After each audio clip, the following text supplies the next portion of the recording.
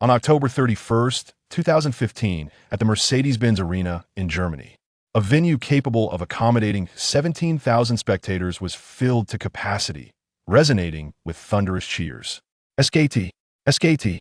The fervor of the crowd seemed as though it would lift the very roof of the arena.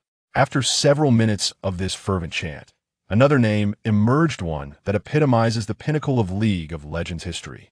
The voice of the game's inaugural legend echoed throughout the Mercedes-Benz Arena. Faker, Faker, Faker. At the center of the stage, constructed for the Season 5 World Championship, stood Faker clad in a black SKT uniform.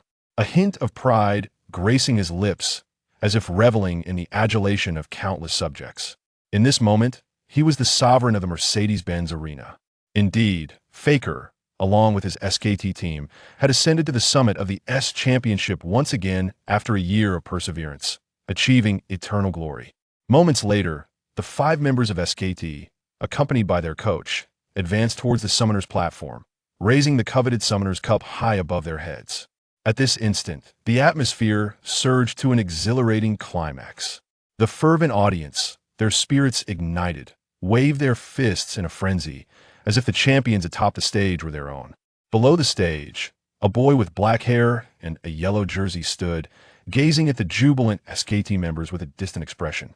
If one were to observe closely, they would notice that the boy also donned a black SKT uniform. His fists clenched tightly, then relaxed, only to clench again, and then loosen once more. At one moment, he took a hesitant step forward but ultimately halted. "This championship belongs to you, not to me," he murmured, turning to behold the ecstatic audience. Though their cheers were not for him, he felt an ember of passion igniting within his veins, his competitive spirit aflame. On stage, after raising his cup, Faker engaged in a series of celebratory activities, distributing baseball caps to the audience. His eyes scanned the crowd, seemingly searching for a familiar figure.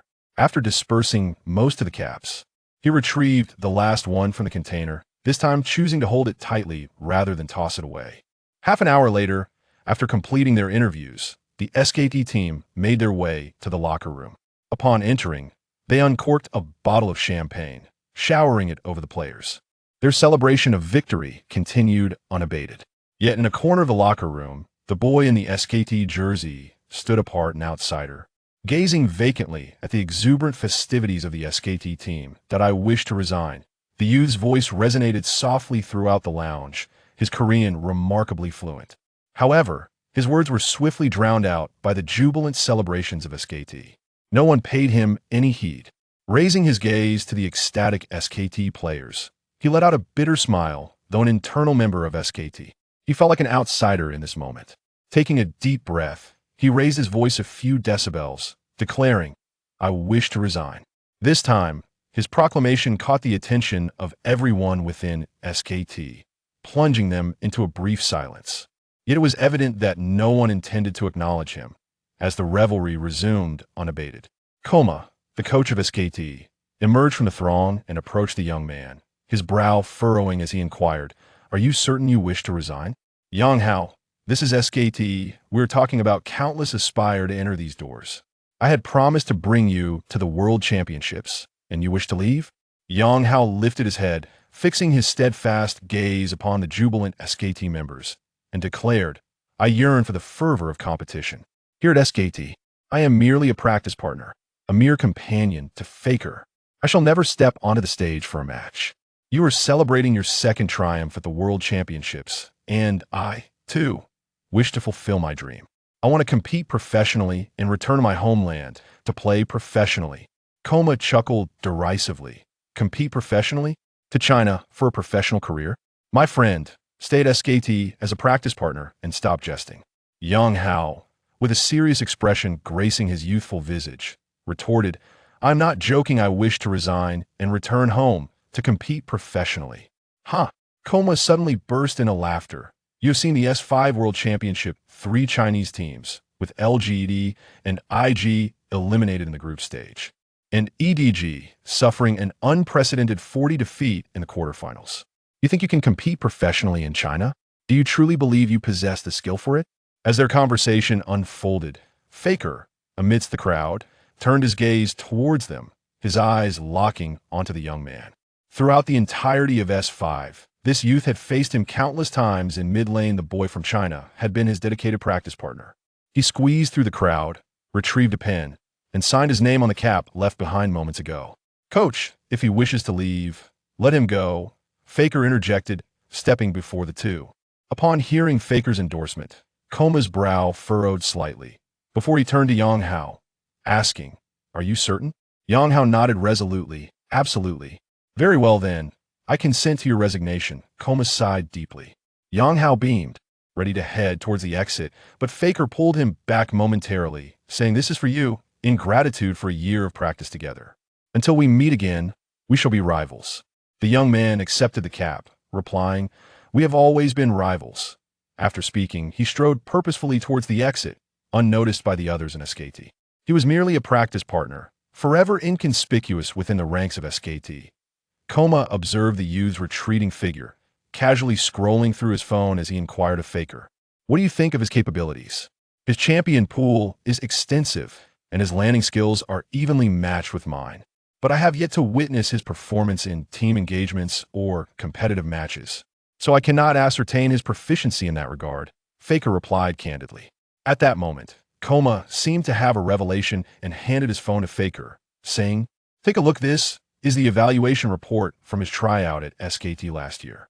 Faker accepted the device, his pupils narrowing in astonishment. Name: Yang Hao. Age: 18. Game ID: Wizard role: MID.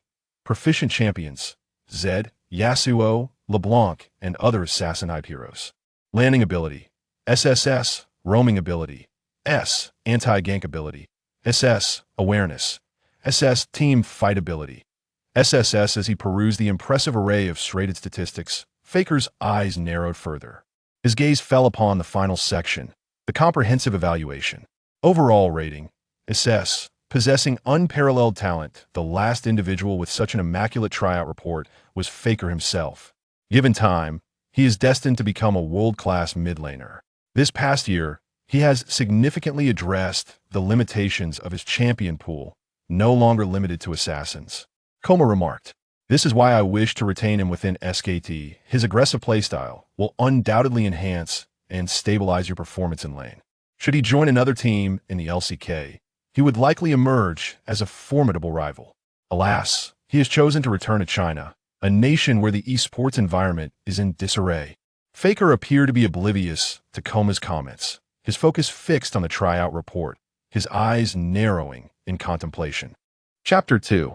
The premier Yasuo of the national server, Shenzhen, China, Aoi Esports Arena. Yang Hao, dragging his suitcase, arrived at the entrance of the esports arena, where a billboard caught his eye, emblazoned with the words, "With my hands, I will fulfill your dreams." Realizing the aspirations of every individual who harbors an esports dream. Upon reading this, a faint smile appeared on Yang Hao's lips as he stepped inside the arena. It had been half a month since the conclusion of S5, a period during which Chinese League of Legends faced another severe blow. LGD, having ventured into S5 as the top seed from LPL, faced elimination in the group stage and subsequently suffered another setback at the IM San Jose, where they were soundly defeated 0-2 by the North American team TSM. Returning home after a first-round exit, the LPL was mocked by players from both domestic and international circles as a wildcard region. Chinese League of Legends had plummeted to an all-time low. Upon entering the esports arena, Yang Hao glanced around. Although named Aoi Esports Arena, it was essentially a net CAF themed around electronic sports, divided into various sections. Yang Hao appeared particularly familiar with the place. He headed straight towards a section marked Streamer Zone. "Sir, entry to the Streamer Zone is restricted," a strikingly attractive female staff member interjected as he approached. Yang Hao frowned slightly. "Is it that stringent? Please inform your supervisor that I am looking for Li Ren." The staff member paused, shaking her head. "Li Ren? I don't know him. If you wish to use the internet, please proceed to the front desk for a card, but do not approach the streamer or team training areas." "Unfamiliar, you say?" "Very well," Yang Hao chuckled. "Then I suppose I can apply to be a streamer. Kindly notify your manager." "Applying to be a streamer? Our esports arena requires male streamers to be at least master rank on the national server. May I ask what your rank is?" She regarded Yang Hao with a hint of derision. On the national server, I should be at level 29, and in due time, I will become a formidable contender in ranked matches. Yang Hao replied with a grin. Are you jesting? The staff member was clearly irritated. What is the matter? Suddenly, a voice echoed in Yang Hao's ear. He turned to see a young man standing a short distance away. This individual came looking for Li Ren. And when I informed him that no such person exists here, he then claimed to be applying as a streamer. He also stated that he is only at level 29. Clearly up to no good, the female staff member remarked, somewhat exasperated. Oh, a level 29 applying to be a streamer? Interesting, the young man said. Casting a sidelong glance at Yang Hao. Can you play Yasuo? Decently, Yang Hao smiled. The young man turned back to the staff member. For the upcoming Yasuo solo match, let us arrange for him to compete against me. The female staff member was taken aback. Xiao Huan, he is merely at level 29. Not even as skilled as a bronze player. Having him face you in a solo match would lack any excitement. Perhaps you should seek opponents from the master or challenger tiers instead. As soon as his voice faded, Yang Hao shrugged and declared, I refuse to engage in a solo match with you. His words left both individuals momentarily stunned. Xiao Huan, regaining his composure, calmly asserted, I can take full responsibility for the streamer's affairs. If you can endure a solo match without being defeated by me, you may become a signed streamer for our organization. Xiao Huan exuded confidence, being one of the most renowned Yasuo players in the national server. In any Yasuo solo match, as long as his opponent was not someone named Lang Ziyin, he was assured of victory. Well, I believe you are mistaken. The reason I declined to duel you is that I find this solo match utterly meaningless. You stand no chance of winning against me, Yang Hao stated matter-of-factly. Upon hearing this, Xiao Huan was left utterly speechless, while a beautiful staff member gazed at Yang Hao as if he were insane. Do you have any idea who you're speaking to? This individual before you is one of the strongest Yasuo players in the national server. You claim he cannot defeat you? Don't be ridiculous. Yang Hao paid her no mind and turned to Xiao Huan, saying, You must know Li Ren, right? Have him come to see me. Xiao Huan lowered his voice and replied, Meeting him is possible, but you must defeat me in a solo match first. Is a solo match absolutely necessary? Yang Hao furrowed his brow. Indeed, Xiao Huan responded in a subdued tone. Well, if that is the case, then I have no choice. Let us proceed. Yang Hao inhaled deeply. The beautiful staff member, perplexed, inquired, Is there truly someone named Li Ren here? Xiao Huan nodded. It's understandable that you are unaware. Li Ren is the owner of the organization. The staff member appeared bewildered. From Yang Hao's previous remarks, it seemed he was quite familiar with the owner, yet judging by his attire, he appeared to be just an ordinary person. Raising doubts about how he could possibly know the owner. Right this way, Xiao Huan gestured for Yang Hao to follow. They soon arrived at a spacious area within the sports arena, designed like a competition stage, complete with a live streaming screen in the background. With Xiao Huan's entrance, a crowd quickly gathered around the stage to watch. As Yang Hao settled in front of the computer, he adjusted the mouse and keyboard, furrowing his brow before retrieving his backpack from the ground and opening it. As Xiao Huan logged into his account, he glanced at Yang Hao, narrowing his eyes slightly. A professional esports backpack? Could he be a professional player? Indeed, the backpack Yang Hao carried was characteristic of those used by professional esports players. He swiftly extracted his keyboard and mouse from the bag, methodically replacing the equipment on stage with his own. This must be an act. He is even switching out his keyboard and mouse. It seems he is taking longer to set up than to actually engage in a solo match with Xiao Huan. Murmurs of conversation began to circulate among the onlookers. On the second floor of the esports arena, two individuals stood in conversation. For those familiar with the esports realm, one of them was undoubtedly recognizable as Abu, the head coach and manager of the esteemed domestic club, EDG. The other was a somewhat handsome young man. That individual seems to be. As they stood on the second floor, gazing at the screens gradually illuminating, the handsome youth suddenly squinted and remarked, Has he returned after a year? Oh, are you referring to the one adjusting his peripherals? Abu inquired. What? Is he formidable? You must recall a year ago. There was a person known as the Wizard, the young man replied. Are you speaking of the mysterious Chinese player who ascended to the top of the Korean server in solo queue, only to be banned for alleged cheating? Abu exclaimed, astonished. Could it be that the one in the solo match is him? Indeed, He is set to duel Xiaohuan's Yasuo. Which should be quite interesting, the handsome young man chuckled. However, he was not banned for cheating. His ascent to the pinnacle of the Korean server was achieved legitimately within the confines of the OE esports arena. The Koreans possess an intense pride in League of Legends. And this was merely an excuse. Abu's eyes sparkled with intrigue as he murmured, "The wizard, I wonder if you have any interest in EDG?" Meanwhile, as they conversed, Yang Hao was busy logging into the League of Legends server, scratching his head and muttering, it's been so long since I logged in. What was the password again? Chapter 3. Solo Yang Hao sat in front of the computer, tirelessly attempting for half a day until a thought struck him. With practiced ease, he typed on the keyboard and logged into the national server of Ionia. After accessing his gaming account, Xiaohuan swiftly added him as a friend and invited him into a solo room. Upon entering, Xiaohuan was taken aback, for he realized that the seemingly unassuming youth opposite him was indeed telling the truth. His account was genuinely at level 29. In the live stream of Xiaohuan's Yasuo channel on Quanmin TV, he, as a contracted broadcaster for Aoi, had opened his stream during the solo match to promote the Aoi esports arena. Gradually, the viewer count swelled to around 20,000. Today was the day for solo matches. Yet, the presence of this level 29 player sparked confusion in the chat. The barrage of comments reflected the audience's bewilderment. Below the stage, spectators were equally stunned upon noticing Yang Hao's level. What is this? We came to watch a showdown between a master and Xiaohuan's Yasuo. Yet this level 29 individual is here? Don't embarrass yourself. Let me step in. I'm a golden god from Region 1. What if he is just smoothing? An uproar erupted in the chat. Xiaohuan couldn't help but frown and suggested, how about I give you another account? Indeed. A level 29 account would not have fully allocated talent points, and it was likely that he lacked even the specialized runes for Yasuo.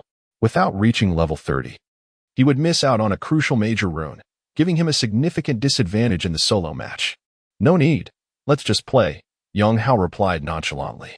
However, Xiaohuan's expression grew serious. From Yang Hao's indifferent words, he sensed an air of arrogance and disdain. He was aware that he was among the strongest Yasuo players on the national server.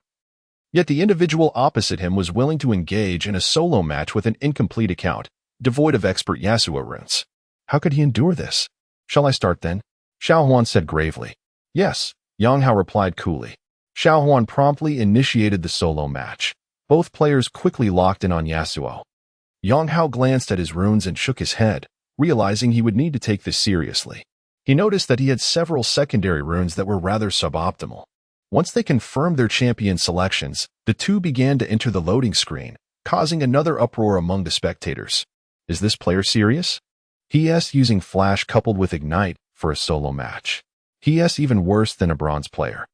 I initially thought he was a hidden expert when I saw him change peripherals. Indeed, in solo matches, it is rare for players to choose both Flash and Ignite as summoner spells. Flash is significantly less impactful in a solo scenario compared to spells like Barrier or Exhaust. Xiaohuan himself opted for Ignite and Barrier.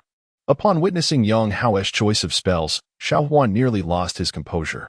From the very beginning, Yang Hao's disdain had made him feel exceedingly uncomfortable.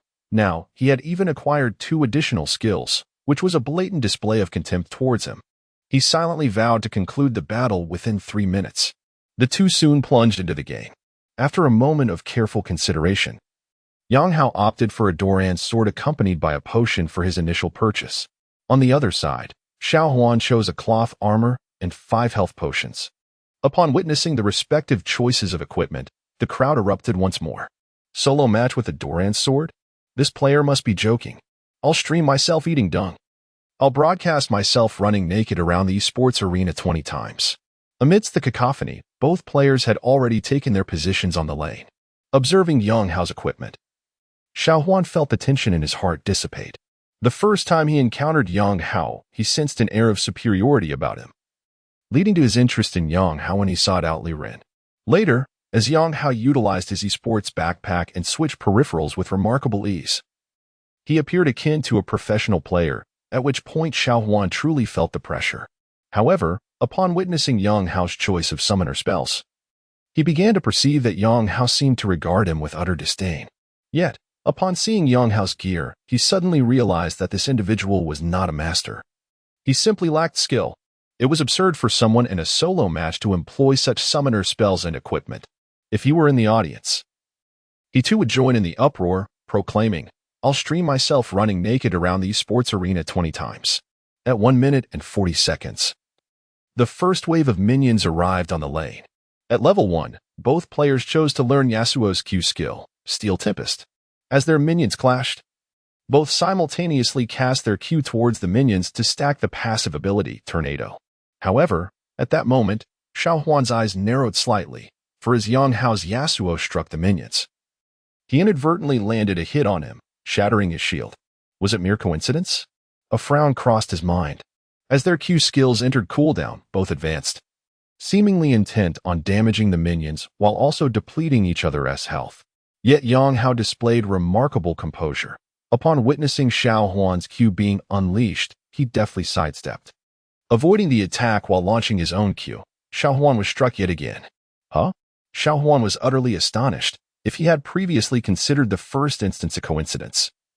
The second was a clear demonstration of his opponent's meticulous attention to detail. Had both players executed their QS simultaneously, it was likely they would have both hit each other. However, Yang Hao had remained composed, opting to evade first before countering. In their successive exchanges, Xiao Huan had suffered the consequences. This guy is truly a master. As someone with profound understanding of Yasuo, he instantly assessed Yang Hao's skill level.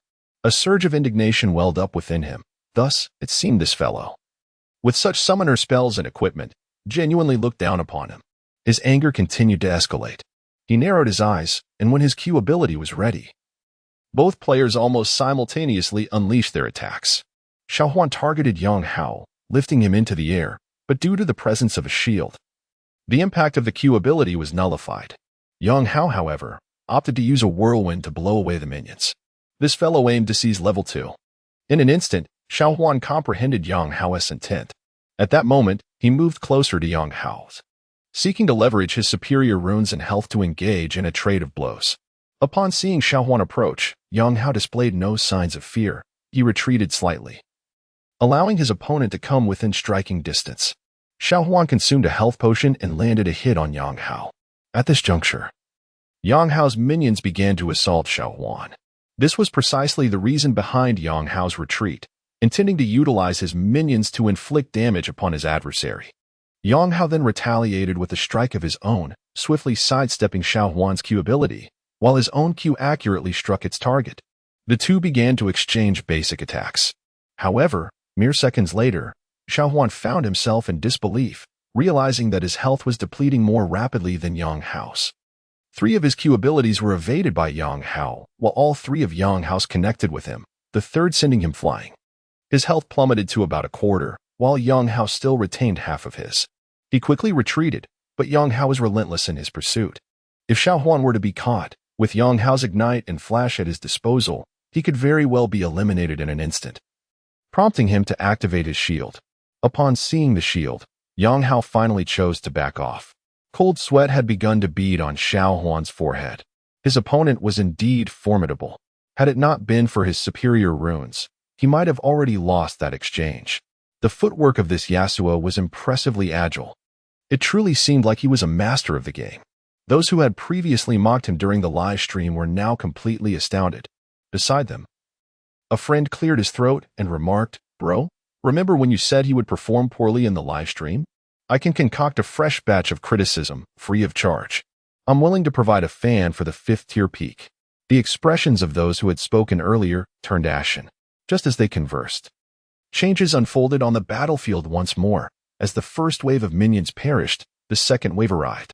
Both sides opted to vie for level 2 in solo matches or during landing. Achieving level 2 is invariably a pivotal moment.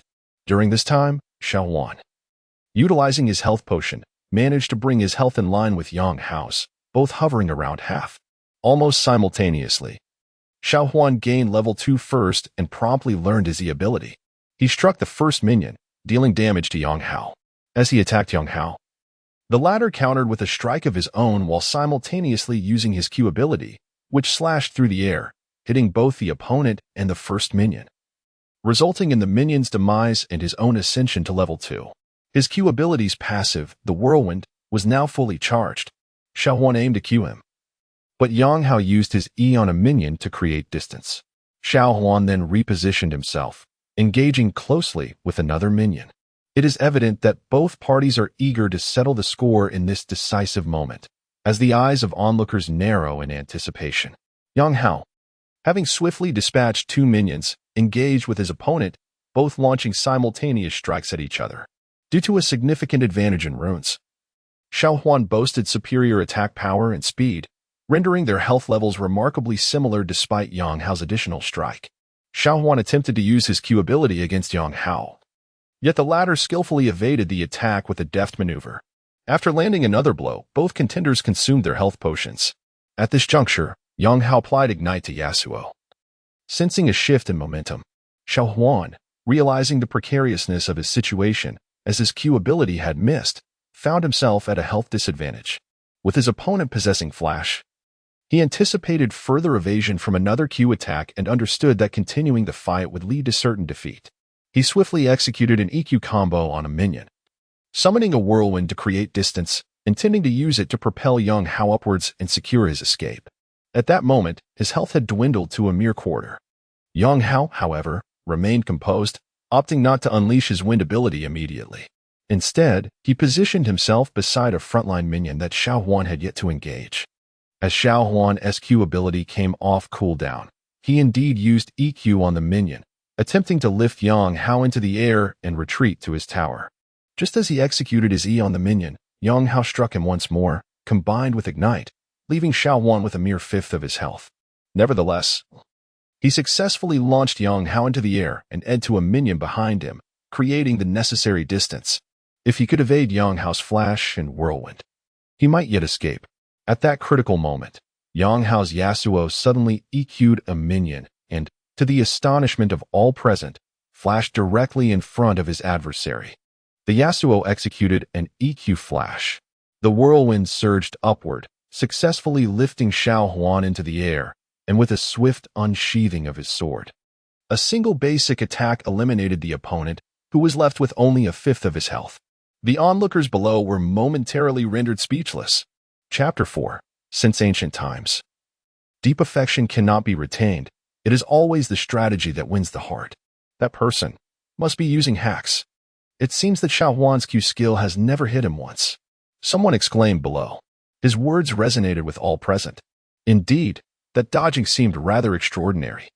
Xiao Huan's Yasuo is famously renowned on the national server, and in the eyes of many, he is hardly inferior to the legendary Longzi. Yet, this master of Yasuo was defeated by an individual they had never encountered before, who even brought a gigantic box for a solo match. On the second floor, Abu squinted and said, "Li Run, do you have contact information for this wizard? He inexplicably vanished for a year, and none of the usual contacts have his details. However, since he is here now, he must be looking for me. He should come up shortly." "What? Are you interested in him?" The handsome young man was indeed the target of Yang Hao's visit, Li Rin, the enigmatic owner behind the OEE Sports Arena. "I just observed his solo match." Leaving aside the other heroes, his almost invincible positioning alone illustrates his innate talent for this game. "I am genuinely intrigued by him." Abu nodded in agreement. "EDG, you say?" Li Ren replied with a slight smile.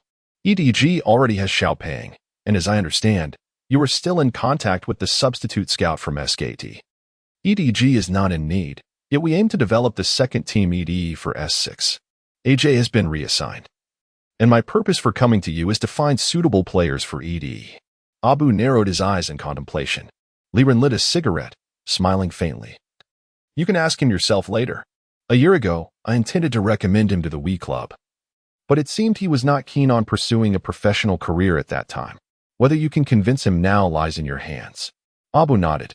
Meanwhile, below, Yang Hao was organizing his peripherals, while Xiao Huan remained in a daze. His live stream chat was inundated with questions about the identity of this mysterious individual, the screen obscured by a flurry of comments. Xiao Huan's face was filled with astonishment as spectators speculated whether Yang Hao was employing hacks.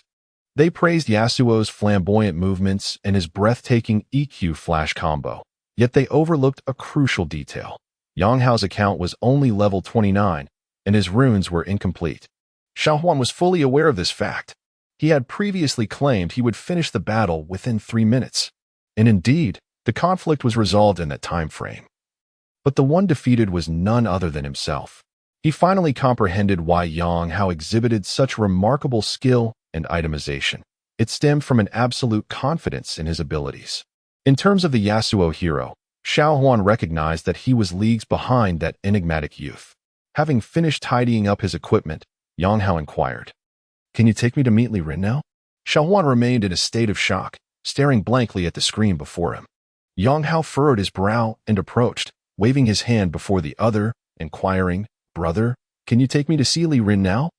Xiao Huan finally snapped back to reality. Pointing towards the second floor, he replied, "He should be over there."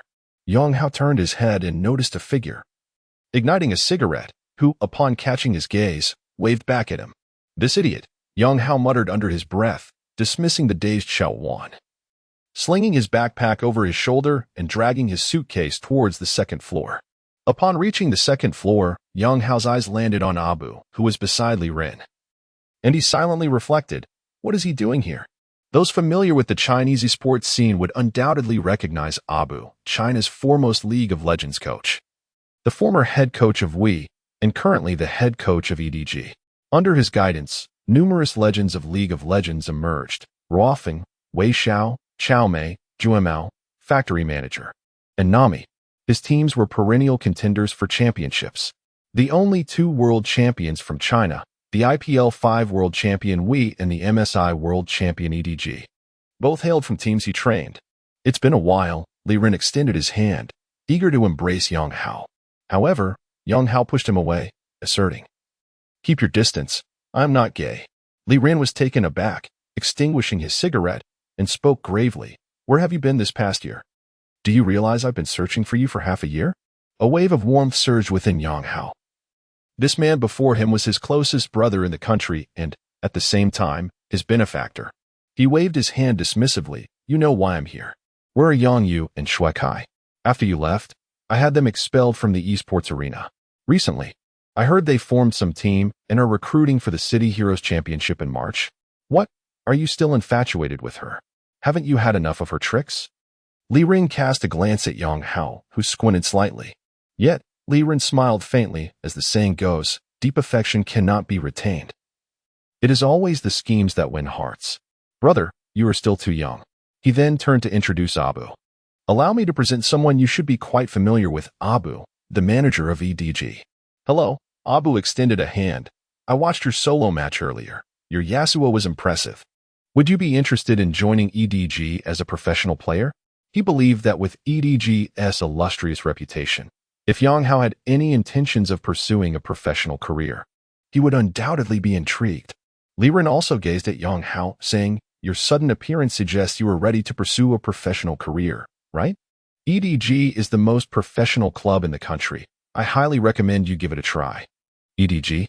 Yang Hao felt a stir within. Li Rin truly understood him well. His return to the country was indeed for the professional scene, as competing at that level had always been his dream. "Can you promise me the starting mid laner position at EDG?"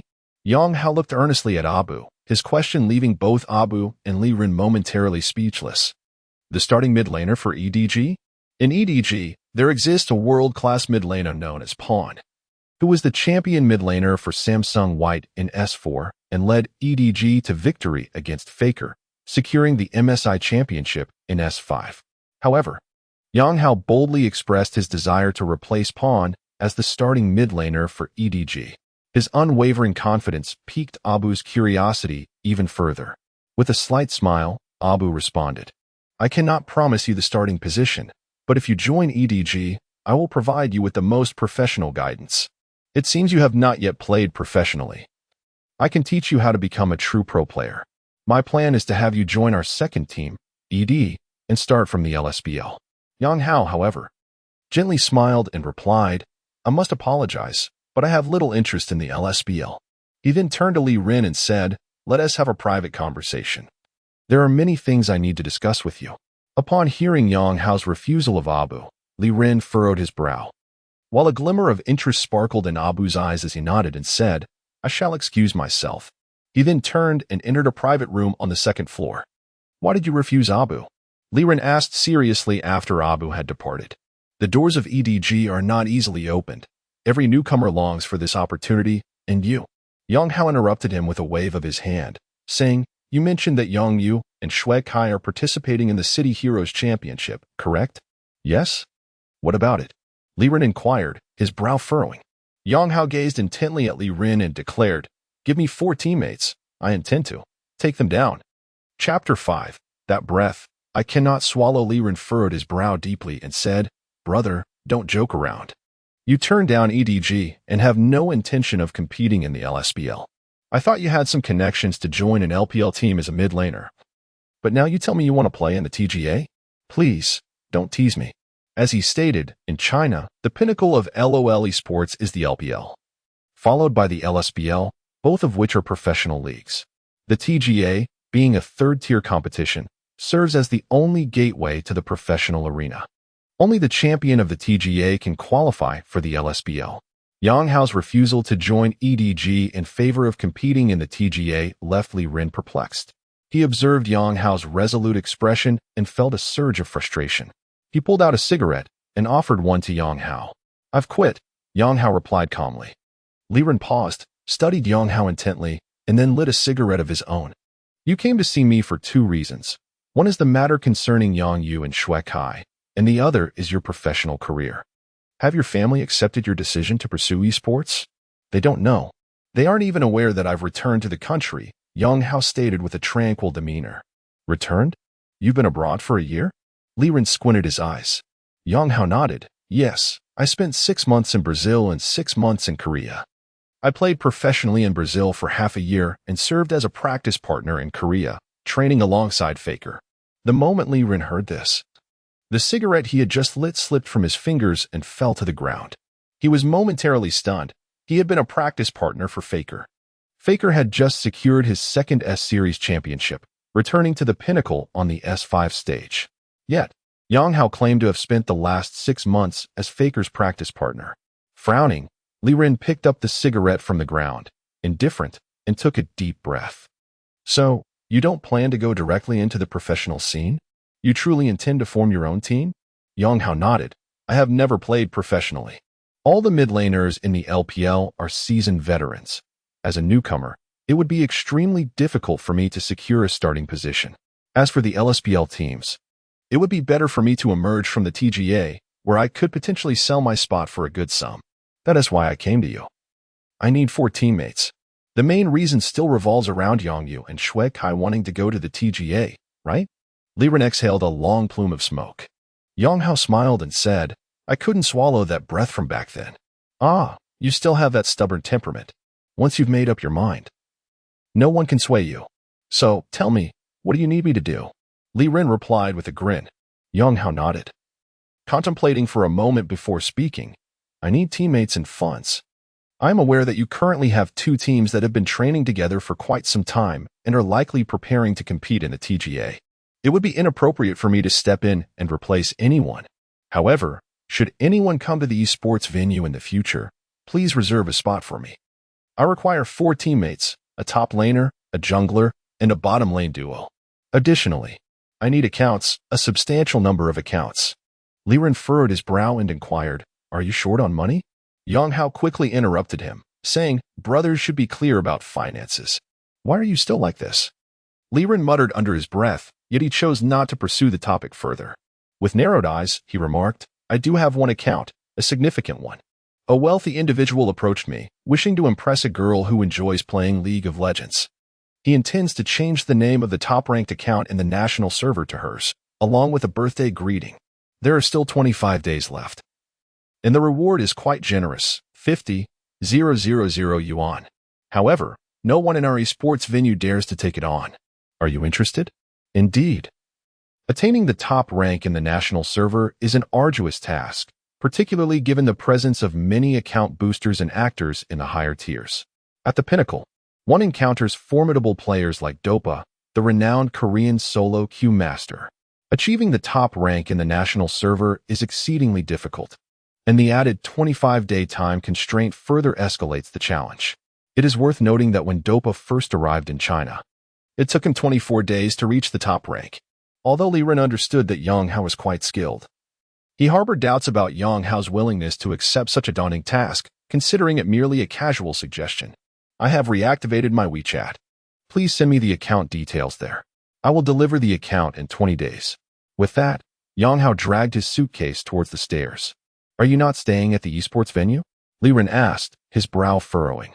My cousin is attending university here and has rented her own place. I'm going to visit her. Remember to find me some teammates. Yang Hao waved his hand as he descended. Shortly after Yang Hao left the building, Abu emerged from his room and asked, So, how did it go? Is he still unwilling to join EDG? Well, he claims he wants to compete in the TGA. Li Ren replied, somewhat exasperated. Abu responded, somewhat speechless. That's fine. Let him compete in the TGA while I observe. If he truly possesses the skill, it's entirely possible for him to join EDG as a starter. After all, I only saw him play Yasuo earlier and am unaware of his proficiency with other champions. Abu was exceedingly confident, believing that if he desired Yang Hao to join EDG, it would be a simple matter for the organization, with its financial resources, to secure a rookie mid laner who had never played professionally. Meanwhile, Yang Hao had already descended the stairs, dragging his suitcase towards the exit of the esports venue. Brother. At that moment, a voice called out from behind him. Yang Hao instinctively turned around and saw Xiaohuan jogging towards him. Bewildered, he asked, Were you calling me? Xiaohuan approached him, nodding slightly, and with a hint of shyness in his voice, he asked, Could you possibly teach me how to play Yasuo? If anyone had overheard this conversation, they would surely be astonished. Teaching him Yasuo is no small feat, considering he is already one of the finest Yasuo players in the national server. I cannot impart much knowledge to you, Yang Hao replied with a smile. In terms of understanding Yasuo, you might actually surpass me. What you need to focus on are the intricacies of the mid lane role. Details are paramount, especially in solo lanes. Xiaohuan was momentarily taken aback, his mind replaying Yang Hao's words. By the time he regained his composure, Yang Hao had already walked away. Exiting the OE Internet CAF, Yang Hao retrieved his phone. After perusing through several names, he took a deep breath and located the contact saved as cousin, proceeding to dial the number. Hello. May I ask who this is?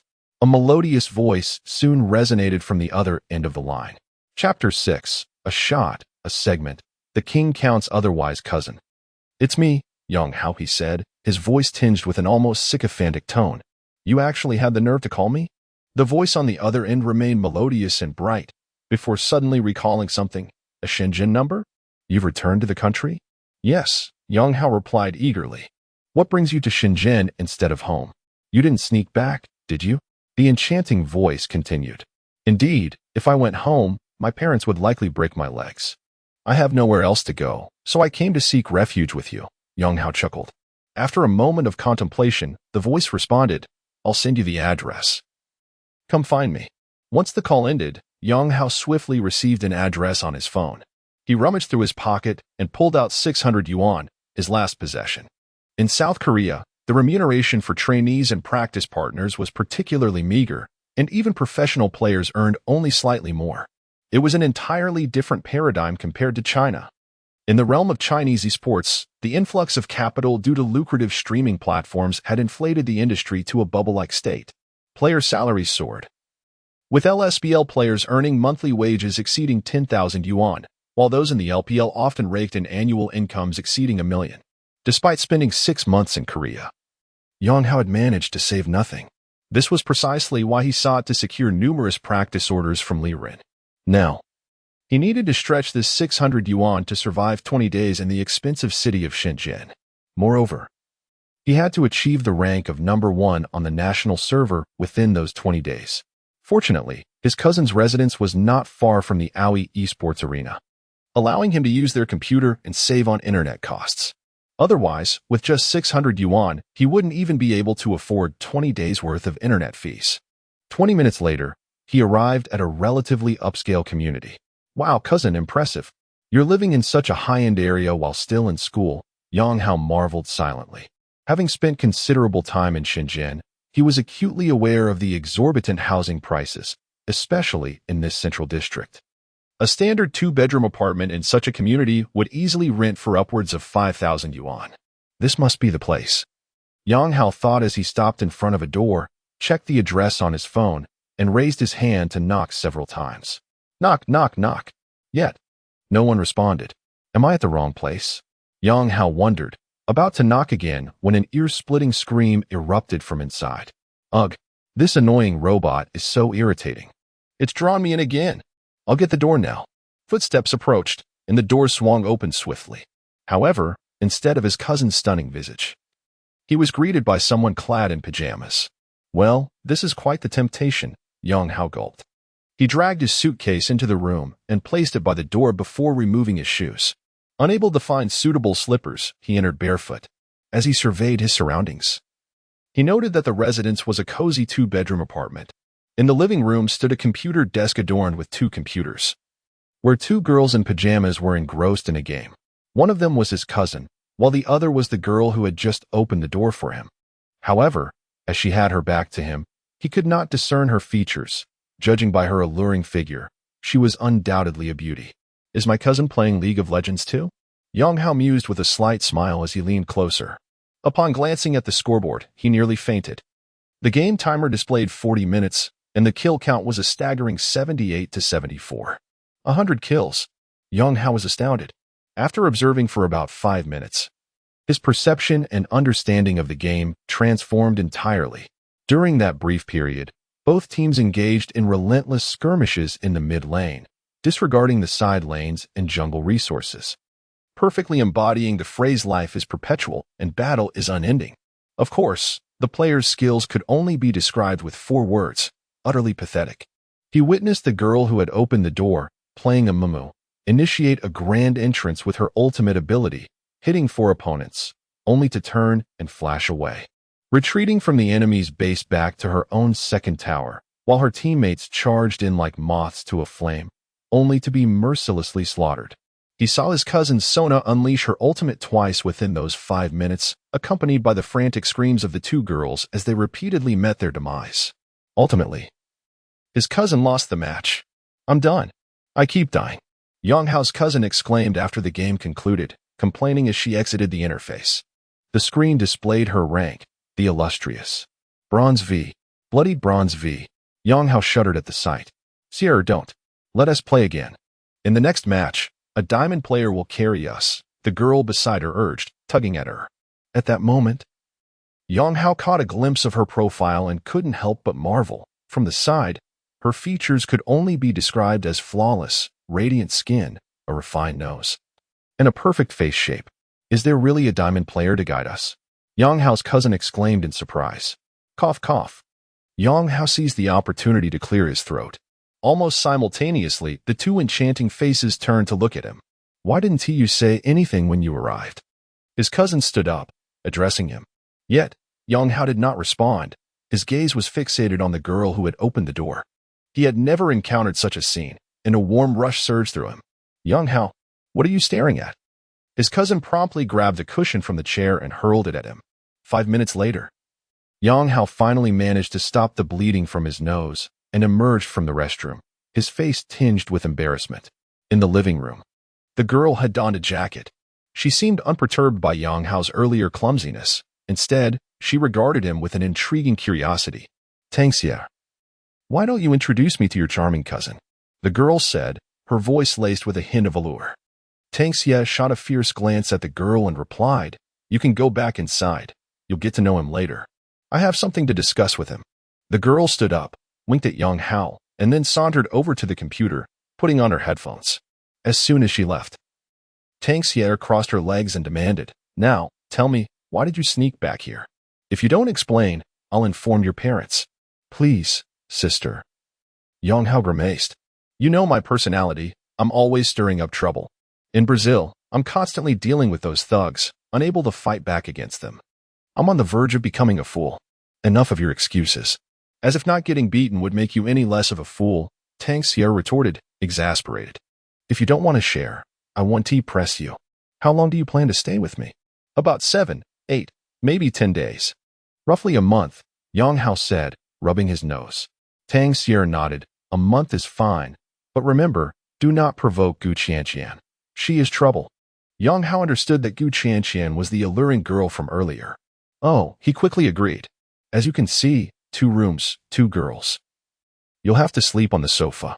Tang Xiao stood up and then seemed to recall something, asking, I remember you play League of Legends. What is your rank? Ionia, level 29. Why? Yang Hao inquired. Tang Xiao rolled her eyes. Ugh, you're worse than me. I was hoping you could help me win a match next week if you played well. With that, she ignored Yang Hao and turned back to her computer. Yang Hao smiled faintly, saying nothing as he reclined on the sofa, murmuring to himself, living with 2 beautiful girls, it's quite exciting to think about. Just then, he heard Gu Qianqian's voice nearby. Looking up, he saw her speaking into her headphones, evidently on a voice chat. Master, as long as you can carry me to Platinum, I would be willing to do anything for you. Her voice dripped with irresistible allure. Yang Hao's heart raced at the thought. To elevate her to Platinum, anything was possible? A phrase flashed through his mind. 1 round, 1 segment. Champions are a separate matter. Chapter 7. Perhaps I can be of assistance in the past. Yang Hao had merely heard of the existence of rank-boosting girls. Yet now he found himself in the midst of such a reality. He longed to tell Gu Qianqian, I shall elevate you to diamond. And then we can reserve a room to engage in profound conversations through the night. While he was immersed in these daydreams, his phone suddenly chimed. Upon checking, he discovered a WeChat message from Li Ren, containing an account and password. Yang Hao swiftly replied, I do not possess a computer. I will likely need to access the internet at the sports venue. All right, I will arrange a private room for you in the streamer area, Li Ren responded. Yang Hao quickly replied, you can deduct the internet and room expenses from my training fees later. After a brief silence, Li Ren messaged again. Are you truly confident that you can reach the top of the national server within 25 days? If you manage to achieve that, I could potentially assist in getting you into an LPL club. You may not secure a starting position immediately, but you could compete for one. Compete? Generally, teams are reluctant to alter their starting roster, Yang Hao replied. We'll see when the time comes. I am heading over to your place now. Please make arrangements for me. Otherwise, I won't even be able to step into the streamer area. After speaking, Yang Hao turned to Tang Xiao and said, Cousin, could you lend me a key to your home? Are you going out? What time will you return tonight? I must at least treat you to a meal. Tang Xiao inquired. I may not return tonight. Let's postpone the meal for another day. Yang Hao shook his head. Tang Xiao, clearly uninterested in further inquiry, stated, check under the TV cabinet for the key. Do not roam outside. If I catch you, I will inform your parents that you have returned. Having procured the key, Yang Hao tested it at the door before stepping outside and making his way back to the esports venue. This time, Li Ren was there to greet him. With Li Ren's assistance, he obtained a pass for the streamer area, a badge symbolizing a skilled streamer. Li Ren arranged for him a room of approximately 5 square meters in the streamer area, where he would spend a considerable amount of time training. I have matters to attend to, so I will take my leave. If you need anything, call me. I will send my number to you via WeChat shortly. Li Ren advised after ensuring everything was in order. Yang Hao nodded, quickly donned his peripherals, and after settling in, launched the game and logged into the provided account. It was apparent that the account's owner was quite affluent. Despite the rank being merely Gold 3, it boasted every hero and skin available. With a complete set of runes across 20 pages, Yang Hao made adjustments to all the runes before embarking on his training journey. From 3 in the afternoon until 6 the following morning, Yang Hao remained glued to his seat. Aside from moments of fatigue when he indulged in anime to unwind, he dedicated himself entirely to ranked matches, completing a total of 15 games with an unblemished victory record. The account successfully ascended from Gold 3 to the promotion series for Platinum. At 6 in the morning, he removed his peripherals and, dragging his esports bag, returned to his cousin's home. As he opened the door, he was taken aback to discover that the lights in the living room were on, and his cousin and Gu Qianqian emerged from a room, books in their hands. At that moment, Yang Hao realized that his cousin was still a university student. His curiosity deepened. How could his cousin, a mere college student from an average financial background, afford to rent such a luxurious apartment? Upon noticing Yang Hao's fatigued expression as he entered the living room, Gu Qianqian playfully remarked, Ah, Hao is back. You look utterly exhausted. I presume you've pulled an all-nighter. Young people should learn to moderate themselves. Be cautious not to wear out your health. Gu Qianqian, be quiet. Tang Xier chided her. Then turned to Yang Hao, advising, there's breakfast on the table. Qianqian and I have classes all day, so you'll need to manage lunch on your own. All right. Yang Hao replied with a nod. Gu Qianqian winked at him, but Tang Xie shot her a fierce glare, dragging her toward the door.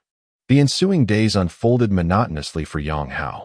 He would sleep until the afternoon, venture out for a meal, take the bus to the Aoi esports arena, and spend the entire day playing ranked matches. Before he realized it, 5 days had slipped away. On one particular day, Li Ren sat in his office, addressing 2 young individuals clad in Aoi attire. He was imparting instructions to them. With 3 months remaining until the TGA commenced, he stated, "You are the captains of Team 1 and Team 2. My expectations for Team 2 are straightforward. Qualify for the national finals, at which point arrangements will be made for you to compete in Chongqing. As for Team 1, he added, directing his gaze to a youth with dyed purple hair, you are a team comprised of 5 elite players, trained professionally. My demand from you is to secure the ultimate TGA championship and advance to the LSBL." Just as he finished speaking, his phone rang. He glanced at it, and his expression shifted slightly as he quickly answered, "Manager Su. Li Ren, you truly are remarkable. Initially, I thought no one would dare to accept my offer, but in just 5 days, you've already reached Diamond 1 with 80 victory points." Came an excited voice from the other end. "I understand the challenge is considerable, hence I have decided to increase the compensation for the boosting service. If you can achieve the top rank in the national server within the stipulated time, I shall add an extra 5,000 for the service." Li Ren was momentarily taken aback. Achieving such rapid progress, from Gold 3 to Diamond 1 with 80 victory points in just 5 days, was astonishingly swift. He recalled how, when Dopa first entered the national server, he spent a week progressing from a placement record of 9 wins to 1 loss and Silver 1 to Master. Yang Hao's speed seemed to rival that. Returning to the present, Li Ren quickly assured, "I will not disappoint you, Manager Su." After hanging up, he was left in a state of shock, murmuring to himself, "Is this fellow truly that strong already?" He swiftly opened the mobile game League of Legends and entered the name of the substitute player. In an instant, his eyes widened in astonishment. 8 full pages, 64 matches, all marked in green, with an astonishing MVP rate exceeding 95%. "This is unbelievable." Li Ren's eyes sparkled as he exclaimed, "Perhaps we can finally assemble the OE3 team." At 3 in the afternoon, Yang Hao awakened, sitting up from the sofa. As he prepared to lift the blanket, he noticed Gu Qianqian and Tang Xie seated together in the living room. "What should we do, Qianqian? It seems they've recruited an entire team composed of diamond-level players. While I've only managed to find a single diamond player, the rest are mostly platinum and gold. I'm sure we'll lose," Tang Xie said, her face filled with concern. "The match starts at 5. It's too late to find anyone now. If we lose, are you really going to become that guy's girlfriend?" Gu Qianqian asked, her brow furrowed. Hearing this, Yang Hao frowned and inquired, "What is going on?" Tang Xie glanced at Yang Hao and sighed. "I told you. There's nothing you can do to help." At this moment, Gu Qianqian interjected, "It's just that a rich second-generation student at school is trying to pursue Sierra. He has been persistently bothering her, and out of frustration, she made a bet with him. Each side would find players for a League of Legends match. If she loses, she must become his girlfriend. If she wins, he will cease his pursuit." Yang Hao paused, realizing that this was indeed something his cousin would do. The result was that the wealthy student had now enlisted 5 diamond-level players from the school's esports club to form a team, while Qianqian had gathered classmates, with only 1 diamond player from the suburbs, and the others were also suburban platinum players. Gu Qianqian sighed deeply. Tang Xie, feeling increasingly restless, suddenly stood up from her chair and declared, "Forget it. We'll accept the loss if it happens. Let us just go." Yang Hao quickly sprang up from the sofa, got dressed, and followed after her. As they awaited the elevator, Tang Xie frowned and asked, "What are you doing here? Do you want to watch me embarrass myself in front of my sister?" Yang Hao smiled slightly, touching his nose, and replied, "Perhaps. I might be able to help." Chapter 8. How about raising the stakes? How can someone of your meager level, a mere 29, claim to be of assistance? Spare me the nonsense. I am quite exasperated, Tang Sierra remarked with evident displeasure. I suppose I can merely observe from the sidelines, Yang Hao responded, somewhat at a loss for words. Fine, fine, just stay out of trouble and watch, Tang Sierra replied, furrowing her brow. Yang Hao touched his nose, remaining silent. Yet a flicker of determination danced in his eyes. After descending the stairs, they hailed a cab. Due to heavy traffic, they spent nearly an hour in the vehicle before arriving at the designated internet CAF. Tang Sierra's expression was rather grim as the trio hurried inside. In the CAF's lounge area, two groups occupied the sofas, one comprised of 6 individuals and the other of 4. Upon their arrival, a tall, lanky man from the smaller group rose and approached them, stating, "At last, you have arrived." Tang Sierra scanned the area and, noticing only 4 people, frowned. "Where is Chengnan?" "He is in the restroom. It seems he has an upset stomach." "He'll join us shortly," the tall man replied. He then turned his gaze towards Gu Chanxian, his eyes burning with unrestrained desire. "Chanxian, you promised me. I'll help you win this match. And then I'll elevate you to platinum. You agreed to everything." "I, Gu Chanxian, am a woman of my word," she replied, a flicker of distaste briefly flashing in her eyes, though she concealed it well. "Aren't you currently at Diamond 2? Just reached it yesterday," the tall man boasted proudly. Joy briefly illuminated the faces of Tang Sierra and Gu Chanxian. The higher his rank, the greater their chances of victory. "Now that everyone is here, can we begin?" A voice interjected near Yang Hao. Turning to look, he noticed a well-dressed individual among the other 6, exuding affluence with his designer attire. As he spoke, his gaze lingered on Tang Sierra, his expression decidedly lecherous. "This fool," Yang Hao thought bitterly, unable to contain his disdain for the man's gaze upon his cousin. He instinctively stepped forward, blocking the man's view. At that moment, someone rushed over, exclaiming, "Liang Gu, I can't take it anymore. My stomach is in turmoil. And I want to be able to participate." "What?" Tang Sierra and the others' expressions shifted dramatically. "Chengnan, you're our mid laner. Aside from Huang Liang, you possess the highest rank. Without you, how can we compete?" Gu Chanxian's face soured. "I truly cannot play. It's unbearable. I feel it coming again." Before he could finish, he dashed back towards the restroom. The others seated nearby erupted into laughter. "Shall we continue with the match, or will you, Sierra, agree to be my girlfriend starting now?"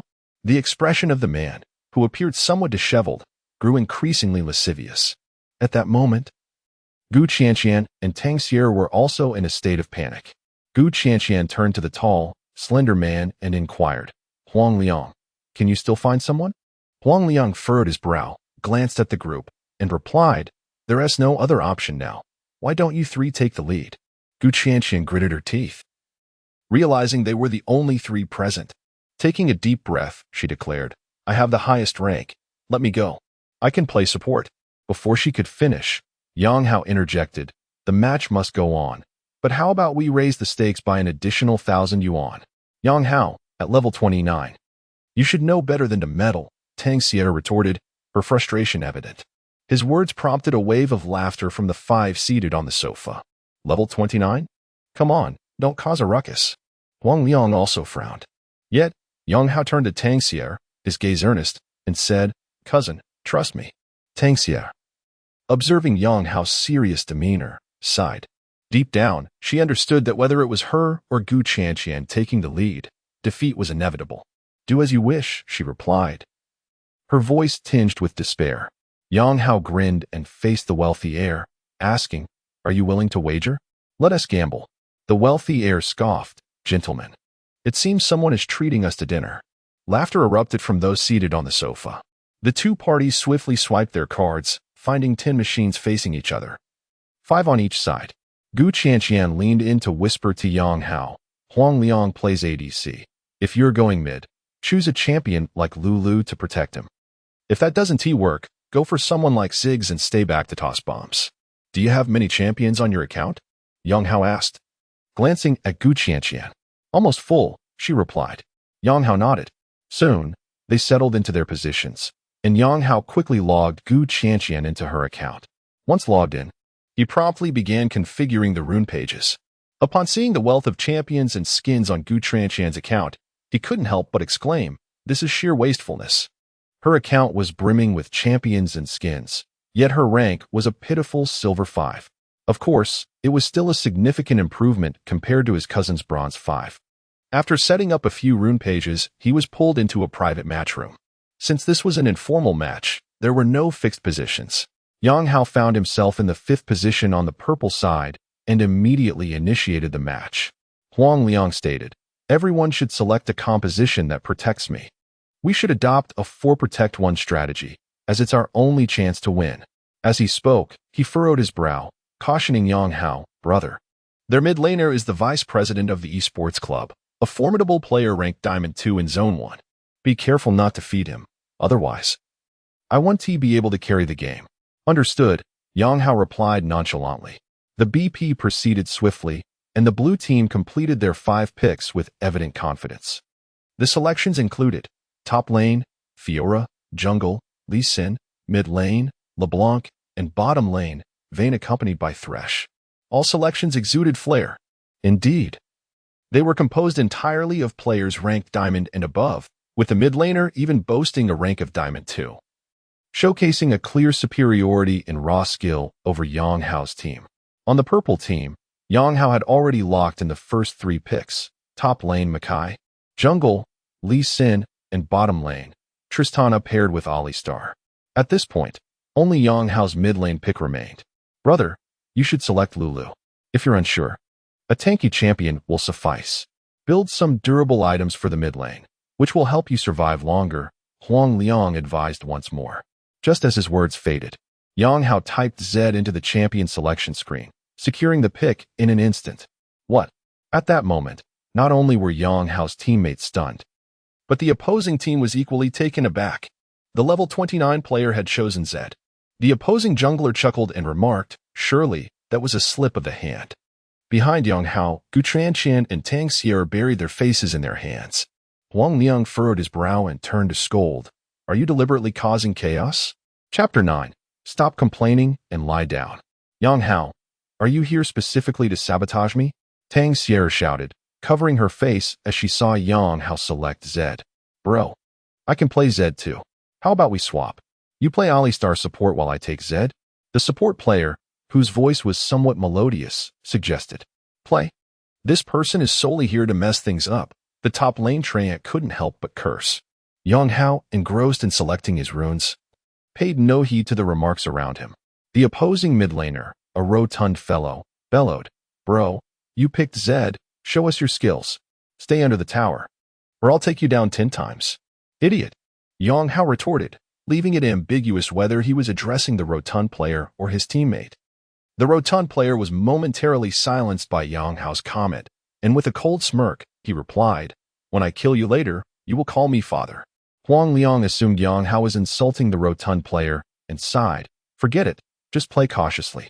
Don't take risks with last hits. The opponent has LeBlanc. If you feed too many kills early on, we're finished." "Understood," Yang Hao chuckled as both teams entered the loading screen. Tang Sierra and Gu Tianqian stood behind them.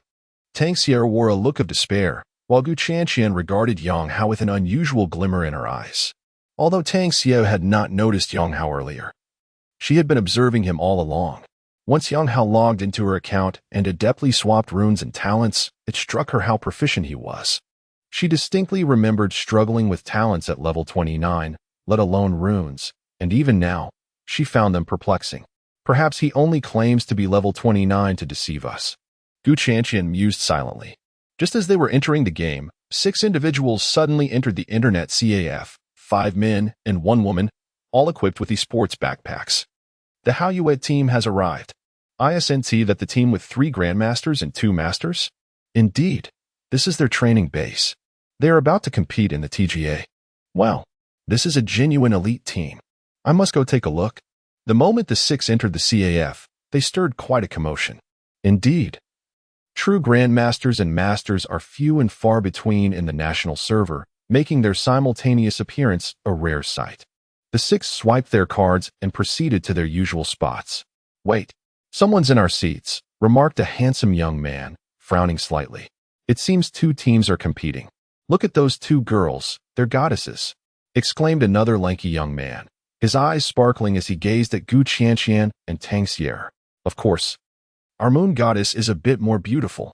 The only girl in the group beamed at his words, clearly pleased.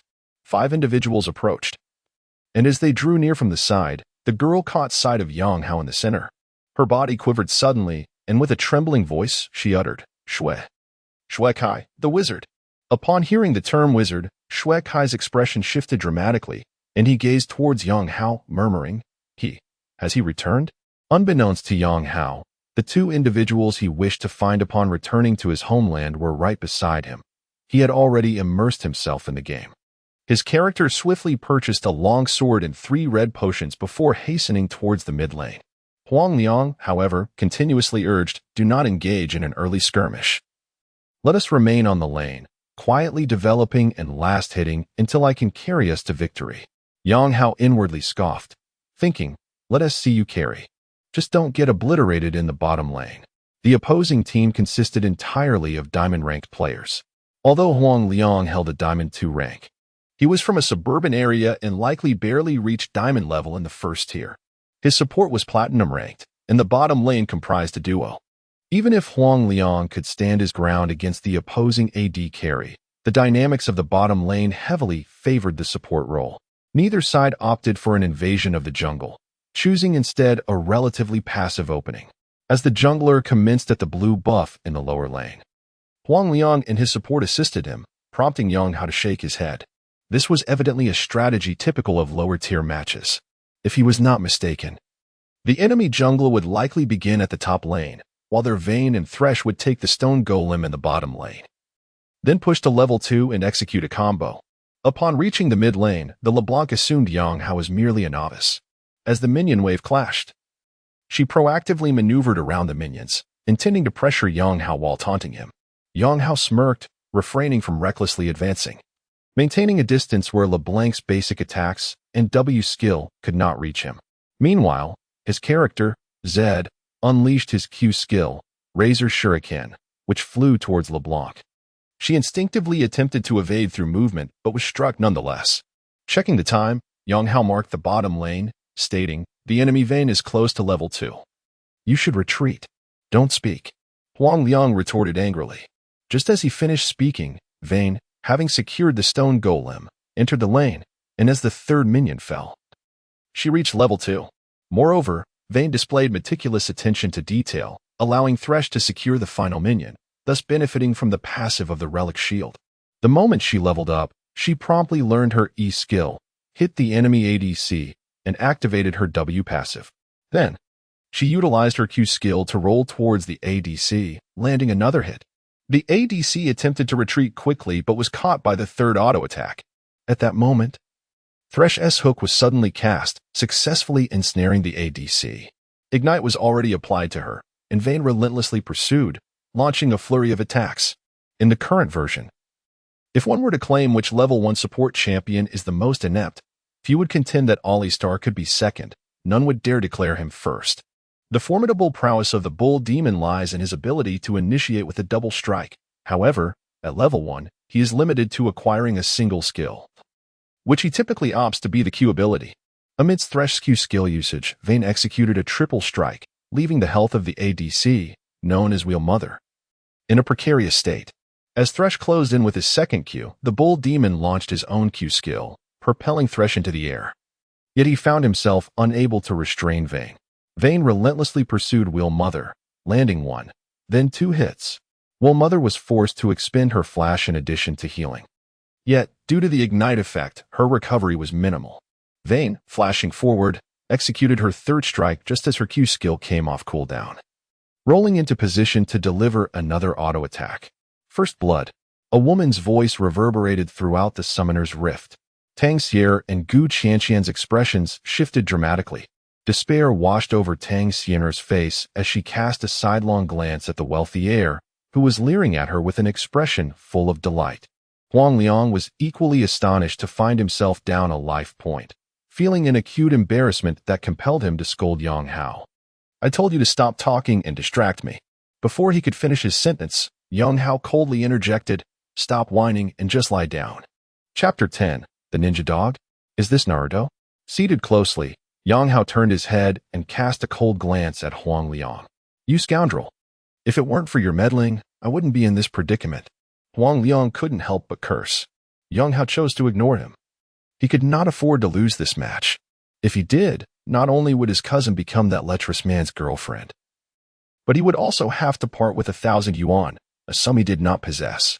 Yet, he harbored no intense fears, for his team was not comprised of players at a bronze level. If he couldn't triumph over this lot, he had no business competing in professional arenas. Meanwhile, the face of the female champion, Yao Ji, was grim. She advanced the minion wave to suppress the enemy, but the opponent maintained a commendable distance. Most troubling was the fact that the first 3 shurikens from the enemy struck true, seemingly guided by an unseen force. To make matters worse, those shurikens eliminated 3 frontline minions, leaving the enemy with a perfect farm. Yao Ji had failed to land a single hit on the enemy, and instead, she found herself down 1/3 of her health. Opting for a strategic retreat, she consumed a health potion. At the same time, she spoke gravely into her microphone. "Brothers, it seems there is something off about this enemy." Though he was only at level 29, the enemy's skills were akin to that of a ninja dog. Surely, he couldn't be unable to handle even that. The top lane's Fiora, while suppressing the tank champion, taunted, "He merely seems to play sleazy." Perhaps his earlier success was mere luck? Yet, he remained unperturbed, confident in his superior experience. He could capitalize on Yao Ji's attempt to seize level 2, using a combination of Q and W to whittle down the enemy's health. As the second wave of minions arrived, he advanced steadily, but was perplexed when he noticed Yang Hao retreating once more, even avoiding the minions. Because Yao Ji was continuously attacking, the minion wave moved toward Yang Hao. He maintained a distance that allowed him to gain experience without being subjected to Yao Ji's harassment. Soon, he too reached level 2, while Yu Ji pushed down the second wave, sending it toward the enemy tower. A cold smile crept across her face. "Aren't you going to farm under the tower? Let us see how you'll withstand my harassment." 5 minions entered the tower's attack range. If Yang Hao attempted to farm, he would fall within Yao Ji's range. With a slight increase in her speed, she could effortlessly unleash a QW combo on him. What she did not notice was that Yang Hao, seated on the other side, also bore a subtle smile. As the minions approached the tower, the moment he saw the enemy within attack range, he acted without hesitation, unleashing his Q skill, Demon's Silence, along with his W skill, Shadow Step, directly onto the enemy. However, at that instant, a shadow appeared where Yao Ji had once stood, while the enemy swiftly executed a second W, closing the gap. What? Such speed? Yao Ji gasped in shock. First, she assumed the enemy would have learned the E skill at level 2. Secondly, he did not anticipate the swiftness and responsiveness of the assassin, for he was exceedingly confident in his own speed. However, his W skill was deftly evaded by the assassin utilizing his shadow. He hastily executed the second phase of his W to return to his original position, just as the assassin unleashed his Q skill. In that fleeting instant, 2 shurikens pierced through him, while simultaneously, the assassin's basic attack struck him, triggering the Talent Thunderlord's decree, causing his health to plummet by 2/5. Disaster! The enchantress gasped in horror. At this moment, he was devoid of skills and situated beneath the enemy tower, with no hope of retreating to his own tower. Just then, the assassin ignited him with a burning spell, maneuvering behind the enchantress and delivering another basic attack. The enchantress's health was now reduced to half. "He seeks to eliminate me." A terrifying thought coursed through the enchantress's mind. She hastily moved towards her tower, only to realize something dreadful. The assassin had repositioned himself behind her, and with every step she took, he mirrored her movements, landing another strike upon her. She quickly consumed a healing potion.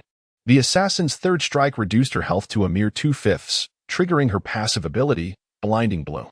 At this moment, the enemy mid laner executed a cunning strategy, directing his clone towards the tower while his true form remained stationary. He intended to deceive the enchantress, hoping to lure her away before making his escape along the river. Goodness, are you truly acting the part? Your true self is consuming a potion. Yang Hao was at a loss for words. He struck the stationary enchantress, who, in an effort to maintain the ruse, chose to remain still. The assassin struck again. Seeing that the assassin showed no intent to pursue the clone and her health dwindled, The enchantress hastily used a flash to evade. At that moment, the assassin's Q skill was off cooldown, and as she activated her flash, he launched his Q skill, nonchalantly retreating towards his tower. As the shuriken soared towards her, the enchantress instinctively turned to evade the assassin's throwing star. Yet, the assassin's Q skill had anticipated her movement perfectly. The enchantress let out a piercing scream as she fell lifelessly to the ground. A solo kill. The moment the kill notification echoed, everyone was astonished, shifting their focus to the mid lane. A solo kill. Huang Liang stared at the mid lane kill indicator, initially believing it was the assassin who had been slain by the enchantress, even rubbing his eyes in disbelief. The top laner's Treant was utterly stunned. How could this player, who was only level 29, manage to secure a rank in the game? The mid laner on the opposing side was a Diamond 2 player from the first tier. At that moment, he felt utterly bewildered, struggling to comprehend the situation. How could it be that you were solo killed? The opposing team erupted in chaos, with the enchantress's player wearing a grim expression, disbelief etched upon his face. He could not fathom that he had fallen victim to a solo kill by that assassin. He did not respond to his teammates' words. Instead, a terrifying thought crossed his mind. From the lane to being solo killed, he had merely managed to land a single Q ability on his opponent. The adversary was no mere level 29 novice. Rather, they were a cunning player masquerading as an unassuming foe. A solo kill. Tang Xiao was momentarily stunned. She believed that the hope of winning this match rested on Huang Liang, and thus had positioned herself behind him. However, she never anticipated that the mid laner, whom she hoped would avoid unnecessary deaths, would be the one to eliminate their strongest opponent. At this moment, Gu Qianshan's eyes sparkled with excitement. She had long recognized that Yang Hao was not an ordinary player. She had been closely observing him, noting how he alerted Huang Liang that the enemy Vayne was about to reach level 2, after Huang Liang was unexpectedly solo killed. She also witnessed how Yang Hao managed to eliminate the LeBlanc, and her eyes were filled with astonishment. Yang Hao, however, paid little heed to the commotion around him. After pushing the third wave of minions, he reached level 3. Instead of returning to base, he made his way towards the enemy's red buff. Based on his deductions, the bot lane had taken the Gromp, implying that the enemy Lee Sin had likely started from the top lane and had just finished clearing the 3 wolves. He positioned himself to ambush at the red buff. Indeed, when he arrived at the red buff, it was still intact, indicating that the enemy Lee Sin had not yet approached. He crouched in the brush opposite the red buff. Approximately 10 seconds passed before Lee Sin appeared, his health hovering around 2/3. Unaware that Zed was lying in wait, Lee Sin assumed that Zed would return to base to purchase items after securing a kill. So he began attacking the red buff. A smirk crept across Yang Hao's face. He refrained from attacking immediately. As Lee Sin's health dwindled to about 1/3, he planned to execute his smite to regain some health. However, in that fleeting moment, a shadow suddenly manifested beneath Lee Sin's feet. Upon seeing the shadow, Lee Sin was momentarily dazed, and in that brief interval, the shadow executed a swift rotation, followed by 2 shurikens. Simultaneously, Zed utilized his second west to close the distance and unleashed a basic attack upon Lee Sin. The entire sequence flowed seamlessly, with Zed casting his shadow, then executing the EQ combo followed by an auto attack in the span of a heartbeat. Gu Qianshan, positioned behind Yang Hao, could only hear the frantic tapping of his keyboard. And in an instant, Lee Sin was vanquished, having had no time to even use his smite to recover health. Such speed! Huang Liang's eyes widened in disbelief. He had initially noted Zed's movements, thus successfully observing this play. The sheer speed and execution left Huang Liang's spine tingling with cold sweat. This individual was undoubtedly a master, far from being a mere level 29 novice. Their support stammered, "Huang Liang, this doesn't seem like a mere ninja. This is a shinobi from the world of Naruto." Chapter 11. Gu Qianshan, do not set your sights on my cousin. The previous single kill of the enchanting assassin had already left everyone astounded, their disbelief palpable. The subsequent capture of the blind monk's position and the rapid execution of a flawless combination, resulting in an instant elimination, left the onlookers utterly mesmerized. Tang Xier, an avid player of this game and a frequent viewer of tournaments and numerous live streams, observed intently. Her beautiful eyes widened in astonishment. Yang Hao's maneuvers were indistinguishable from those of professional players, his speed remarkably swift. This lad, it turns out, is quite the expert. To think he deceived me into believing he was merely at level 29. When I return, I shall have my reckoning, Tang Sierra muttered through gritted teeth. At that moment, she noticed Gu Chanchan's gaze. Standing behind Yang Hao, Chanchan's eyes sparkled with intrigue, a smile gracing her lips as she even playfully licked them. Chanchan, do not entertain any notions about my cousin. Tang Sierra leaned closer, her tone menacing as she warned. Gu Chanchan offered no reply, yet a mysterious smile lingered on her face. Not far off, the 5 members of the Haoyue team had chosen not to train elsewhere. Instead, they stood at a distance, clearly witnessing the unfolding events without expressing any astonishment at Yang Hao's prowess. Shui Kai bore a handsome visage, his expression tinged with amusement. Yang Yu furrowed her brow tightly, murmuring, has he truly fallen so low as to partake in such a competition? Her frown deepened further as her gaze fell upon Gu Chanchan and Tang Sierra behind Yang Hao. Oblivious to all that transpired, Yang Hao continued unfazed. After dispatching the blind monk, he claimed the meager health of the red buff yet chose not to return to base, instead edging towards the mid lane. Having pushed the minion wave to the enchanting assassin's tower, he anticipated her arrival to clear the wave, which would then advance towards him. He deliberately feigned a vulnerability, allowing the assassin to land her Q and W skills on him. As expected, the assassin took the bait and lunged forward. Yang Hao decisively cast his shadow onto the mark of the assassin's W. However, she had underestimated him. Believing he would execute a direct second W, she remained stationary. Yet this time, Yang Hao was resolute. With the red buff at his disposal, he would not pursue her recklessly. Seeing that Yang Hao opted to confront her directly rather than retreat, a sinister smile crept upon her lips. Single kill incoming, she roared internally, now at level 3. She held a slight advantage with Ignite, and as long as she could ensnare Yang Hao with her E skill, the Soul Chain, and maintain distance to avoid his basic attacks, she stood a chance to eliminate him. Quickly, she downed a health potion just as Yang Hao unleashed his skills. Following up his E with a Q Shuriken. Triggering the Thunderlord's decree, he reduced the assassin's health by 2/5. The enchanting furrowed her brows, opting for a confrontation rather than retreat. Without hesitation, she ensnared with Ignite, her E skill, the Soul Chain, extending from her sleeve, racing towards him. She was confident that if the chain ensnared him, his demise would be inevitable. Yet, while her imagination was vivid, reality proved starkly different. In the instant his E skill was unleashed, the chain glided across the ground, heading straight for. Just as it seemed destined to collide with him, he swiftly flashed behind, delivering a basic attack that struck her. S-chain. Missed. What? Gasped in shock. She had no flash available. She had utilized it during her previous solo kill. At that moment, the searing heat of the red buff was already enveloping her.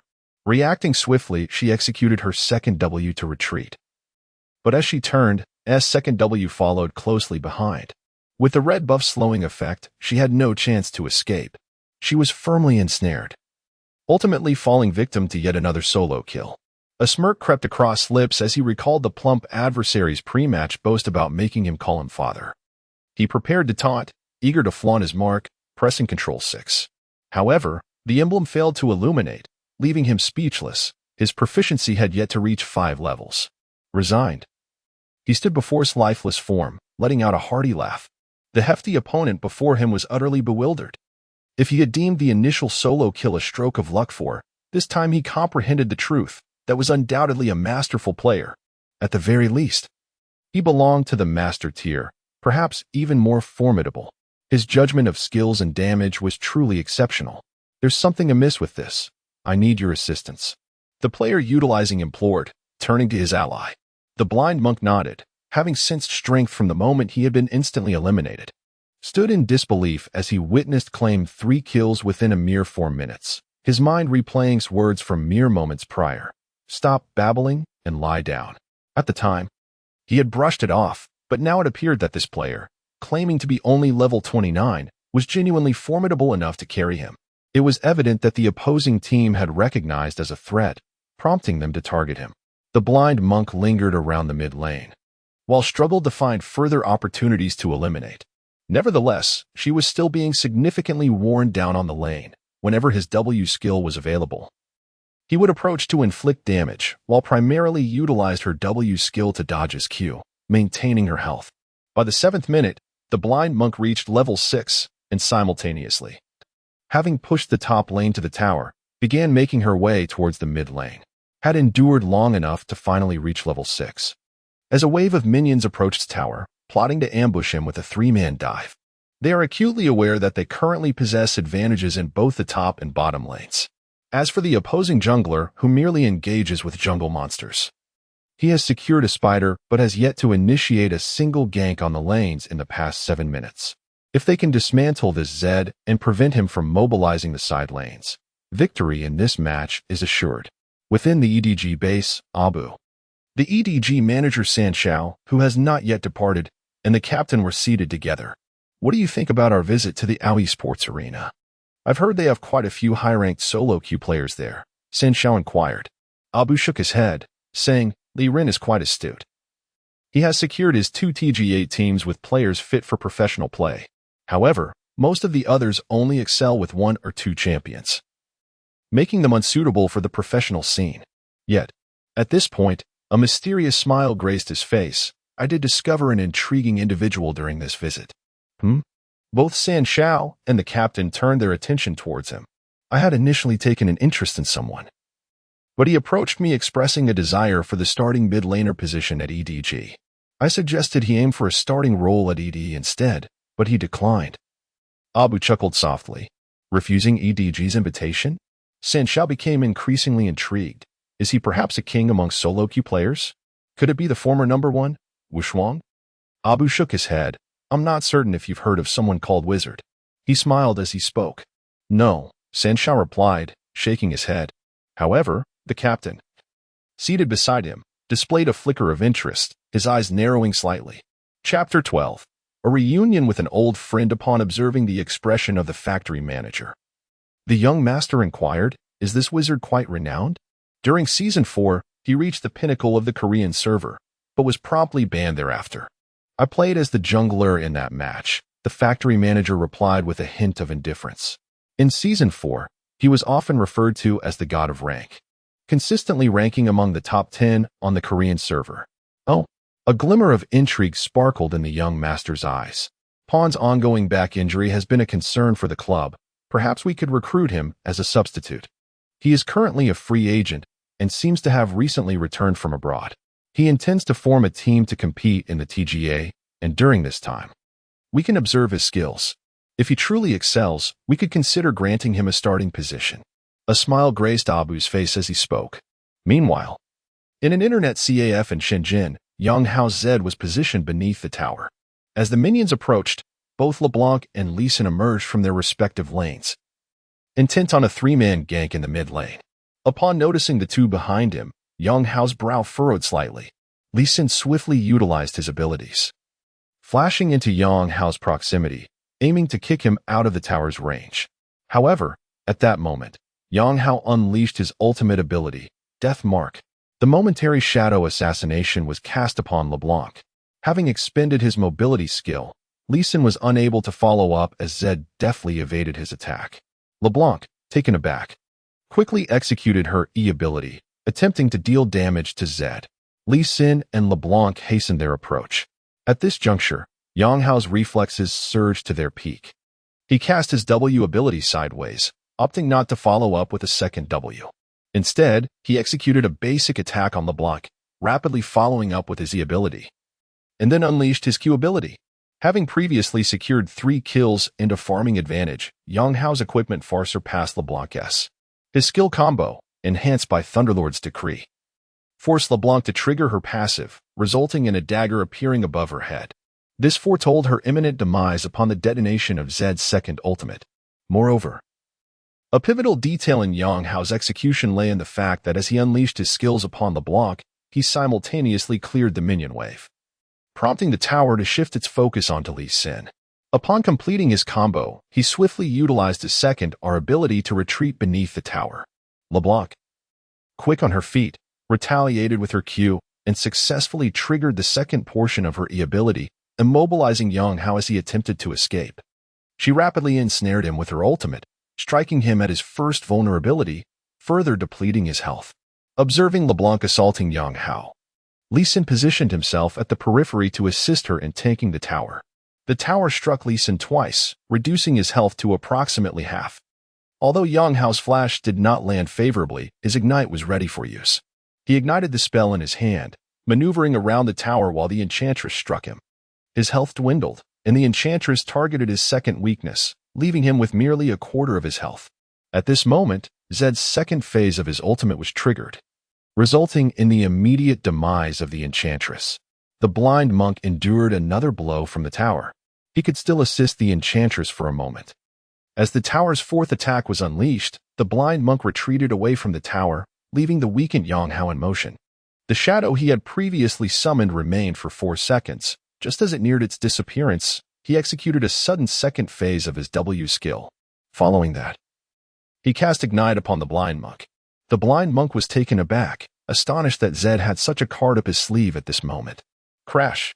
As the tower's attack struck him, his health was completely depleted, and combined with Ignite, his demise was inevitable.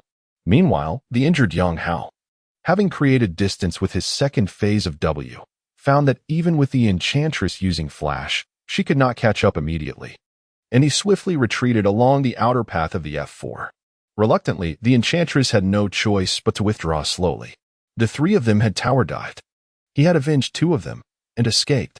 Huang Liang's eyes widened in astonishment. He had recognized earlier that Yang Hao was indeed a skilled player.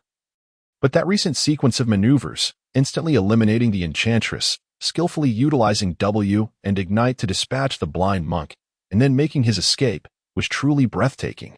One must understand that the opposing trio could have easily overwhelmed him had the blind monk seized the initiative. Remarkable, simply remarkable. Tang Xiao was already exuberantly cheering. She sensed that this match had genuine potential. Beside her, Gu Qianqian's eyes sparkled, no longer fixated on the screen, but rather gazing at Yang Hao with a hint of affection. Not far away, the 6 members of the Hao Yue team stood. One of them remarked, "That was extraordinarily composed, especially the way he created distance from the blind monk with his ultimate, then deftly dodged the blind monk's Q, not allowing him to close the gap." Another nodded in agreement, and his hand speed in instantly eliminating the enchantress. His APM is truly terrifying. It's meaningless. If he can't even conquer a diamond tier, I would lose respect for him, Shui Kai shrugged. Yangyi remained silent, her gaze fixed on Yang Hao, a trace of sadness in her eyes. Indeed, as Shui Kai had mentioned, with 5 kills in just 7 minutes, Zed's damage output was formidable. He single-handedly overwhelmed the enemy's mid-jungle and bolstered the bottom lane. They swiftly established a significant advantage. The opposition attempted to resist, yet their strength paled in comparison to Zed's, operating on an entirely different level.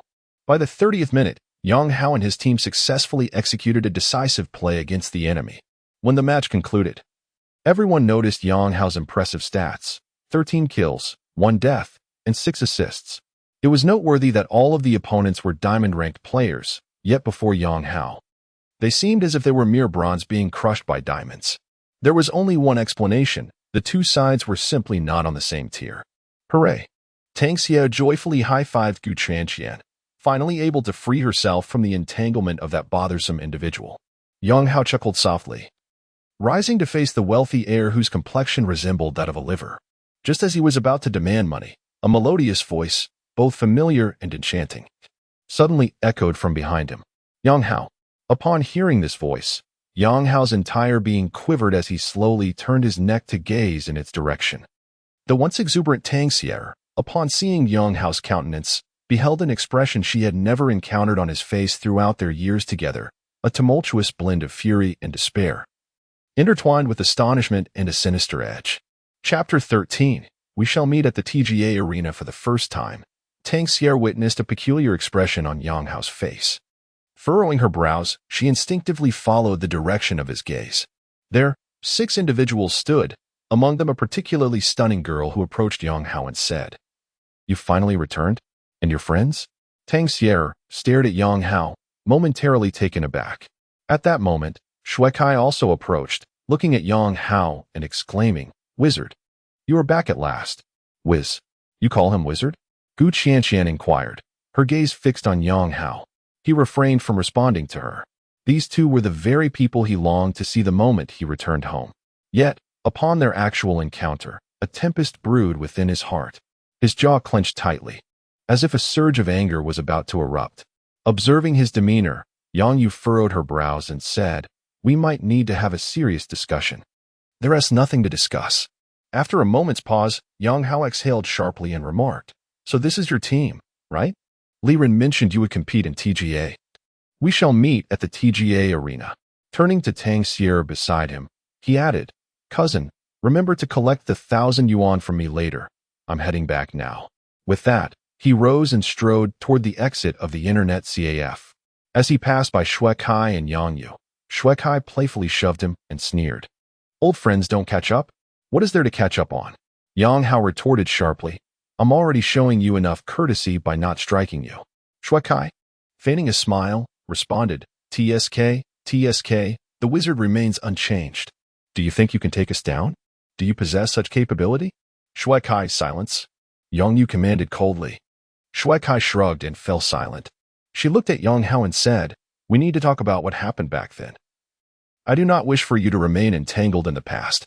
Yang Hao narrowed his eyes and replied, "I have no time for discussion." "The same goes. We shall meet at the TGA arena." Behind them, Gu Qianqian and the others stood in stunned silence. They were aware of TGA, the City Heroes Championship, and it dawned on them that Yang Hao was part of the TGA team. No wonder he was so formidable. A glimmer of excitement flickered in Gu Qianqian's eyes. Yang Hao, having spoken, continued toward the exit of the internet CAF. Just a few steps away, several individuals from the Hao Yuet team blocked his path. One of them mockingly stated, "Our boss hasn't permitted you to leave. Do you think you can? Idiot." Yang Hao raised his hand and delivered a punch directly to the speaker's face. Bang! His fist connected with the man's face, catching him off guard. He staggered back, blood streaming from his nose, collapsing to the ground while clutching his face. The others immediately closed in around Yang Hao, yet he stood unfazed, a cold smile upon his lips as he regarded them. "Stand down. Let him go." Yang Yu's voice rang out with icy authority. Others seemed somewhat intimidated by Yang Yu. Although their faces displayed reluctance, they ultimately yielded and made way. "Shui Kai, keep your dog in check," Yang Hao remarked nonchalantly, after taking only a few steps. Yang Yu's voice echoed behind him. "Yang Hao, feel free to target us, but remember the name of my team, Hao Yu." Upon hearing the words Hao Yu, Yang Hao's body shuddered, and he momentarily paused before continuing on his way. Exiting the internet CAF, he felt a tumult of emotions. Initially, he had intended to continue with his gaming endeavors, yet now he found himself devoid of any desire to do so. He promptly hailed a cab back to Tang Sierra's residence and collapsed onto the sofa, cradling his head in his hands. At the Aoi Sports Arena, Li Ren entered and approached the front desk, inquiring, "Is Yang Hao in the streaming area?" The receptionist shook her head, replying, "It seems he hasn't come in today." "Not here?" Li Ren furrowed his brow. After a moment of contemplation, he instructed, "When he arrives, have him come directly to my office. I need to discuss something with him." With that, he returned to his office and pulled out his phone to check the gaming app. Having played 40 ranked matches with 30 different heroes, he reminisced about his ascent to the top of the Korean server, which had been achieved using merely 3 heroes. It appeared his hero pool had indeed expanded. 3 teams. He mused, a satisfied smile gracing his lips. Yang Hao had scarcely reclined on the sofa when he heard the sound of the door opening. He recognized that Tang Sierra and Gu Qianqian had returned. Yet he chose to remain unperturbed. He lay there, motionless. Once inside, Tang Sierra kicked him, urging, "Get up and explain to your sister why they are calling you a wizard and what history you share with them." Yang Hao sat up, feeling a surge of irritation. "Don't ask me. I don't want to talk about it." However, Gu Qianqian interjected, waving her phone, "But the Hao Yu team is composed of Grandmaster players. You know them, and you performed exceptionally well today. Previously, you claimed to be only level 29. What a facade." Tang Sierra frowned and declared, "If you choose not to speak, then I shall withhold the 1,000 yuan. Consider it your rent for staying at my place." "No, please." Yang Hao nearly wept, quickly retorting, I'll tell you. Upon hearing his willingness to speak, Tang Sierra and Gu Qianqian's expressions brightened. They hastened to fetch 2 small stools and some snacks. Settling in as if ready for a story, Yang Hao internally cursed, sunflower seeds, peanuts, and small stools. You really are here to listen to a tale. He exhaled deeply and began. The story begins a year and a half ago. You know I ran away from home, right? He glanced at Tang Sierra, who nodded in acknowledgement. I'm aware of that. Your father searched for you for half a year before finally bringing you back. You were so distraught that you cried for help, and they nearly sent you to Yang Yongshin's electrotherapy facility to treat your internet addiction. Let us refrain from discussing that. Yang Hao coughed awkwardly while Gu Tranqian stifled a laugh nearby. A year and a half ago, I ran away from home, driven by the desire to pursue a professional gaming career. At that time, I was among the top 50 players in the national server. Yang Hao stated in a calm voice. Top 50. Gu Qianqian, who was sipping water, immediately spluttered, spraying it all over Yang Hao's face. I apologize. I was just taken aback, she quickly said, grabbing a tissue to wipe his face. Yang Hao, somewhat exasperated, remarked, if you're not interested, I won't continue. No. We are genuinely eager to listen. Tang Sierra shot a fierce glare at Gu Qianqian. Yang Hao sighed and continued, in my quest to become a professional, after leaving home, I arrived in Shenzhen, utterly penniless, and found myself at the Aoi Sports Arena. There, any player ranked master or above on the national server could access the internet for free and enjoy meals. If one chose to stay long-term, they could even earn a salary, which is how I ended up living there. As Yang Hao spoke, his gaze grew distant, as if lost in a reverie.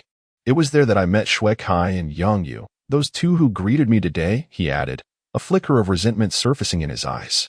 Chapter 14. Memories. Judging by your demeanor today, it seems you have a fondness for that beauty named Yang Yu, remarked Tang Sierra with a knowing smile. Yang Hao waved his hand dismissively. Please allow me to finish my account. Yang Yu was a team leader in the organization known as Aoi. At that time, Shui Kai was the core member of Aoi's first team. Upon my arrival at Aoi, I could only play 3 heroes, which resulted in my exclusion from their roster. My aspirations were directed toward the LPL teams, thus I possessed little interest in them. With a sigh, he continued, Li Rin, perhaps out of concern for my situation, offered me some advice. He suggested I compete in the Korean server to elevate my ranking, with the hope that I might eventually secure a recommendation to an LPL club. I followed his counsel, but shortly after achieving a respectable rank, my account was banned for not being registered under my own identification. Yang Hao chuckled bitterly. During my time living and training at the Aoi esports venue, I became acquainted with the team, particularly growing close to Shui Kai and Yang Yu. A flicker of anger crossed his eyes as he added, I once confessed my feelings to Yang Yu. I genuinely liked her. On her birthday that year, I sought to surprise her with a unique gift, achieving an exceptionally high rank on my account and renaming it to Happy Birthday Yang Yu. She was deeply touched and promised that once I completed my professional career, we would be together. With a rueful smile, Yang Hao continued, however, not long after. She gifted that very account to Shui Kai, who leveraged it to secure a position in a professional team. When the owner of the Aoi esports venue learned of this, he intervened, informing the club of the circumstances. Consequently, Shui Kai was expelled, and the club extended an invitation to me. Yet, feeling disheartened and having been found by my father, I was taken back home and subsequently sent to Brazil, severing my ties with them.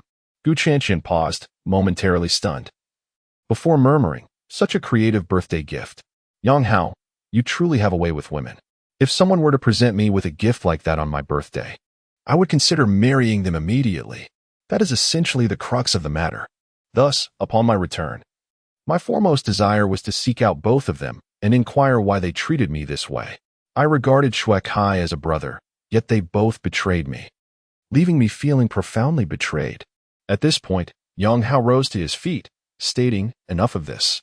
Sharing my story with you serves little purpose. I must take my leave, as there are pressing matters to attend to.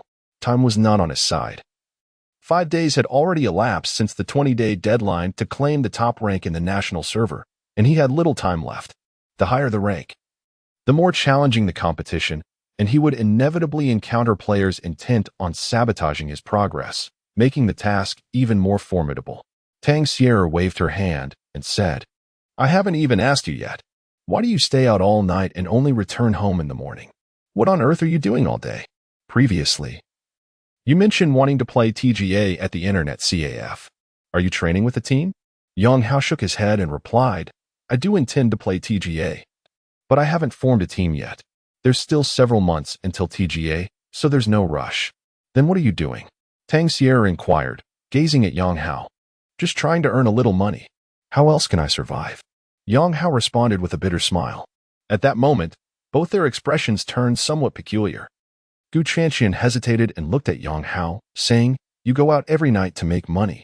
You aren't doing anything unsavory, are you? Yang Hao nearly fainted. Utterly bewildered by the thoughts of these two goddess-like women, he promptly stood up and left the house. Shortly after he departed, Gu Chanxian entered her room, opened her iPad, accessed Baidu, and typed in the word wusher. However, Baidu did not yield much information. She scrolled through several pages and suddenly narrowed her eyes. Mysterious Chinese genius wusher tops Korean servers, banned within 5 minutes. She glanced at the date. It was from 2014. Isn't wusher just the pinyin for sorcerer? The top player in Korea? At this moment, disbelief filled her eyes. Unbeknownst to Yang Hao and Gu Chanxian, who were investigating his matters, he had already arrived at the Aoi Sports Arena. Sitting in Li Ren's office. Is there something you need? Yang Hao asked, furrowing his brow. He had just arrived when he was informed that Li Ren was looking for him. Li Ren squinted at Yang Hao and remarked, Bro, you've been keeping things under wraps. 40 ranked matches with 35 heroes. What a hero pool. It seems you're genuinely preparing to enter the professional scene. Yang Hao scratched his nose, remaining silent. Would you be interested in joining Aoi's third team? Li Ren inquired casually. Not interested, Yang Hao replied, turning to leave. Why not? Li Ren pressed, frowning. Yang Hao smirked and said, I'm looking to either join an LPL team or form my own to climb the ranks. Those are my only two options. I have no interest in other LSBL or TGA teams, which is why I turned down EDG. Li Ren squinted, then chuckled wryly. You're still the same as ever. Fine, I won't press you. Do you think you can handle that account and climb? Let us see. Yang Hao said with a slight smile before exiting Li Ren's room. As Yang Hao departed, a contemplative look crossed Li Ren's face, lost in thought. After a moment, he pulled out his phone, found a number, and dialed. Meanwhile, Yang Hao continued to play solo matches throughout the night, achieving another 6 consecutive victories. Reaching master with 40 victory points. The road to becoming the #1 player in the national server still lay ahead, with a daunting 300 points to go. Dopa, the premier player of the Chinese server, currently boasts a commendable score of over 1370 victory points, with only 14 days remaining until the stipulated deadline. This implies that he must secure an average of approximately 100 victory points each day. Achieving 100 victory points necessitates a net victory of 5 matches daily. While this may not appear overly challenging in the master tier, it becomes exceedingly arduous upon entering the challenger ranks. The reasons for this are twofold. Firstly, the caliber of players in the challenger tier is exceptionally high, rendering it impossible for Yang Hao to dominate lesser opponents. Secondly, we find ourselves in mid-November, with the S5 season concluding in early December. This period is notorious for the surge of actors within the challenger tier, as players aspire to secure a prominent position before the season's end. Many even aim to contend for the prestigious title of the top player in the Chinese server. In pursuit of this ambition, they do not hesitate to engage actors, leading to what has come to be known as Actors' Night on the night of the season's conclusion. The title of the top player in the Chinese server is a coveted honor that occurs only once a year. Chapter 15. Her dimples are not from wine, yet I am intoxicated like a dog. Yang Hao exhaled deeply, tidied up his equipment, and slung his backpack over his shoulder as he exited the esports arena.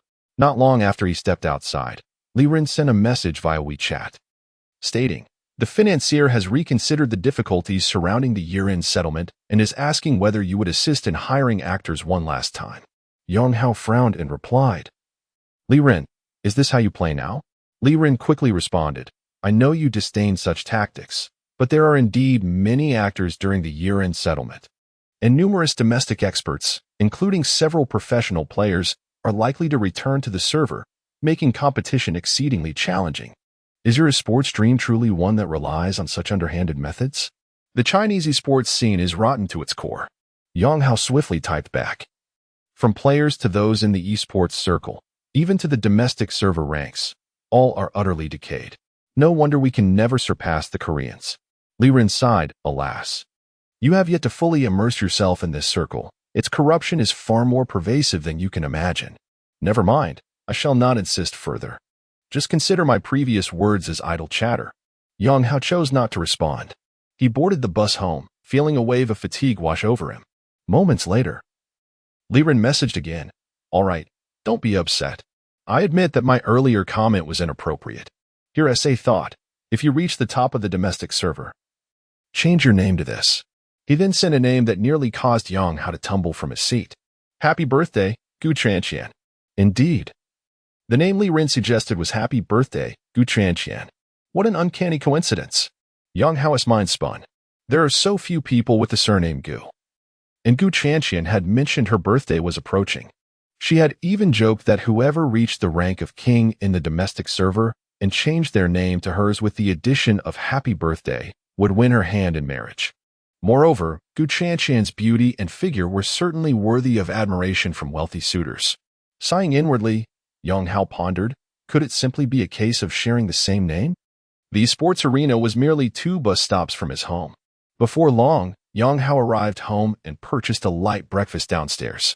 It was already past 7, and ordinarily, Gu Chanqian and Tang Xier would have left for school by now. In fact, Yang Hao had yet to comprehend why Gu Chanqian and Tang Xier chose to reside so far from their school. That day, he had endured a taxi ride lasting an hour and a half, and he still could not fathom where his cousin had obtained the funds to rent such an apartment. Upon entering his room, he discovered Gu Chanqian lounging on the sofa in her pajamas, watching television and clutching a bag of chips. You're back. Upon seeing Yang Hao, Gu Chanqian sprang up from the sofa. The sight caused Yang Hao's head to spin with excitement. This morning is truly testing my resolve, he thought to himself, hastily taking a seat at the dining table. Why didn't you go to school? Where's my cousin? Today, I had no classes, so I chose to stay back. Your cousin attended her lessons while I waited for you for over an hour. Gu Chanqian approached and sat beside Yang Hao, an alluring fragrance wafting into his nostrils. This enchantress, he silently scolded himself, striving to maintain his composure. Taking a deep breath, he inquired, what brings you here? Gu Chanqian replied with a playful smile. Did I not mention that whoever helps me reach the platinum rank can ask for anything? I am aware of your formidable skills, and rather than letting someone else benefit, I thought it wiser to benefit ourselves, considering we are on the same team, right? Yang Hao nearly choked on his food. Each of Gu Chanqian's words seemed to tease him, and as a young man brimming with vitality, he found it challenging to resist. However, he was not naive. A girl who spoke so sweetly might not truly embody the charm she presented. Hold on, he interjected hastily. I have something to ask you. Is there a wealthy heir pursuing you lately? There are plenty of affluent suitors after me, but I have no interest in them. I prefer someone like you, without wealth. Average looks, yet excels in gaming, Gu Chanqian proudly declared. Yang Hao found her words oddly unflattering. Connecting the dots to the account he had been playing, he surmised that the benefactor was indeed doing so for Gu Chanqian. To have a rich individual expend such resources and effort merely to elicit a smile from her on her birthday suggested that she was far from ordinary. She exuded a certain allure, yet she was certainly not a mere flirt. Yang Hao speculated that even if he helped her achieve platinum status, he would likely gain nothing in return. Are you willing to accept his advances? Gu Chanqian cooed playfully. Yang Hao felt overwhelmed. He glanced at her, and her subtle smile, revealing 2 shallow dimples, made it difficult for him to find a reason to refuse her. With a wry smile, he relented, all right, I have some matters to attend to. Send me your account details, and during my free time, I'll see if I can help you. I need to sort my own affairs first. Great. Now go get some rest, Gu Chanqian responded cheerfully. For reasons he couldn't quite grasp, Yang Hao felt a sense of being outwitted. In the following days, Yang Hao continued to grind through his accounts, with meals at the Aoi Sports Arena being complimentary and having previously won 1,000 from the wealthy heir. He managed to sustain himself in Shenzhen for nearly 20 days. As December 1st approached, the settlement date was set for November 3rd. With only 2 days remaining until the final reckoning, the time had also come for Yang Hao's agreement with the benefactor, before the year-end settlements. With an impressive 83 win rate, Yang Hao had ascended to the 8th position in the national rankings, achieving a remarkable 1,203 victory points. The esteemed Dopa currently boasts a victory point of 1411, while Yang Hao's account lags behind by a daunting 200 points. He must endeavor to recover this deficit within the next 2 days. Furthermore, Yang Hao's astonishing win rate has propelled him into the top 10 of the national server, garnering the attention of numerous clubs. At this moment, within the confines of the Wii Club's headquarters, despite the holiday, the CEO, Xiao Shou, remains seated, while across from him sits a legendary Chinese ADC, the pride of the entire Wii League of Legends division, Gao Xueqing, also known as Smile. You mentioned wanting to recommend someone to me? Xiao Shou inquired, furrowing his brow. Smile swiftly logged into the app, entered a name, and handed the phone over, saying, "Take a look for yourself." Chapter 16. He wishes to sign you into EDG in an era where prodigious talents are scarce. The Wii training camp, despite its vastness, has only produced one player, Kindi, who has made a name for himself in the past year. The competition among professional clubs for such rare talents has intensified, prompting him to take the initiative. With a shake of his head, Smile remarked, "No, I've played 2 matches with him, but he never speaks during rank. Hence I haven't added him as a friend." Little Beast furrowed his brows tightly. Meanwhile, within the EDG team, Abu was also perusing the information on this account. His brow knitted in concentration. Suddenly, a thought struck him, and he quickly grabbed his phone to call Li Ren. "Hello, is this Li Ren? Is the 8th-ranked player in the national server wizard?" Abu inquired directly. Li Ren responded with a slight smile. You found out? Yes, it's indeed the account played by Wizard. Interested?" Without hesitation, Abu declared, "I am flying to Shenzhen right now. Arrange for him to meet me." After hanging up, he leaned back in his chair, resting his hands behind his head, his eyes narrowing slightly. Unbeknownst to Yang Hao, he had already caught the attention of several professional teams. Exhausted, he returned to Tangsier's home, feeling utterly drained after grinding ranks until past 10 o'clock. He had no desire to freshen up and simply collapsed onto the sofa, ready to sleep. Just then, a piercing scream echoed through the room. Yang Hao, on the verge of slumber, was jolted awake by the sudden outburst. He quickly sat up, and before he could fully comprehend the situation, a striking figure charged towards him, leaping onto the sofa and enveloping him in a bear hug. A delightful fragrance entering his nostrils. "You actually got me to platinum. Ha ha ha, you really did it," Gu Qianqian exclaimed excitedly in his ear. Initially taken aback, Yang Hao attempted to push her away, overwhelmed by fatigue. However, recalling that Gu Qianqian was the first beautiful girl to embrace him, he decided to indulge for a moment longer. "Gu Qianqian." At that moment, Tang Xiener's furious voice rang out. Gu Qianqian quickly scrambled off Yang Hao, winking at him as she said, "To thank you for helping me reach platinum, I've decided to reward you." Recalling Gu Qianqian's earlier statement that she would grant him anything upon reaching platinum, Yang Hao felt a surge of hope, thinking, "Could this be the end of my 18 years of being a bachelor? I've decided to reward you by inviting you to my birthday party." Gu Qianqian grinned. "What?" Yang Hao could hardly believe that the reward was this. "I'm inviting you to my birthday party," Gu Qianqian teased, seemingly aware of his thoughts. Yang Hao felt as if a bucket of cold water had been poured over him by her words. He listlessly replied, "I'm too tired. I'm going to sleep. You all can continue your conversation." With that, he collapsed onto the couch. Seeing his state, Gu Qianqian couldn't help but burst into laughter. However, Tang Xie seized her arm and said, "Gu Qianqian, you wretched girl, I told you not to flirt with my brother." "I intend to do just that," Gu Qianqian retorted, licking her red lips. "I'll kill you." When Yang Hao woke, it was around 4 in the afternoon. With only 2 days left until the national server's ranking closure, he needed to elevate his score considerably, as he was still over 100 points behind Dopa.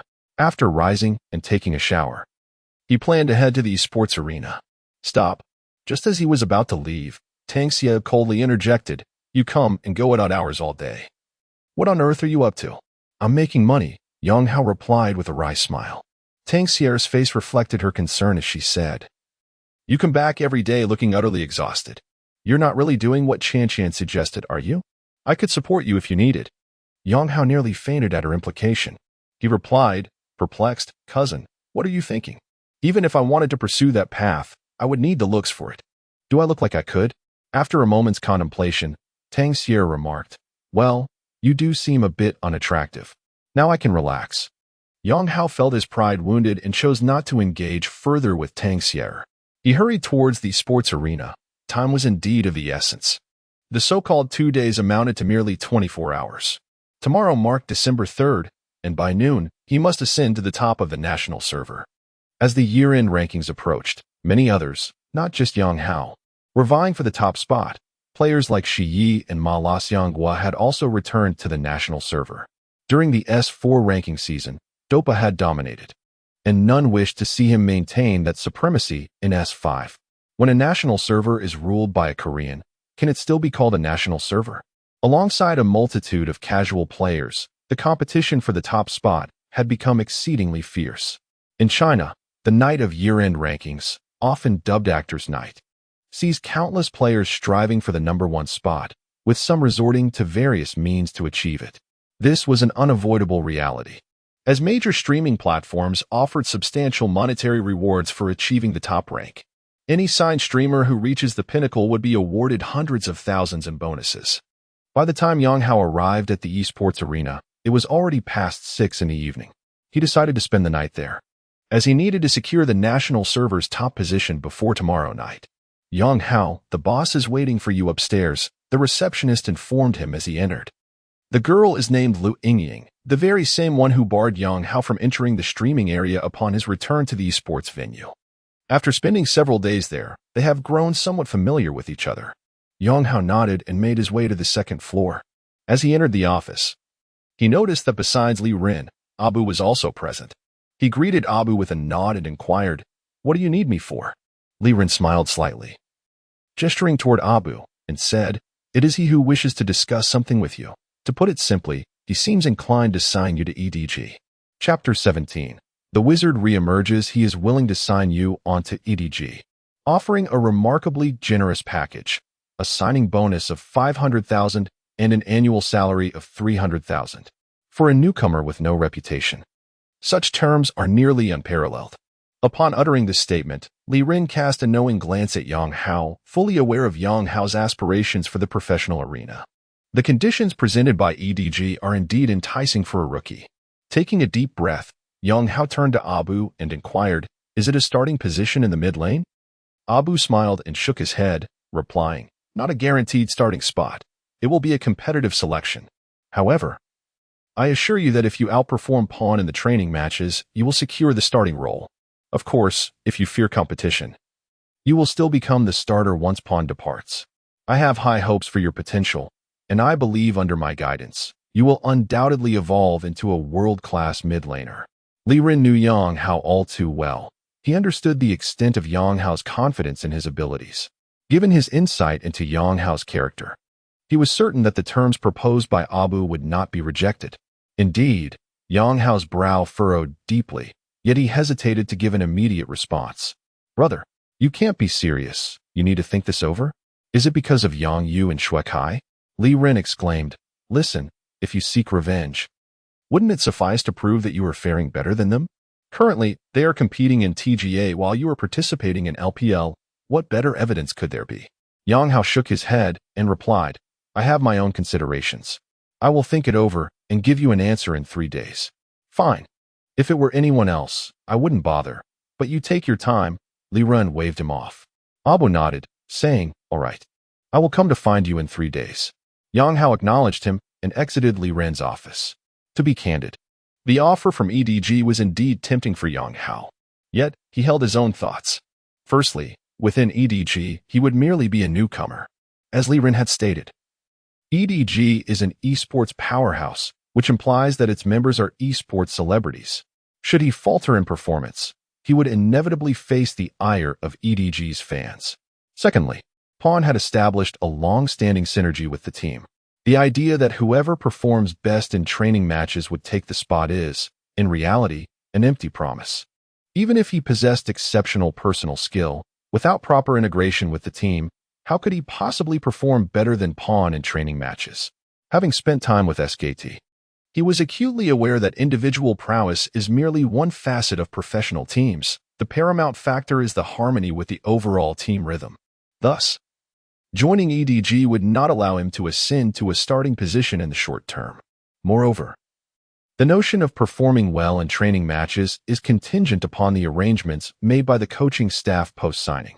If he were not afforded the opportunity to participate in training matches, he might languish in obscurity. Thirdly, even if he were to join and secure a starting position, he could never become the core of the team, a reality that Yang Hao found somewhat difficult to accept. Fourthly, and most importantly, Yang Hao had spent a year in South Korea, where he tried out for the SKD club and successfully gained entry. However, he was perpetually unable to participate in any matches, not even as a substitute. Was it due to a lack of skill? Not at all. Rather, it stemmed from the pride Koreans held for League of Legends. Their league does not require foreign aid, as Korea exclusively nurtures talent for various international regions, never allowing foreign players into their domestic sphere. Thus, Yang Hao was afforded no opportunity whatsoever. This was precisely why he felt compelled to return to his homeland, to prove himself and demonstrate that Chinese players could achieve high levels of prowess in League of Legends, to show that he could lead 4 Chinese teammates to challenge the Koreans. Yet, within EDG, the focal point of their current strategy was the ADC, Deft, a Korean player. Considering these 4 points, he felt it necessary to re-evaluate the prospect of joining EDG. Nonetheless, pursuing a professional career in the LPL was his dream. Thus he needed to reflect, prompting him to request 3 days of contemplation from Abu. Upon returning to the small room in the streaming area, Yang Hao swiftly set up his equipment and logged into the account he had been practicing on. His current victory point stood at 1203. Due to not playing during the day, he had slipped from 8th to 11th place. The first place, Dopa, had achieved a staggering 1411 points, leaving Yang Hao 192 points behind. Moreover, he was now in the most elite tier, making consecutive victories exceedingly challenging. He exhaled deeply and promptly began ranked matchmaking. From 7 in the evening until 7 the following morning, Yang Hao devoted 12 uninterrupted hours to ranking. Fortunately, despite his high rank, as the night progressed, most players were also striving to gain points, which facilitated a relatively swift matchmaking process for him. By the end of the night, he had achieved a record of 9 wins and 1 loss, raising his victory points to 1379. He ascended to 3rd place, just behind Malatang, who had 1382 points and was poised to surpass him at any moment, while both he and Dopa remained at a noticeable distance from each other. Dopa had successfully breached the 1,450-point barrier, reaching a total of 1,452 points. At this juncture, only 17 hours remained until the final tally. Yang Hao felt that he had reached his mental limits, initially intending to rest at the internet CAF. He ultimately decided to return home for a brief respite before heading to the esports arena for the final push. He checked and noted that Dopa was currently resting as well, likely delaying any further point accumulation. Exhausted, Yang Hao took a taxi back home, only to find Gu Tranqian and Tang Xier still asleep, when typically they would have already departed for school. However, he paid little mind to it, quickly freshened up, and then buried his head beneath the covers to sleep. His slumber was brief, as he was awakened by a delightful aroma around 1 in the afternoon. He rose to find an array of dishes adorning the dining table, while Gu Tranqian and Tang Xier busied themselves in the kitchen. Rubbing his sleepy eyes, Yang Hao inquired, "Why are you cooking instead of attending class?" "What class?" "Today marks the conclusion of the national server, and Dopa will be live streaming the entire event tonight. We were hoping to see if anyone could dethrone Dopa's dominance over the national server," Tang Xier replied with a smile over her shoulder. One should not fret over trivial matters, Yang Hao mused to himself, feeling a sense of curiosity about how these two would react if they learned that the contender for the title of the number 1 in the national server was none other than himself. "Please sit for a moment. Dinner will be ready shortly," Gu Qianqian said. Yang Hao pulled out a chair and took a seat, contemplating the invitation from Abu. "What are you thinking about?" Gu Qianqian playfully tapped his head. "Nothing much. Is it ready yet?"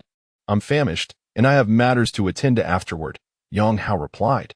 "You seem to be idling all day. What could you possibly have to do?" Tang Xier remarked as she emerged from the kitchen with the last dish. Yang Hao chuckled awkwardly and quickly served himself a bowl of rice. He had to admit, both of their culinary skills were exceptional. After tasting a bite of the dish, he exclaimed, "Wow, Who would have thought such beautiful women could cook so splendidly? Whoever marries you two will surely be fortunate. Tang Xier boasted. You should consider who your cousin is. Gu Qianqian, beaming, added, how about this? To express my gratitude for helping me reach platinum, I offer myself in marriage. What do you say? Just as Yang Hao was about to agree, Tang Xier shot him a fierce glare and scolded, Gu Qianqian, don't tempt my cousin. Gu Qianqian stuck out her tongue and replied, all right, but speaking of which, who do you think will be the final champion today? Most likely Dopa, Tang Xier replied. His rank play is incredibly fierce. Without turning around, Yang Hao asserted, it certainly won't be that Dopa. I suspect it will be the player in third place. Are you referring to no hands in this life? Gu Qianqian asked, astonished. Yes, that's the ID of the player Yang Hao is boosting. To be honest, it does sound a bit sleazy, she commented. Why's that? Gu Qianqian inquired. Yang Hao thought to himself that if he failed to claim the title of #1 in the national server, his over 50,000 in boosting fees would go to waste. However, he merely chuckled and said, just a hunch. Tang Xier and Gu Qianqian exchanged disdainful glances with him. Yang Hao quickly finished his meal and dashed toward the esports arena, determined to prepare for his final push for the title of #1 in the national server. As he rushed toward the arena, on Douyu TV, in a cheerful streaming room, he had just finished a ranked match when suddenly, a name in his friends list lit up. The ID read, Wizard. At first, he thought he might be mistaken. After rubbing his eyes, he confirmed that his sight was indeed accurate. His expression shifted dramatically, and he quickly retrieved his phone to make a call, his voice resonating clearly even across the live broadcast. Hello, little beast. The wizard is online once more. His tone, imbued with a smile, carried a hint of exhilaration. Chapter 18. The premier critic of the national server within the live streaming room of Smile. An extraordinary scene unfolded, eliciting a barrage of question marks in the chat. Viewers were perplexed as to why Smile exhibited such a profound change in expression upon encountering a certain ID. Yes, I confirm. I will come to find you now. Smile swiftly concluded the phone call. He refrained from addressing the queries flooding the chat, instead stating, I apologize, everyone, but I have an urgent matter to attend to. I will resume streaming tomorrow. With that, he abruptly terminated the broadcast. Once the stream had ended, he hastily sent a message, Wizard, have you finally come online? Moments passed. Yet the individual did not respond. Frowning slightly, he chose not to dwell on it, quickly ending the call and hailing a taxi towards the Wii base. An hour later, in the conference room at the Wii headquarters, Smile sat alongside Little Beast. Are you certain he is online? Little Beast inquired, a furrow forming on his brow. Smile nodded affirmatively. It is indeed him. However, he did not reply to my message. Had he joined me back then, our S4 summer split might have unfolded differently.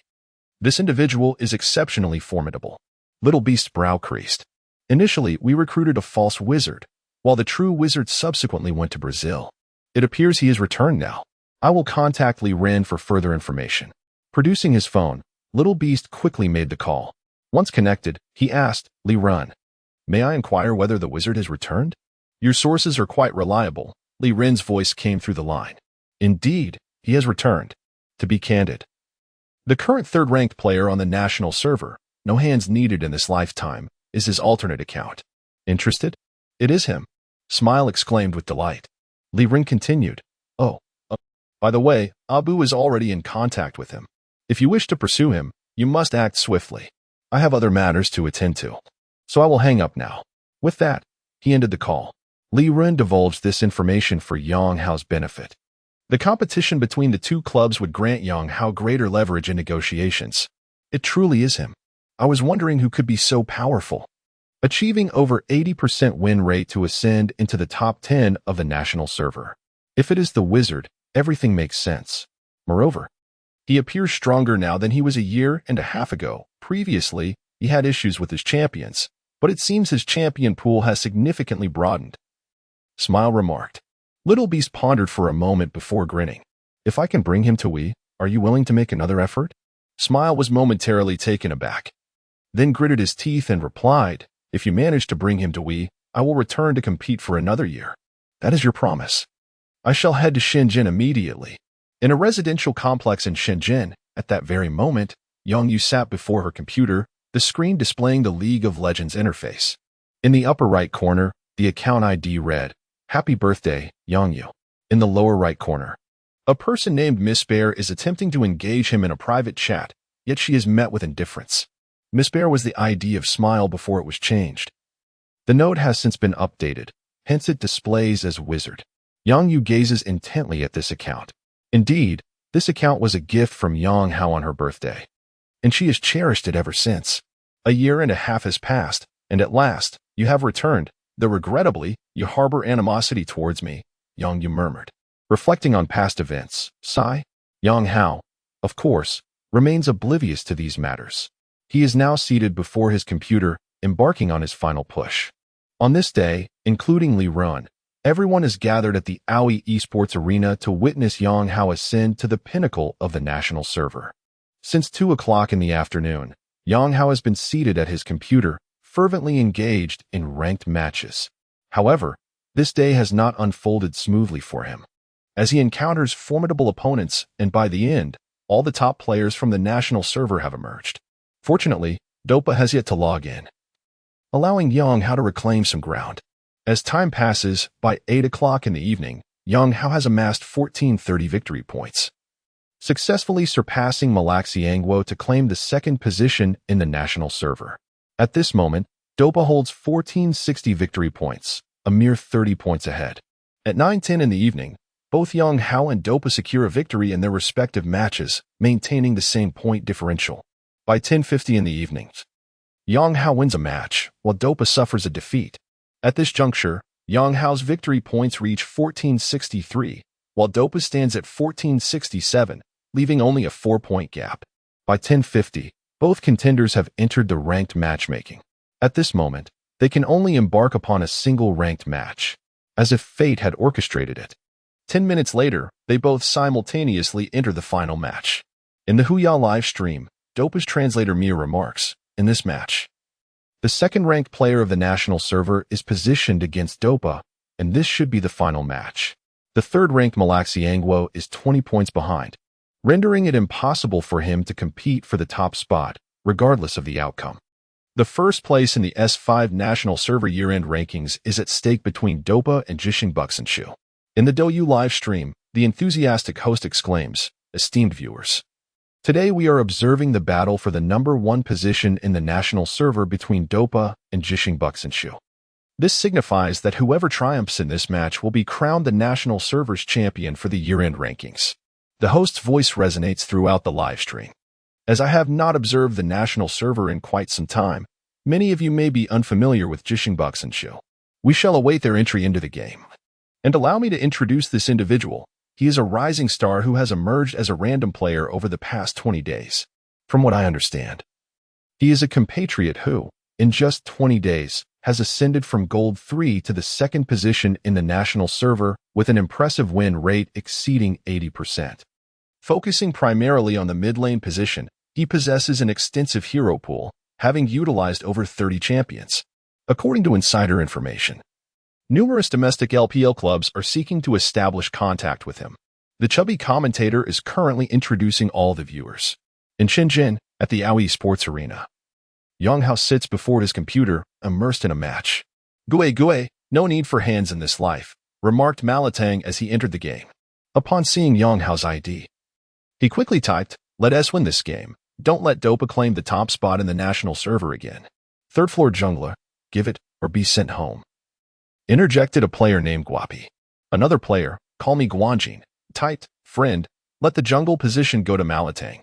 He is the jungler for RNG. And this match is crucial for our chance to secure the top rank in the national server. You should play AD and just blend in. Blend in? I'll slice your mother-s dog head off." Guapi typed back hastily.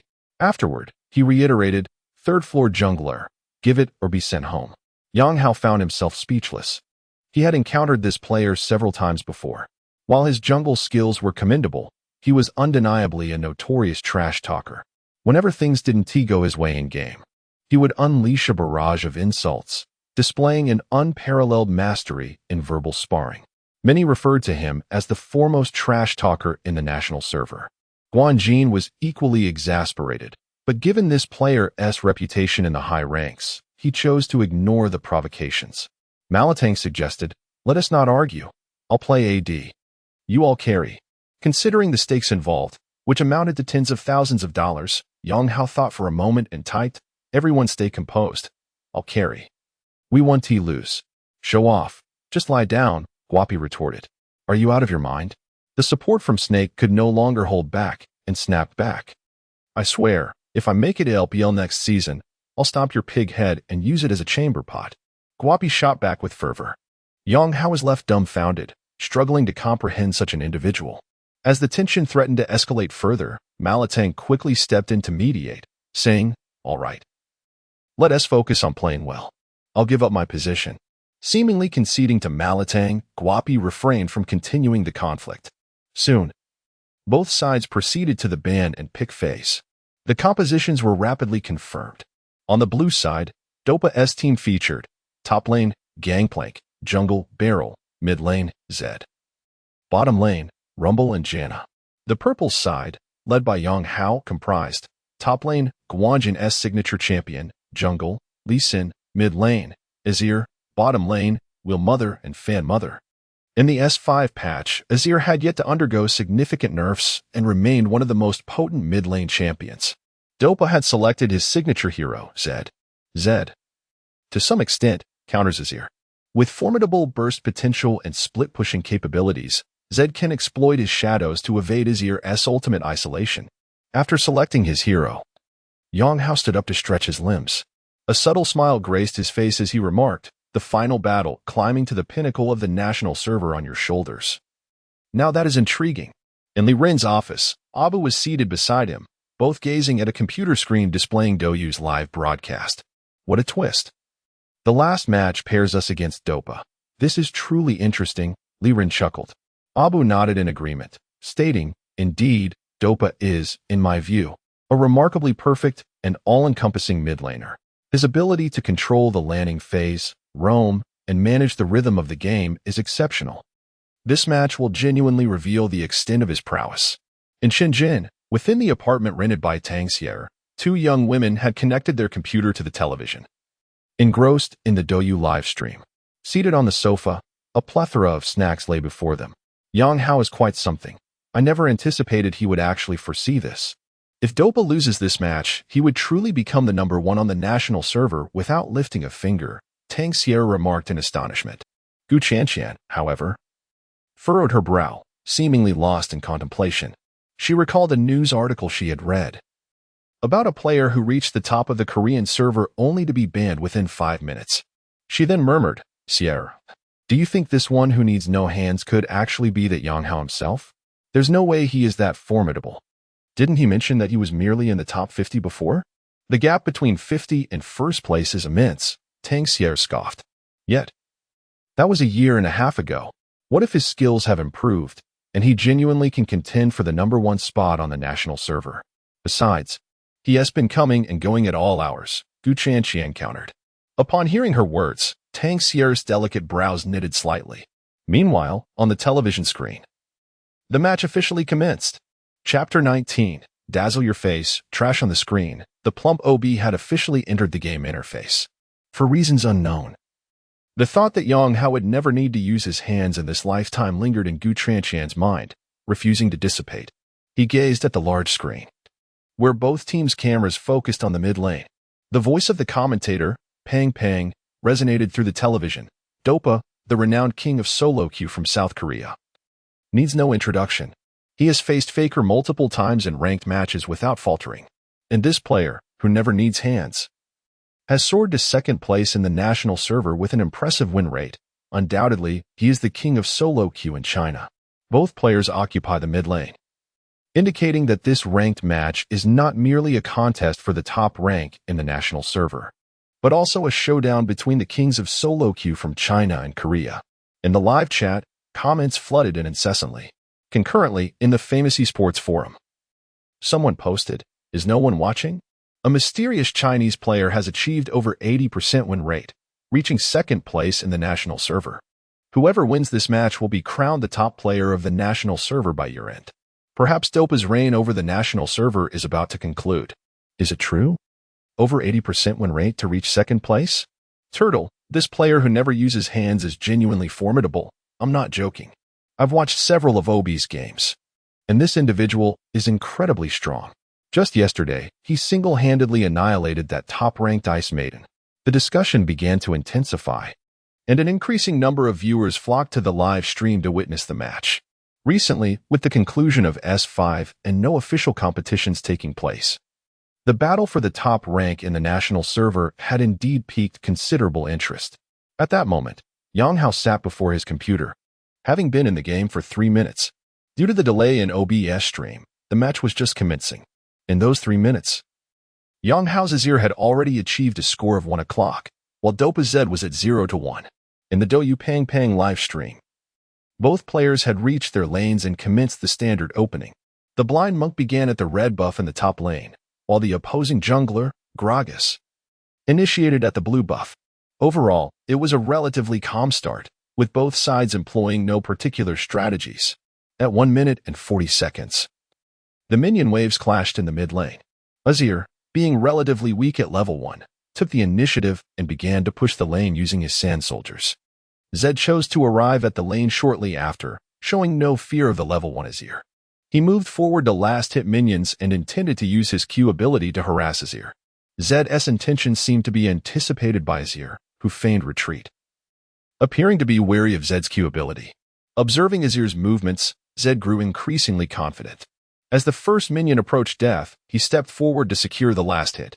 However, at that moment, a sand soldier suddenly appeared at his feet and thrust a blade towards him, causing the previously retreating Sand Emperor to advance. Zed threw his shuriken, but the Sand Emperor, preoccupied with his attack, was unable to evade and was struck by it.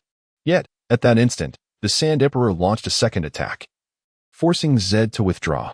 As he reached the edge of the sand soldier, Zed executed a third strike, triggering a thunderous effect. Having been consecutively pierced by the sand soldier 3 times, and combined with the thunder's effect, Zed lost half of his health.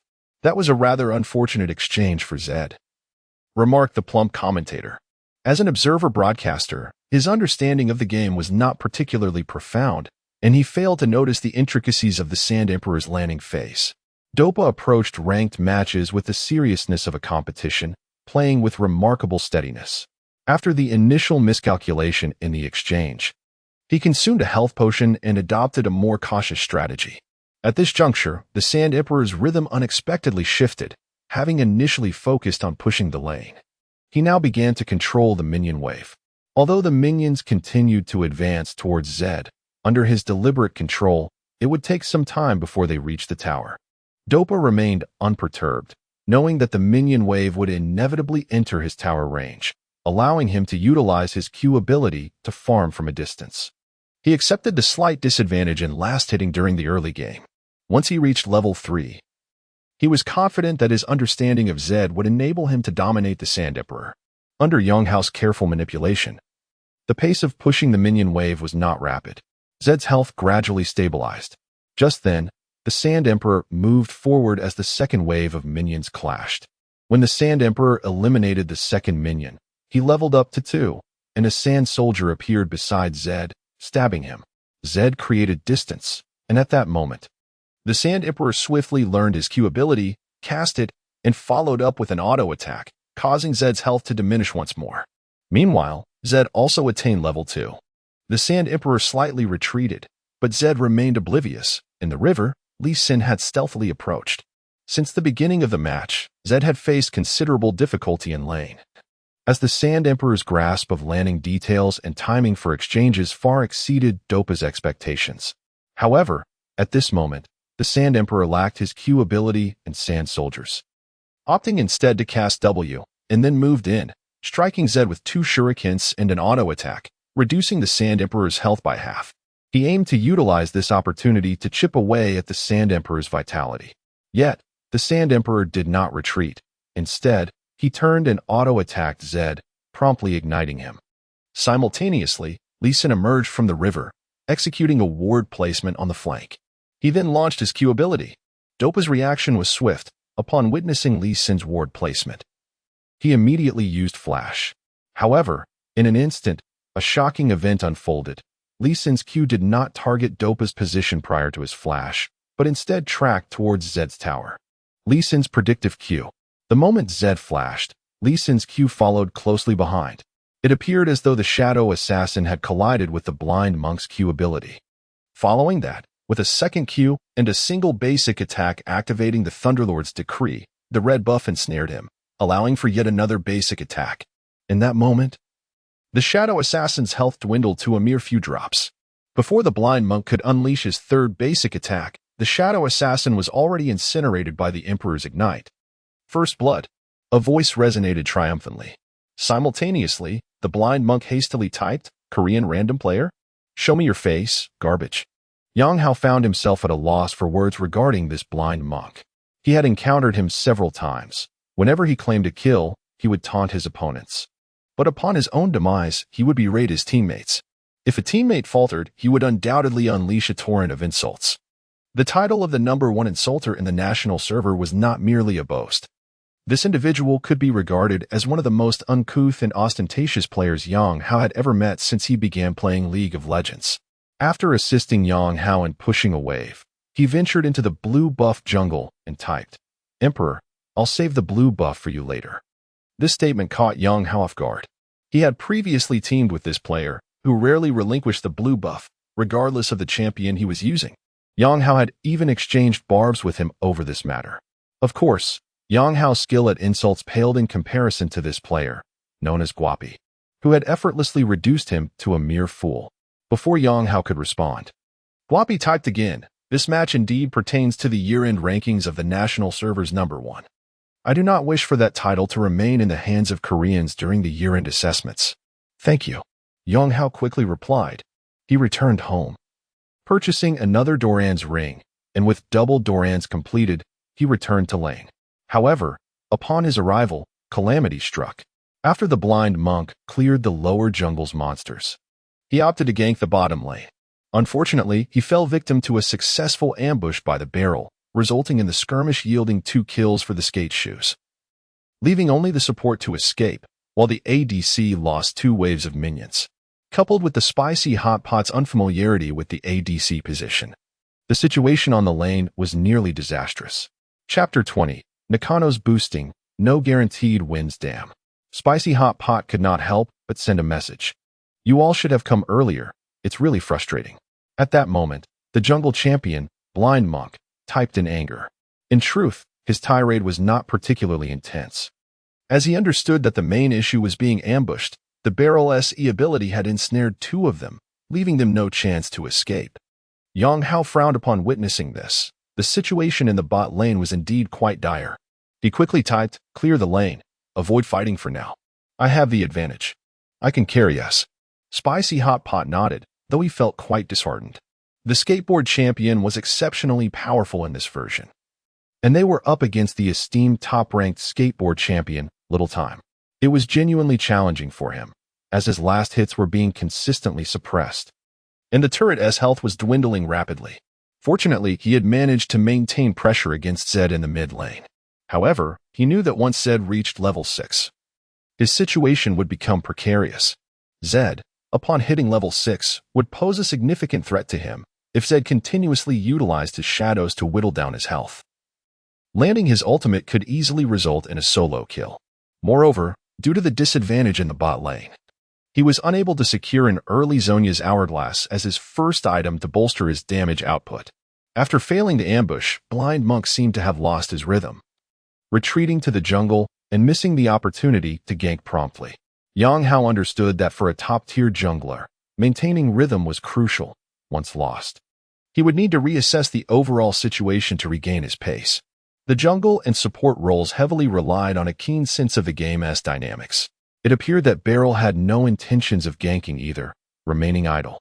Time passed swiftly, and soon it was 7 minutes in. Zed had reached level 6. During this interval, both junglers focused on farming, but since Beryl had not shown himself, Yang Hao dared not push aggressively. Nevertheless, he managed to force Zed back to base once, causing him to miss a wave of minions, resulting in Yang Hao leading in last hits by 18, a modest yet significant advantage. However, the situation in the bot lane was dire. Wheel Mom had been pressured by over 20 last hits, and the turret was on the verge of collapse. Once they took down the bot lane turret, the skateboard champion would shift to the top lane, subsequently demolishing the top turret, allowing the enemy team to snowball their early game momentum. At the 8th minute, the enemy's Janna suddenly vanished, and Beryl remained hidden. At this point, Yang Hao hesitated to apply pressure in the mid lane. If the two opponents ganked him, escape would be exceedingly difficult. Without the Zhonya's, if Zed managed to kill him once, it could easily lead to an unending series of solo kills. Thus, he retreated beneath the turret as Zed began to push the minion wave. Yang Hao signaled, and Blind Monk quickly approached, concealing himself in the brush by the F4 camp. As the minion wave reached the turret, Beryl and Janna emerged simultaneously from behind. Janna struck the Emperor, then shielded herself, beginning to tank the turret from the periphery. As the assassin, Zed, entered the fray, he unleashed his ultimate ability, while the barrel-wielding champion, Gragas, executed his E-skill, Body Slam, simultaneously flashing towards the Emperor of the Sands, Azir. The moment Azir was ensnared by crowd control, his demise was inevitable. Sensing Gragas's E, Azir swiftly used his flash to evade the impending danger. Though Gragas's E and flash were ultimately in vain, Zed followed Azir to the vicinity of the F4, casting his E-skill Shadow Slash. Just as Azir flashed away, he conjured a sand soldier with his W beneath the turret, then used his E to vault over the wall. At the precise moment Zed was about to unleash his Q skill, Azir retaliated with his E and Q, redirecting his Q towards the opposite side of the turret. He aimed to create distance from Zed's shadow, forcing Zed to rely solely on his skills to reach him. The Wind Mage, Janna, reacted swiftly upon seeing Azir approach. She unleashed her ability, sending him back. However, at that very moment, Lee Sin stealthily entered the fray, placing a ward before Gragas and executing a swift R-flash combo. Gragas, upon noticing Azir's emergence, intended to utilize his ultimate to propel Azir towards Zed, but before he could act, he was sent flying by a well-placed kick. The angle of the kick was particularly cunning, sending Janna airborne as well, who was already critically low after enduring several turret hits. Following the kick, her health plummeted, and Azir summoned a sand soldier beneath her, delivering a basic attack that claimed her life. In a synchronized display reminiscent of years of practice, Lee Sin's Q struck Gragas just as Janna perished. At this juncture, Zed's shadow returned to the turret and flashed before Azir, launching a basic attack. Yet, a grave miscommunication occurred. As Zed flashed towards Azir, Gragas unleashed his ultimate, propelling Azir away. In the esports arena, Yang Hao observed with a hint of cold amusement as Gragas's ultimate sent Zed flying. Had Zed not been knocked back, he would have surely secured a kill with his Q and an ignited basic attack. However, in this world, there are no what-ifs. At the moment he was launched away, Janna fell, and Zed became the target of turret aggro. As he attempted to escape, Azir cast a despair-inducing ultimate, forcing Zed back into turret range. With a deft maneuver, Azir evaded Zed's Q, and Zed's second part of his ultimate detonated, leaving Azir with a third of his health remaining. Zed, having half of his health intact, was poked by Azir's sand soldier and was ignored afterward. As Zed sought to retreat from under the turret without any means of escape, he was doomed to absorb at least 2 turret hits. He chose to pursue Gragas instead. Double kill. Indeed, mere seconds later, Zed fell, granting Azir a double kill. Gragas found himself ensnared by Lee Sin, who possessed the red buff, making escape arduous. Azir approached from the river, as Gragas's E-skill cooled down, yearning to create distance.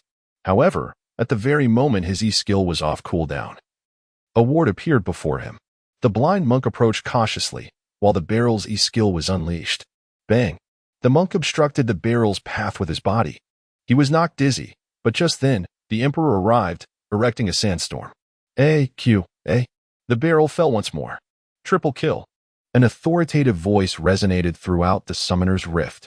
Simultaneously, both the bottom and top lanes on Yang Hao's side erupted in excitement. Oh my! In the Tiger Tooth Dopa live stream, the moment the Emperor achieved the triple kill, he began to curse vehemently. For Yang Hao, this match was crucial to fulfilling his objectives and securing 55,000 yuan, while for Dopa, the stakes were equally high. Besides defending his title as the king of solo queue, Tiger Tooth had established a substantial prize pool for the year-end ranking of the Chinese server. Should he secure the top spot, a remarkable bounty of 300,000 yuan awaited him. The triple kill by the Emperor had sent him into a state of sheer anxiety. 3 minutes later, in the Douyu Pangpang livestream, the viewer count had surpassed 400,000. The chat was inundated with messages of 666. Due to the delay in the broadcast, they were only now witnessing this spectacle. Pangpang exclaimed in shock, "Wow, this Emperor and Blind Monk have truly outdone themselves. They dove the tower and ended up being outplayed and killed." The Emperor had truly taken flight. In the Aoi esports arena, within Li Ren's office, 2 additional figures had joined the scene, W's manager Xiao Shou and Coach Hun. The eyes of the 4 individuals were wide with astonishment as they beheld the unfolding drama. The composure and ingenuity displayed in the face of the gank were remarkable. Abu murmured. Every step he took was meticulously planned, such immense composure. Xiao Shou glanced at Hun, who, in broken Chinese, quietly remarked in his ear, "Indeed impressive. And the jungler is quite skilled as well." Xiao Shou squinted at Abu, aware that snatching the wizard away from this individual would be a formidable challenge. Time passed swiftly. And it must be said that Dopa exhibited a remarkable sense of intuition. After the Emperor gained an advantage, he adeptly retreated. Following the destruction of the first turret in the bottom lane, he transitioned to split pushing. Thus began an extended period of development for both teams.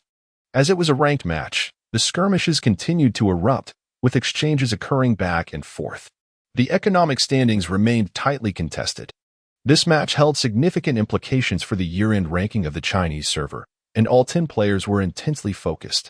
As the clock struck 35 minutes, the kill count stood at 13-13, turret counted 4-4, and the economies were perfectly aligned. The viewers anxiously awaited the outcome. They remained uncertain whether the Koreans would continue their dominance over the Chinese server, or if this mysterious mid-laner from China would bring an end to Dopa's reign. In just 35 minutes, the official was apprehended while leading the charge. The duo from Yonghao's team, consisting of the champions Wheel Mother and Fan Mother, attempted to intervene, but were thwarted by the captain's ultimate ability, resulting in their demise alongside a third teammate. Subsequently, Dopa's team seized the opportunity to initiate a Baron Nashor attempt.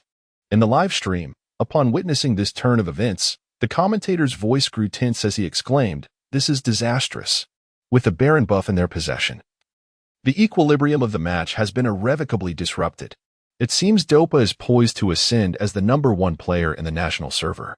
Suddenly, he paused mid-sentence, his tone shifting as he noticed the purple team's mid-jungle duo frantically signaling for Baron, with both Lee Sin and Azir making their way towards the pit. Are they really going to attempt a 2 versus 5? He mused, a hint of perplexity in his voice. Chapter 21. Happy birthday, Gu Qianqian indeed, as Fatty aptly observed. In the scenario where only 2 remained, neither the Blind Monk nor Azir opted to retreat to the city. They arrived at the Dragon Pit.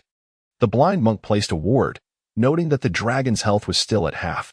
Given the presence of the slippery champion, it seemed rather implausible for the Blind Monk to secure the dragon. At that moment, however, Yonghao's Azir made his move.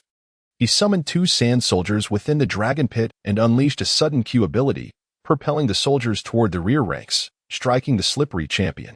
The champion's health plummeted by more than a third. Under the effects of the ice staff slow, both sand soldiers managed to stab the target, further diminishing the champion's health. With another attack from the sand soldiers, the slippery champion fell in an instant. Though this may seem lengthy, it all transpired within a mere second.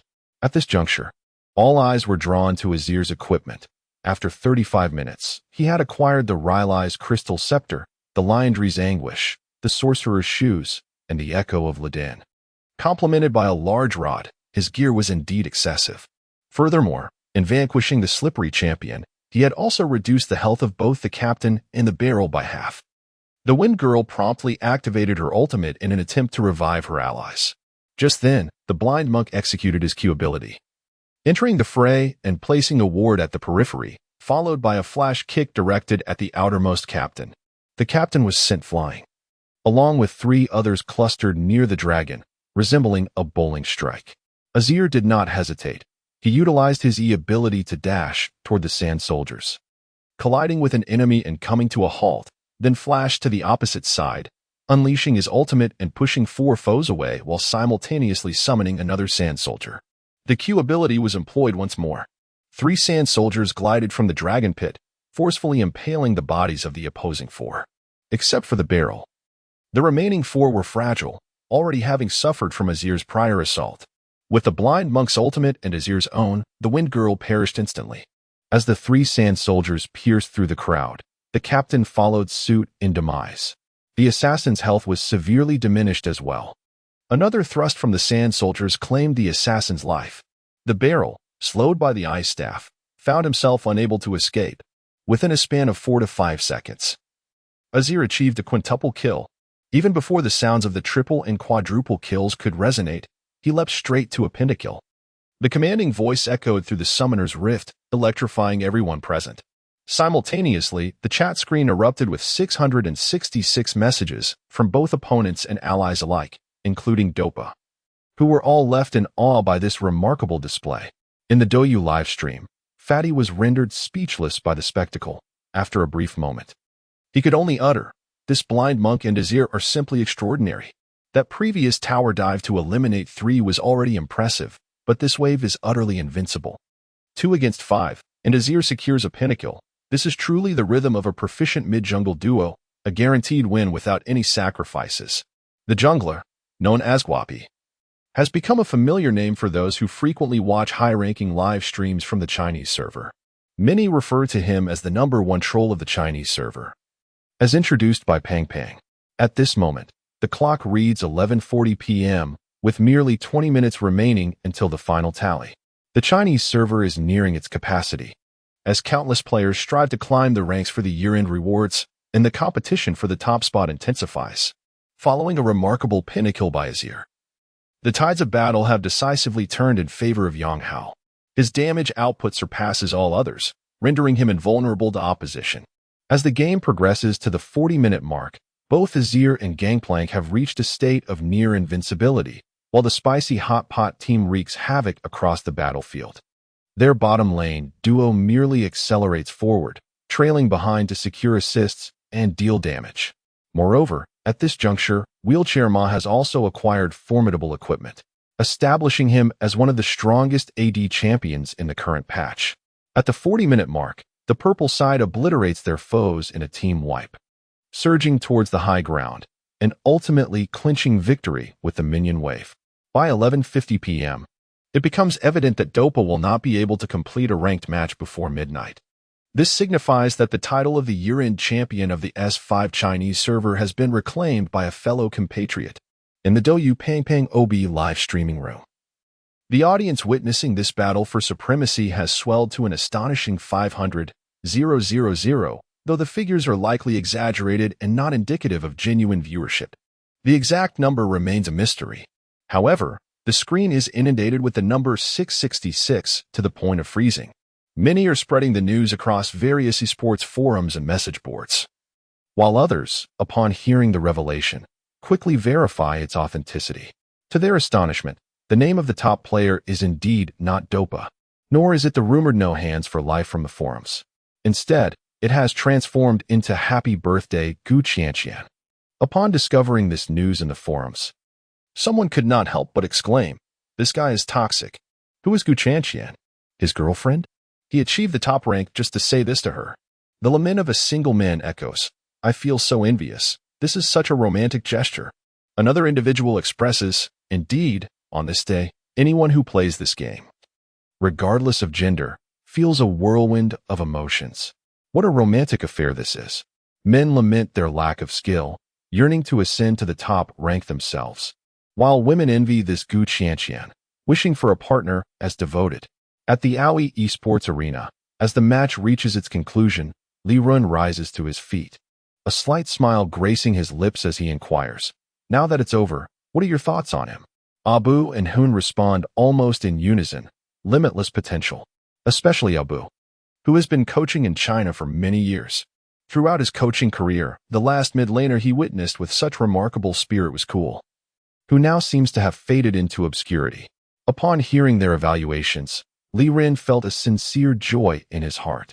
He regarded Yang Hao as a brother, and the high praise from two LPL coaches only further validated Yang Hao's potential to become a rising star in China's League of Legends scene. He felt a sense of pride for Yang Hao. Let's go and greet him. He just played in the national server's top match right here in our esports arena. Li Rin smiled faintly and made his way toward Yang Hao's room. As Yang Hao finished his game, he exhaled deeply. After changing his name, he noticed that the jungler, who had just been called Guapi, had sent him a friend request. He held no favorable impression of this notorious figure and promptly declined the request. He then began to pack up his equipment, intending to head home for some much-needed sleep. He had only managed a few hours of rest, and his sleep quality had been poor. He chuckled to himself, wondering if Gu Qianqian would be surprised to see this. He was now almost certain that the Gu Qianqian he had encountered on this account was indeed the same one he lived with. It seemed improbable that two individuals could share the same name and birthday, both occurring tomorrow, especially since Gu Qianqian was undeniably a stunning beauty, deserving of extravagant gestures from affluent admirers. He gathered his belongings and exited the esports venue. Not long after he left, Li Rin arrived with Abu and Xiao Shou at Yang Hao's room. They had been watching a delayed OB and engaged in conversation, causing them to miss him. Li Rin paused momentarily before rushing out to inquire at the front desk. "Where is Yang Hao?" "He just left," replied the front desk attendant. Li Rin, having completed a task that garnered a reward of 55,000, Yang Hao indulged himself with a taxi ride home. After getting into the cab, he pulled out his phone only to discover it was dead, prompting him to put it away again. The distance to his residence was quite short, and he arrived swiftly. As he opened the door, he heard a flurry of voices from within. "Qianqian, that guy Qin Xing is surprisingly attentive. He actually played to secure the national server's top account as a birthday gift for you," Tang Xie remarked, enviously. "So, are you considering accepting his proposal to be his girlfriend? He merely sent me a WeChat message saying he would give me this account as a birthday gift, and I suspect he paid someone else to play it. I can accept the birthday gift, but I won't become his girlfriend. However, if the person who played this account comes to find me, I might reconsider," Gu Qianqian replied with a smile. Though she spoke dismissively, Yang Hao could sense her joyful tone even from behind the door. "Keep denying it. Tomorrow is your birthday, and when he confesses, you'll be washing up to roll in the sheets with him that night," Tang Xie teased disdainfully. "I must tell you, Qin Xing surely hired someone to do this. And I suspect that the one who struck this blow is none other than your cousin, Yang Hao." At this moment, Gu Qianqian suddenly interjected. "Yang Hao? That kid is not capable of such feats," Tang Xie retorted with a dismissive glance. Just then, Yang Hao cleared his throat twice and inquired, "What are you all discussing so merrily?" Chapter 22. The path of esports is indeed fraught with difficulties. Why are you back so early today? Don't you usually come back in the morning? Tang Xie exclaimed upon seeing Yang Hao enter the room. "I finished my tasks," Yang Hao replied as he stepped into the room. "What were you all discussing just now? Is Gu Qianqian planning to embark on a romantic adventure?" "Address her as Sister Qianqian," Gu Qianqian interjected. Indeed, a wealthy patron made her birthday special by achieving the #1 rank on the national server and even renamed his account to Happy Birthday, Gu Qianqian. She is contemplating offering herself in return. Tang Xie teased, casting a playful glance at Gu Qianqian. Yang Hao chuckled softly, feeling an inexplicable sense of melancholy. The account in question belonged to him, and Gu Qianqian was a paragon of beauty akin to a campus goddess. It was impossible for him to harbor no interest. Yet, it seemed that Gu Qianqian was poised to pair off with her benefactor, leaving him merely as a facilitator, a matchmaker of sorts who pocketed 50,000 yuan in the process. Nevertheless, Yang Hao managed to smile and remarked, "Congratulations, Gu Qianqian. Don't heed my cousin's foolish remarks. I am steadfastly loyal to you." Although this fellow's gesture of achieving the top rank on the national server is indeed touching, if he didn't accomplish it himself, it's all for naught. Gu Qianqian retorted with a pout. "Gu Qianqian, do not entice my cousin," Tang Xie admonished once again. Yang Hao understood that Gu Qianqian was merely jesting and paid little mind to it. After settling onto the sofa, he said, "By the way, cousin, I will be moving out in the next few days." "Moving out? Where to? Aren't you short on funds?" Tang Xie was taken aback. "I've earned a bit of money recently," Yang Hao grinned. "For now, I plan to stay in Shenzhen," but I might head to Shanghai. I intend to pursue my dreams. Shanghai was undoubtedly on Yang Hao's agenda, as it served as the epicenter of esports in China, housing the bases of all LPL and even LSBL clubs. Tang Xier furrowed her brow, well aware of Yang Hao's tenacity regarding the sports professional scene. He had once left home to pursue a career in gaming, so his desire to go to Shanghai did not surprise her in the least. Just think it over carefully. I believe you should discuss this with your parents as well. They still think you are in Brazil, Tang Xier advised. Yang Hao frowned. This was indeed a dilemma. His parents vehemently opposed his gaming aspirations, viewing it as a frivolous pursuit that squandered his potential. To them, League of Legends was a worthless game that had ruined his youth. Let us keep this under wraps for now. If they find out, they would surely come over and break my legs, Yang Hao shrugged and said. I haven't slept much today, and I'm rather tired. Could you please give me some space? Otherwise, I won't be able to rest. Gu Qianqian glanced at him with a playful smile. Her lips pursed in a tempting manner as she said, Space? I wonder what kind of space you desire. Yang Hao, caught off guard, had intended to tease her, but now found himself the object of playful banter instead. Tang Xier's face flashed with anger as she pulled Gu Qianqian and said, You should go back to sleep. After they left, Yang Hao felt utterly exhausted.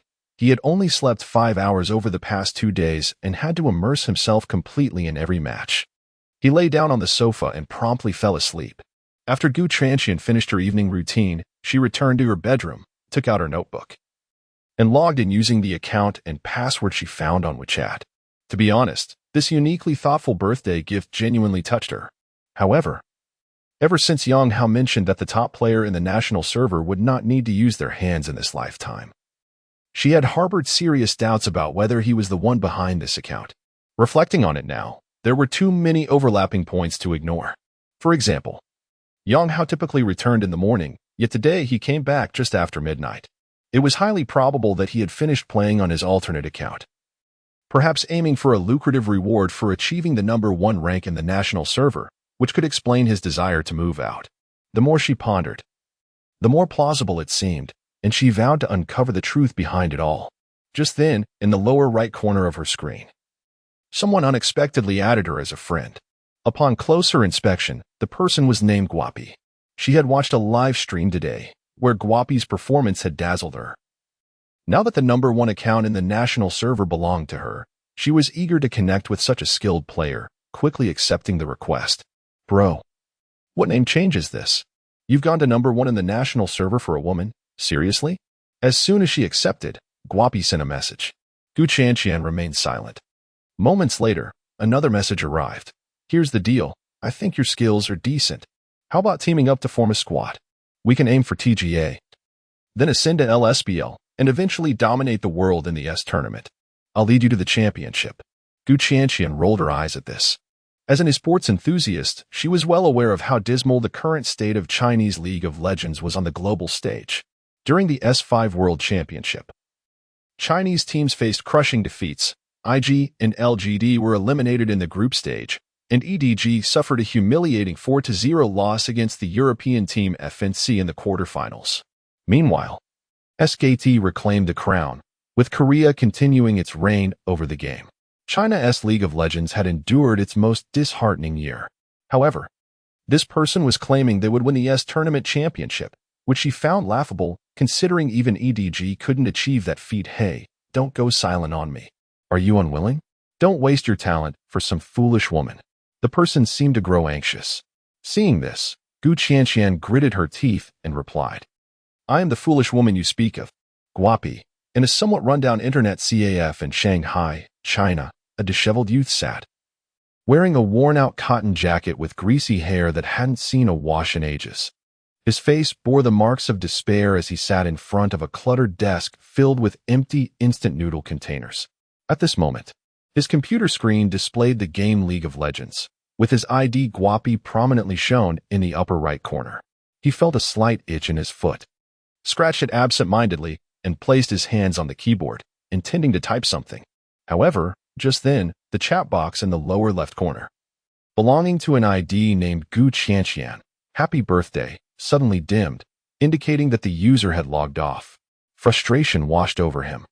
It was a rare opportunity to encounter such a skilled player, and he was determined to recruit them for his professional team. He clenched his teeth, thinking about competing at a professional level. At that moment, a portly middle-aged man smacked him on the back and declared, "As of today, you owe a total of 300 yuan for internet fees, plus these instant noodles, bringing the total to 834. I'll round it off to 800. Pay up or get out." Upon hearing this, Guapi's expression soured. He hastily replied, "Well, boss, we've been old friends for a while now. Could you extend the deadline a bit? Once I make it as a professional, I'll repay you double, no, triple. Who would want to team up with someone like you with that attitude? You were just kicked out of the TGA team and still dream of a professional career. If it weren't for your decent gaming skills, I would VE booted you out ages ago. I don't care. You have 2 more weeks. If you can't pay by then, you'll earn your keep by doing placement matches." The middle-aged man glared at him. "Placement matches?" Guapi retorted angrily, "Boschan, I'm destined to be the world's #1 jungler, a true professional player. Do you really want me to sully my reputation by doing that? You can't even afford a meal, yet you talk about being a professional. You have 2 weeks. I'll let you eat and drink for free during that time. But if you still have no money, I'll put you to work," the middle-aged man barked before leaving. The young man let out a bitter laugh, murmuring, "Dreams of a professional career, dreams of esports, this path is truly arduous." Sighing, he resolved to assemble a team, ensuring it was entirely comprised of Chinese players to participate in the TGA. With good results, sponsorships would surely follow. He needed to secure that mid laner at all costs. Ruffling his greasy hair, he checked the time on his phone and slapped his forehead, realizing, tomorrow is the day to negotiate with that AD. If I can secure that AD, I'll then pursue this mid laner and find any master-ranked top laner and support. We should be able to qualify for the national tournament. And later, we can replace them with 2 higher-skilled players for the national competition. The night passed without incident, and Yang Hao slept particularly soundly. He was awakened the next morning around 8 by Tang Xier. Today was Gu Qianqian's birthday, and Tang Xier planned to buy her a gift, inviting Yang Hao to join her. Yang Hao got up, removed his charging phone from the outlet, and upon powering it on, discovered that the payment for the placement matches had indeed been transferred to him. With a sigh of relief, he felt a sense of financial freedom for a while, allowing him to thoughtfully consider his professional aspirations. Whether to form his own team or join EDG, he could temporarily set aside his monetary worries. During this period, Gu Qianqian has taken good care of him, so after some contemplation, he decided to purchase a birthday gift for Gu Qianqian. The birthday celebration was scheduled for noon, and unbeknownst to everyone, a true storm would erupt at Gu Qianqian's birthday party, unleashing chaos in its entirety. Chapter 23. Sorcerer, you are indeed a sorcerer. At 10 o'clock in the morning, Yang Hao and Tang Xier had both procured gifts and were en route to the venue for the birthday celebration. Their luncheon destination was Hadaleo Hot Pot, where Gu Qianqian had reserved an expansive private room. Upon their arrival, Yang Hao was taken aback to find a considerable gathering already present. As he stepped into the room, his eyes widened in astonishment. True to the adage that birds of a feather flock together, the stunning Gu Qianqian was surrounded by equally enchanting friends. Entering the private room felt akin to stepping into a blossom-laden grove. Within the room sat 4 or 5 young women, each radiating beauty. Gu Qianqian herself was seated among them, adorned in a resplendent red gown that resembled a blooming rose, exuding an unparalleled allure. Although the other ladies were undeniably attractive, they appeared somewhat overshadowed in her presence. "Happy birthday," Yang Hao said, presenting the gift he had brought. Gu Qianqian responded with a radiant smile, warmly addressing him. "Thank you, my dear deity." Yang Hao was taken aback by Gu Qianqian's unexpected embrace. Throughout his life, he had never experienced such intimate contact with a girl, not even holding hands. Her hug rendered him momentarily rigid, his cheeks flushing crimson. This time, Tang Xier refrained from intervening, instead watching the two with a playful smile. Yang Hao could feel the softness of her form pressed against his chest, and the fragrant aroma of her presence enveloped him. After what felt like an eternity, Gu Qianqian released him after approximately 10 seconds. Noticing his flushed visage, she exclaimed in surprise, "Yang Hao, you haven't hugged a girl before, have you? Just one embrace and your face is as red as a monkey's backside. Ridiculous. I was just walking for too long. It's quite warm. Yang Hao retorted, fanning a breeze across his face. Tang Sierra teased him. We took a taxi here. What are you hot about? The other young women erupted into laughter, leaving Yang Hao wishing for a crevice to hide within. This is Tang Xia's cousin, Yang Hao. Gu Chanqian introduced him. The girls greeted him warmly. Gu Chanqian continued. These are my good sisters whom I met through live streaming with your sister. Yang Hao felt a flicker of realization. He had previously wondered how Tang Sierra could afford such a luxurious apartment. It was due to their involvement in live streaming. The industry had surged in popularity in the country, and the increasing income of streamers clarified why they could afford such accommodations. Typically, they streamed in the evenings, a time when Yang Hao would often leave home for the Aoi esports arena, leaving him blissfully unaware of their ventures. As they conversed, two young men entered, exclaiming, Chanqian, happy birthday. Yang Hao glanced up, noting the stark contrast between their appearances and his own unremarkable attire. The two individuals were impeccably groomed, adorned in remarkably formal attire that bespoke luxury brands, and their wristwatches were unmistakably high-end. The speaker, a bespectacled gentleman, exuded an air of refinement. Upon noticing the guests at the entrance, Gu Chanqian beamed with a smile and expressed, thank you for the gift yesterday. I truly appreciate it. Yang Hao's heart stirred, for it was evident that the bespectacled man was Qin Xing, the owner of the account he had played. Little Chanqian, you have no idea how much effort young Master Qin invested in procuring this gift. Fortunately, he managed to clinch it just before the national server's conclusion, remarked another individual beside Qin Xing with a grin. If I were you, I would offer myself in return. Gu Chanqian smiled yet remained silent, eliciting a complex array of emotions within Yang Hao. Simultaneously, he pondered how remarkable the expressions of these individuals would be if they were aware that he was the one behind that account. Qin Xing smiled faintly before clapping his hands, at which point a waiter entered, wheeling a magnificent cake and a lavish bouquet of flowers. Qin Xing approached Gu Chanqian, presenting the flowers, and from his pocket, he retrieved an exquisitely wrapped box. He opened it to reveal a stunning necklace. Ah! The lavish pursuit of a romantic interest is indeed direct. Yang Hao mused internally. You are well aware of my intentions, Chanqian. Will you be my girlfriend? Qin Xing's eyes glimmered with anticipation. However, at that moment, Yang Hao's phone rang inappropriately, its jarring tone shattering the ambience. Clearly irritated, Qin Xing shot Yang Hao a disapproving glance, yet refrained from expressing his ire due to the occasion being Gu Chanqian's birthday. Yang Hao awkwardly interjected, please continue. I need to take this call. Despite his words, he showed no intention of stepping outside. He quickly answered, hello? Where have you been? We've been searching for you everywhere. Where are you now? We're coming to find you. Li Ren's voice echoed through the receiver. I'm at Haidi Lao. Let me send you my location. Yang Hao replied before ending the call and sharing his location with Li Ren. Upon seeing Yang Hao finish his call, Qin Xing gritted his teeth and reiterated, Chanqian, please be my girlfriend. Agree to him. Agree to him. The crowd of women began to cheer. The commotion swiftly attracted a crowd encircling the scene. Gu Chanqian shook her head and replied, no, I cannot agree. Although your efforts have touched me deeply, I do not harbor feelings for you. If you had personally achieved that rank, I might have considered it, but it is evident that you employed a professional player. I have stated that I will only date a top-tier professional player in League of Legends. Her words resonated through the air, plunging the venue into silence. Qin Xing stood there, his face flushed with embarrassment. Time passed swiftly, and suddenly, a commotion erupted outside. Abu, the head coach of EDG, and Xiao Shou, the manager of Wii, entered amidst the crowd. Upon seeing the three of them, Yang Hao momentarily froze and remarked, did you arrive by rocket? How did you get here so quickly? We were dining nearby and, after a brief stroll without spotting anyone, decided to come over. You should step outside. Abu and Xiao Shou can hardly contain their excitement. At this point, he abruptly exclaimed, oh, young Master Qin, you are here as well?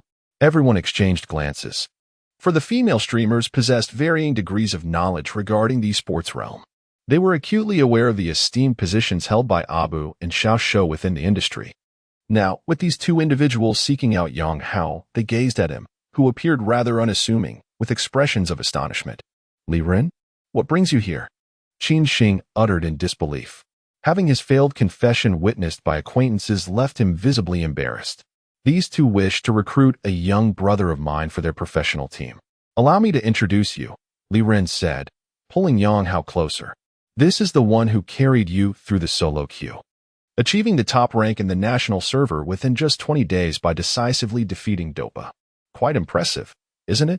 It seems you are already acquainted. As Li Ren's words echoed, all eyes turned towards Yang Hao, including Qin Sheng's. He was taken aback to discover that this young man was the very one who had assisted him. A chorus of murmurs erupted around them, as many recognized the significance of the previous night's match. Is he the one who so effortlessly defeated Dopa last night? No wonder both we and EDG are vying for him. The murmurs continued, with speculation favoring EDG, given that we had already secured their place in the league this year. Abu furrowed his brow and addressed the doorway. Apologies, but we have some matters to discuss. With that, he closed the door, bringing a semblance of quiet to the room. All eyes were fixed on Yang Hao, particularly Gu Tranqian and Guodier, who both covered their mouths in shock at this revelation. Although Gu Tranqian had speculated several times that Yang Hao was indeed the one assisting her, the reality of the situation made her heart race. Meanwhile, Tang Sierra was nearly speechless, her jaw dropping in disbelief. Despite having witnessed Yang Hao's prowess in their previous match, she had never fathomed that he possessed the capability to achieve the pinnacle of the national server. You dare keep this from us? Tang Sierra suddenly exclaimed, realization dawning upon her, especially considering that just the night before, they had discussed this very matter, yet Yang Hao had remained silent. Yang Hao rubbed his nose and replied, You never asked me. At that moment, the young beast approached Yang Hao and said, Wizard, a year and a half ago, you were already halfway into the Wii Club. And now, after such a span, we meet again. Within the bustling hall of Hadaleo, Guapi was seated face-to-face with a bespectacled youth, engaged in a discussion of some sort. Suddenly, a voice emanated from a nearby table, exclaiming, I can't believe that the Azir who defeated Dopa yesterday is dining here at Hadaleo. Upon hearing this, Guapi sprang to his feet and dashed towards the speaker, eagerly inquiring, Where is that Azir? The individual, startled, stammered while pointing towards a distant private room. In that very room. Without a moment's hesitation, Guapi abandoned the person and raced towards the designated room. Upon reaching the door, he overheard the young beast's words. He abruptly flung the door open and, in astonishment, gazed at Yang Hao, exclaiming, Wizard, it turns out you are indeed the wizard. Yang Hao met his gaze, their eyes locking in the air. The world is indeed small, and fate is remarkably wondrous. Thus, in the forthcoming time, the duo destined to rise to fame and dominate the Summoner's Rift as the central duo of the MG team, an unbreakable triangle, crossed paths through such a serendipitous encounter. Chapter 24, A Discussion? Wizard, are you the one who dominated the Korean server a year and a half ago? Guapi's voice was tinged with astonishment. Everyone turned their gaze towards the entrance. At that moment, Guapi casually walked in with another somewhat gaunt individual wearing glasses, simultaneously shutting the door behind them. It was evident that he had noticed Abu and the little beast, as a fleeting glimmer of caution appeared in his eyes. Well, we have some matters to discuss. Could you please step aside for a moment? I can get you any signed photo you desire later, Li Ren said, furrowing his brow. Guapi paid him no mind and approached Yang Hao instead. Hello, wizard. Allow me to formally introduce myself. My name is Su Myukin, though you may call me Guapi, the blind man you partnered with last night. Upon hearing his words, everyone's eyes glimmered with interest. During last night's match, it was unreservedly said that they had triumphed thanks to the synergy between the Tsar and the blind man. The dazzling display of skill beneath the tower and the audacious 2 versus 5 play at the Baron left spectators in awe. Abu and the little beast were nearly spellbound. They had initially intended to seek out Yang Hao, only to unexpectedly encounter this blind player. Abu had thoroughly watched the entirety of yesterday's match. The blind man's ability to set the pace early on had been nothing short of remarkable, and his imaginative operations during team fights were striking. He was indeed a rare talent, and a compatriot at that. Following the match, not only did many clubs express interest in Yang Hao, but this blind player also caught the attention of numerous observers. Surprisingly, however, many clubs discovered that such a proficient player had no professional acquaintances in the game. This was closely tied to his penchant for disparaging others. As the foremost critic in the national server, no one was willing to add him as a friend in the game, much like how his previous attempts to connect with others had met with rejection. Yang Hao cast a sidelong glance at him, harboring no fondness for the nation's top critic. He replied coolly, "Do you have something to discuss?" Su Mukin took a deep breath and stated, "I would like to invite you to team up with me for a match." As his words fell, everyone narrowed their eyes. Li Ren inquired curiously, "Which club are you from?" Su Mukin, feeling somewhat awkward, scratched his head and said sheepishly, "Wizard, may I speak with you privately? I have no interest in teaming up with someone like you, known for your disparaging remarks." Yang Hao replied coolly. In truth, Yang Hao also had a temper in the game, but he viewed those who insult others without reason as lacking in character. He found it impossible to team up with such individuals. His response left no room for negotiation. As he spoke, it seemed as though he had come to a realization. Turning to Abu and the little beast, he remarked, "My apologies, though I have a strong desire to compete in the LPL, I am acutely aware that, regardless of which team I join, I will not secure a starting position in the near future. Additionally, there are personal grievances I must resolve first. Therefore, I intend to participate in the TGA for now. During this period, you may observe my performance in matches. My sole aspiration in joining the LPL is to become a starting mid laner." Both Abu and the little beast furrowed their brows. Yang Hao's talent was unquestionable, yet it remained merely talent. The notion of seamlessly stepping into a team and immediately claiming a starting role was, in reality, rather unrealistic. Both the little beast and Abu were taken aback, while Li Ren, perceiving the determination in Yang Hao's eyes, sighed inwardly. He understood that after learning of Yang Yu and Shui Kai's participation in the TGA, he had to voice his feelings. Otherwise, he would feel suffocated. He nodded in agreement, saying, "Very well. If you do not confront your inner turmoil through the TGA, there is no way to resolve it. Let us discuss your entrance into the professional arena after the TGA concludes." Their conversation left everyone present in a state of shock. The prevailing thought among them was that Yang Hao must be out of his mind. He had received simultaneous invitations from two of the LPL's most prestigious teams, WE and EDG, yet he had chosen to decline.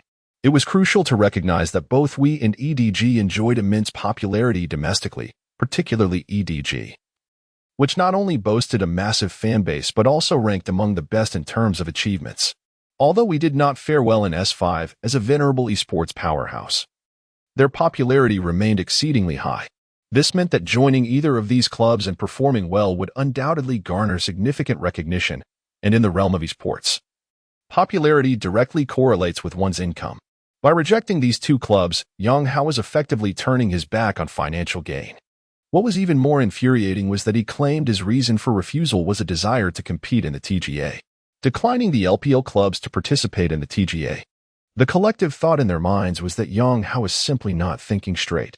Tang Xier and Gu Chanqian were on the verge of fainting, yet, given the crowd, they refrained from voicing their thoughts. Nearby, Su Mukin's eyes brightened slightly upon hearing Yang Hao's intention to compete in the TGA. Throughout the encounter, Su Mukin had remained silent, scrutinizing Yang Hao since entering the room. Having reached this point, Abu and the little beast felt there was little more to say. The little beast smiled and said, "That's quite unfortunate. In that case, we won't intrude any further. By the way, happy birthday." Gu Chanqian politely nodded in response. "Thank you." Li Ren, Abu, and the others exited the private room, while Su Mukin remained, visibly unsatisfied. Yang Hao frowned and said, "You should leave. As I've stated before, I cannot team up with someone like you." Su Mukin attempted to retort, but Qin Xing interjected coldly, "Do you not understand human language?" Everyone present heard Qin Xing's words, and Su Muqing's face instantly flushed crimson, her fists clenched tightly. Gritting her teeth, she hissed, "Today is someone's birthday, and I do not wish to cause a scene. But do not pretend with me." Qin Xing seemed to ignite with anger as Gu Chanqian quickly interjected, "Today is my birthday." Qin Xing shot a fierce glare at Su Muqing, refraining from uttering another word. Yang Hao shook his head, acknowledging that this individual was indeed quite impulsive. "I will come looking for you," Su Muqing remarked, casting a final glance at Yang Hao before departing with the bespectacled man. What followed was a rather typical birthday gathering. Since Gu Chanqian was the center of attention, the others, Although curious about Yang Hao, did not inquire too much. Yang Hao felt particularly uncomfortable during the meal, as everyone around him scrutinized him incessantly. Gu Qianqian, in particular, regarded him with a peculiar smile, scanning him from head to toe, which sent shivers down his spine. Moreover, Qin Xing's expression remained exceedingly grim.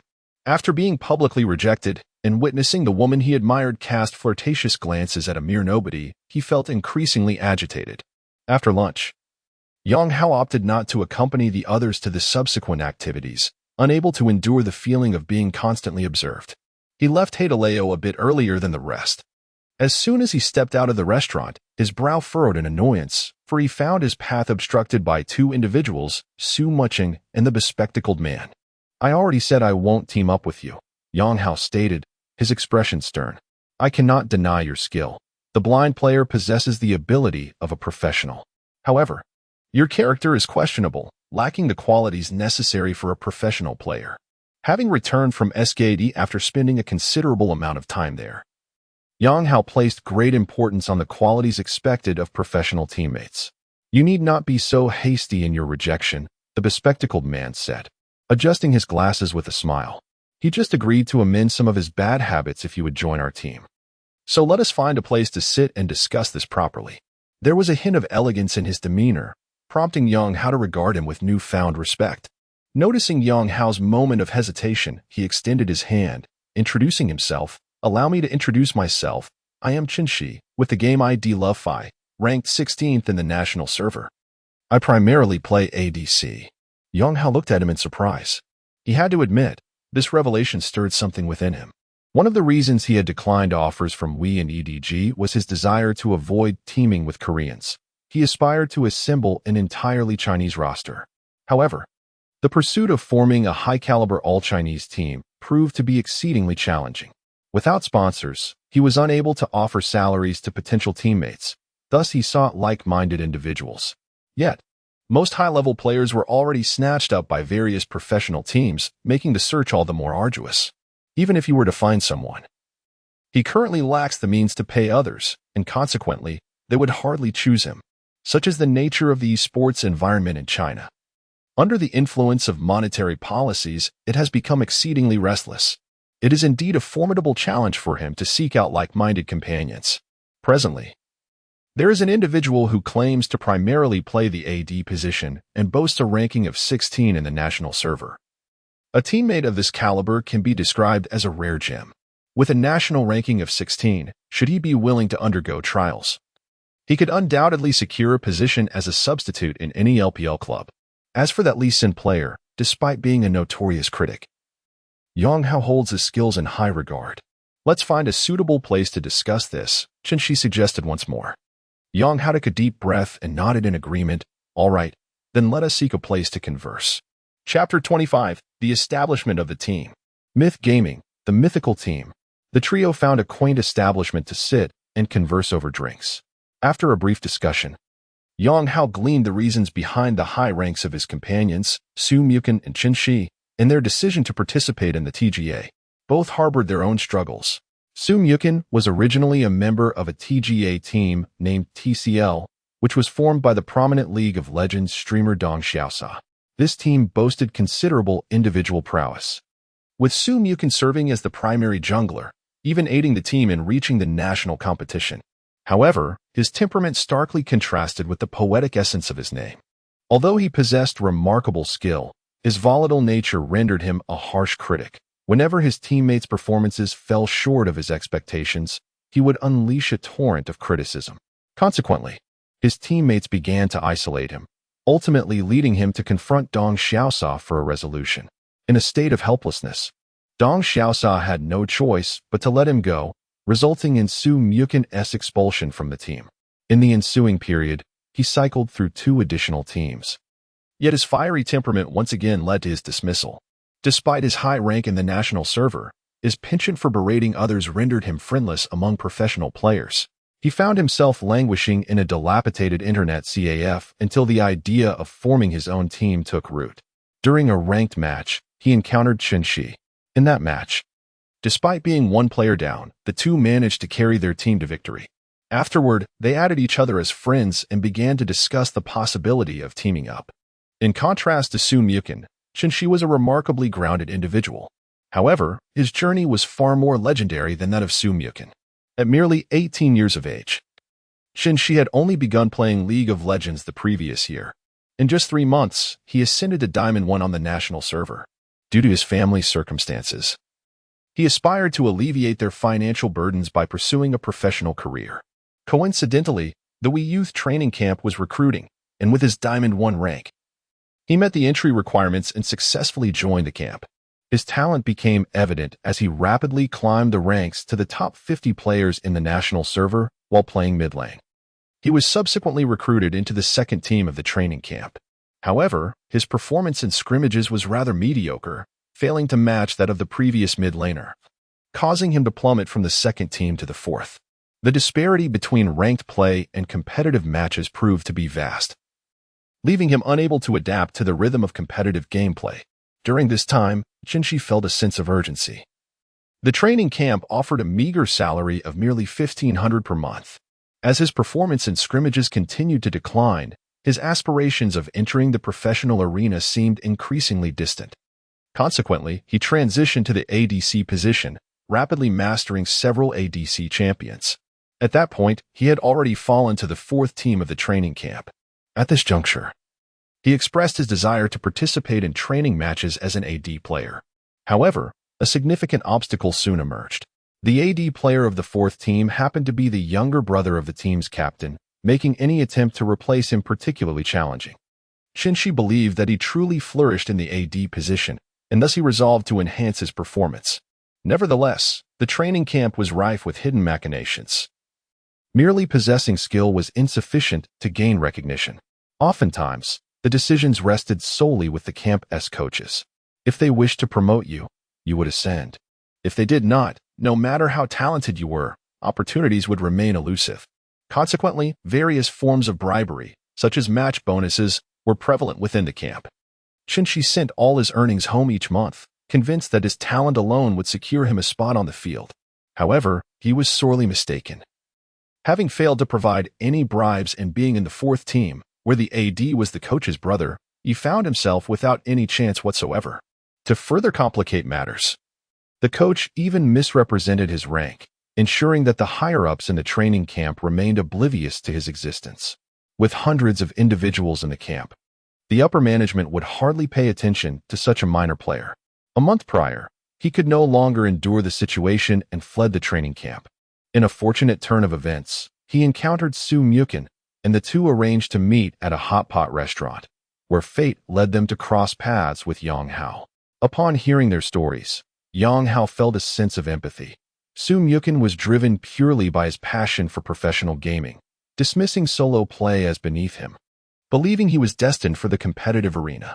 In contrast, Shinshi's motivation for pursuing a professional career was primarily financial. Regardless of their differing motivations, both were determined to strive for success, as only through achieving results could they realize their objectives. Their experiences bore a resemblance to his own, as he too had faced a lack of opportunities while at SKT. After listening intently, he took a deep breath and remarked, "To be honest, finding teammates as formidable as you to form a team is indeed quite challenging. I must participate in TGA and aim for the championship. Thus, I agree to team up with you both, but on one condition." At this point, he glanced at Soo Mukhin and continued, "If you continue to exhibit this temperament and unjustly berate others during games, please take your leave." Soo Mukhin quickly replied, "I will certainly exercise restraint." Shinshi adjusted his glasses and said, "Now that we have come to an agreement, although we still need 2 more members, I believe we can establish the name of our team for now." With a deep breath, Soo Mukhin proposed, "Let us name ourselves the Cosmic Warriors. I am confident we will achieve great success and become the strongest team." Yang Hao shot him a bemused glance before turning to Shinshi and asking, "Do you have any ideas?" After a moment of contemplation, Shinshi responded, "I do have a suggestion. I propose we name the team MG." MG? What does that mean? Both Yang Hao and Soo Mukhin inquired simultaneously. Shinshi smiled gently and said, "Them stands for the abbreviation of myth in English, which means mythology, while represents gaming. Together, they signify the Myth Gaming team." The mention of the Myth Gaming team piqued the interest of both individuals. Yukon remarked, "That's splendid. Let us adopt this name."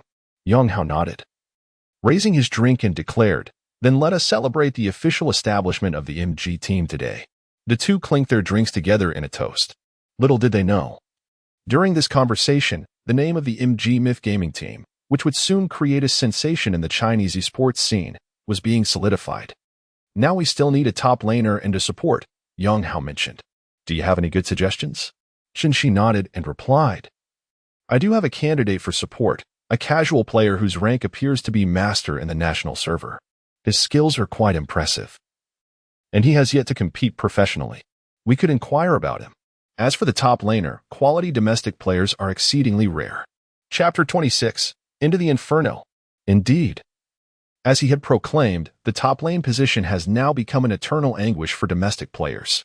Ever since the retirement of the legendary top laners PDD, Gogoing, Xiaomei, and Shenxiao, the entire Chinese League of Legends scene has seen only Korra 1 rise to the pinnacle of the global top lane during the S5 spring split, with an astonishing performance at the S5 MSI. However, inexplicably, he was relegated to the sidelines following the spring season at the S5 World Championship.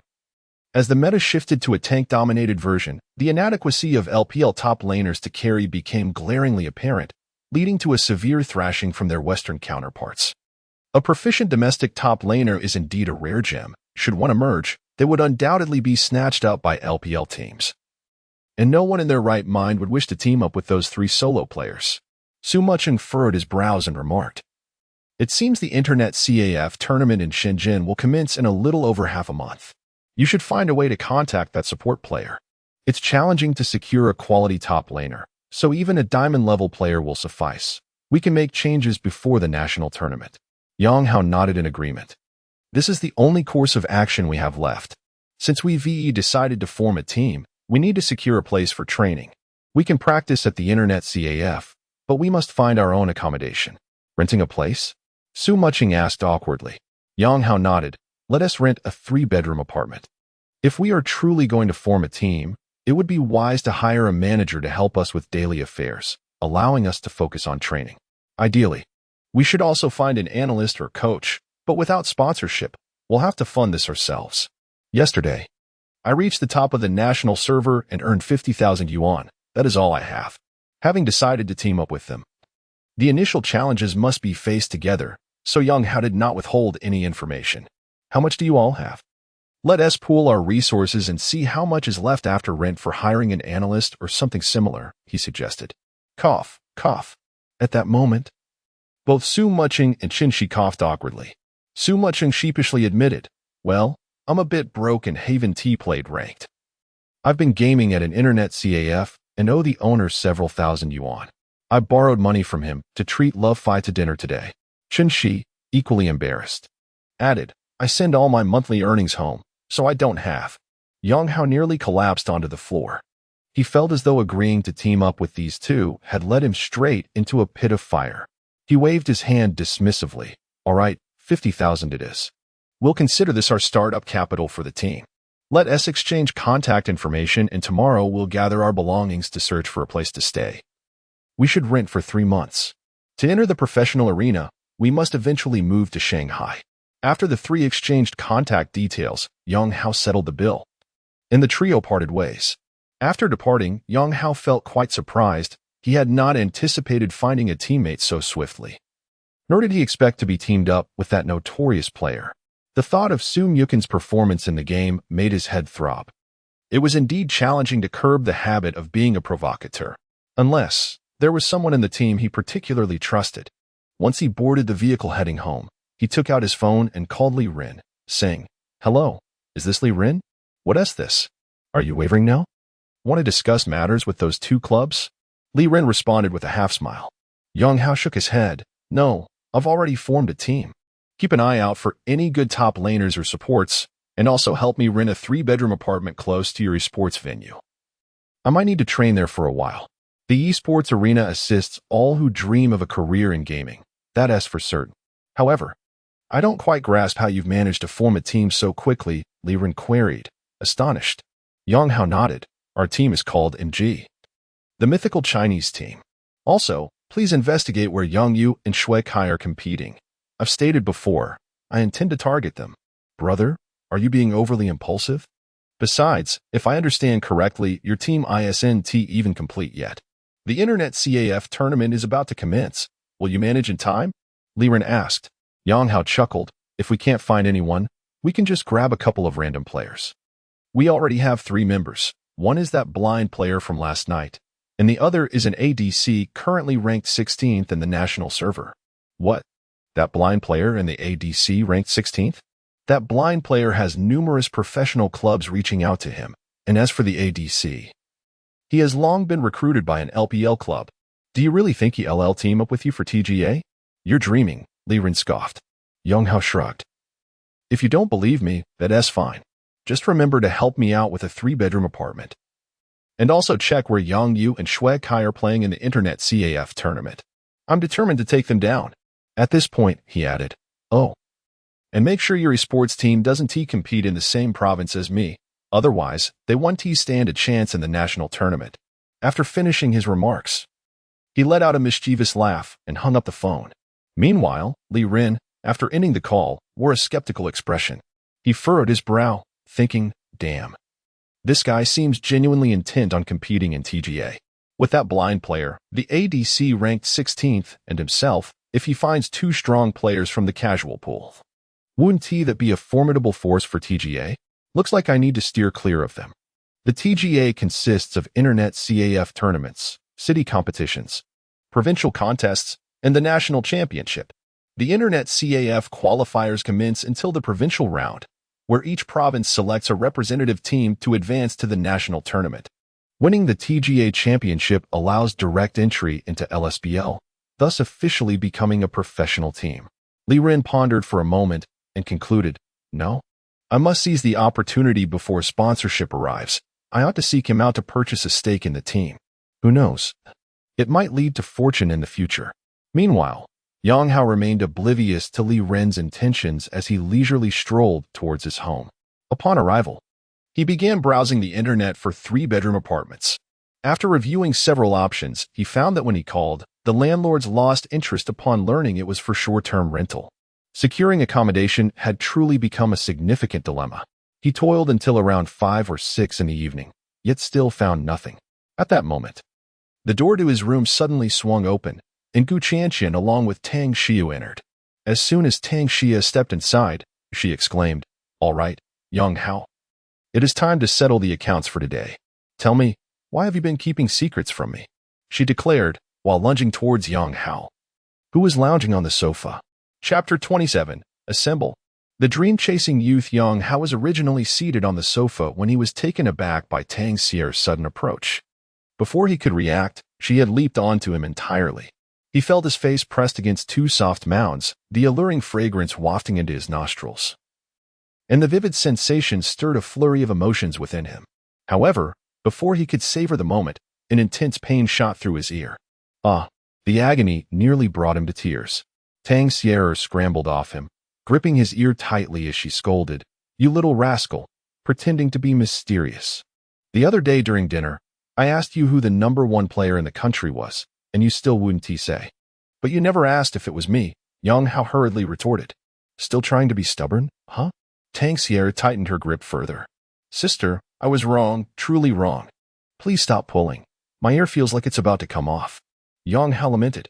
Only then did she release him. Gu Qianqian, observing from the side, watched Yang Hao, who was clutching his ear and on the verge of tears. She approached him, crouched down, and with a twinkle of amusement in her eyes, said, "Indeed. You are the one who achieved the #1 ranking in the country for me. What on earth?" Yang Hao was momentarily stunned. Gu Qianqian, undeterred, continued, "As I mentioned before, whoever does something like this for me, I will be their girlfriend.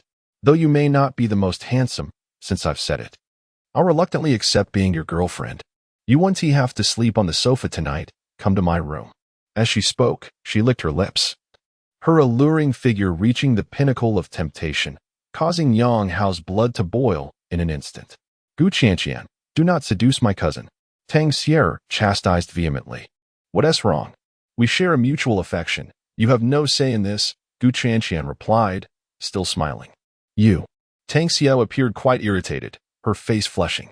Yang Hao quickly changed the subject, saying, by the way, I've already formed a team and am in the process of renting a place. So I really need to move out. I've disturbed you for so long. Let me treat you both to a farewell dinner tomorrow.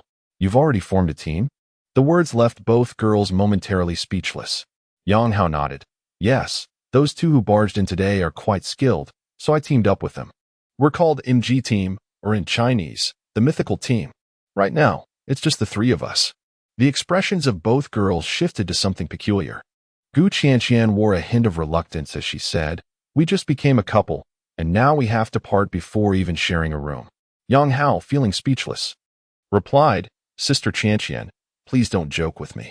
Right now, I only wish to pursue my professional career. The matter of a relationship is not something I can consider at this moment. Tang Xian's eyes brightened suddenly, while Gu Chanqian regarded Buyu with a knowing smile. You'll need a captain for your team, right? I can be your captain, Tang Xier suddenly proposed. Gu Chanqian's eyes sparkled with intrigue as she suggested. Then I shall be your manager. Yang Hao waved his hand dismissively, saying forget it. You should focus on your studies. We aim to break into the professional scene. And true leaders and managers have an abundance of responsibilities. Go ahead and enjoy yourselves. I will continue my search for a place. Disappointment was evident on both their faces. Gu Chanqian returned to her room, quickly logging into her computer. After a brief moment, a smile spread across her face, and she glanced outside, murmuring, Yang Hao, wizard. The night passed in silence. Yang Hao, after a long search, failed to find a suitable residence, though later, Li Rin messaged him with news of a potential place, albeit at a steep price. The following morning, he awoke to find Tang Xier and Gu Chanqian had already left for school. He tidied his belongings, placed the keys on the coffee table, and took a final look at the place he had called home for a month. What a fool I am, he thought, choosing to abandon the company of two stunning beauties to live with a couple of grown men. In frustration, he slapped himself. Afterward, he opened the door, stepped outside, and closed it behind him, bidding farewell to the abode he had inhabited for the past month. He quickly hailed a taxi to head to the designated meeting spot. In a certain dingy internet CAF in Shanghai, a middle-aged man with a round face and a jovial demeanor watched a young boy tidying up nearby. He scolded, Su Myukin. You aren't planning to skip out on paying, are you? Who would team up with a fool like you? Look, I'm strong. And I have players willing to team with me. I just ranked first in the national server, and I have a 16th ranked AD with me. Our team is exceptional. While tidying up, Su Myukin nonchalantly flicked his greasy hair. Whether you're strong or not has nothing to do with me. Just pay back my internet fees. Plus the 500 you borrowed yesterday. That totals 2,300. The overweight owner retorted. Su Myukin awkwardly chuckled, then shouldered his bag. Could you lend me another 200 to make it an even amount? Once I make it into the LSBL, I'll repay you 10,000. 10,000? If you return the original amount, I'll consider myself lucky, the fat owner cursed. Nevertheless, he pulled out 200 yuan and tossed it to Su Myukin. Su Myukin grinned, took the money, and dashed downstairs. If you don't pay up, I'll make you pay, the owner yelled after him. Su Myukin ignored him and continued his descent. The owner, watching him leave, allowed a smile to creep onto his lips, thinking, a talented jungler with such competitive spirit should achieve something great, that lad. At that moment, a shout echoed from downstairs. You foolish fat man. Thank you for everything during this time. Once I make it into the professional scene, I'll pay you back and invest in a luxurious internet CAF. Su Myukin proclaimed loudly.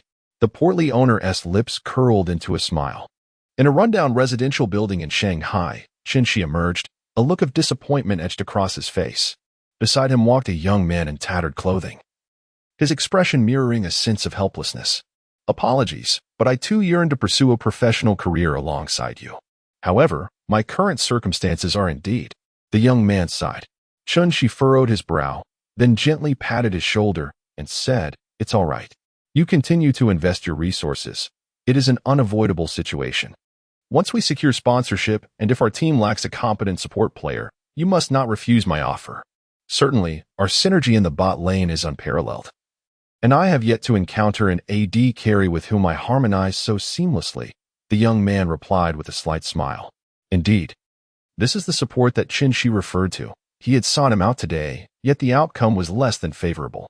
After bidding farewell to the young man, he arrived at the bus station, awaiting transport to the venue agreed upon with Yang Hao, the Aoi Sports Arena. An hour later, at the entrance of the Aoi Esports Arena, three aspiring youths, fervently chasing their professional dreams, arrived almost simultaneously. Shortly thereafter, the formidable triangle that would astonish the League of Legends professional scene officially convened. Chapter 28. Is this a mother's birthright?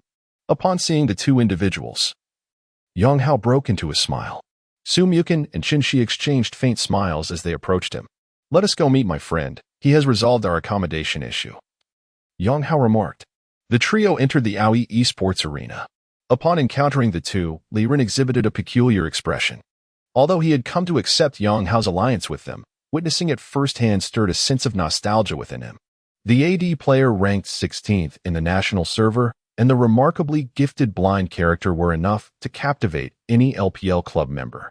Yet, the fact that such talents were willing to participate in TGA took him by surprise. Indeed, as he had surmised, had Su Mukin and Qin Shi been presented with the opportunity to compete in the LPL, they would undoubtedly have declined participation in TGA. Under Li Ren's guidance, they swiftly located a 3-bedroom apartment within a nearby residential complex. The apartment was reasonably well decorated, yet the rent was steep, $4,500 per month, with a deposit of 1 month and 3 months payment in advance. This expenditure directly drained Yang Hao of 20,000 yuan, leaving him with 30,000 yuan to cover the living expenses for the trio.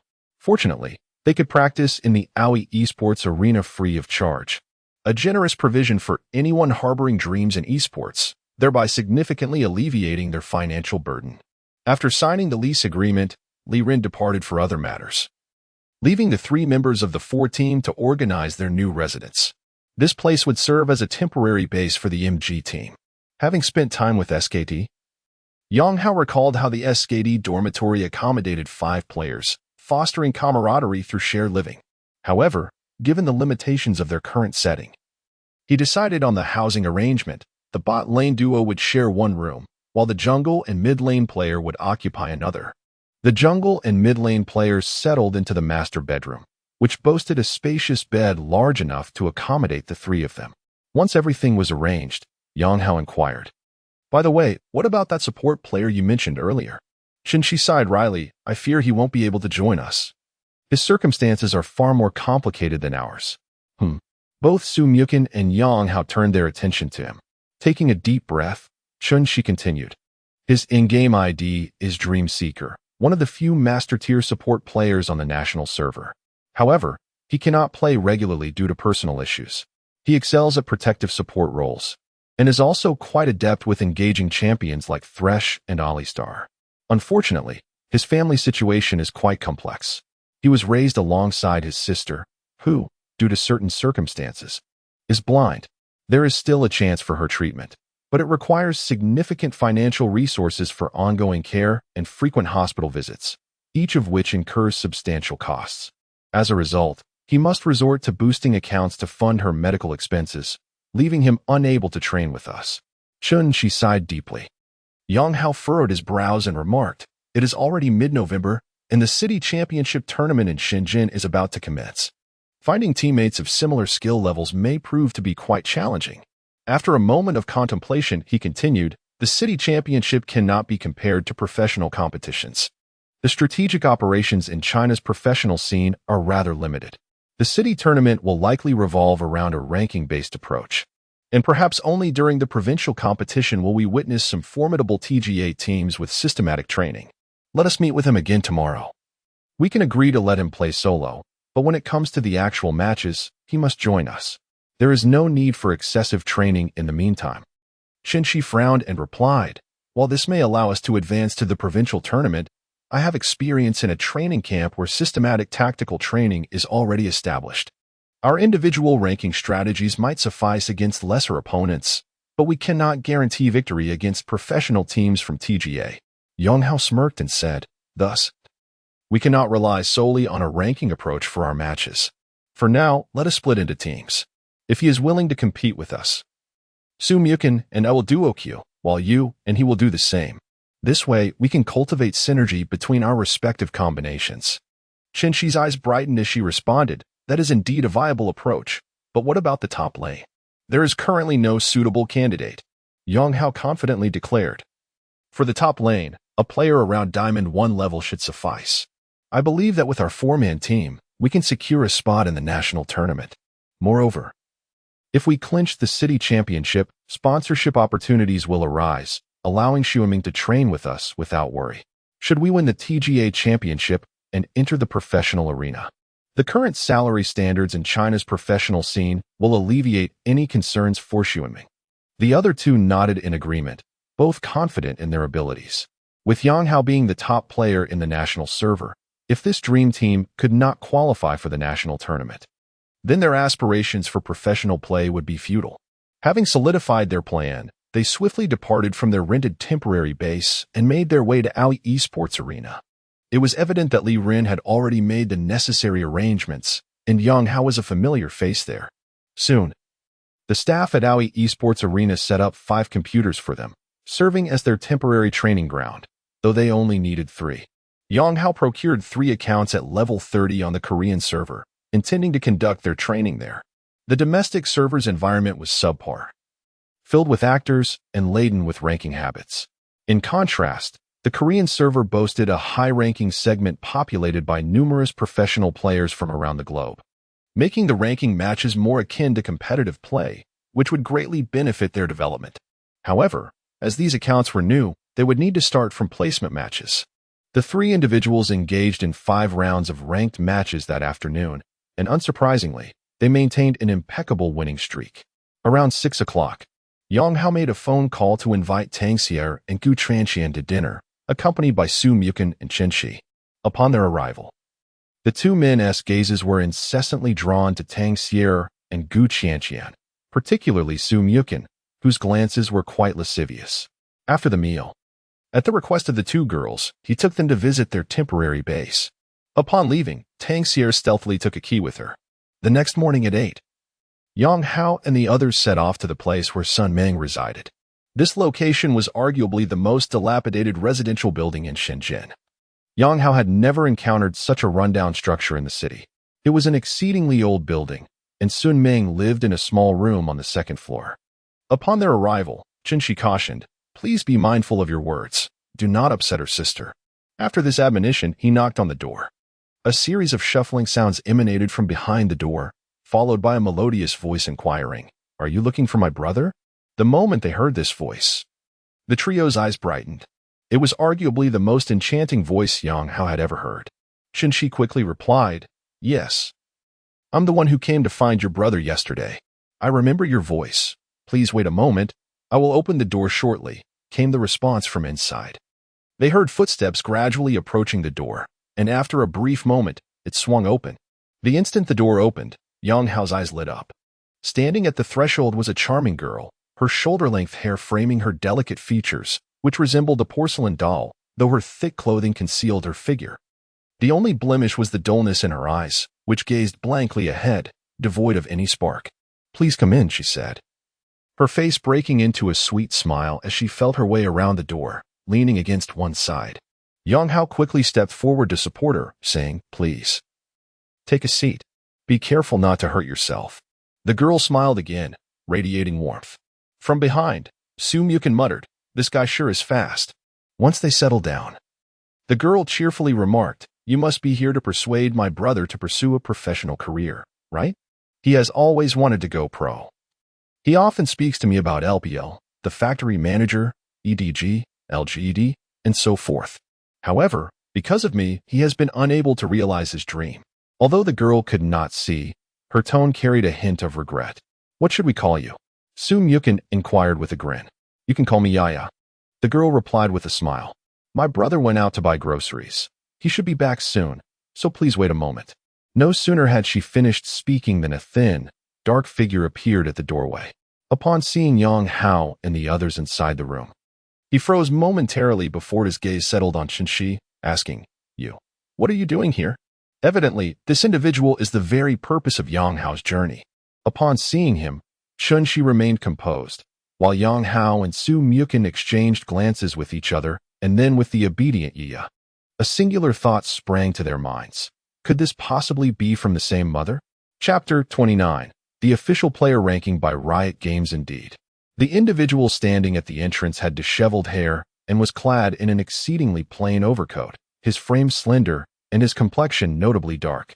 Yang Hao found it difficult to fathom that this person was Yi Ya's brother. They seemed worlds apart. Sun Ming, stationed at the doorway, furrowed his brow and then stepped into the room, placing the vegetables he was holding down, and said, "Let us discuss this outside." Yang Hao cast a glance at Yi Ya, aware that Sun Ming wished to keep her in the dark. He nodded and rose to follow Qinshi outside. The three of them descended the stairs, and only then did Sun Ming voice his inquiry. "So, are you still considering forming a team with me?" "I mentioned yesterday that I truly cannot at this moment." Yang Hao glanced upward, frowning as he replied, "I understand your situation. The purpose of our visit is indeed to invite you to join our team. Of course, you may continue to play solo as you usually do, and he indicated Qinshi will also play alongside you. His plan involved training in groups. They would contemplate 5-person practice once they secured a top laner." "What do you mean?" Sun Ming asked, his brow knitting in confusion.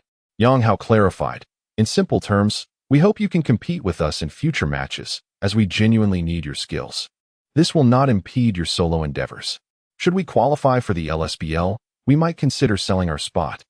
I am uncertain how substantial the funds required for your sister's surgery are, but should we succeed, her medical expenses could be alleviated for an extended period." Upon hearing Yang Hao's words, a glimmer of light sparked in Sun Ming's eyes. It was undeniable that the conditions presented were indeed enticing. As a high-ranking player, he possessed a fair understanding of the professional circuit. The value of an LSBL spot, amidst the current esports bubble, was at least 2 million. With him receiving a share of 400,000, that sum could sufficiently cover his sister's surgical costs, while also allowing him to pursue his professional aspirations. If he were to refuse now, it would be without justification. Taking a deep breath, he conceded, "All right, I accept your proposal." The three of them rejoiced at this outcome. According to Qinshi's earlier description, Sun Ming was a support player at the king level. While this might not hold much weight in professional arenas, it was a different matter in TGA competitions. Climbing the ranks as a support was inherently challenging, and king-level supports were often coveted by major professional teams. Even among TGA squads, the number of king-level supports was exceedingly rare. With the addition of the three of them, their team could now be described as a group of rank-and-file players. However, do not be overly optimistic. While our individual strengths appear commendable, my familiarity with the TGA scene reveals that many professional teams' second and third squads undergo systematic training and develop tactical strategies. Furthermore, I wonder if you are aware of a player ranking list. "A player ranking list? What do you mean?" Yang Hao inquired, furrowing his brow. At this moment, Su Muchen narrowed his eyes and remarked, "Are you referring to the global player ranking list released by Riot Games across various servers?" Yang Hao and Qinshi were momentarily taken aback. They had never encountered this ranking before. Su Muchen elucidated.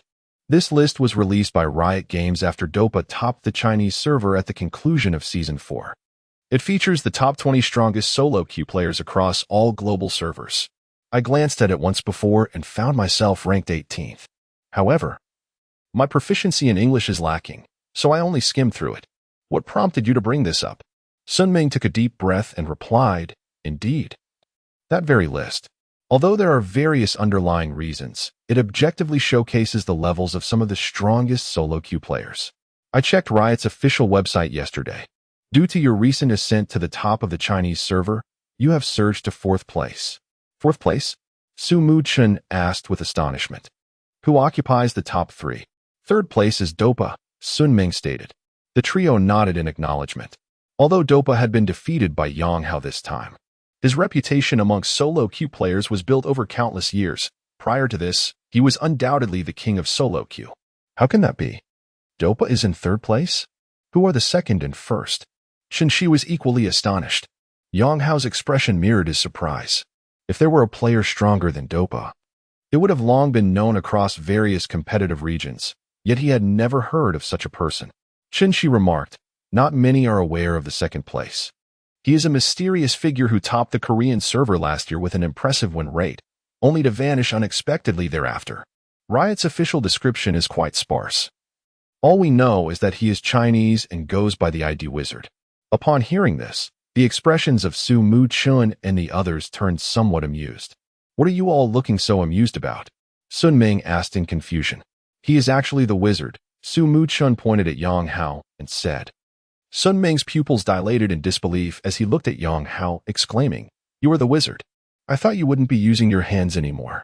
Yang Hao chuckled and replied, "We can discuss that later. Right now, I am quite curious about who holds first place." Sun Ming's expression grew serious as he said, "The first place is also someone from China. Riot describes him as the strongest solo queue player in League of Legends history, with talent comparable to Faker." Upon hearing that comparison to Faker, Yang Hao narrowed his eyes slightly. "That sounds like an exaggeration." Su Mu-chun couldn't help but interject. Sun Ming shook his head, insisting, "There is absolutely no exaggeration. This individual has recently appeared on both the European and American servers and is likely an American. By the end of the year, he dominated both servers, achieving a staggering 91 win rate on the European server and an 88 win rate on the American server." As his words settled, the others gasped in astonishment. Yang Hao's win rate upon reaching the top of the Chinese server was not nearly as high after attaining the rank of king.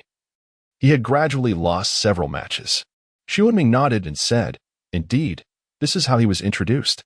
He primarily plays in the mid lane position."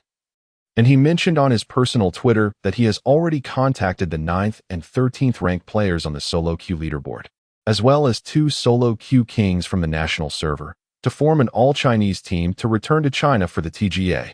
Yang Hao inhaled sharply and remarked, "That certainly sounds intriguing." Xu Ming then took a deep breath and continued, "In any case, we must not assume that we can dominate at the TGA. Many teams participating in the TGA have established professional training systems. Even if we manage to defeat them, we still have to contend with this team assembled by the Super Solo Q Kings." "What is that person's ID?" Yang Hao inquired. "His ID is Magician, which translates to in Chinese." Xu Ming replied, "Magician versus Wizard. This clash is bound to be quite fascinating." Su Mu-chun chuckled. His expression revealed not a hint of trepidation, but rather an unmistakable excitement. Those who have reached such heights in their gameplay are invariably confident in their individual prowess. Chapter 30. Yang Yu's request for a person like Su Mu-chun, confidence radiated from him. In fact, those who relish disparaging others in the game often possess an unshakable belief in their own skills, a form of almost blind self-assurance. Thus, when he heard that a potentially stronger team might be their adversary, rather than feeling fear, a surge of fighting spirit ignited within him. Yang Hao waved his hand, stating, "They're the King's team. Naturally, we are not to be underestimated.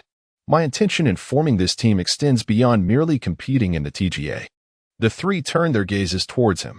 Taking a deep breath, Yang Hao continued, "Do you yearn for the battleground of the LSBL, the secondary league in China?" The other three paused, for reaching the LSBL was already a lofty aspiration in their eyes. Their confidence was undeniable, yet aside from Sun Ming, the other two had some acquaintance with the professional realm. They understood the formidable challenges that lay in entering the professional scene. Qualifying for the LSBL would signify an end to their previous struggles, where even the basics of sustenance were a concern. As for higher-tier leagues, such thoughts had never crossed their minds.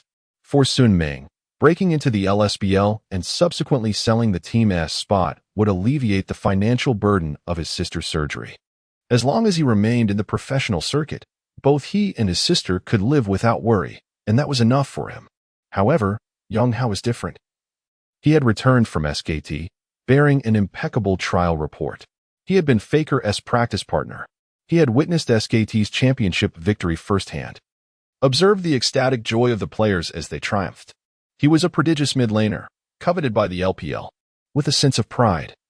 He viewed the LSBL not as his destination, but as merely the commencement of his journey. He aspired for the LPL, and even to compete on the grand stage of the S-Tier World Championships, with a team composed entirely of Chinese players, standing proudly in the international arena.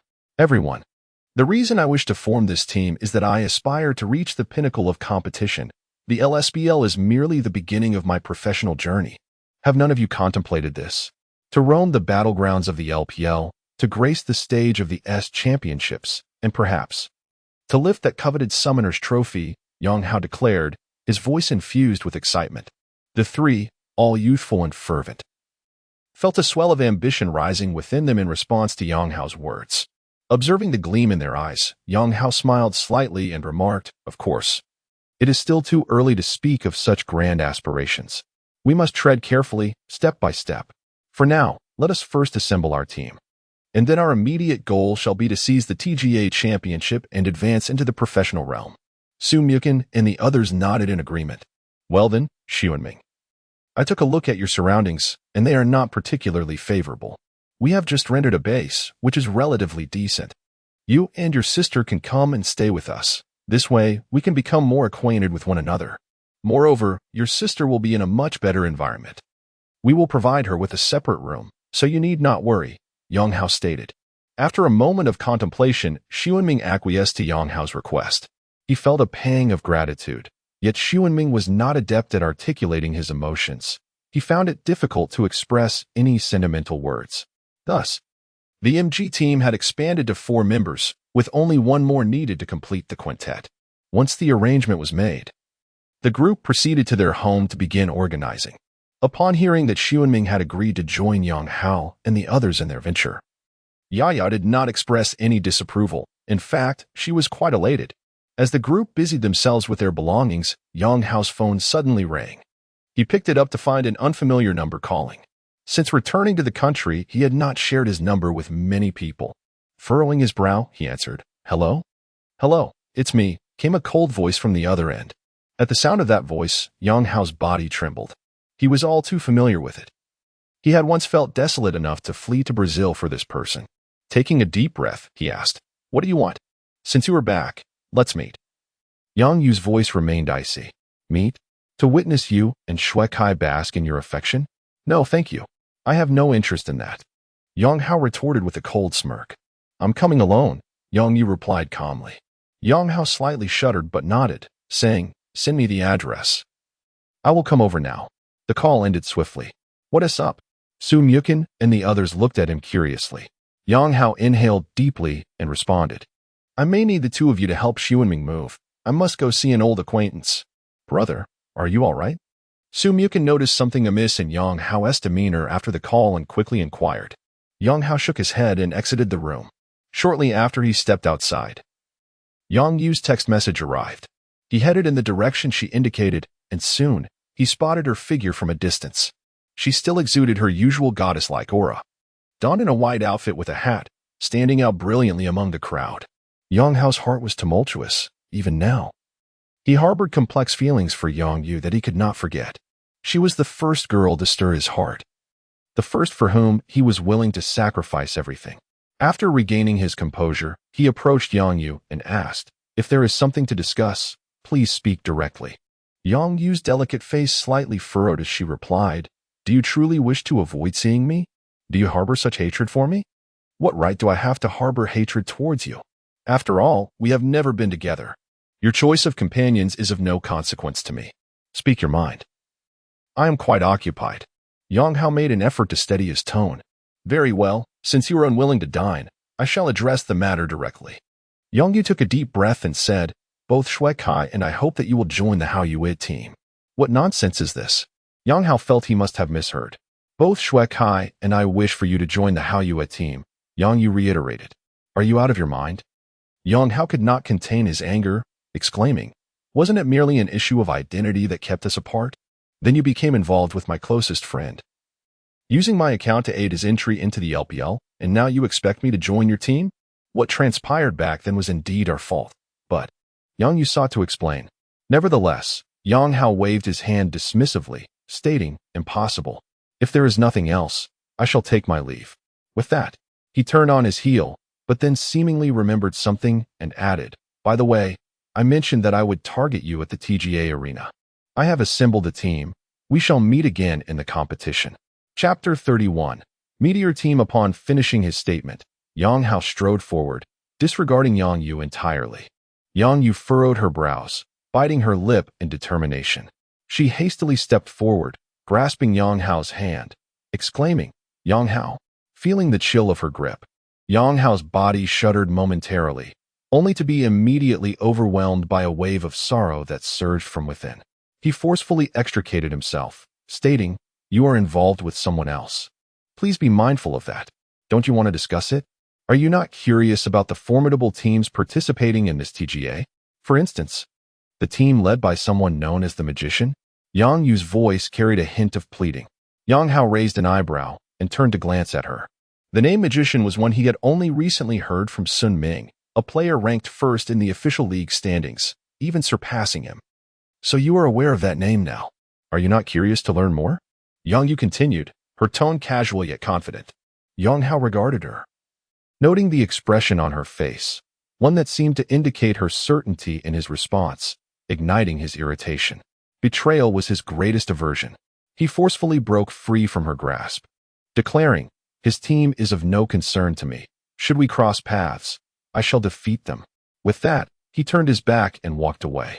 Yang Yu watched his retreating figure, murmuring to herself, "Over a year has passed, and you remain unchanged, never willing to listen to reason.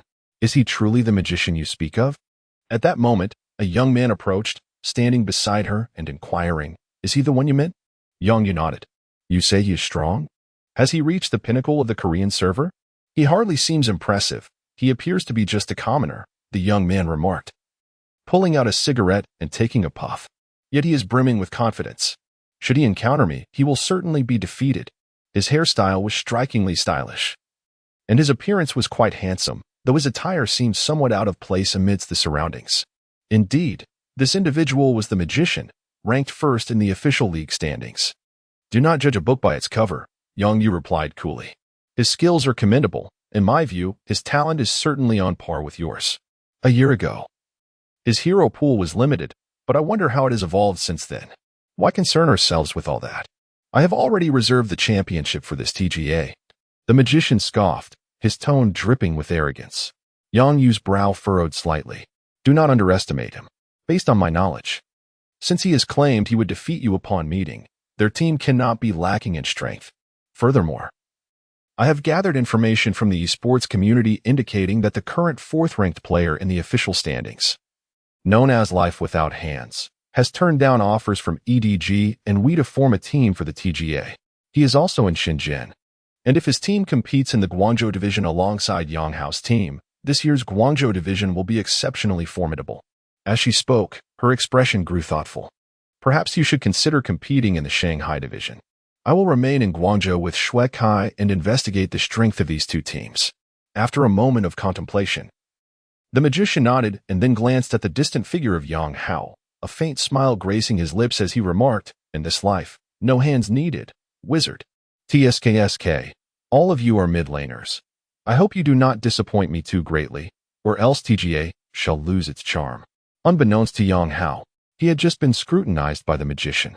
As he walked along the path, memories flooded his mind, leaving him quite unsettled. He hailed a taxi and headed directly to the Aoi Sports Arena, intending to engage in a few matches to divert his attention. Upon arriving at the arena, he swiftly approached the 5 computers assigned to their team by Li Ren. At that moment, he found himself alone and took a seat. Hardly had he settled in when a staff member approached him, stating, "Mr. Li requests your presence in his office." Intrigued, Yang Hao powered on the machine and made his way to the office on the second floor. Upon entering, he noticed Li Ren's brow slightly furrowed. Observing this expression, Yang Hao narrowed his eyes and asked, "So you know where they registered?" Li Ren continued to frown, saying, "This matter certainly requires attention.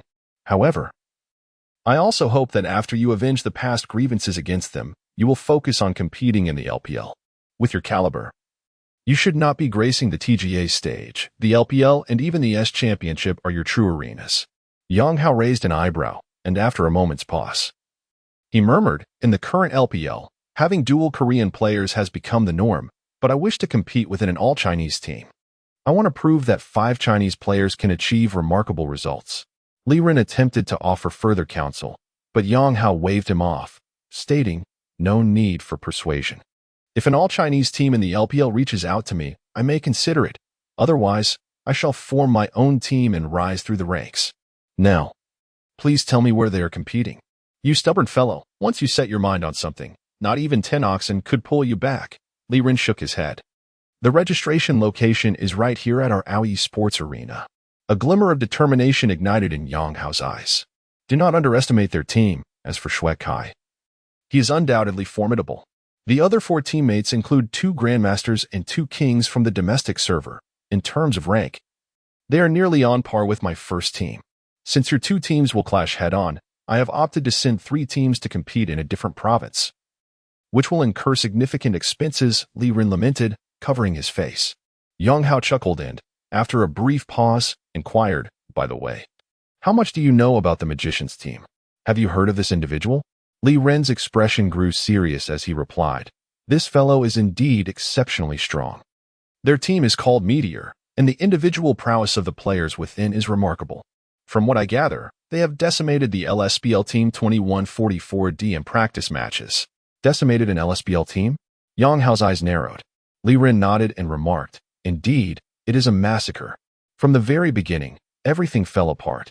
Their mid laner was slain thrice by the magician within the first 10 minutes, and all 4 lanes suffered relentless beating. This news has already spread within the community, and some wealthy individuals have taken notice of their potential and are considering investing. However, the team has merely announced their intention to participate in the TGA and has yet to register. Should he also come to Guangzhou to sign up, it would certainly add some intrigue to the Guangzhou division.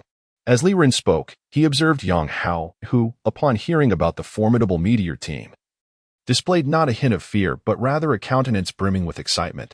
Li Ren placed a hand on his head and said, this guy. My team is still in need of a top laner. Do you have any candidates in mind? Yang Hao looked at Li Ren and replied, have you secured a support yet? Li Ren squinted at him, and Yang Hao nodded. We have a support of the same caliber. We are just short of a top laner now. There is not much to be picky about. Anyone above Diamond I will suffice. If you have any recommendations, I shall speak with them. I need time to train them. Goodness, your luck is incredible. Is the rank of king now as common as cabbages? Can you simply pick and choose? Li Ren exclaimed, his eyes nearly bulging. There are only a handful of players in the king rank in the domestic server, and throughout the country, from LPL to LSBL and countless TGA teams, these elite players have been divided among them. Not to mention many gamers only play one hero while streaming. Assembling a complete team of kings is exceedingly arduous. Yet, Yang Hao has surprisingly found 3, which genuinely astonished him. Yang Hao chuckled. Once we finalize our roster, let us register at your internet CAF. Some grievances need to be resolved, and the time has come. Chapter 32A Strangers Request. Li Ren glanced at him and shook his head slightly. He understood the grievances Yang Hao was referring to and waved his hand, saying, as I have mentioned before, given your current level, the LPL is your stage. Of course, after the TGA concludes, professional competitions will commence, and at that time, you may choose to join an LPL team directly. Yang Hao touched his nose and replied, we'll see when the time comes. Right now, I believe my team has boundless potential. Perhaps I will choose to rise alongside them. Li Ren's eyes flickered thoughtfully as he asked, brother, may I inquire if your team is currently lacking operational funds? Yang Hao nodded in affirmation. A glimmer of determination appeared in Li Ren's gaze as he proposed. I can offer you 200,000. How about I receive 50% of the shares? Upon hearing this, Yang Hao regarded him with an enigmatic smile. Li Ren sighed in exasperation and then gritted his teeth, stating, 500,000. That is the entirety of my liquid assets at present. You know how much effort I have invested in this internet CAF. Yang Hao remained unfazed and replied calmly, 500,000. Does that even buy half of me? Li Ren was momentarily taken aback, followed by a wry smile. In truth, his desire to invest stemmed from a well-considered intention. Initially, when Yang Hao planned to form his own team, Li Ren had resolved to provide him with financial support, for he believed in Yang Hao's talent. As Yang Hao's teammates emerged one after another, Li Ren's resolve only strengthened. Given the current configuration of Yang Hao's team, if they could achieve synergy, they stood a chance at contending for the TGA championship. Securing the TGA title would mean entry into the LSBL, with a mere slot valued at over 2 million. Thus, He was determined to invest. However, Yang Hao was correct. 500,000 was hardly sufficient to secure him. It was worth noting that EDG had offered Yang Hao a signing fee of 1 million, which he had declined. In this world, no one opposes money. Yang Hao's refusal might partly stem from his desire to assemble a fully Chinese roster to prove himself. Yet, based on Li Ren's understanding of Yang Hao, he recognized that there was another reason, one Yang Hao himself might not even be aware of. It was Yang Hao's confidence, bordering on pride. He believed that even without having played a single professional match, his worth was far beyond what 1 million could capture. Li Ren waved his hand dismissively. True enough. When Jack Love joined IG, they spent 3 million. You must certainly be worth more than that. Yang Hao shook his head. In fact, I have no intention of giving any shares to anyone in the MG team. At most, I will offer others the opportunity to support us. But I do not plan to sell the team. Not selling to the wealthy? How will the team operate? Li Ren furrowed his brow at him. Yang Hao chuckled. I have my own ideas. You will understand in due time. Fine, you have always been this way, reluctant to rely on others. Consider my words unspoken. Li Ren waved his hand. Yang Hao gently touched his nose and, after bidding farewell to Li Ren, exited the room. Indeed, he harbored his own thoughts and had no intention of selling the team. The team was his creation, a collective ownership among the 5 members. With the current fervor and burgeoning hype surrounding esports in China, should they manage to ascend into the LSBL, it would undoubtedly attract a multitude of wealthy patrons eager to shower them with cash for acquisition. However, Yang Hao was resolute in his decision to retain the club. He envisioned preserving the essence of China's nascent esports scene, relying on sponsorships to sustain the team's operations. While he would enlist management, the decision-making power would remain firmly in the hands of the players. Upon returning from SKT, Yang Hao's aspirations transcended mere professional gaming. He harbored a grand vision to transform the overarching landscape of the Chinese esports community. Of course, this remained merely an aspiration for the time being, as he found himself powerless in the present, merely an unknown high-ranked solo queue player. Although both Wii and EDG had sought him out, only individuals within these clubs were aware of his existence. They recognized his potential but were unlikely to publicize it, rendering Yang Hao an anonymous figure, the top player in the national server. Descending further, he took a seat at the training station allocated for their team in the designated hall. He initially intended to log into the national server, only to discover, to his dismay, that his account had vanished. Furrowing his brow in contemplation, he resolved to purchase several Korean server accounts. If he was to elevate the team to the professional arena, training in the Korean server was imperative due to the subpar conditions of the national server. The national server was rife with numerous disruptive players, severely compromising the overall gaming environment. Almost all professional players opted for ranked matches on the Korean server, which encompassed nearly all professional gamers worldwide, alongside many high-ranked solo queue players, thus ensuring superior training outcomes. However, aside from accounts distributed by Riot to professional players, Korean server accounts could only be registered using an identification card, leaving others with no choice but to purchase them. During S4, Yang Hao had briefly attained the rank of number 1 on the Korean server, only to face a ban due to the account not being registered under his own identification. Unsure how to purchase one domestically, he searched online and soon encountered a post titled Selling LOL Accounts for Major Servers. Upon opening it, he found a QQ contact and quickly added the individual. Shortly after, the other party responded, "Hello, are you looking to purchase a LOL account?" Yang Hao promptly replied, "Yes. I would like to buy 5 Korean server accounts." "Korean server accounts? What are your requirements? What ranks do you need?" Came the swift response. "There are no rank requirements. If possible, I would prefer accounts with a wider array of champions and rune pages," he replied once more. Before long, Yang Hao finalized the purchase of 5 accounts. He required additional accounts of a heroic nature, yet such accounts typically possess certain ranks. The 5 accounts he acquired were not of high rank, each hovering around the silver tier. After payment and a change of password, the other party hesitated briefly before typing, "Excuse me. May I ask if you are part of a TGA team?" Clearly, this individual was quite knowledgeable about the esports realm. Members of professional teams are often provided with Korean server accounts by Riot, and someone like Yang Hao, who requested 5 Korean accounts, could only be from a non-professional team. Yang Hao momentarily paused before responding. We are preparing to compete in TGA. Is there an issue?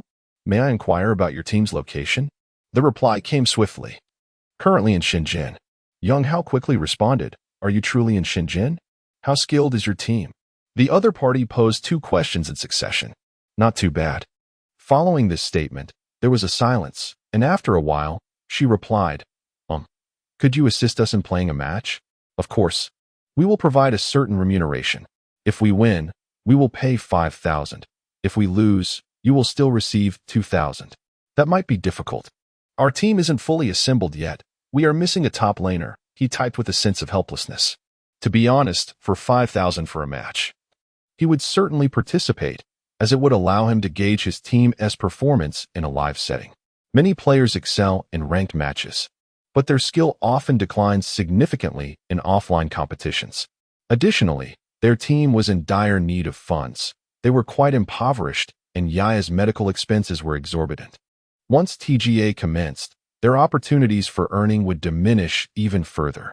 Yet, they were at a loss since they lacked a top laner. Not to worry. We initially sought 5 players, all at diamond level. The strongest is the top laner, who is a master on the national server. However, the opposing team has recruited a TGA team from Guangzhou, which reportedly includes 2 masters, while the other 3 are at diamond 1 level. Do you feel confident? The other party replied promptly. Yang Hao hesitated for a moment and nodded. If that's the case, then very well. When is it? The match is scheduled for tomorrow. If possible, let us meet at 6 in the evening to discuss the details. The other party typed after a moment's consideration. All right. Yang Hao quickly provided his phone number, saying, This is my number. Please send me the address when the time comes. In a luxurious apartment in Shenzhen, a man sat with 2 girls. Is this really feasible? One girl expressed her concerns, saying, Nana, if we lose, you truly want to continue with the streaming? There was no alternative. The match was set for tomorrow. And finding skilled players in Shenzhen at this juncture was exceedingly challenging. They would have to gamble on the strength of their current players. The girl before the computer, adorned with light makeup and possessing a graceful appearance, gazed at the dialogue box. The girl behind her still wore a look of worry. Don't fret, Chi-Chi. The graceful girl gently caressed Chi-Chi's cheek and said, If I lose, I simply won't broadcast anymore. I can sustain myself through my sports studio, so do not worry. However, Chi-Chi pouted, but your family still needs money, and you excel at streaming. The only boy in the arena confidently replied, Rest assured. I have faced their top laner on the domestic server, and we are evenly matched. If I get my hands on Fiora, I will undoubtedly establish a significant advantage. As long as the 4 players you selected do not make too many mistakes, I am certain I can carry us to victory. Chapter 33. We are tenfold certain at the Yuyuan Esports Arena. Yang Hao felt quite content. Earning 5,000 yuan for a single match was indeed a generous reward in his eyes. He had never considered the possibility of defeat. Thus, he believed that the 5,000 yuan was already securely tucked away in his pocket. The opposing team merely consisted of a duo of masters from the TGA. The TGA is divided into 4 stages: the Internet CAF competition, the city tournament, the provincial championship, and the national finals. It was undoubtedly feasible for such a team to advance from the city tournament, but breaking through the provincial championship presented a considerable challenge. Even with prolonged practice, achieving success at the national level seemed nearly impossible. In contrast, the MG team aspired to seize the ultimate TGA championship. If they could not surpass this hurdle, they might as well forfeit. After shutting down his computer, he exited the esports arena, intending to share this news with the others upon returning home. Once there, Yang Hao relayed the information. Upon hearing his words, Chen Shi and Su Mu Chen's eyes sparkled with excitement. 2,000 for a loss and 5,000 for a win? Chen Shi gasped. It is worth noting that during his time as a trainee in the youth training camp, his monthly stipend was merely around 1,500 yuan. Su Mu Chen, with eyes gleaming, exclaimed, I've never seen so much money in my life. This individual had been burdened with debt, and encountering such a sum was indeed a first for him. Even for Sun Ming, who earned a respectable income as a booster, the prospect of 5,000 yuan for a minor competition was exhilarating. They've scheduled to meet with us at 6 this afternoon. So let us tidy up and prepare, Yang Hao said with a grin. Subsequently, they began assisting the Sun Ming siblings in organizing their room. As the only girl, Yaya naturally had her own space in the study, while the other four shared rooms, planning to discuss accommodations further with the new arrivals. This was the current state of the MG team. Lacking the luxurious villas and training facilities of LPL teams, they had no coaches or analysts, relying solely on their own efforts. After tidying up, they received an address from their opponents in the afternoon. At 6 o'clock, the five of them appeared at the entrance of a restaurant. Su Muqin glanced at the establishment and muttered, "No wonder they can afford to offer 5,000. It's quite extravagant. Once inside, keep your mouth shut. You'd embarrass us. That pretentious name of yours is utterly wasted on you," Chen Shi retorted, casting him a disapproving glance. Su Muqin sheepishly chuckled. Upon entering, the waitstaff promptly approached them. Noticing their attire, several servers exchanged disapproving glances. Yang Hao and his companions were, indeed, dressed rather unfashionably, with Su Muqin notably arriving in flip-flops. Though the staff frowned, they maintained their professional smiles and inquired, "May I assist you, gentlemen?" "We're here to meet someone," Yang Hao replied nonchalantly. He then took out his phone and made a call. Once connected, Yang Hao said, "I've arrived." Just as his words fell, a figure in the hall stood up, first revealing cascading hair like a waterfall and a melodious voice. As the figure turned, an exquisite and stunning face came into view. At that moment, time seemed to stand still. Almost simultaneously, the eyes of Yang Hao and his three companions widened in astonishment. Yang Hao, having cohabited with two goddess-like individuals for half a month, maintained a commendable immunity to such beauty. However, the other three were caught off guard, their jaws nearly dropping to the floor. The girl could only be described as perfection. Perhaps in terms of appearance, Yang Yu, Gu Qianqian, and Tang Sierra were not inferior. But this girl emanated an ethereal aura. This quality seemed to carry a hint of celestial grace. The phrase "closing the moon" and "shaming flowers," "sinking fish" and "falling geese" was perhaps tailor-made for her. Chen Shi sighed. Well, Yang Hao couldn't help but exclaim, "Try not to show such expressions. Others are watching." "Su Muqin, wipe your drool." Su Muqin quickly wiped his mouth, and then the five approached her. "Hello, are you the one who contacted us for the match?" The girl smiled gently and replied, "Are you Wizard?" Yang Hao nodded. "Yes, that's me. These are your teammates. Please have a seat," she invited. As they settled down, the girl introduced herself. "Hello, I am Lu Hanin. This is my friend Chi Chi, and this is your top laner, Su Hao, a master rank from Ionia." Chi Chi was a rather pretty girl, yet she paled in comparison to Lu Hanyan. While introducing her, she flashed a sweet smile at Yang Hao and the others. Su Hao merely greeted them with a curt "hello," displaying a hint of arrogance. This demeanor elicited muffled laughter from Yang Hao and the others. Indeed, being a master in the domestic server was a rare achievement in China. Among the multitude of players, those who reached the pinnacle were truly exceptional individuals, and naturally, he felt a sense of superiority in front of ordinary players. Yang Hao and his team were merely a TGA squad, and they appeared rather shabby, especially one individual clad in slippers. Thus, he exuded an air of pride. However, his arrogance was misplaced, as among Yang Hao's group, 3 were ranked in the top 20 of the domestic server, and the support, Sun Ming, was the strongest king of Ionia.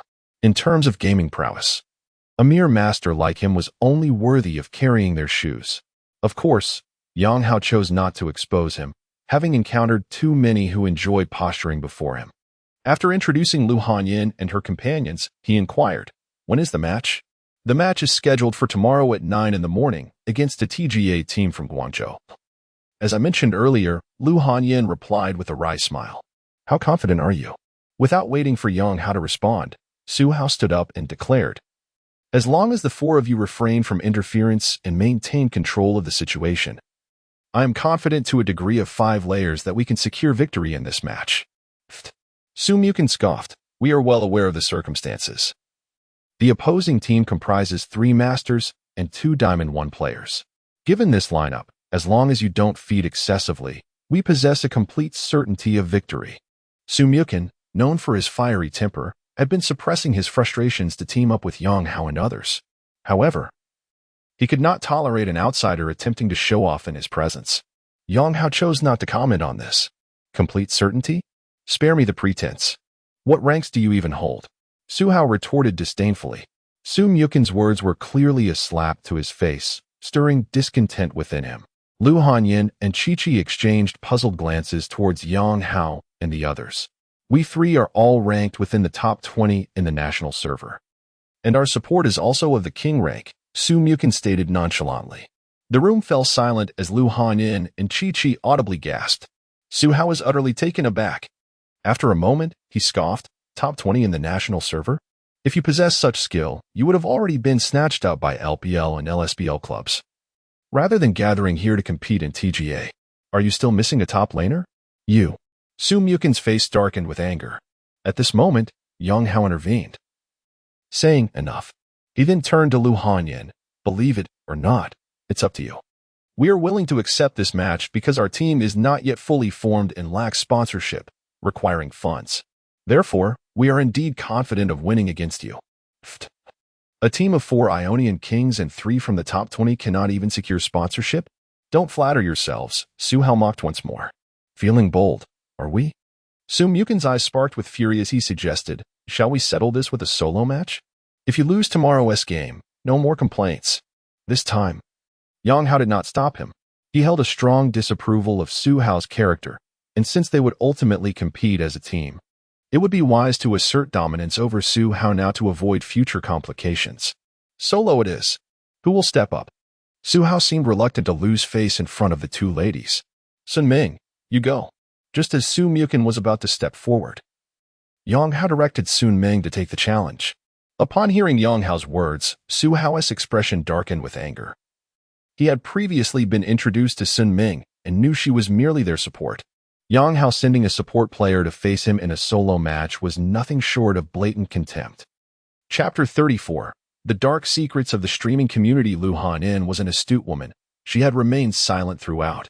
The conflict between the parties was something she relished, for it provided her with a splendid opportunity to assess Yang Hao's team's true capabilities. After all, this was pivotal for her career. In fact, upon witnessing the nonchalant expressions on Yang Hao and his companions, she had already begun to believe wholeheartedly. Since that is the case, let us find a suitable location. Su Hao remarked with a sardonic chuckle. There is an internet CAF nearby. Yang Hao and his companions promptly rose, declaring, lead the way. Su Hao, Lu Hanyin, and the others forged ahead, while Yang Hao's group trailed behind. Su Mukin voiced her concerns. Is everything all right? Xu Ming shook her head, reassuringly stating, it's merely a master-ranked player. Besides, I specialize in support, but I am adept with heroes and other roles too, so I feel no pressure. Due to Yaya's impaired vision, Yang Hao and his companions did not proceed at a rapid pace. Go, brother, Yaya whispered to Xu Ming. Xu Ming smiled and replied, rest assured, brother will definitely not lose. Before long, the group arrived at the internet CAF adjacent to the restaurant. Upon entering, they swiped their cards, and soon 2 of them found a computer to settle down at. Once seated, Su Hao let out a disdainful laugh and logged into his Ionian account. As soon as he did, the CAF speaker announced, seated at computer number 15 is the extraordinary master Zhuge Xianfeng from Ionia. Welcome to our CAF. We wish you an enjoyable experience. What? An extraordinary master from Ionia. In an instant, several patrons turned their heads, their expressions filled with astonishment. A few even approached, seemingly eager to observe. Su Hao's face beamed with pride, clearly reveling in the attention. Just then, another voice resonated through the CAF. Seated at computer number 16 is the strongest king, Xu Ming, from Ionia. Welcome to our CAF. We hope you have a delightful time. What? The strongest king, the number 1 player from Area 1. The revelation sent shockwaves through the CAF. The strongest king has come to our internet CAF. It seems he is seated right next to that extraordinary master. Let us go see what this is all about. In an instant, the CAF erupted in excitement, with an increasing number of people gathering around. Puffed, the strongest king? Who knows if he really earned that title, or if he is merely a boosted player? Su Hao retorted, his bravado betraying a hint of insecurity. Do we look like the kind of people who could afford a boosting service? Su Mukin shot back. Yang Hao, Chen Shi, and Xuanming remained silent. Lu Hanyin and Chi-Chi exchanged glances, their faces alight with exhilaration. They were now thoroughly convinced of Su Mukin's earlier assertions. She had tentatively invited Yang Hao's group, not anticipating that she would be graced with 4 extraordinary masters. With supports ranked as kings and the other 4 within the top 20 of the national server, along with Su Hao's extraordinary master. Defeating that TGA team was all but assured. At that moment, she glanced at Yang Hao.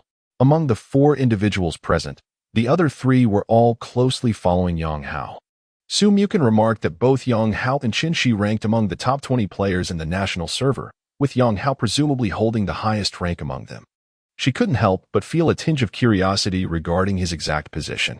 Meanwhile, Xuanming and Qin Shi had already opened the map and commenced the selection for their solo match. Let us use the Summoner S Rift map. Feel free to choose any hero, and we'll face off in the mid lane, Su Hao declared, taking a deep breath, his tone turning serious. Indeed, he had come to believe in the ranks of Yang Hao and the others, yet having spoken those words, he felt a bit embarrassed in front of Lu Hanyin. Especially as the opponent had merely sent a support champion, whose landing and solo capabilities might not be particularly formidable. He still believed he had a chance to redeem himself. Following the invitation, both sides swiftly entered the BP interface, and they continued to ban 3 heroes. The rules of the solo match stipulated that the first to achieve either 1 tower or 100 minion kills would be declared the victor.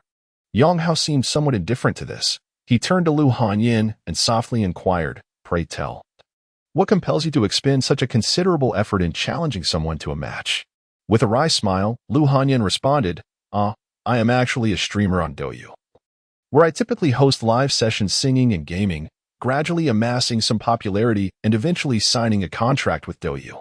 Following the contract, with Douyu's promotional efforts, my popularity soared, making me one of the most viewed streamers in the afternoon segment. However, this inadvertently encroached upon another streamer's interests. She sighed. Subsequently, in the streaming community, he began to target me relentlessly, even hiring trolls to slander my reputation, accusing me of being a mere bus, funded by wealthy patrons. I could no longer tolerate it, and one day, I confronted him in the streamer group chat. A look of indignation crossed Lu Hanyin's face as she continued. After exchanging harsh words for a while, he proposed that we each gather 5 individuals for a match, with the loser being compelled to withdraw from the streaming world. In a fit of anger, I impulsively agreed. Yang Hao was momentarily taken aback. He was aware of the chaotic nature of the streaming world, but had not anticipated such fierce competition among streamers. However, upon reflection, it made sense. When one streamer ascends in popularity, it is natural for another's audience to diminish. Yet, he was astonished that someone would go so far as to hire trolls to tarnish her image. Was that individual also a woman? Chu Feng inquired, furrowing his brow. Lu Hanyin shook her head. No, he is male, a League of Legends streamer who primarily plays Zed and LeBlanc, claiming to be the #1 Zed in the national server. He usually dominates in the silver and gold tiers, and if I am not mistaken, he will likely participate himself.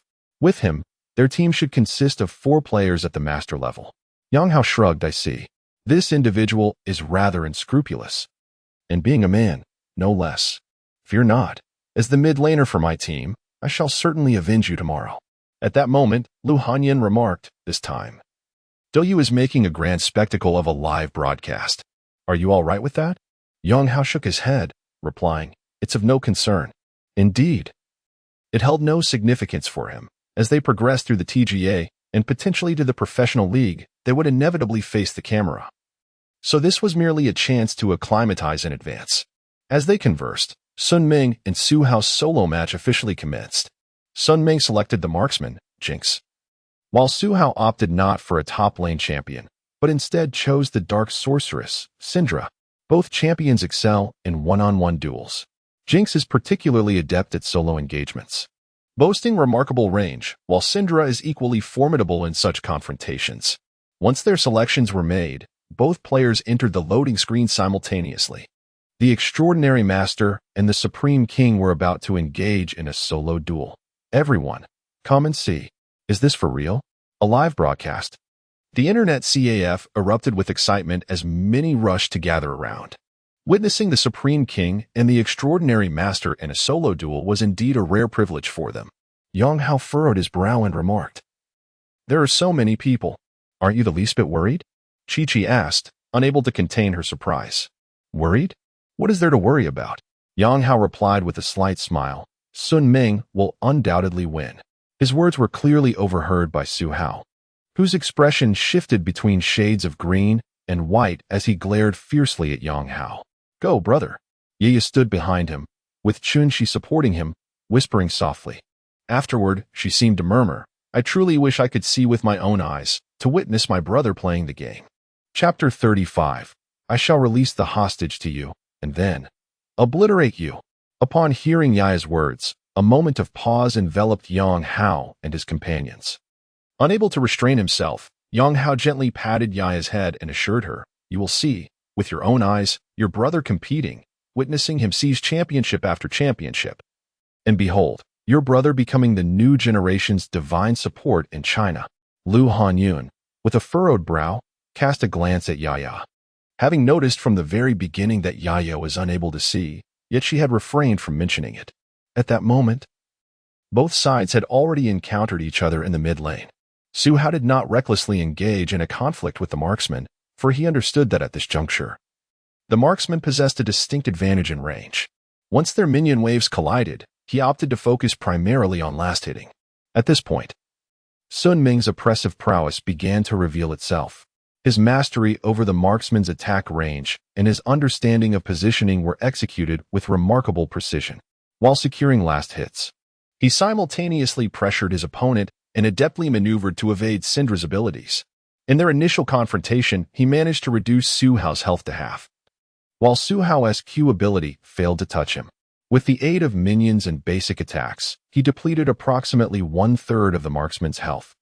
Yet he found himself pushed beyond the experience zone. A hint of astonishment graced the faces of Yang Hao and his companions.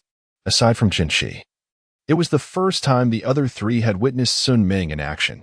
They had only heard Chun-Shi mention that Sun Ming was of the Grandmaster tier, but they were unaware of the finesse of his gameplay. It was then that they recognized Sun Ming's exceptional attention to detail, a quality indispensable for a support player. Chun-Shi remarked, "His proficiency with the marksman likely surpasses even my own."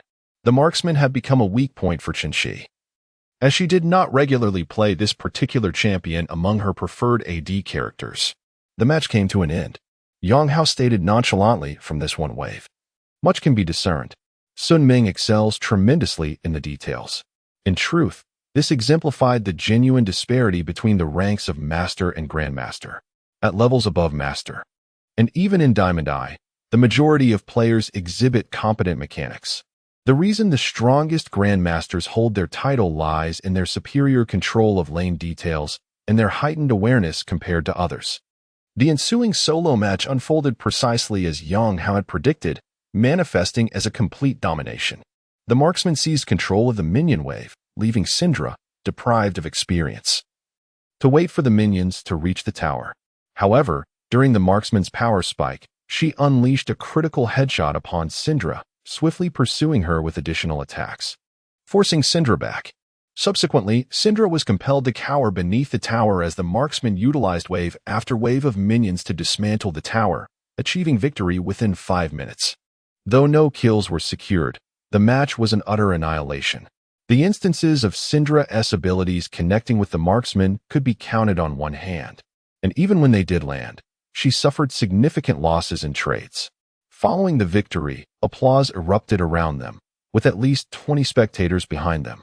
"Are you convinced now?" Su Mukin looked at Su Hao with a smile that was not quite a smile. Su Hao's face flushed crimson, as he realized he had completely lost face in front of Lu Hanyun.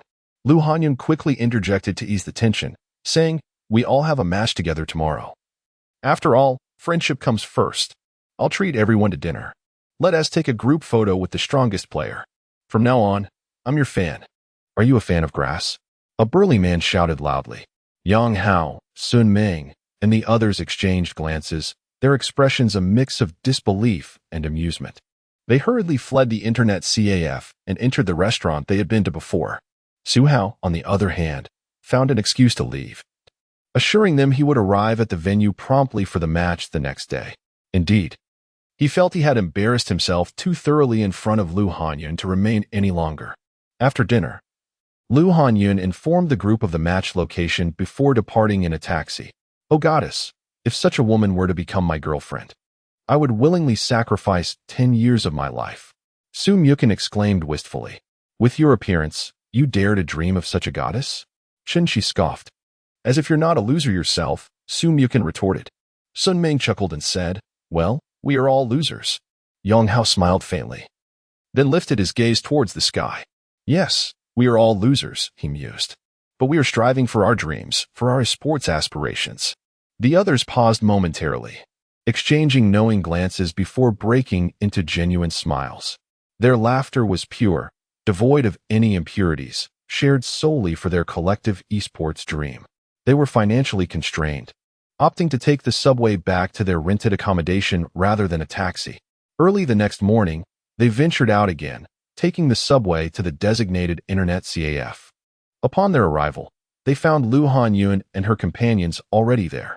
Su Hao had not refrained from attending due to his defeat the previous day. Yet his gaze towards Yang Hao and the others felt somewhat awkward. "Is everyone here?" Yang Hao inquired upon entering. "They are inside," Lu Hanyun replied with a sigh. Although she felt confident about winning, facing the situation made her heart flutter with anxiety. Now that she had established herself on Douyu, her earnings as a streamer were quite substantial, making her value this job greatly, especially considering her family circumstances. "Let us go," Yang Hao urged as they entered the CAF. Upon stepping inside, Yang Hao's eyes landed on a group of about 10 individuals seated on the sofas at the front of the CAF. Among them, 6 wore matching uniforms, their esports backpacks giving off a distinctly professional air. "Is this the TGA team? They look quite professional," Shi remarked. At that moment, one of the individuals stood up and said, "Oh, so these are the reinforcements you brought, Lu Hanyun? Sporting esports bags, how professional." Indeed, Yang Hao and the others had brought their own equipment, as professional players often develop a particular attachment to the gear they use. Thus, whenever there is a competition, one usually brings their own gaming peripherals along. The individual who quarreled with me is known as Xiao Yun, who boasts of being the top player of the national server in Douyu. Lu Hanyun whispered to Yang Hao. Yang Hao cast a disdainful glance at him. Such individuals are the ones he loathes the most. It is one thing to target a woman, but to rally a group of trolls to tarnish her reputation is utterly contemptible. Look at him. Such a pathetic loser. Does he seek a fight? Upon noticing Yang Hao's gaze, the man immediately resorted to insults. Su Myukin, incensed by the slander, charged at him. Yang Hao quickly restrained him, saying, "Let us settle this after the match." "TSK, Lu Hanyun, I never imagined you would invite such a handful of losers. Perhaps we should forego the match altogether. I do not require you to withdraw from the streaming world. Merely transitioning to another platform would suffice." Xiao Yun asserted with an air of superiority. "This way, no one can accuse me of making things difficult for a woman. Your few trashy players cannot possibly defeat us." "Who are you calling trash?" Su Myukin retorted. Unable to contain his anger, "Look at your pathetic countenance." When it comes to insults, Su Myukin dares to claim the second position, for no one would dare to challenge him for the first. Xiao Yun's expression darkened as he warned, "Kid, after the match, you better be prepared. Don't think you can escape. I'll make sure you regret it." Su Myukin shot back with an insult. Lu Hanyun then let out a cold laugh. "You don't want me to leave the streaming world? But I desire nothing more than for you to exit this realm of streaming filth." Xiao Yun's face twitched in irritation. "Huh, how audacious. If you were so keen. Let us begin. After the match, I shall deal with these fools." Yang Hao shot him a cold glance and then calmly inquired, "You claim to be the top player of the national server. You are set to compete shortly, correct? Is there a problem?" "Pathetic," Xiao Yun replied nonchalantly. "Or are you simply frightened and planning to back out?" Yang Hao grinned and, with a piercing gaze, declared, "Fear not. I will allow you to showcase your skills, and then I shall utterly defeat you." Chapter 36. A tense atmosphere. Douyu has dedicated a streaming room for this competition, aptly titled Xiaoyan and Lu Hanyun's battle in the streaming arena. Despite the early hour, thanks to deliberate promotion, the room has already attracted an audience of 100,000, predominantly comprised of fans from both sides. The fans have engaged in numerous exchanges of heated insults, and the barrage of comments is filled with their vitriol and the curiosity of onlookers. Your mistress is merely a plaything for the masses. Lu Hanyan, exit the streaming realm. Oh, the foolish fans of Bai Ingyun, hurry and explode alongside your master. What kind of streamer possesses such fans? Can someone enlighten me on what transpired? Various comments scrolled across the streaming interface. To add to the spectacle, Douyu has invited two renowned commentators from the League of Legends community, Zika and Joker J. At this moment, Zika remarked, in my gaming days, I've heard of withdrawal tournaments and family disbandment contests, but this is my first encounter with a withdrawal streamer competition. Joker J added, I've heard preparations are underway. Since this is an invitational match, it seems Shaoan has enlisted a TGA team, and he claims to be the #1 Zed in the country, though he might face removal. Indeed, my sources indicate that Shaoyan has assembled a well-practiced TGA squad, which reached the semifinals in the Guangzhou division last time, boasting 3 master-level players. With his 4 team members, their skill is commendable, Zika explained. As for Lu Hanyan's side, they haven't provided any information and appear rather enigmatic. At this juncture, the live stream showcased the scene. One side, excluding Shaoan, was clad in uniform attire, exuding professionalism. In contrast, aside from Su Hao's decent outfit, Yang Hao and his companions appeared rather shabby. Is this all Lu Hanyan could muster? How laughable. Lu Hanyan's followers flee. Your mistress is doomed. She can no longer survive as a streamer. Perhaps it's for your benefit. A multitude of vexatious comments cascaded across the screen. The match hasn't even begun. And you're already shouting. What a bunch of fools. The fans' mutual insults continued to escalate. Zika jested, judging solely by their gear, it seems Xiaoyun's side has a considerable advantage. Their equipment appears quite professional, while the other side resembles a ragtag army. Joker J smiled, but one can never predict a delightful surprise from the opposing team. They spoke with a teasing tone regarding the impending match. In truth, as prominent streamers on Douyu, they possess considerable insider knowledge. Thus, their underlying preference leans toward Lu Hanyan. Though her lineup does indeed seem somewhat underwhelming. In the internet CAF, Chu Feng and his companions settled down, having logged into their accounts, which were provided by Douyu's official 10 competition server accounts. This match was to take place on the competition server rather than on their personal accounts. Yang Hao was adjusting the runes when, a few minutes later, the Douyu official observer typed, Go, go, go, responded Yang Hao and the opposing player, Xiao Yun. Their competition account IDs did not reflect their actual usernames. Instead, they were designated as Xiao Yun 1, Xiao Yun 2, and so forth. While Lu Hanyan's accounts were labeled Lu Hanyan 1 and Lu Hanyan 2. The numbers indicated their roles: 1 for top lane, 2 for jungle, 3 for mid lane, 4 for AD carry, and 5 for support. Yang Hao's ID was Xiao Yun 3. Once they all typed go, both teams swiftly entered the BP interface. With Yang Hao and his team positioned on the purple side, the ban phase progressed rapidly. At this juncture, it was shortly after the conclusion of the S5 World Championship. Retaining the mid-game warrior version, the blue side banned Rumble, Master E, and Thresh, with Master E being a must-pick for the AD role in the S5 World Championship. Conversely, Yang Hao and his team from the purple side banned Gangplank, Fiora, and Elise. Notably, both Fiora and Gangplank were among the most favored champions of the S5 version. True to his earlier statement, Yang Hao allowed Xiao Yun's Zed to be available. The blue side then promptly banned Rek'Sai. Upon returning to the draft, Yang Hao furrowed his brow and said, Su Hao, pick up a Dr. Mundo. Take Ghost and Flash, no need for teleport. Just hold your lane. It's fine if you can't assist. Su Hao, who had been quite arrogant the day prior, nodded faintly and locked in Dr. Mundo. For their second pick, they selected a jungle Lee Sin, which was Su Muchin's signature champion, known for his formidable prowess. The opposing team then secured a combination of Jin and Alistar for their bot lane. Next, it was Yang Hao's turn.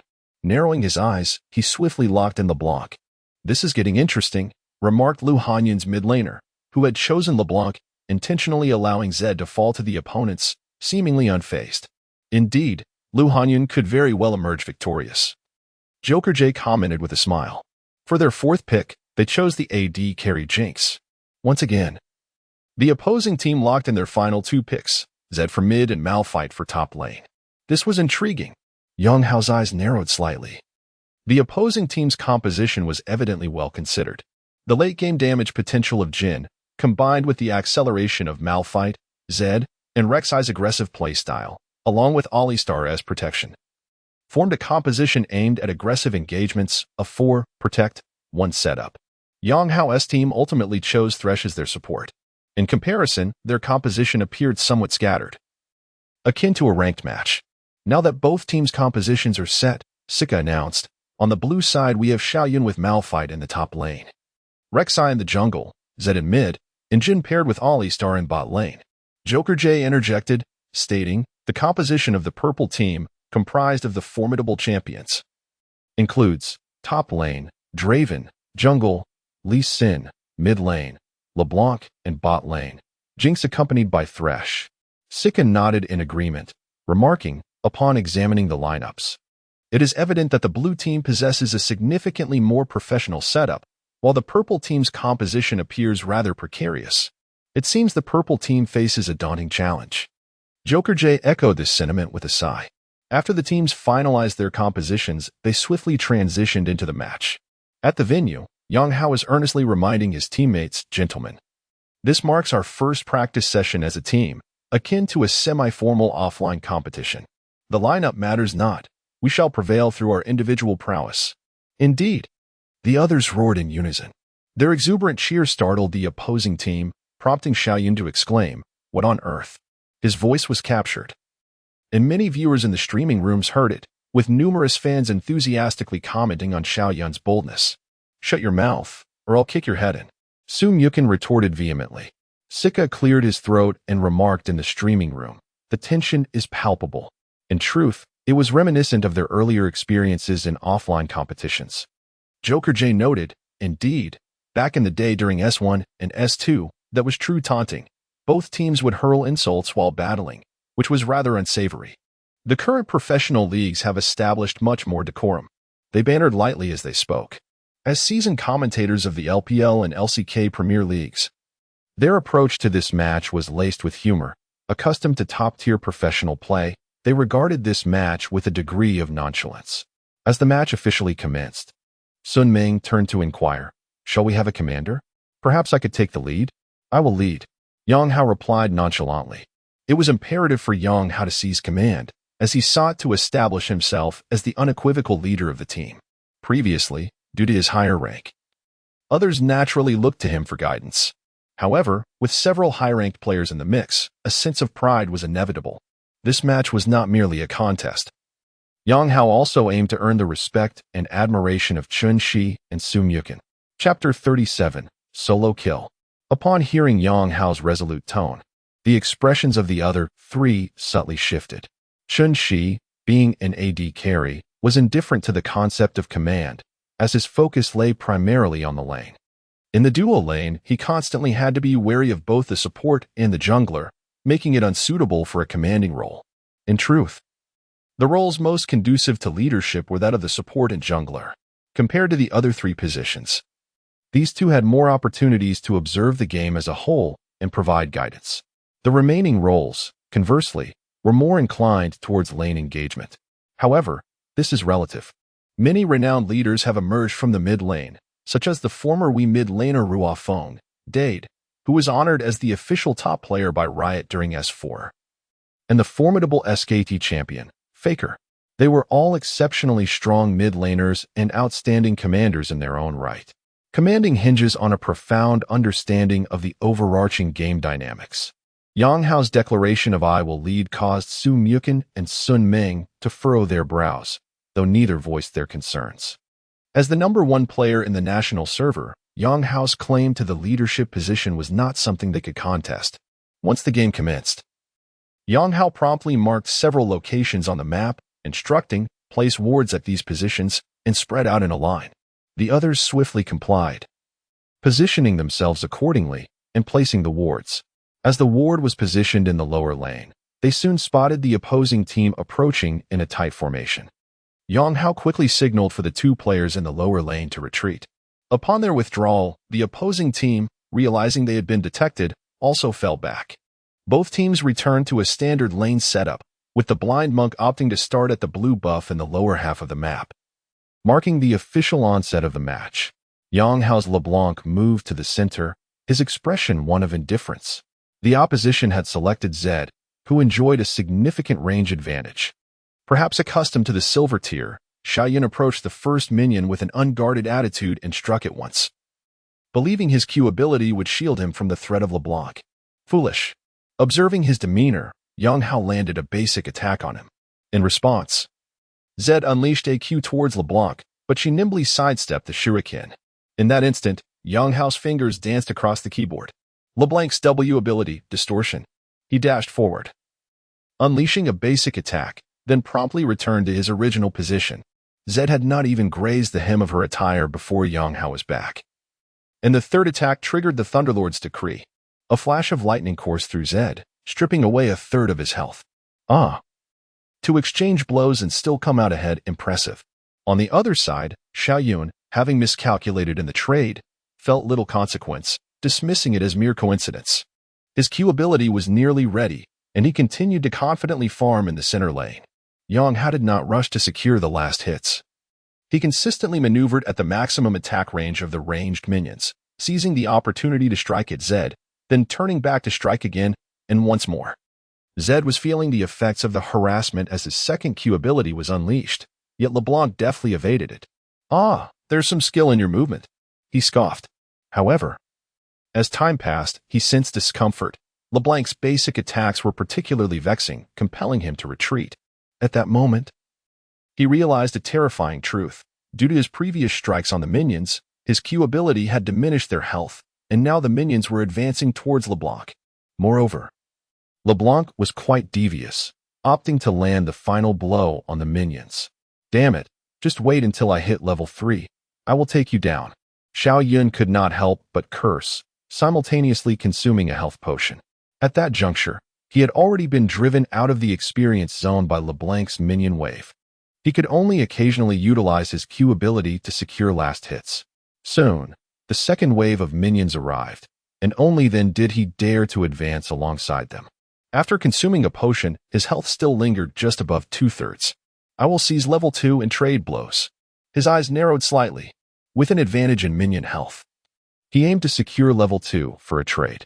Almost simultaneously, both Yang Hao and he dispatched the first minion of the second wave. Yang Hao's LeBlanc successfully reached level 2, at which point he struck Zed once, and his W ability landed upon Zed. Zed, who was supposed to have reached level 2, had not managed to do so.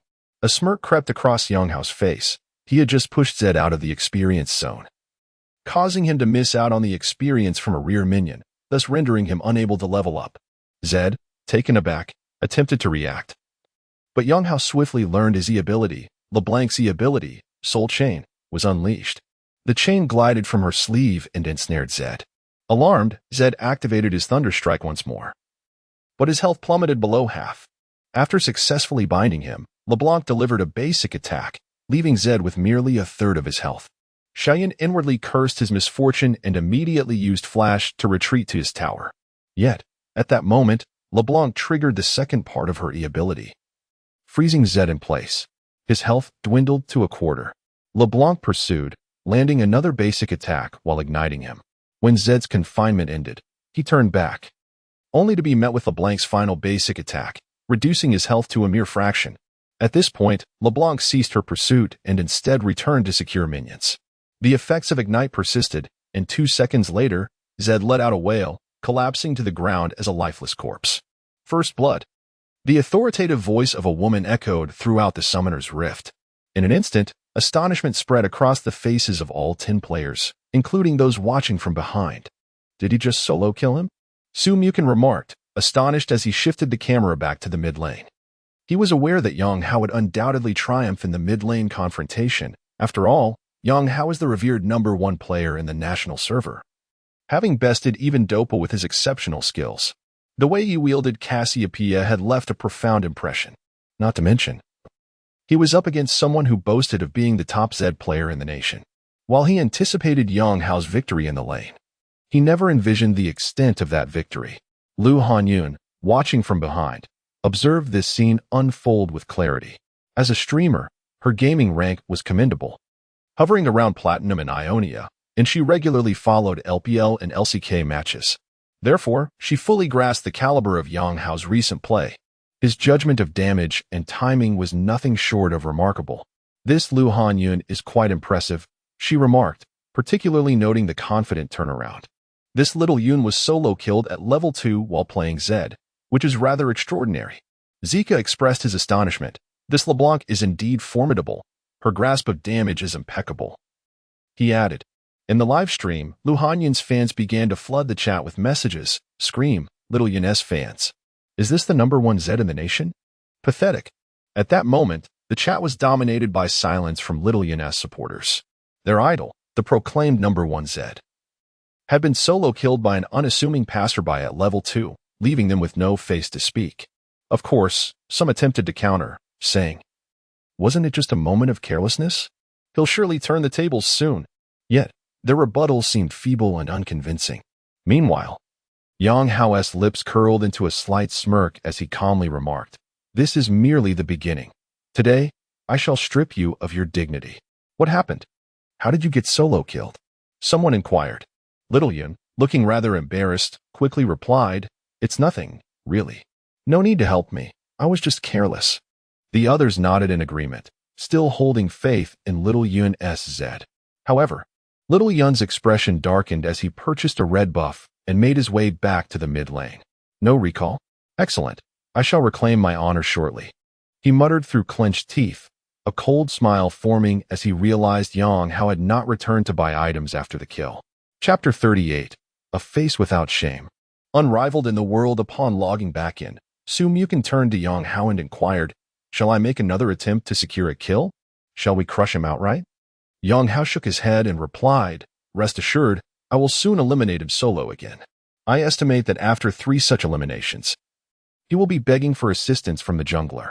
You focus on supporting our bottom lane, while Su Hao in the top lane can handle his opponent solo. As long as he doesn't falter, we should be fine.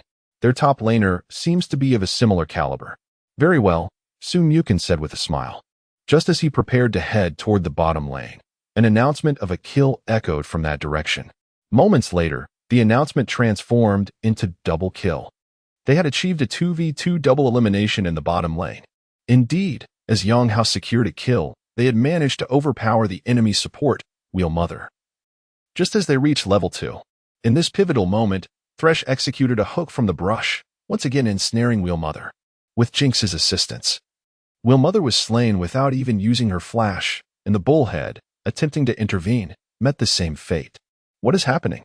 The enemy jungler was left astonished. He had done nothing, yet calamity struck both the mid and bottom lanes in succession. "Their bottom lane is somewhat formidable. We cannot compete," their ADC lamented. "What?" the jungler exclaimed in disbelief. Their bottom lane comprised a Diamond Eye support and a Master Tier ADC, and now the ADC had voluntarily surrendered. Just how powerful was the opposing team? Coupled with the mid laner's solo death, his mind began to spiral into confusion. "It seems they have summoned a few monsters," the jungler muttered. No sooner had he spoken than their Zed in the mid lane fell victim to yet another solo kill.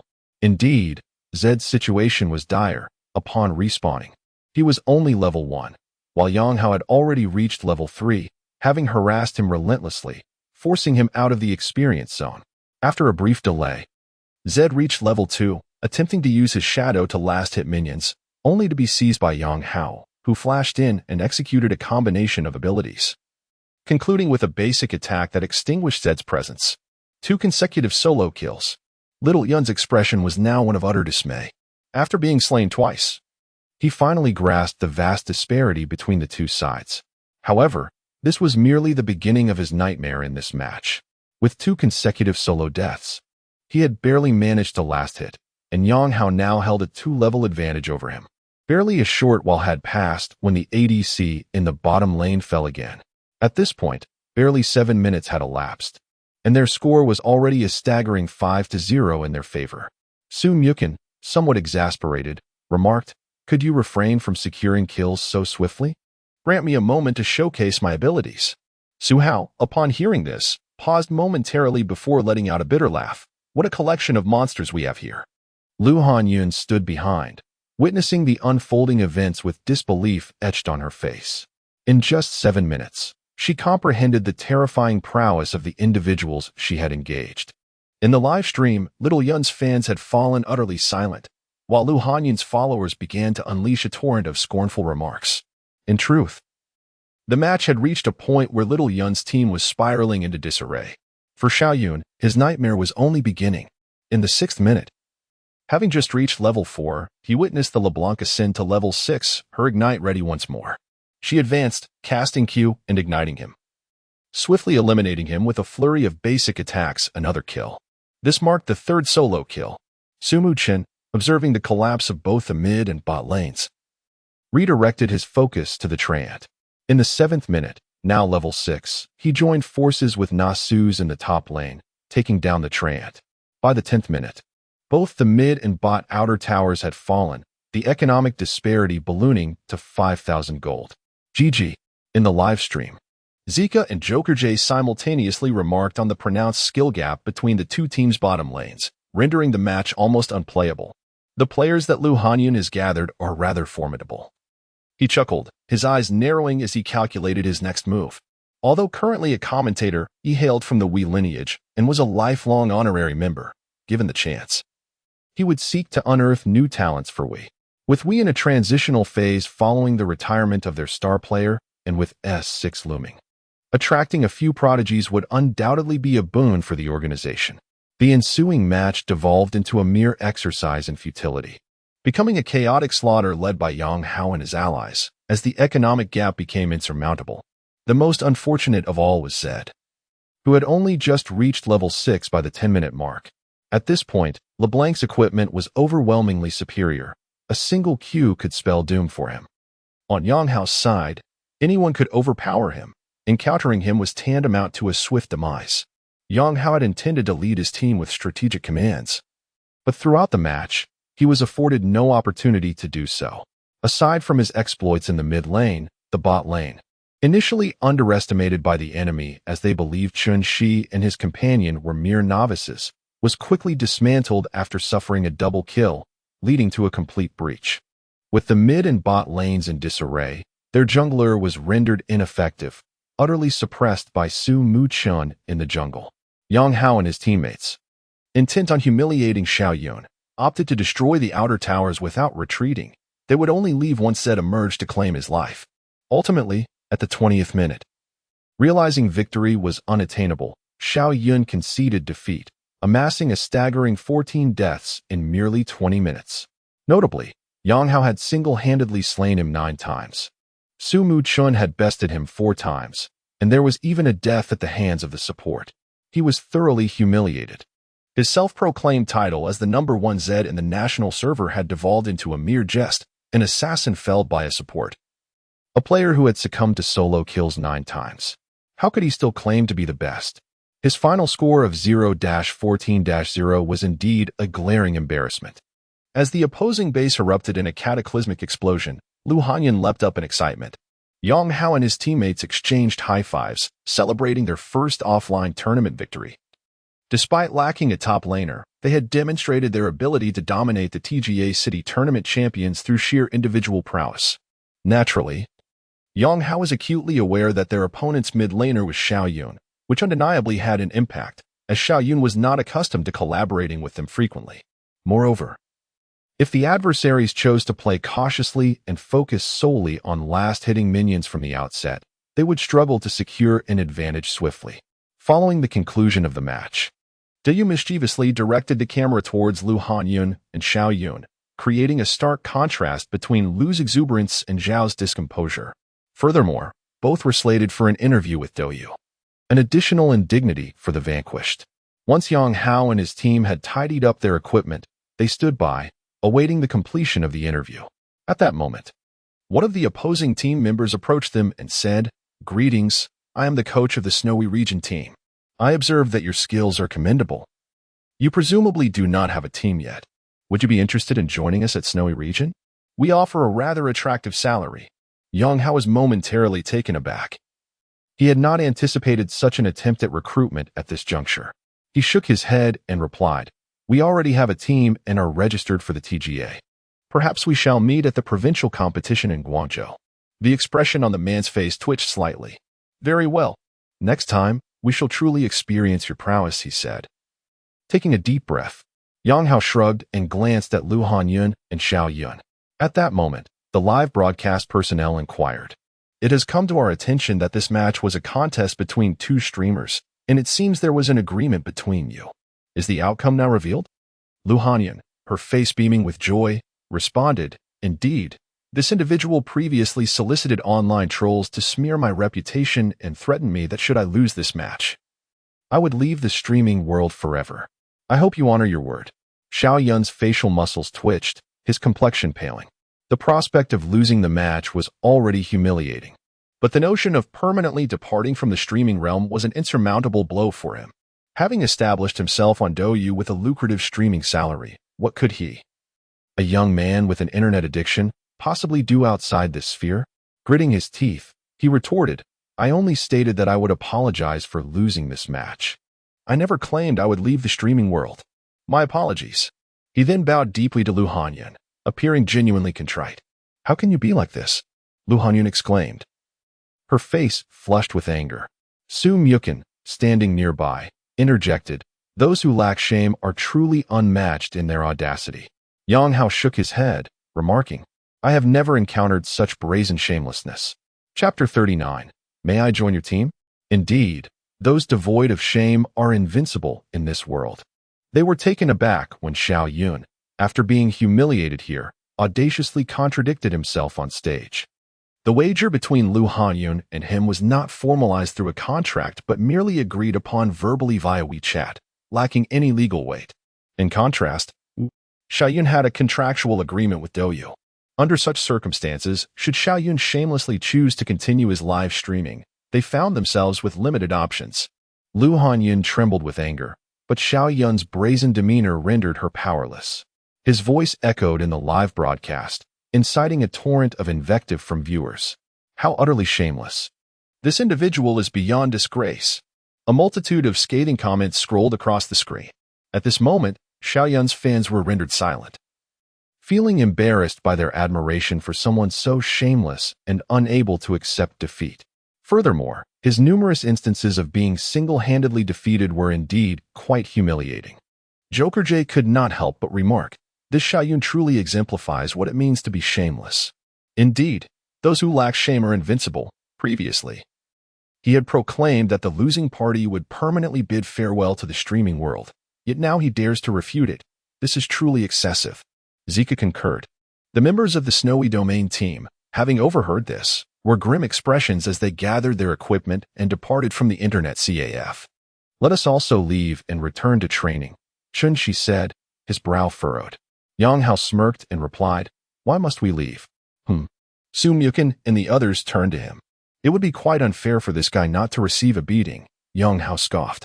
Upon hearing his words, excitement flickered across the faces of the other three. Indeed, it was sheer exhilaration. From the very beginning, they had found Xiao Yun quite displeasing. The interview on the other side concluded swiftly, and a furious Lu Hanyun descended, her face flushed, as she gritted her teeth and declared, I never expected him to be so shameless. Xiao Yun wore an expression of indifference, as if to say, What can you do to me? While he began to tidy up his equipment, and the Douyu live stream commenced its closure. Accompanying Xiao Yun were two individuals, both of whom concealed their faces. Feeling somewhat embarrassed under the scrutiny of so many onlookers, Xiao Yun organized his equipment and tossed it to someone, saying, Wait for me a moment. I need to use the restroom before I leave. He then headed towards the CAF's restroom. Yang Hao grinned, turning to Lu Hanyun and saying, Keep an eye on Yaya. Lu Hanyun, quick-witted, seemed to grasp something and promptly replied, Do not act impulsively. I know what I am doing. Rest assured. Yang Hao scoffed, and excluding Su Hao, the other three followed him towards the restroom. Upon entering, they found Xiao Yun in the midst of urinating. Yang Hao and his companions stood behind him, waiting for him to finish. As he turned around, he noticed the change in their expressions and asked, What do you want? What do we want? Yang Hao smiled slightly. Suddenly, he struck Xiao Yun's face with a powerful punch, exclaiming, I'm here to teach you a lesson. You scoundrel. Xiaowen was taken aback by Yang Hao's audacity. The unexpected blow sent him crashing against the wall. Infuriated, he realized that this man was no stranger to violence, as he faced the four without much trepidation.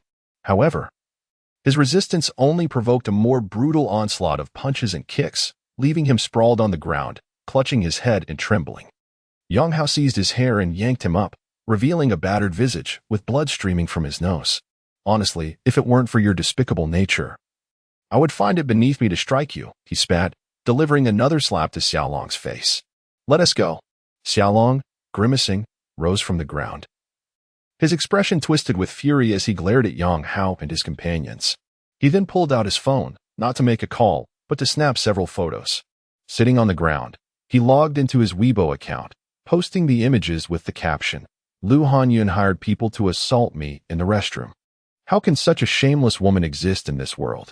He hoped to tarnish Lu Hanyun's reputation further, especially after their recent competition had stirred considerable buzz within the esports community. However, the situation unfolded in a manner contrary to Xiaoyun's expectations. The sympathy and defamation he anticipated failed to materialize. Shameless wretch, perish, he raged. I feel embarrassed for having watched your streams. You truly are a disgrace. Well done. Beat him up. Lu Hanyun's actions brought me a sense of vindication. The comments beneath his Weibo post were rife with insults. Not a single person expressed sympathy for him, including his former fans, who turned against him. His performance in the match and subsequent interview had been utterly humiliating. Meanwhile, Yang Hao and his companions had departed the internet CAF. Although Xiaowen was not expelled from the streaming community, Lu Hanyun had retained her standing, having not only humiliated him but also taught him a lesson. In high spirits, she booked a table at an upscale restaurant for her friends. Once seated, she stood and presented an envelope, declaring, inside is 8,000 yuan. Although we initially agreed on 5,000, I believe you are worth this amount. Yang Hao shook his head, insisting, a deal is a deal. It should remain 5,000. Upon seeing Yang Hao return the money, Xu Wenming remained unfazed. But Su Muqing and Chun Shi's faces reflected discomfort. Lu Hanyun smiled, narrowing her eyes as she inquired, is your team in need of investment? Yang Hao nodded, replying, my current plan is to avoid seeking a sponsor. I prefer to handle it myself, perhaps securing a small sponsorship. I want to cultivate a more disciplined team, as the current esports landscape in China is rather superficial. I fear that if the players acquire wealth, they may become complacent regarding honor. His idea was shared with the team for the first time, and upon hearing his words, several brows furrowed in contemplation. In truth, aside from Yang Hao, the others were primarily driven by monetary incentives rather than honor. This aspect revealed a divergence in perspectives between Yang Hao and his teammates. Lu Hanyun nodded in agreement, stating, this is quite beneficial. Using the championship prize as motivation for your training is wise. Moreover, in esports, results speak volumes. Once you achieve success, lucrative streaming contracts will naturally follow, ensuring a comfortable livelihood for you all. As Yang Hao spoke, he observed the expressions of his teammates and chose not to delve further into the topic, instead shifting the conversation. It is difficult to predict what the future holds. We shall see when the time comes.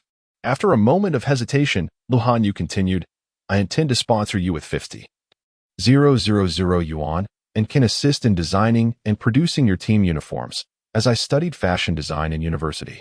The condition is that you must include the name of my streaming channel on the uniforms. That is entirely acceptable, Yang Hao replied. At present, they were devoid of any notoriety, and Lu Hanyun's willingness to provide such sponsorship would undoubtedly support them throughout the entire TGA, as well as alleviate the financial burden of Yaya's medical expenses. As they conversed, Su Hao, who had been notably silent throughout the day, suddenly spoke up. You are still in need of a top laner for your team, correct? May I join you? His words left Yang Hao and the others momentarily stunned, their gazes turning simultaneously towards Su Hao. To be candid, they harbored little fondness for Su Hao. The four of them had come together not only to break into the professional scene but also due to their similar social standings. All four were rather underprivileged. In contrast, Su Hao's attire suggested a more comfortable background. Nevertheless, for MG team, they indeed lacked a top laner, and with Su Hao's rank being master, Yang Hao considered that he would be sufficient for competing in the TGA. Chapter 40. The final piece of the team let us ponder this matter further, Chinshi remarked, furrowing his brow. Su Hao nodded in agreement, saying, very well. Regardless of your intentions regarding my involvement, I would appreciate it if Han Yun could communicate with me. He felt a twinge of regret for having adopted an arrogant demeanor in front of Yang Hao and the others the previous day. Today's match had illuminated the true nature of these individuals, who seemed almost monstrous in their prowess. The opposing team boasted several players ranked among the top 20 in the national server, alongside a support player of the highest tier. Such a lineup would undoubtedly be deemed a formidable battleship in the TGA. Su Hao had aspirations of competing at a professional level, having reached the master tier himself. However, he recognized that this rank was somewhat insufficient, limiting him to teams in the TGA that were not truly representative of the professional landscape. Yet, if he were to join MG, it would be an entirely different scenario, with the configuration of Yang Hao and his companions. As long as he could maintain his position in the top lane, the other 4 players possessed the capability to carry the match. By aligning himself with them, there was a genuine possibility of securing the TGA championship and advancing directly into the LSBL, the epitome of professional gaming in China. Moreover, given the ranks of those 4 players, entering the LPL was not beyond the realm of possibility. However, observing the expressions on Yang Hao's face and those of his companions, it seemed they were not particularly keen on his participation, leaving him with a sense of discomfort.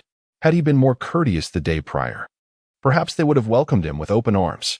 After their meal, Yang Hao and his 4 companions bid farewell to Lu Hanyun and her team, heading directly to Li Rin's club for their afternoon training session.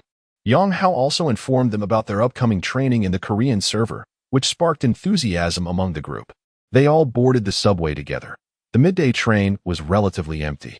Seated in close proximity, they engaged in fervent discussions regarding the morning's match, exchanging insights about the current meta and strategies for the TGA. Not far from them stood a girl with a camera hanging around her neck, nibbling on a piece of bread. She was an intern reporter for Duo One Games. Upon overhearing Yang Hao and his friends discuss the TGA, she glanced up and, noticing their modest attire, smiled faintly, thinking to herself, yet another group of young individuals striving for success in esports. With a gentle smile, she raised her camera and captured a candid shot of the 5 discussing animatedly on the subway, unaware that this photograph would soon become iconic, circulating across various esports forums. After a brief moment, Yang Hao took a deep breath and addressed his companions. Gentlemen, I sense some dissent regarding my previous statement about not considering selling the team. Su Mukin furrowed his brow, then shook his head. While I do have an affinity for wealth, at this juncture, my priority lies with honor. As long as we achieve results, I am indifferent. Survival is all that truly matters. Chunshi shook his head and said, my purpose in pursuing a professional career is twofold, for honor and for financial gain. If our team is acquired, we will lose our salaries and be left to survive solely on prize money, considering my family's circumstances. Xuanming nodded in agreement, adding, I share the same sentiment. Yaya's medical expenses are quite substantial. Yang Hao exhaled deeply, aware that they spoke a harsh truth. Gritting his teeth, he declared, as long as we achieve results and qualify for the LSBL, we can have Lu Hanyin negotiate with Douyu to secure a live streaming deal for our team. The streaming fees should be considerable, and we can also attract sponsorships, which should suffice. In my view, honor remains our foremost priority. Honor is undoubtedly our primary choice. Xuanming affirmed, taking a deep breath. But what if we fail? Yang Hao paused, his resolve unwavering as he replied, I refuse to accept failure. After a moment, he clenched his teeth and continued, here is the plan. After this TGA, I anticipate that many teams will take notice of us. If, by then, our earnings fall short of our expenses, you may seek opportunities with clubs offering better compensation. I want to impose any demands. My goal in forming this team is singular, to win championships, to accumulate numerous titles. As for making money, I believe that honor is sufficient. The team's value, along with sponsorships and streaming revenue, will be ample. We can manage the team ourselves, and ultimately, we will distribute the earnings among ourselves. Let us focus on the TGA first. As long as we can afford Yai's treatment, I will not leave. Xuanming nodded in agreement. Yang Hao felt a wave of relief wash over him. Finding teammates like these was no easy feat, with all three agreeing to his proposal. He felt a surge of happiness. Just then, his phone rang, and upon checking, he saw it was Li Ren calling. "Hello, Li Ren," he answered. "What is up?" Li Ren's voice came through the phone. "Aren't you looking for a top laner? I found someone for you." Yang Hao's heart leapt as he inquired, "What rank is he?" "Diamond I. He has been focusing on solo queue and hasn't played much on his own account. Today, he came to my esports center seeking help in finding a professional team, so I thought of you." I explained your situation, and he expressed his willingness to join. Li Ren replied with a smile. "Great. We'll head to the sports center right away." "Is he there?" Yang Hao's voice brimmed with excitement. "Yes. Just have a face-to-face meeting with him when you arrive," Li Ren said. After hanging up, Yang Hao took a deep breath and said, "Perhaps we have found the final piece of our team puzzle." They quickly arrived at the Aoi Sports Center and headed straight to Li Ren's office on the second floor. Upon entering, they found not only Li Ren, but also a slightly plump young man who appeared warm and friendly. He smiled at Yang Hao and the others as they walked in. "Allow me to introduce to you the individual I just mentioned, Yang Hao, known as Wizard. He was ranked first in the S5 National Server Season Finale, although the account is not his. This is his teammate," Li Ren stated. Yang Hao promptly introduced himself to the group. He learned that the chubby fellow was named Chu Jai, with the ID Adai. 30 minutes later, they swiftly reached a consensus regarding Chu Jai. Due to his experience as a substitute player, he often engaged in low-tier matches, favoring champions such as Riven, Yasuo, and Fiora in the top lane. Undoubtedly, he excelled with these three champions. He openly acknowledged, however, that he faced challenges with others but was eager to improve. Yang Hao decided on him because he had observed Chu Jai perform commendably in a Diamond I match, where he played Treant, demonstrating not only skill but also impressive game awareness. With several months remaining until the actual competition and given that the current meta favored tanky champions, Chu Jai would still have the opportunity to hone his skills. If the meta shifts, they could all practice together. And those who excelled with these three champions typically possessed innate talent. Once the decision was made, they abandoned training for the afternoon, returning to their base with Adai's luggage.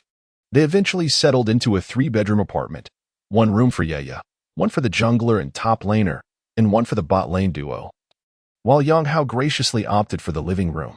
After finalizing their arrangements, they ordered takeout and held a modest gathering at home. Adai, true to his name, was somewhat reticent, preferring to sit quietly, lost in thought, displaying a slightly eccentric demeanor. As they dined, Yang Hao addressed the group. "I wish to change our team name." The others turned to him, intrigued. Their team had previously been known as MC, an abbreviation of math gaming, symbolizing a mythical team. They had been quite satisfied with the name, so Yang Hao's proposal came as a surprise. Chun Shi, astonished, inquired, "What do you wish to rename us?" Taking a deep breath, Yang Hao continued, "This idea struck me only this afternoon, since we have come together in pursuit of our esports dream. And esports signifies honor for us. We all possess a competitive spirit. We all carry the blood of competition within us." With fervor in his eyes, he declared, "Thus, I propose we call ourselves the AB team, an abbreviation for athletic blood, which translates to in Chinese." Chapter 41, The Blood of Competition, Team AB. The blood of competition. The blazing blood of competition, the flowing blood of competition. This name seems truly splendid. Originally lost in thought, Chu Jai exclaimed in admiration upon hearing Yang Hao's words. Chun Shi and others also felt that this name bore far more significance than math gaming. Undoubtedly, the team name was unanimously approved. Yang Hao smiled gently and said, "In that case, let us register as Team AB for TGA." They swiftly logged onto the official website of the 11th City League of Legends Championship to review the latest rules for the city competition. However, upon entering the site, they were greeted by an announcement. The Meteor team had once again triumphed, advancing into the Zhejiang Provincial Championship. Yang Hao's eyes narrowed upon reading this news. He had heard about this team yesterday and knew they would participate in TGA, but he never anticipated they had already reached the provincial level. He quickly clicked on the news, which stated, "This week, the Zhejiang City Championship is set to commence again, led by the Magician." The Meteor team, a super luxurious squad composed entirely of top-tier players, has once more claimed victory in the city championship, advancing to the provincial competition. Just as in the Internet CAF tournament 3 days prior, all opponents faced by the Meteor team were overwhelmed, falling to 20 defeats. They truly embody the most luxurious lineup in TGA. Of course, they might encounter some challenges in the provincial competition, as the competition in Zhejiang is quite fierce. Among the known teams advancing to the provincial round, besides the illustrious Meteor team, are 3 squads from OMG and the We Training Camp's secondary team, all hailing from Zhejiang. This will be a true test of whether the Meteor team possesses the qualifications to vie for TGA. If they can continue to exhibit the same commanding dominance as in the city championship, it seems that the other teams might find their prospects in this TGA rather bleak. The news surrounding TGA serves as a bit of a boast for the Meteor team. While not many pay attention to TGA, the Meteor team is gradually gaining recognition in the sports community, with the Magician ranked first on the official solo queue leaderboard, alongside 2 other players ranked 9th and 13th. The entire team boasts an exceptionally high level of skill. The first place on the solo queue leaderboard, surpassing even Dopa, has certainly attracted considerable attention from esports enthusiasts. The prospect of registering for TGA signifies a step into the professional arena, and many hold high expectations for him. Even Yang Hao had to concede that, perhaps in terms of composition, the opposing team may indeed have the upper hand. Su Mukin's eyes ignited with a fierce fighting spirit as he remarked, "This Meteor team is truly formidable. After all, they have 3 players on the official solo queue leaderboard. If these 3 are willing to pursue a professional career, teams from all 5 major regions globally would surely seek to acquire their talents. Together, their strength is bound to be exceptional." Shunshi squinted, inquiring, "What exactly is the official solo queue leaderboard?" A moment of confusion enveloped Adai, who scratched his head and inquired. Yang Hao and the others cast him a disapproving glance, stating, "It's nothing. Let's all get some rest. I just checked. To register for the TGA, we must go to the competition venue. We'll head there first thing in the morning." The following morning, the group set off towards the venue of OE. Throughout the journey, Yang Hao wore a furrowed brow, for the Meteor team had indeed captured his attention. Based on Li Ren's previous remarks, the Meteor team had the capability to dominate LSBL teams, with each of its 5 members possessing skills that had evidently reached a professional standard. Their individual prowess was beyond question. And a crucial point was that they had secured investment from affluent sponsors, which would undoubtedly grant them access to professional analysts and coaching staff. Furthermore, they could arrange practice matches with professional teams, a rare opportunity for a TGA team. However, it appeared that the Meteor team still faced certain challenges. While their individual talents might be commendable, the champion pool for the top lane was a concern that necessitated further practice. Moreover, they lacked systematic training, analysts, and coaches. Everything relied solely on their own efforts to comprehend and improve. Soon, the group arrived at the OE Esports Arena. Approaching the front desk, the receptionist smiled upon seeing Yang Hao and said, "Here for training?" Yang Hao smiled and shook his head, replying, "Training is one aspect. But we intend to register for the TGA." "Oh, you're aiming to compete in the TGA?" the receptionist exclaimed in surprise. Although Yang Hao had achieved the rank of number 1 in the national server through OES boosting services, aside from Li Ren, no one else was aware of this. The receptionist then shook her head and said, "You might want to register at another venue. We have a team called Haoyue here, composed of 3 kings and 2 masters. All the teams from our esports arena have gone elsewhere to register." "That's fine," Yang Hao replied with a smile. "We came specifically to face them. Please provide us with the registration forms."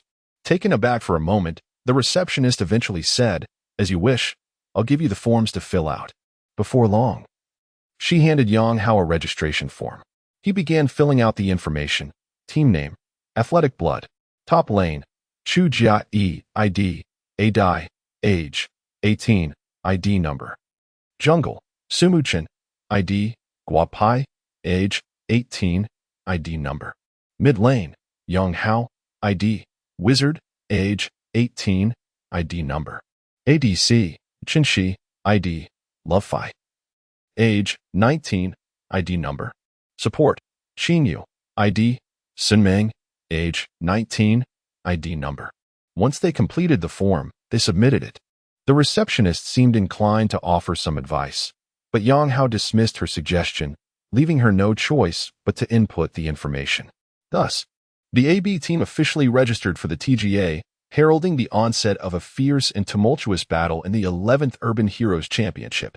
After several individuals completed their preparations, they took their designated training positions as arranged by the organization. Yang Hao remarked, "Currently, we can still engage in 5-player matches on the Korean server. Let us change our names to reflect our team ID. By elevating our ranks, we might attract some attention and popularity, potentially leading to sponsorship opportunities." At this time, 5-player matches were still available on the Korean server. The others nodded in agreement, swiftly changing their names before embarking on their journey to rank up on the Korean server. They spent the entire day playing ranked matches, and at this point, their ranks were relatively low. The opponents at this tier posed no real challenge against them. They overwhelmed their adversaries with sheer prowess. It was a complete domination. From morning until midnight, the Korean server's silver to diamond tiers felt the sting of competition from China. Due to the waiting time for 5-player matches, they managed to play approximately 20 games in a single day, achieving a flawless victory in all. By the end of the day, everyone had reached platinum rank. As they progressed, many found themselves skipping ranks. Su Myukin had ascended to Platinum 3, while the others hovered around Platinum 5, nearing Platinum 4. During this time, Yaya quietly remained by their side, listening to Yang Hao as he played. She sat beside Xuanming, who occasionally engaged her in conversation. The following day, they returned to the organization, continuing their endeavors on the Korean server. As their ranks gradually increased, their matchmaking speed not only persisted but intensified. With the introduction of 5-player matches on the Korean server, higher-tier games attracted even more participants, allowing them to encounter stronger opponents. On this day, they played a total of 19 matches, maintaining their impressive efficiency and achieving yet another perfect record. Most matches ended with the opponents surrendering after 20 defeats. In just 2 days of training, they had amassed a remarkable streak of 39 consecutive victories, with all 5 players attaining Diamond rank on the Korean server. Su Myukin reached Diamond 4, while the others achieved Diamond 5. With 2 days of training behind them, they had become quite familiar with each other, gaining insight into one another's habits. However, they still had a long journey ahead in terms of synergy. This day was Friday, and tomorrow marked the commencement of the Shenzhen City Championships Internet CAF competition. This team had only been formed 3 days prior, and they were about to step onto the battlefield. Chapter 42, TGA. The battle begins. After concluding the day's joint practice, they returned to their temporary base. Following a brief period of personal grooming, they settled down to rest, as the official competition was set to commence the following day.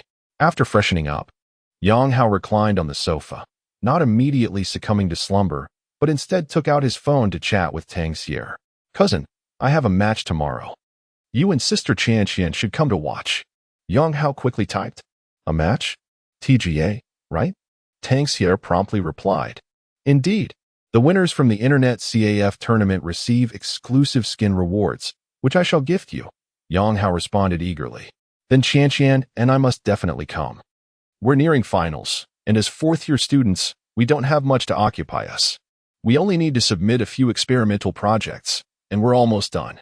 We'll come by tomorrow." Tang Xiao assured him. "All right, if we win, let us go out to eat together." Yang Hao replied with a smile. Before long, a message chimed in on his WeChat. Upon opening it, he saw that Gu Qianqian had sent him a wilting rose emoji, accompanied by the message, "No love left. You're competing and didn't even invite your sister," relying on Xier to convey the message.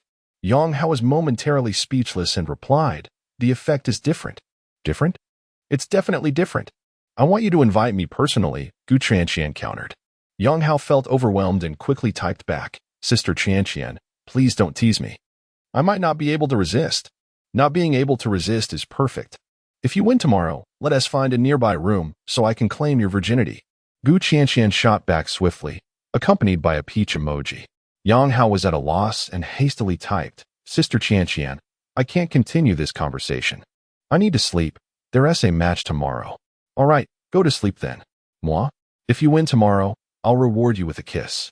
Gu Qianqian sent another heart emoji. Yang Hao promptly ceased his conversation with Gu Tranqian, not out of shyness, but because he feared that if he continued to be enticed, he would soon need to find a restroom for relief. It was too distracting for his rest. Just as he turned off his phone, another message arrived from Lu Hanyun. After assisting her with a match the other day, she had added them on WeChat and now reached out.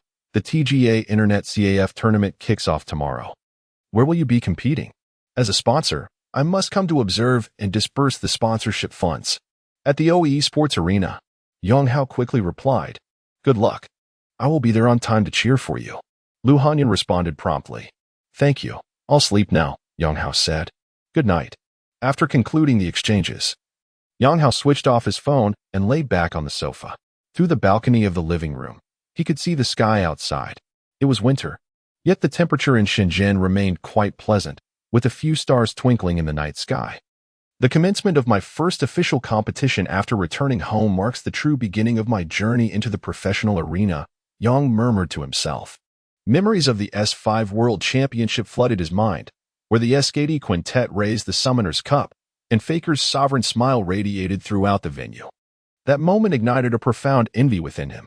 He yearned to step into the professional domain, to lift countless trophies, for perhaps in the instant of hoisting a trophy, amidst the jubilant cheers of the crowd, lies the very essence of why so many aspire to the professional stage. With a slight smile, he declared, "My professional journey is about to commence. Soon, I shall penetrate the LSBL, ascend to the LPL, and ultimately strive for the World Championship, just to find you, Faker." Indeed. This youth who had never graced the professional scene, once a trainee under SKT and a dedicated practice partner for Faker, stood beneath the starlit sky of Shenzhen on the eve of his TGA match, voicing his aspirations. Perhaps it was excitement, or perhaps it was anticipation, but a gentle smile graced Yang's lips as he slowly closed his eyes and drifted into dreams. At 8 the next morning, the blaring alarm on his phone roused him from slumber. Yang arose from the sofa, quickly donned his attire, and soon others emerged from their rooms. After a brief morning routine, they carried Yaya and, with their esports bags slung over their shoulders, departed towards the OE Sports Arena. Their destination was not far. After about 10 minutes, they arrived at the entrance of the arena. The Internet CAF competition spanned a single day, with a total of 16 Internet CAFs in Shenzhen hosting simultaneous events. The champions of these CAFs would compete for the title of Shenzhen Internet CAF Tournament Champion. Only by securing victory in this citywide contest could they advance to the provincial competition in Guangdong. The TGA served as the sole gateway to the professional stage, where only the most formidable teams, selected through rigorous eliminations among numerous grassroots squads, could ascend to the professional arena. Upon their arrival at the OE Sports Arena, they were met with a throng of eager participants, at least 200 to 300 strong. From Li Rin, they learned that 31 teams had registered for the tournament. Divided into two halves, the Internet CAF competition employed a single elimination format, with matches determined by a best of one. 2 rounds would be conducted in the morning, where one team would receive a bye in the first round, allowing the remaining 30 teams to vie for the top 15 spots to form the final 16, with the ultimate 8 determined by noon. As Yang arrived, the draw had already taken place, revealing a massive matchup chart at the entrance. They squeezed through the crowd and, upon glancing at the chart, narrowed their eyes. 2 halves? In the upper half, their first match would be against a team called Dream Chasers. Conversely, the Haoyue team found themselves in the lower half, fortunate enough to receive a bye in the first round, securing their place in the top 16. After perusing the draw, Yang stepped away. All teams were to arrive by 9, with the first round commencing at 9:30. At that moment, Yang Hao's phone rang. Upon checking, he discovered it was a call from Tang Xier. He answered the call and stepped away from the crowd, catching sight of Tang Xier and Gu Qianqian approaching from a distance. Both were strikingly beautiful, naturally drawing the attention of many onlookers. Gu Qianqian swiftly made her way to Yang Hao and his companions, and upon seeing Yaya, she pouted and remarked, "I was wondering why you haven't contacted me lately. It turns out you have been in the company of beautiful women daily, completely forgetting about your elder sister." Yang Hao broke into a sweat as Tang Xia shot a fierce glare at Gu Tranqian, exclaiming, "Gu Tranqian, you are not permitted to tease my cousin." Suddenly, a melodious voice drifted over, and Yang Hao turned to see Lu Hanyun and Chi-Chi approaching them. Upon noticing Lu Hanyun, Gu Qianqian became wary and inquired, Yang Hao, what is your relationship with this woman? Just a friend, Yang Hao replied. Gu Qianqian cautiously stole a glance at Lu Hanyun, subtly inching closer to Yang Hao, seemingly indicating to Lu Hanyun that she was quite familiar with him. Yang Hao was left bewildered, unable to comprehend Gu Qianqian's intentions. At that moment, 2 taxis pulled up at the entrance of the venue. They've arrived, someone exclaimed. The favorites to win this Internet CAF tournament, the Haoyue team, have come. Are they the team composed of 3 kings and 2 masters? Another person quickly inquired. Indeed, that's them. I believe they are even favorites for the provincial championship of Guangdong. Voices of discussion erupted around them. Soon enough, the members of the Haoyue team, clad in matching uniforms, alighted from the taxis, prominently featuring Shui Kai and Yang Yu. They carried standardized esports backpacks, exuding professionalism. Since Yang Hao and his friends had been seeking out Tang Xier, they stood at the forefront, allowing Yang Yu and the others to spot them immediately. Yang Yu furrowed his brow and approached directly, opening his mouth as if to say something, but Yang Hao turned away and stated, we shall meet on the competition stage. Chapter 43. Who surrenders as a dog? As the clock approached 9, they soon reported in and were escorted by the staff to their designated position for the first match. There, several individuals were already present. Upon seeing Yang Hao and his companions, their eyes gleamed with interest. Are you the opposing team, AB squad, for our first match? Inquired a tall man, his gaze lingering on Yang Hao. Noticing the 5 beautiful women accompanying them, his eyes sparkled with intrigue as he provocatively approached. Indeed, Yang Hao replied, momentarily taken aback.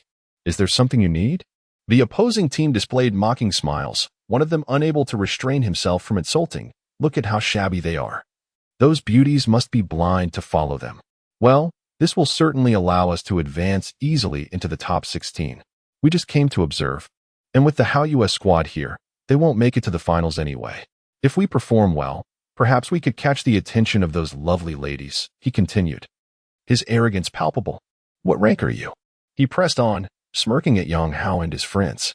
If your ranks are low, you might as well forfeit to save everyone's time. Is this guy an idiot? Su Myukin could not help but retort. The man, taken aback by Su Myukin's audacity, glared and demanded, what did you say?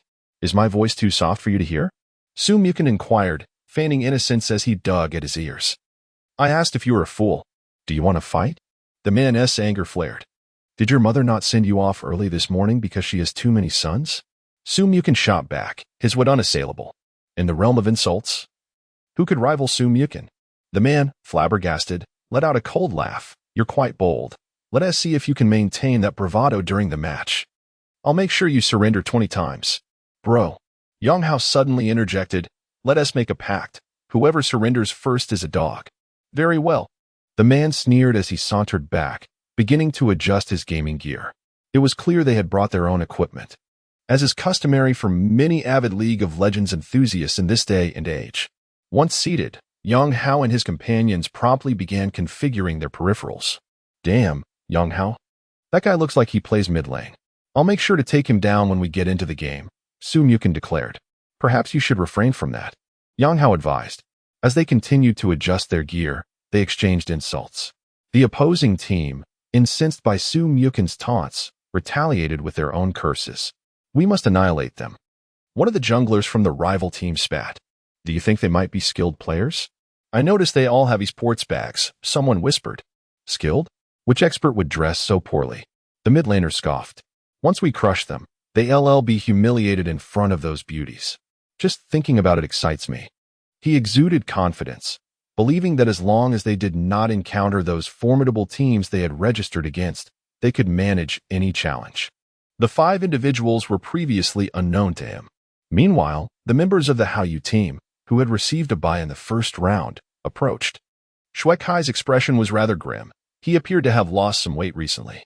Yang Yu remarked, it would be best for us to break through this time. Yet we both know Yang Hao's character. Since he dares to confront us in the same Internet CAF, he must be intent on resolving past grievances. He possesses his own assurance.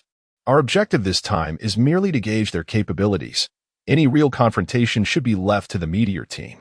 I assure you, I will not renege on my promise. Shui Kai let out a bitter laugh and stated, I no longer wish to engage. You made a promise to me. Yang Yu furrowed her brow.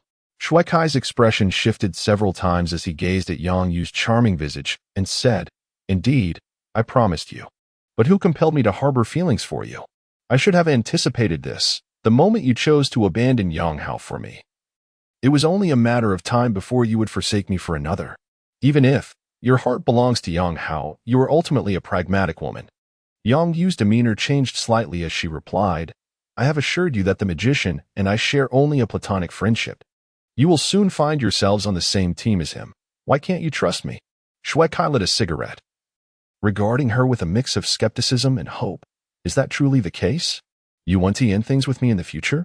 Yang Yu nodded emphatically. Shui Kai appeared considerably calmer. Let us proceed to assess Yang Hao's team's capabilities. I am curious about the allies he has gathered, she said with a frown. They soon positioned themselves behind Yang Hao and his group. Along with Gu Qianqian, they now stood before a gathering of over 10 individuals. Upon seeing Yang Yu, Gu Qianqian rolled her eyes, recalling Yang Hao's previous remarks about Yang Yu and Shui Kai's betrayal. Naturally, she held no fondness for Yang Yu and chose to ignore her. Yang Yu seemed oblivious, focusing instead on Yang Hao, who was adjusting his peripherals. Before long, the setup was complete, and Yang Hao and his team logged into their competition accounts. All participants in the TGA competition were provided with such accounts, which would be reclaimed upon elimination. These accounts boasted every hero and skin available. Once the AB team logged in, they swiftly modified their usernames to include the AB prefix followed by their names, and were soon ushered into a game room. After positioning themselves appropriately, the match officially commenced. The band pick phase unfolded rapidly, with Yang Hao's team promptly eliminating the first 3 heroes. Their opponents countered by removing several overpowered characters from the current meta. Subsequently, the blue side, Dream Chasing team, selected top lane, Nasu's, jungle, Rek'Sai, mid lane, Oriana, bottom lane, Ezreal paired with Thresh. Meanwhile, the purple side, AB team, opted for top lane, Riven, jungle, Nidalee, mid lane, Katarina, bottom lane, Vayne alongside Blitzcrank. Indeed, the AB team boldly established such a lineup. The selection of the lineup was proposed by Yang Hao, suggesting that everyone choose their favorite champions. In this initial round of the competition, they were unlikely to encounter any formidable opponents. Upon witnessing the chosen lineup, the opposing mid laner scoffed, remarking, have they completely given up on strategy? They've selected such a ridiculous composition. Shui Kai frowned, noting, they intend to crush the opposition purely through landing prowess. At that moment, the game officially transitioned to the loading screen. Soon, they entered the match, and Yang Hao addressed his teammates, Gentlemen, let us forego any tactical discussions in this match. I have but one request regarding that ragtag bunch, let's annihilate them. Understood. The others replied. Yang Hao's words were unrestrained, audibly reaching the ears of their adversaries. The opponent sneered, just don't end up in tears when we defeat you. Yang Hao merely smiled in response, remaining silent. The match commenced swiftly, with Yang Hao's Katarina positioned in the mid lane, perhaps due to frequent practice alongside Faker. He never adorned his champions with skins during competitions. Both teams initiated quietly. The enemy jungler began from the duo lane, while the leopard woman commenced her journey from the upper jungle. After securing the red buff, she traversed the river into the opponent's jungle to contest their blue buff. The prowess of the leopard woman lies in her rapid jungle clearing and counter-jungle capabilities. The opposing team, starting from the top lane, attempted to disrupt Katarina in the mid lane, completely oblivious to the devastation laid upon their upper jungle. Due to the short range of his abilities in the early game, Yang Hao's Katarina refrained from direct confrontations. However, when his Q ability was available, he opted to utilize it for last hits or to apply pressure. After a brief period, the enemy Oriana began to feel the strain, realizing that she could not land normal attacks on Katarina, and frustratingly discovered that her Q ability also failed to connect. This exemplifies Yang Hao's meticulous attention to detail. He possessed an intimate understanding of Oriana's attack range, ensuring that even during exchanges, he remained beyond her reach. Chapter 44. The massacre the mechanical clockwork felt exceedingly uncomfortable, leaving him with an overwhelming sense of inadequacy. This was indeed a stark manifestation of the vast disparity in strength between the two competitors. Any professional player possesses a fundamental mastery of distance control, demonstrating exceptional positional awareness. When faced with an opponent's basic attack, they typically retaliate with a counterstrike. In the realm of ranged versus melee combat, it is not uncommon for ranged champions to secure a few last hits early on, gaining an advantage in trades due to their meticulous attention to detail. As the melee champion attempts to secure a last hit, they seize the opportunity to strike and exchange damage. However, for this clockwork champion, the gulf between him and Yang Hao was insurmountable. He struggled to emulate the professional's ability to seamlessly execute basic attacks while securing last hits. His desire to suppress Yang Hao inadvertently led to missed opportunities for last hitting. In the early stages, Yang Hao refrained from aggressively farming. Instead, he awaited the opportune moment for the minion wave to approach the tower, using his Q ability to chip away at the clockwork's health. After several exchanges, the clockwork realized, to his dismay, that his health had been reduced by half. Meanwhile, Yang Hao successfully gained experience from 2 waves of minions. Albeit with only 6 last hits, yet he adeptly utilized the situation to deplete the clockwork's health potion. When the 3rd wave of minions clashed, Katarina chose not to use her Q ability to harass the clockwork, but rather focused on the minions themselves. As the first 2 minions fell, the 3rd one began to weaken. In that instant, Katarina advanced, utilizing her Q ability to strike the clockwork while simultaneously dispatching a minion with her dagger. The moment the minion perished, she ascended to level 3. Almost instantaneously upon reaching that level, Katarina executed her E ability, leaping onto the clockwork, followed by a basic attack. With a swift acquisition of her W skill, she unleashed a flurry of damage, and combined with the Thunderlord's decree, the clockwork's health, initially at 3/4, plummeted to 1/3. Startled, the clockwork hastily retreated, yet Katarina relentlessly pursued him with a barrage of basic attacks, applying Ignite. The clockwork activated his E ability, intending to withdraw. But Katarina continued her assault, swiftly shattering his shield and further diminishing his health. He consumed his health potion, but his health dwindled to 1/4. At this juncture, Katarina's W and Q abilities were nearing cooldown completion. However, the clockwork had retreated to the tower, and should Katarina persist in her pursuit, she would undoubtedly incur the tower's wrath.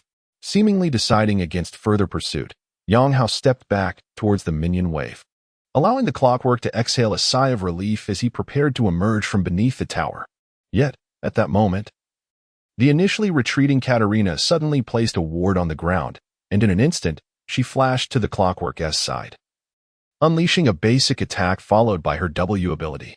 Simultaneously, her Q ability sent forth a dagger, for indeed, her W and Q skills had now cooled down. At the moment he witnessed Katarina's flash, he instinctively followed suit, but in the next instant, Katarina unleashed her Q ability, and that dagger claimed his last 70 health points, resulting in his immediate demise. He surrendered first blood. Following the kill, Katarina's skills refreshed entirely, and she swiftly returned with an E ability, executing the entire sequence with remarkable speed. However, she was still struck once by the turret. Meanwhile, the clockwork was left in a daze, having been singularly dispatched.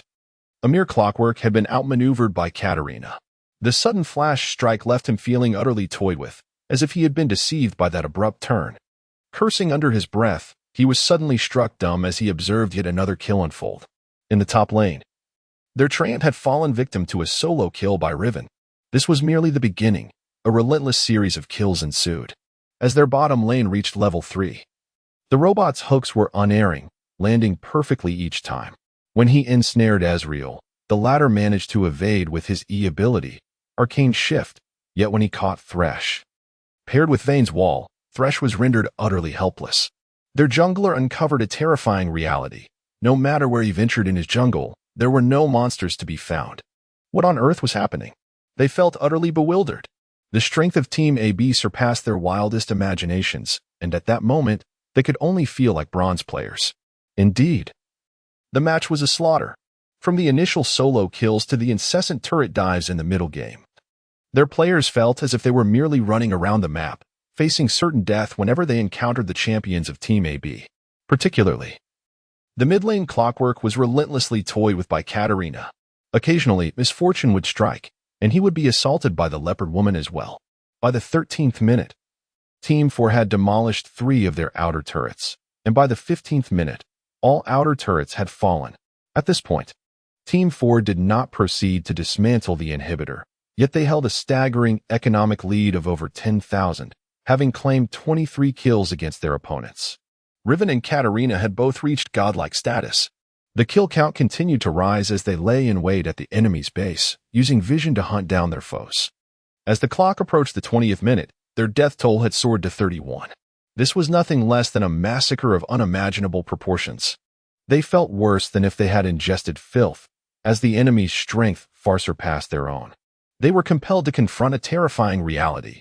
The team they regarded as underdogs was treating them as if they were mere simple bots. Approaching the 20th minute, Yang Hao proclaimed loudly, "Whoever surrenders is a dog." Indeed, whoever surrenders is a dog. Su Muyukin echoed enthusiastically. Chun Shi, grinning broadly, chimed in, 100 kills. 100 kills. I haven't even gone godlike yet. The next kill is mine. The Clockwork and his companions were on the verge of tears from frustration, and he promptly clicked to surrender. Faced with the prospect of endless slaughter, they preferred to be seen as dogs. 20 minutes in, they suffered a complete defeat. As the match concluded, Yang Hao and his companions were still engaged in recording the results with the referee.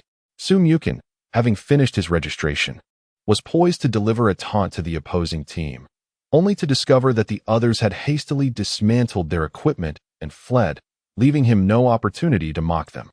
These individuals can act bravado and still make a swift escape? He lamented. I was all set to deliver a proper scorn. Yang Hao glanced at him, exasperated, and replied, "They've already run off. Let it go." Not far behind them, Yang Yu inquired of Shui Kai, "What is your perspective?" The disparity in strength between the two teams was so vast that it offered little for meaningful analysis. However, it was evident that the individuals on the opposing side possessed commendable individual skills. Shui Kai responded, "Yet, some insights can still be gleaned." Indeed. Yang Yu turned to him with curiosity.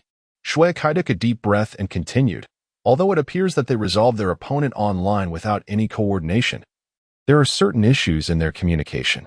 They are a newly formed team, evidently assembled only a few days ago, which means their synergy is lacking. In contrast, we have been together for a considerable period, and as masters of our craft, our individual prowess is substantial, and our teamwork is robust. Perhaps, if we present a solid lineup, our chances of victory against them would be quite favorable." Yang Yu's eyes narrowed thoughtfully as she remarked, "You make an excellent point. The degree of cohesion and understanding within our formation is indeed our advantage. I believe I have discovered a way to counter them. What strategy do you propose?" The others inquired, turning their attention to her. They are evidently amateurs, lacking systematic training. Moreover, this is a CAF tournament with a BO1 format. How many of these casual players do you think are well-versed in lane-switching strategies? A hint of a smile graced Yang Yu's charming face as she elaborated. In a BO1 scenario, it is likely that our two teams will meet in the finals. At that juncture, we can directly implement a lane-switching tactic, exchanging towers early on, and swiftly entering a grouping phase. With our synergy, we shall overwhelm them. At this point, she chuckled. I am rather eager to see Yang Hao's expression when he loses to me. Chapter 45. Allow me to lead you. Yang Hao naturally noticed Yang Yu and the others behind him, yet he chose not to dwell on it. The group quietly made their way to the lounge area of the Aoi Esports Arena, ordering a drink before settling down to await the second round of the competition. Gu Chanqian smiled and remarked, "You all should have seen the expressions of the opponents. They looked as though they were on the verge of tears from your performance." Tang Xier, seated next to Yang Hao, gently massaged his temples and inquired, "Do you feel confident?" Yang Hao nodded affirmatively, stating, "Our purpose in participating in the TGA is to ultimately claim the championship and ascend to the A-level league, the LSBL. This is merely a casual match." "Entering the LSBL?" Gu Chanqian exclaimed excitedly. "Does that mean you're on the brink of joining the professional circuit?" Yang Hao nodded again. Deep within his heart resided a dream. A goal far beyond merely leading Team AB into the professional realm. He aspired to elevate Team AB to a height unparalleled by any League of Legends team in China.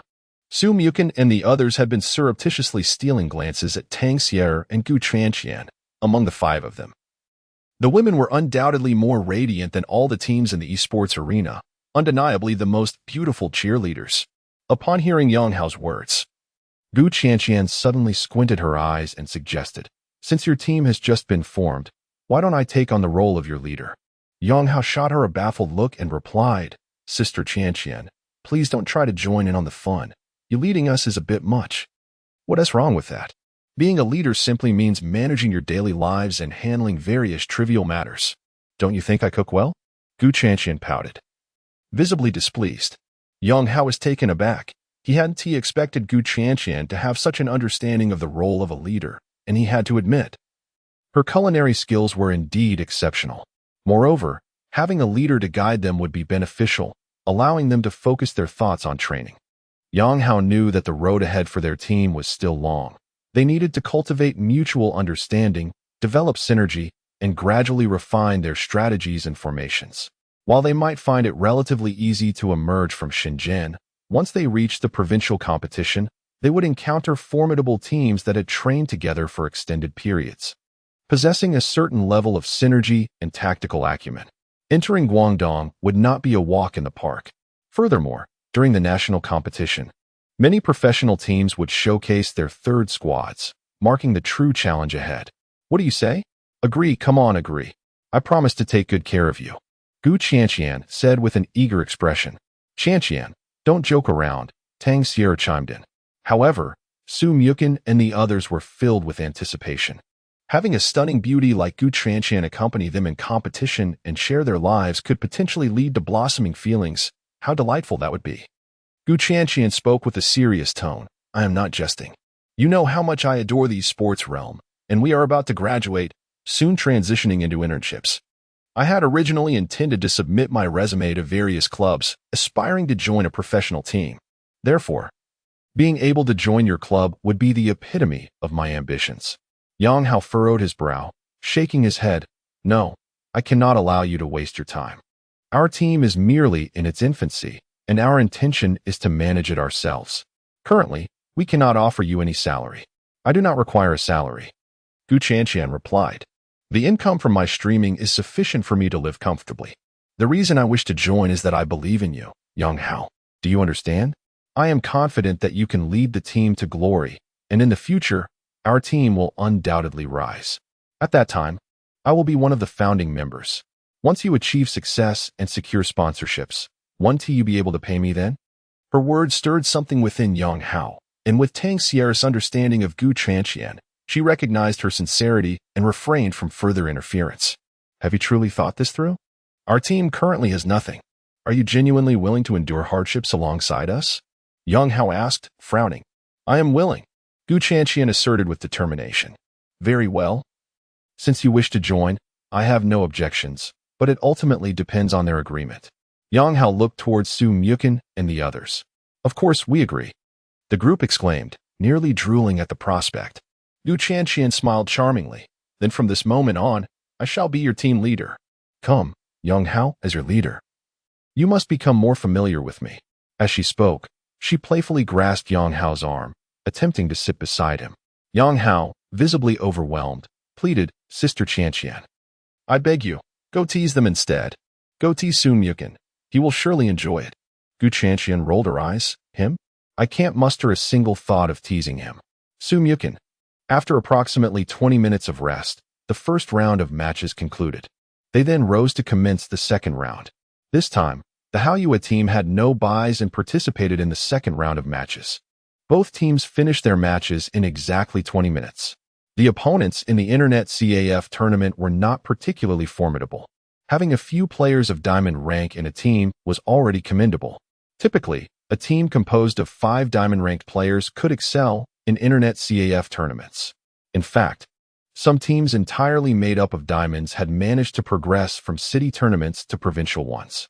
When faced with teams of an entirely superior level like Yang Hao's, they were destined to be thoroughly defeated. In 20 minutes, they were vanquished into submission. Thus, the morning S matches came to an end. At noon, Gu Qianqian began her duties as team leader, proactively reserving a table at a relatively decent restaurant, claiming it was to treat everyone to a meal to welcome them into the team. Yang Hao felt a sense of unease, after all. It was customary for them to treat Gu Qianqian to a meal upon her joining the team. Thus, when it came time to settle the bill, he intended to pay. Yet he found himself unable to convince Gu Qianqian otherwise. Ultimately, it was Gu Qianqian who took care of the expenses. By the afternoon, the esports arena was noticeably less crowded, with only 8 teams remaining out of the original 30+. Many spectators had departed, but a significant number lingered, eager to witness the final match of the Haoyue team. This squad was composed of masters of the game, a rare sight indeed. In the quarterfinals, Yang Hao and his teammates faced an opponent that was not particularly formidable, allowing them to assert their dominance and advance into the semifinals. The team, initially overlooked by many, began to garner attention. Goodness, did they just force their opponents to concede 20 times again? 3 consecutive matches, right? Who is this AB team? Uncertain, some remarked. They seem rather strong. They must be quite skilled, probably all in diamond or master ranks. Yet, they've unfortunately drawn the Haoyue team in this tournament. Indeed. It seemed they were rather unfortunate. The Haoyue team was undoubtedly among the strongest in Guangdong, perhaps only rivaled by the IM team. The IM team, which was the second squad from LPLS IM, had registered their location in Guangdong. It was doubtful that even IM could overpower them. I have always believed they had a chance to reach the national finals. As discussions swirled around them, Yang Hao and his companions exchanged knowing smirks, choosing to remain silent. At 3 o'clock in the afternoon, the semifinals commenced. An astonishing scene unfolded. The 4 teams that had reached this stage were all of diamond rank or higher. A crowd had gathered behind the Haoyue team, eager to witness the exhibition of these masterful players. As anticipated, the opposing team, consisting of 3 diamond players, stood no chance against them, conceding yet again within 20 minutes. The prowess of the Haoyue team in this tournament was nothing short of spectacular. However, at that moment, they noticed that on the opposite side, in another semifinal match, Yang Hao and his 5 teammates from the AB team were also beginning to pack up their equipment. Did they finish in 20 minutes again? Someone exclaimed in disbelief. Chapter 46. Indeed, you are what you eat indeed. The AB team has once again reduced their opponents to a mere 20 eliminations. The disparity between the 2 sides is striking. The opposing team, though not lacking in skill, with 3 diamonds and 2 platinums, pales in comparison to the AB team, whose members stand tall like towering trees. As the match concluded, Yang Hao and his companions rose to their feet, casting a glance towards Yang Yu. Shuekai also turned his gaze, his brow furrowed in concern. Yang Yu approached Yang Hao and remarked, as expected, "We meet again in the finals. Do you still harbor resentment towards me?" Resentment, one might say, is not quite the right term. After all, you never chose to be with me. It was merely a lingering discontent stemming from our elimination in the online tournament that perhaps spilled over, Yang Hao replied calmly. Is that so? Yang Yu smiled slightly, a hint of amusement dancing across her lovely features. Do you truly believe you can defeat us? Absolutely, Yang Hao replied nonchalantly. You are ever so self-assured. Yang Yu remarked coolly. You will never understand what I truly desire, which is precisely why I did not choose you. Yang Hao chuckled coldly. But that is not the crux of the matter, is it? You did not choose me because I lacked what you sought. Do you think I am unaware? You opted for Shuekai in pursuit of your desires, yet one day, when he cannot provide what you yearn for, you will seek another. That is simply who you are. Yang Yu, do not mistake my silence for ignorance. Yang Yu appeared struck by Yang Hao's words, her eyes narrowing as she regarded him. Then let us see each other on the battlefield. You are destined to lose. At that moment, Shuekai turned to Yang Hao, sneering, TSK, weren't you always boasting about your esports dreams? Today, I shall utterly shatter that dream. Well, after a year and a half apart, I thought you might have gained some wisdom.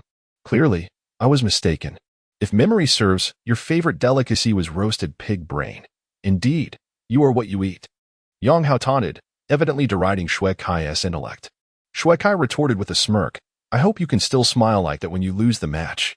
Yang Hao chose to ignore him, and the onlookers were left in stunned silence. It seems there is a rivalry brewing between the AB team and the Haoyue team. With that in mind, the next match promises to be intriguing. A father-son showdown? Ah, no wonder that team is so formidable. It seems they are targeting the Hao Yue team. This is a clash of titans. We shall witness it unfold. How exhilarating! Countless voices echoed. Meanwhile, Yang Hao and his companions remained unfazed. Knowing that the final battle would take place on the grand stage of the OE Sports Arena, equipped with projectors for live broadcasting. When Yang Hao had first returned to the country, it was in this very arena that he had faced off against Xiao Huan in a solo match with Yasuo. He felt quite at home in this environment. On the second floor, Li Rin stood alongside another individual, their gazes fixed below. At that moment, Yang Hao and his team had ascended, diligently configuring their peripherals in anticipation of the competition's commencement. Li Rin couldn't help but let out a wry smile upon realizing their encounter.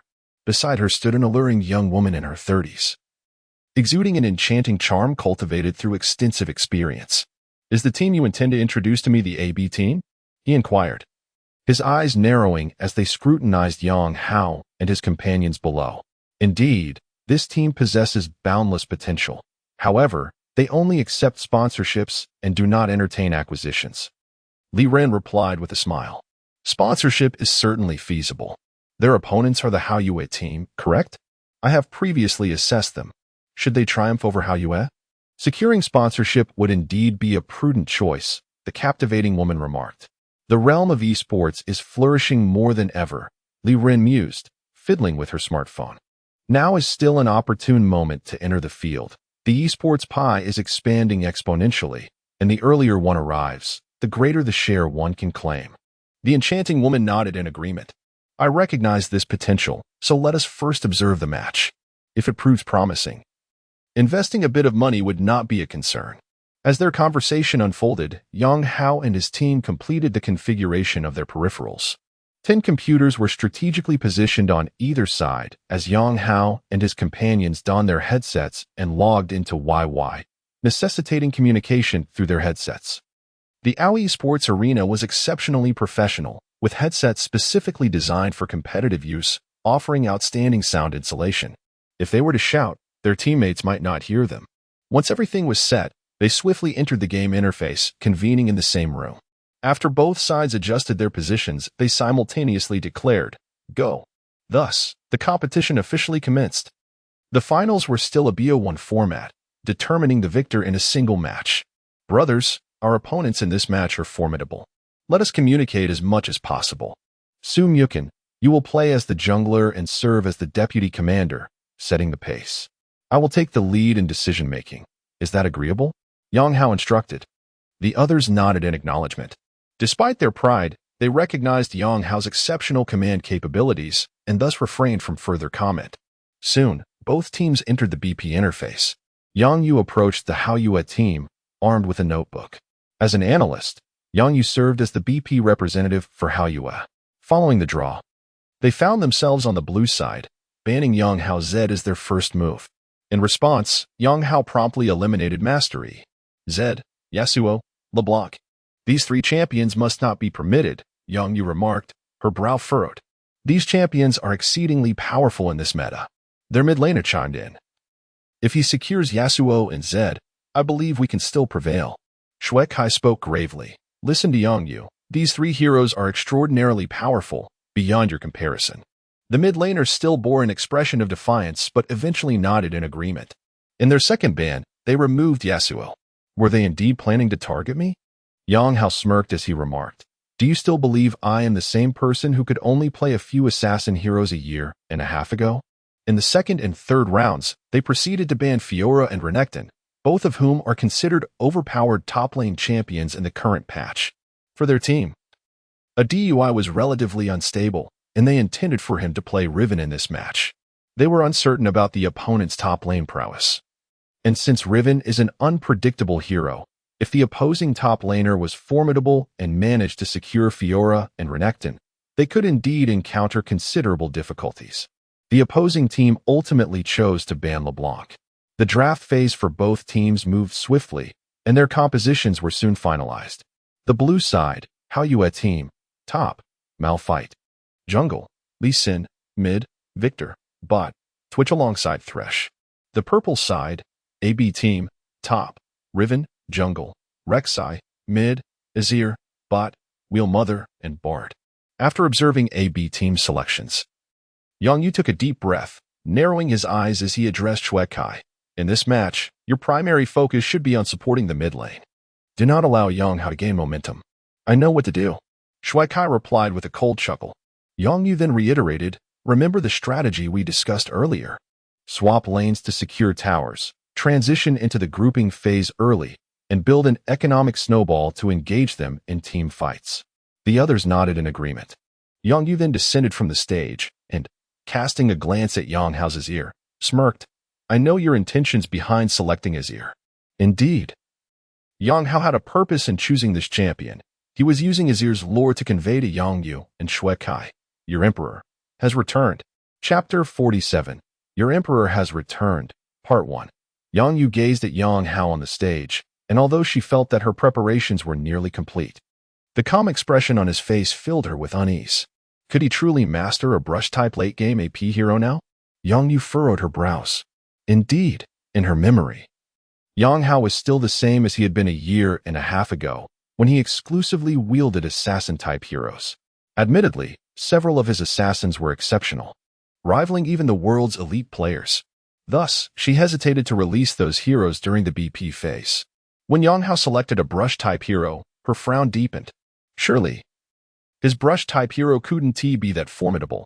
Everyone, let us rally together. I will focus on the mid lane. They probably only have Yang Hao to worry about. Shuai Kai, too, was on stage, encouraging his teammates. Meanwhile, Yang Hao sat there calmly, though internally he was roaring. It's time to settle our scores. Let us see how I have transformed after a year and a half. On the second floor, Li Ren continued to stand, murmuring, the Emperor has returned. That rascal Yang Hao. Just as he spoke, two masked figures ascended the stairs. One of them said, Li Ren. Li Ren turned to see the two individuals pull down their masks. Ah, Abu, and you've brought the captain along, he replied with a slight smile. Being part of the community, Li Ren was quite familiar with several professional players. Indeed, the visitors were none other than EDG's manager and their starting jungler, the captain. What brings you to a TGA event? Li Ren inquired with a smirk. Abu smiled subtly. I thought it over and felt somewhat dissatisfied. I believe someone like Wu Shi deserves to showcase his talents on the LPL stage, and even at the World Championships, rather than being overlooked here. So, the captain and I decided to come and observe. If he performs well at a TGA offline event, I intend to make him a lucrative offer. Li Ren shook his head. You might be disappointed. He has already formed his own AB team, and several of his teammates possess considerable talent. If they make it to the LPL, they could very well be your rivals. Both Abu and the captain were momentarily taken aback. The captain glanced at the large screen, where the game had officially commenced. The 10 players had already set out, and Yang Hao was swiftly clicking on the screen. Is he still directing? The captain suddenly asked, as he noticed the Emperor signaling continuously. Everyone was puzzled by the captain's question, and Li Ren appeared equally bewildered. It seems that way. Well, we shall see how his leadership skills fare, Abu chuckled. The significance of leadership within a team often surpasses that of individual prowess. In the current landscape of the LPL teams, a prevalent issue is the lack of commanding ability, which affects numerous squads. Many teams possess commendable individual skills and can secure substantial advantages in the early to mid-game. However, as they transition into the mid-game, they often find themselves at a loss, uncertain of how to further extend their lead. It is at this juncture that the significance of leadership becomes apparent. A single misstep in command during the late game can ultimately lead to the downfall of the entire match. The Koreans have excelled in this aspect of strategy, which, to some extent, elucidates why Chinese teams have consistently been outmatched by their Korean counterparts. Yang Hao emphasized the positioning at level 1. As Team AB arranged their 5 members in a linear formation, simultaneously establishing vision at the marked location.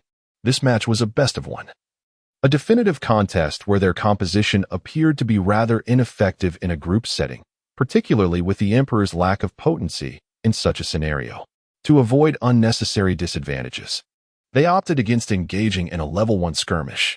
However, their opponents chose to invade their upper jungle, setting up vision before retreating. The adversarial bottom lane duo of Twitch and Thresh had already ventured into the upper jungle, unbeknownst to Yang Hao and his team. Rek'Sai and Riven positioned themselves in the upper jungle as initiators, while the opposition was aware of Rek'Sai's location. Simultaneously, Lee Sin targeted the lower jungle, while their Alistar had swiftly hidden in the brush, intending to eliminate 3 frontline minions. Both bottom lanes opted to consume a group of frogs upon their arrival. The minions of both teams soon clashed, with Alistar appearing in the lower lane to claim the 3 frontline minions, while Team AB's bottom duo had also reached the lane. Alistar returned to the jungle to join Lee Sin. The lane swap posed a significant challenge, and Yang Hao furrowed his brow. His greatest fear was the opponent's forced lane swap. They had not practiced this strategy, but it was evident that the opposing team had engaged in this tactic numerous times, demonstrating a solid grasp of its rhythm.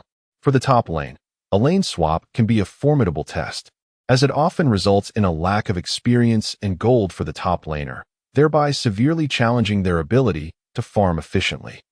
Alistar and Lee Sin advanced from the bottom lane towards the upper jungle. Meanwhile, Riven garnered experience from 3 minions in the upper lane. Upon noticing the arrival of 2 opponents, she found herself pushed out of the experience zone, left standing there in confusion. Yang Hao hastily instructed, "Adai. Go join Rek'Sai in the jungle, secure a few minions to reach level 2, then assist in pushing the tower in the bottom lane. The opponents intend to exchange the outer towers of both lanes, after which we will enter a standard landing phase. We will simply trade towers with them." "What about me?" Sumyukin asked, bewildered. In the context of lane swapping, aside from the mid lane remaining relatively stable, the other lanes are significantly impacted. The jungler's gank routes become severely limited. In the event of a lane swap by the opponents, should they gank the bot lane, the jungler and top laner may not necessarily prevail. Additionally, with the enemy top laner mysteriously absent, it appears that the only viable gank option lies in the mid lane. However, Azir is not particularly conducive to early ganks. After numerous ranked matches, Sumyukin found himself somewhat bewildered by this predicament for the first time. Yang Hao furrowed his brow and advised, "You should focus on farming in the jungle for now. Approximately 4 minutes in, we will likely take the first tower, and by around 7 minutes, the second tower will fall. After that, we will transition into a standard landing phase, and this will be your opportunity to make plays. Prior to that, Ada, you need to find chances to farm. In a lane swap scenario, if you find yourself significantly behind in levels against the Treant Protector, you may struggle to develop. And in a regular match, you might not even be able to contribute. Indeed, this is the nature of Riven if she gains momentum. She poses a tremendous threat to the enemy backline in a typical match. Conversely, if her growth falters, she risks becoming entirely ineffective throughout the game." Taking a deep breath, he continued, "I will do my utmost to create opportunities in the mid lane. Everyone, maintain your composure. It is merely a lane swap. Follow my rhythm and do not panic." The others nodded in agreement. Both Sumyukin and Shun, she felt a newfound confidence in Yang Hao's leadership.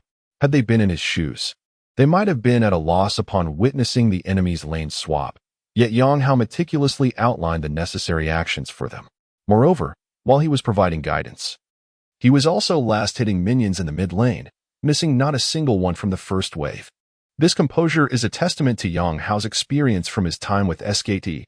Had he been an ordinary player, even a top-tier one in the Korean server, he may not have exhibited such calmness under pressure.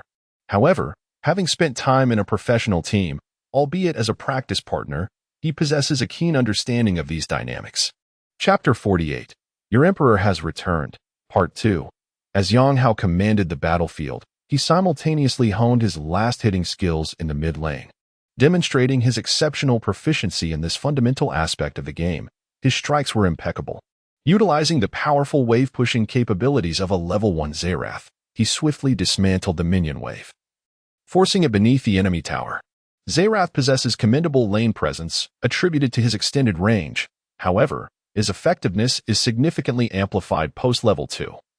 As a level 1 Xerath lacks substantial pressure, Yang Hao's intention in pushing the wave was to compel Victor into tower last hitting, relishing the prospect that if Victor faltered and missed a few minions, it would suffice for him. In the realm of master-tier mid-lane matchups, the advantages in last hitting accumulate through such meticulous details. Soon, A second wave of minions gathered in the mid lane, prompting Yang Hao to summon another sand soldier. The moment he dispatched the first minion, he swiftly learned his Q skill, Concussive Barrage. With his skill acquired, he unleashed a powerful Q, allowing the sand soldier to glide across the ground and strike Victor, followed by a basic attack. Victor hastily attempted to retreat from the soldier's assault.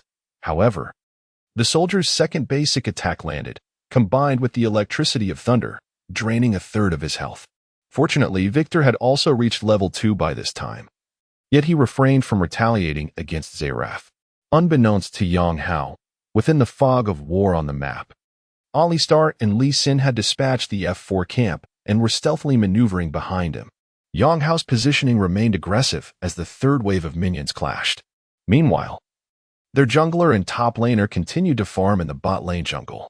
At that moment, a glance at the mini-map revealed that Alistar and Lee Sin had arrived. Alistar had already attained level 2. Without hesitation, he flashed forward, ensnaring Xerath.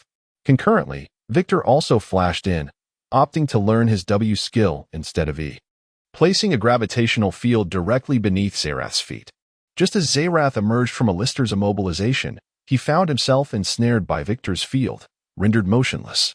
Lee Sin's Q struck him. And with the combined onslaught of 3 champions, Yang Hao was utterly immobilized, ultimately succumbing to Lee Sin's follow-up Q. Steady, steady. His allies exclaimed upon witnessing Yang Hao's first blood demise. Yang Hao nodded in acknowledgement. I understand. I did not anticipate their swift approach. Upon respawning, he purchased a health potion and a control ward, utilizing his teleport to return to lane. Indeed, Yang Hao had chosen to take teleport with Xerath, believing that even with one less spell, he could still exert pressure on his opponent, while also offering support to the side lanes to help shift the momentum. Thus, his death in this instance would not bear significant consequences, allowing him to teleport back into the fray. As he landed from his teleport and made his way toward the river, he had just placed a control ward when he discovered that Alistar and Lee Sin were still lying in wait in the river. They truly underestimate me, Yang Hao muttered in frustration. He felt fortunate to be a defensive tower for TP rather than a minion. Had he been a minion, he would undoubtedly have suffered a disastrous fate. Upon noticing the enemy's ward, they swiftly eliminated it and proceeded to the top lane. Although Yang Hao lost first blood, this proved beneficial for his teammates, as Rek'Sai and Riven could arrive at the top lane ahead of schedule to assist in pushing the tower. The pace of the tower push quickened. Subsequently, Yang Hao adopted a more cautious approach until the opposing jungle duo arrived at his bottom lane to aid in tower destruction, prompting him to position himself more aggressively. He was determined to suppress Victor. Due to Victor's extended reach and the intricacies of lane control, Yang Hao gradually distanced himself in terms of last hits, feeling an immense pressure. This individual, Yang Hao's prowess, was indeed as formidable as Yang Yu had indicated. He was not a contender. Nevertheless, he played with remarkable awareness. Upon recognizing his inferiority in strength, he opted for a more evasive strategy.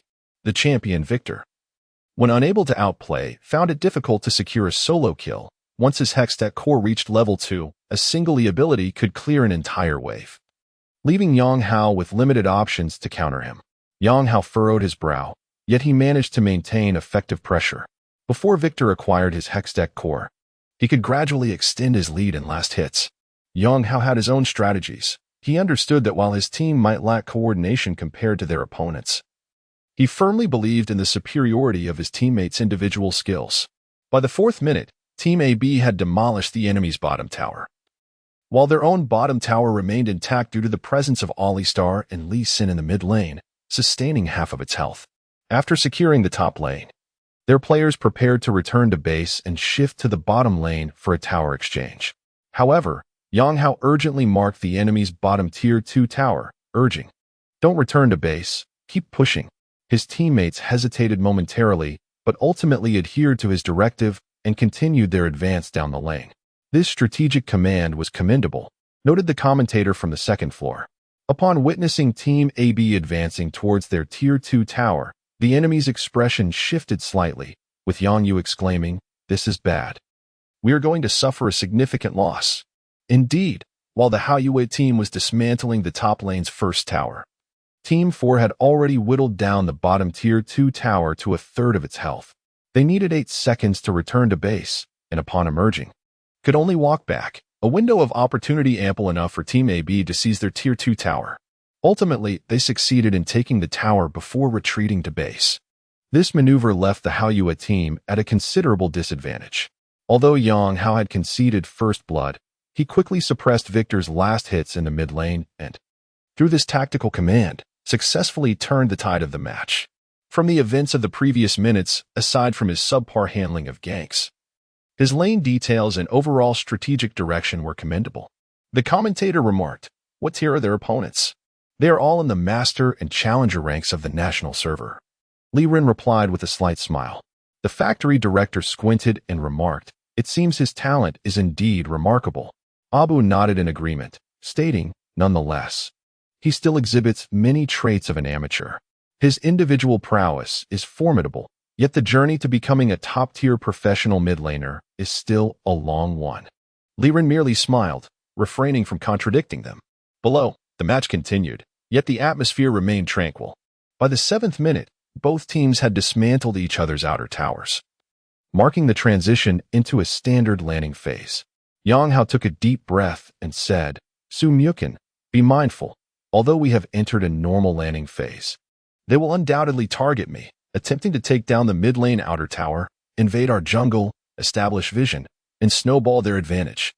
You and Xiaoming must ensure our jungle vision is solid."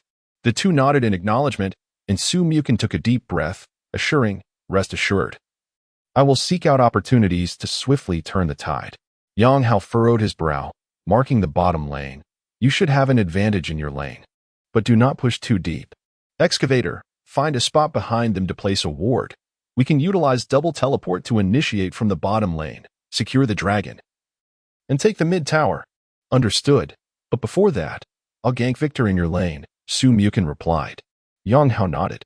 Soon, his excavator stealthily approached the mid lane. Victor, positioned far back, aimed to avoid Yang Hao's harassment. In the 8th minute, while clearing minions, Yang Hao suddenly executed a swift EQ combo, closing in on Victor, while the excavator emerged from the river. Before Victor could react, Yang Hao flashed and unleashed his ultimate, pushing him back. In that instant, as Victor was thrust backward, he flashed over the wall, attempting to flee toward his tower. However, the excavator swiftly followed with a flash and a decisive knockup. Yang Hao summoned another sand soldier, striking at Victor, whose health plummeted. It was too late for him to escape, as he was ultimately slain by the relentless assault of the sand soldier. After eliminating Victor, the duo pushed the minion wave towards the tower, and Yang Hao began his recall in plain sight, while the excavator quietly moved toward the bottom lane. Yang Hao marked the bottom lane and instructed, "Block their retreat and place a ward. I will teleport down. If their Alistar and Riven also teleport, I intend to establish a decisive advantage." On the 2nd floor, Abu and the factory director observed Yang Hao's markings and the excavator's movements. The factory director squinted slightly and remarked, "Interesting. This command possesses a hint of strategic depth." Chapter 49. Your Emperor has returned. Part 3. Indeed. This is the fundamental strategy of operation. At its core, effective management revolves around leveraging a singular point to initiate a snowball effect. In this instance, the excavator first targets the mid lane before transitioning to the bottom lane, utilizing the teleportation of both the Emperor and Riven to create a numerical advantage. Regardless of whether the opposing Lee Sin is present, they are assured of a numerical lead. The excavator swiftly maneuvered behind the enemy lines, placing a ward, while Yang Hao executed a teleport. Simultaneously, Wilmom activated her ultimate to pressure the surrounding foes, instantly creating a 4-on-2 scenario. The Treant hastily teleported in an attempt to cover the retreat, yet Riven followed suit with her own teleport. With Lee Sin occupied in the upper jungle, reinforcement was impossible, sealing their inevitable defeat. The situation transformed into a 5-on-3, with the Trent's teleportation merely a gift to the adversary. The rat, initially planning to escape in stealth, was promptly revealed by the Emperor's ward, leading to his demise. 3 were slain. They intentionally granted Riven 2 kills, allowing her to gain an advantage in the solo lane. After eliminating 2 opponents, they swiftly redirected their efforts towards the dragon. The excavator and support engaged the dragon, while the Emperor and Wheelmom rushed to the mid lane to dismantle the first turret. They successfully secured the dragon, yet the turret remained intact, defended by the timely arrival of Lee Sin and the resurrected Victor. On the second floor, the factory manager furrowed his brow, remarking, "Are you certain that the wizard is their main commander?"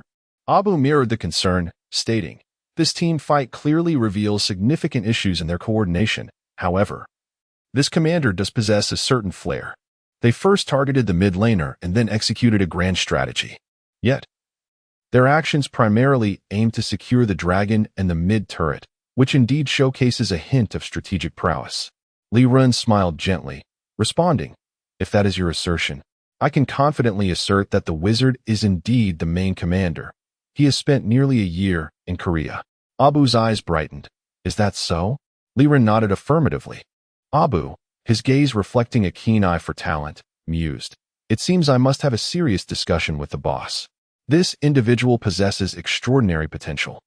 With Pawn's current decline in performance and your limited playtime, he could be nurtured into a steadfast mid laner, capable of taking up your mantle of leadership."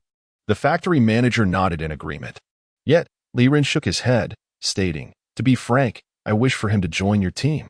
In my view, the LPL is the stage he deserves, but he currently desires to remain within a fully Chinese roster. S6 appears unequivocally unattainable, as Deft will undoubtedly be your starter.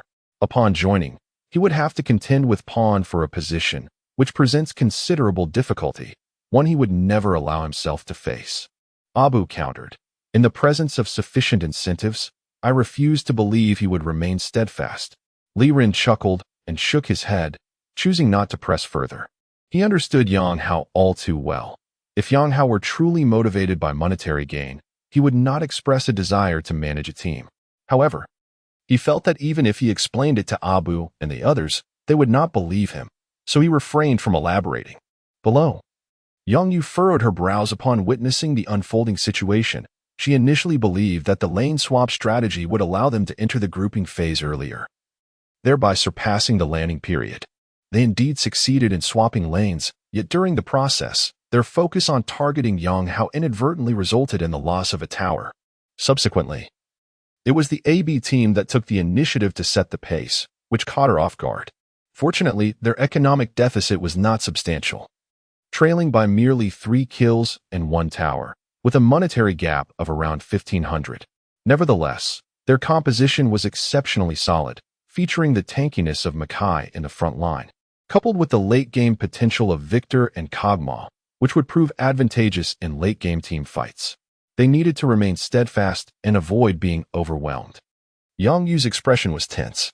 On the stage above, Yang Hao continued to project his voice, audible to many in the audience. Yang Yu looked at Yang Hao and remarked, "Indeed, you are the commander?" At that moment, Yang Hao emphatically declared, "Next, we shall launch an assault on the enemy's mid-tower. Everyone deploy true sight wards for a coordinated push. Riven, after pushing your lane, look for an opportunity to flank mid. Their mid-tower has only a quarter of its health left, making it quite feasible to take down." His voice resonated loudly, and many below could hear him strategizing. Yet the members of the Hao Yue team, equipped with soundproof headsets, remained oblivious to his commands. Yang Hao's volume was a reflection of his role as the main commander. In a typical match, all players engage in dialogue, exchanging vital information. Thus, when the main commander lays out tactics and decisions, a louder voice is necessary to rise above the chatter, ensuring his message is conveyed effectively. The others nodded, all heading out with true sight wards. Yang Hao and his companions pressed towards the mid lane, while Riven approached the top lane, securing 2 kills and outpacing Makai in both level and experience.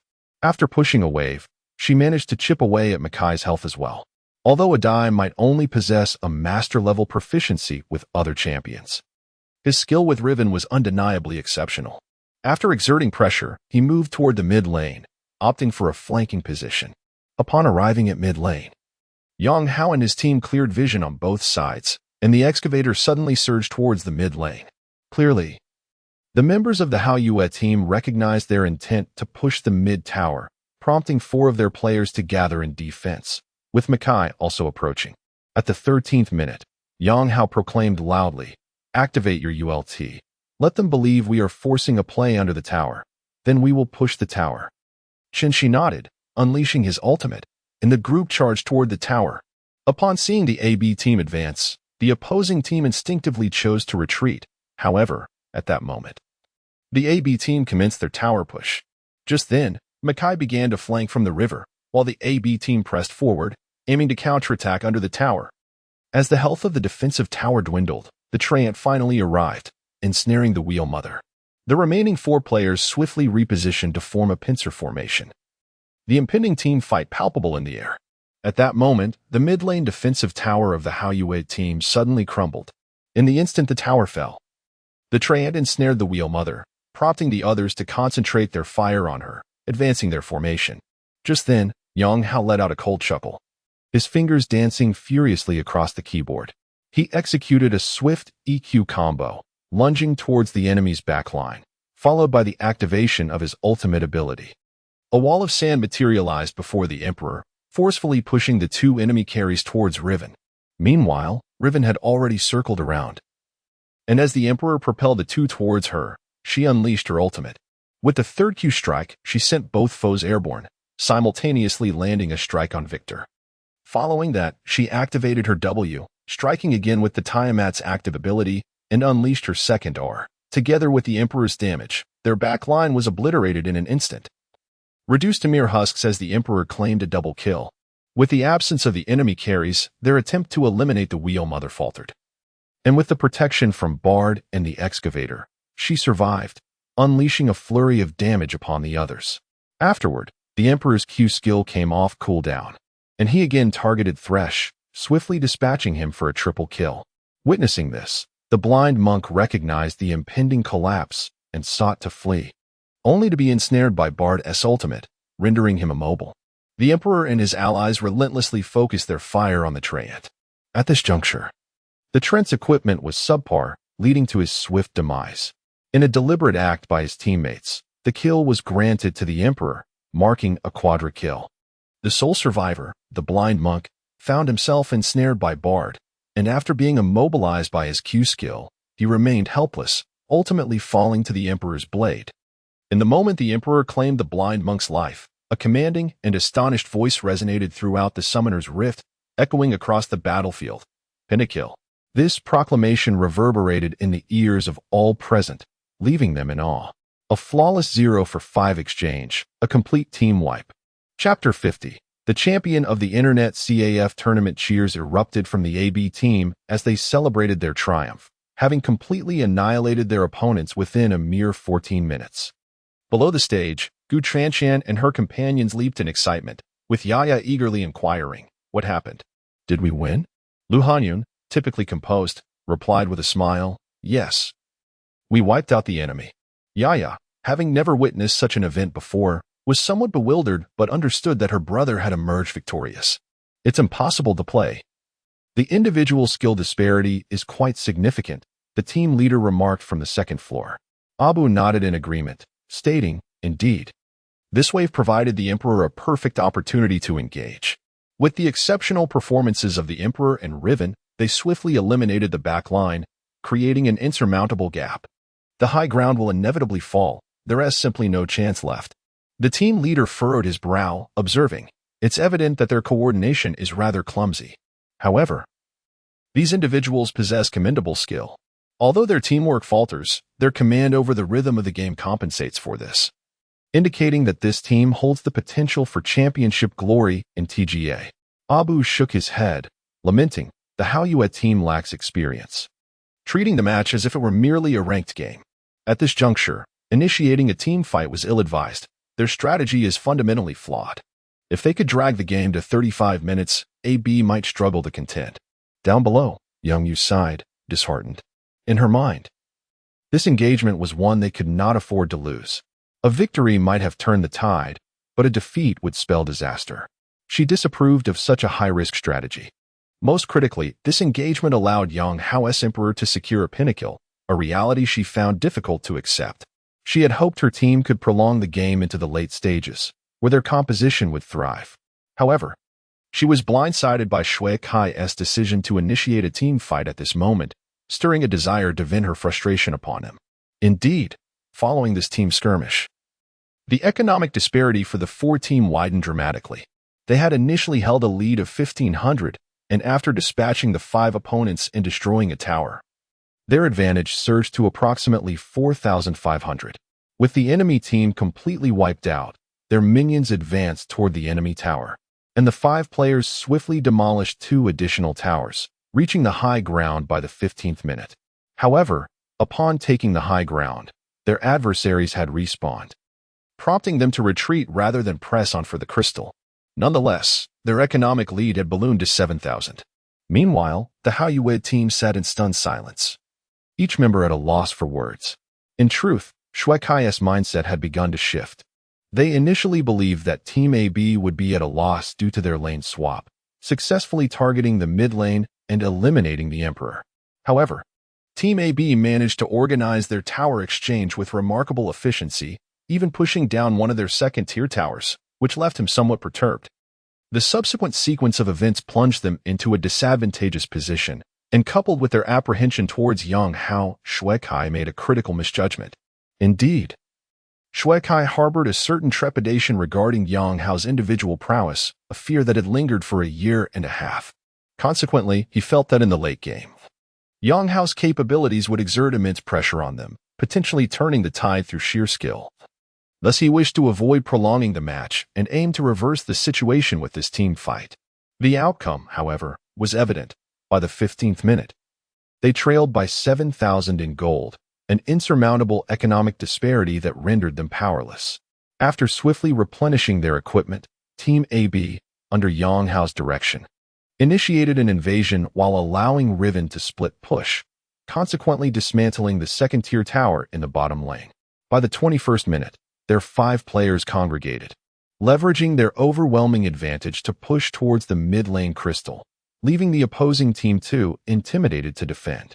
They then proceeded to slay the Baron and obliterate all 3 lanes, a complete domination. The audience below was left in astonishment. Previously, both teams had sent nearly all their opponents to the brink of a 20-game loss.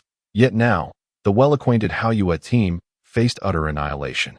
The enigmatic Team AB, consisting of 5 players clad in unremarkable attire, triumphed in this internet CAF tournament, advancing to the Shenzhen City competition. At the moment they destroyed the opposing crystal, the Haoyue team bowed their heads in defeat, and Shui Kai's expression was one of profound dismay. He had anticipated his loss, yet he never imagined it would be so humiliating. As the match concluded, Yang Hao stood up, a smile gracing his face. He felt as if he had finally exhaled after a year and a half of pent-up frustration. He reclined in his chair, gazing at the ceiling as he released a breath. It was time to let go. From this day forward, he would earnestly pursue his esports dream, he murmured. In the audience, Yang Yu observed Yang Hao on stage, her notebook filled with numerous observations. She closed it with a smile, remarking, "Indeed, you've found commendable teammates, each possessing formidable individual skills. Your personal abilities, combined with your strategic decisions, seem to be your trump card.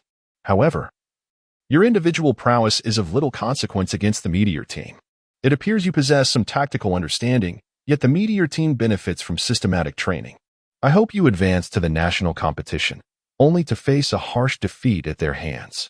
At this moment, she noticed Yang Hao rising, his gaze descending upon her.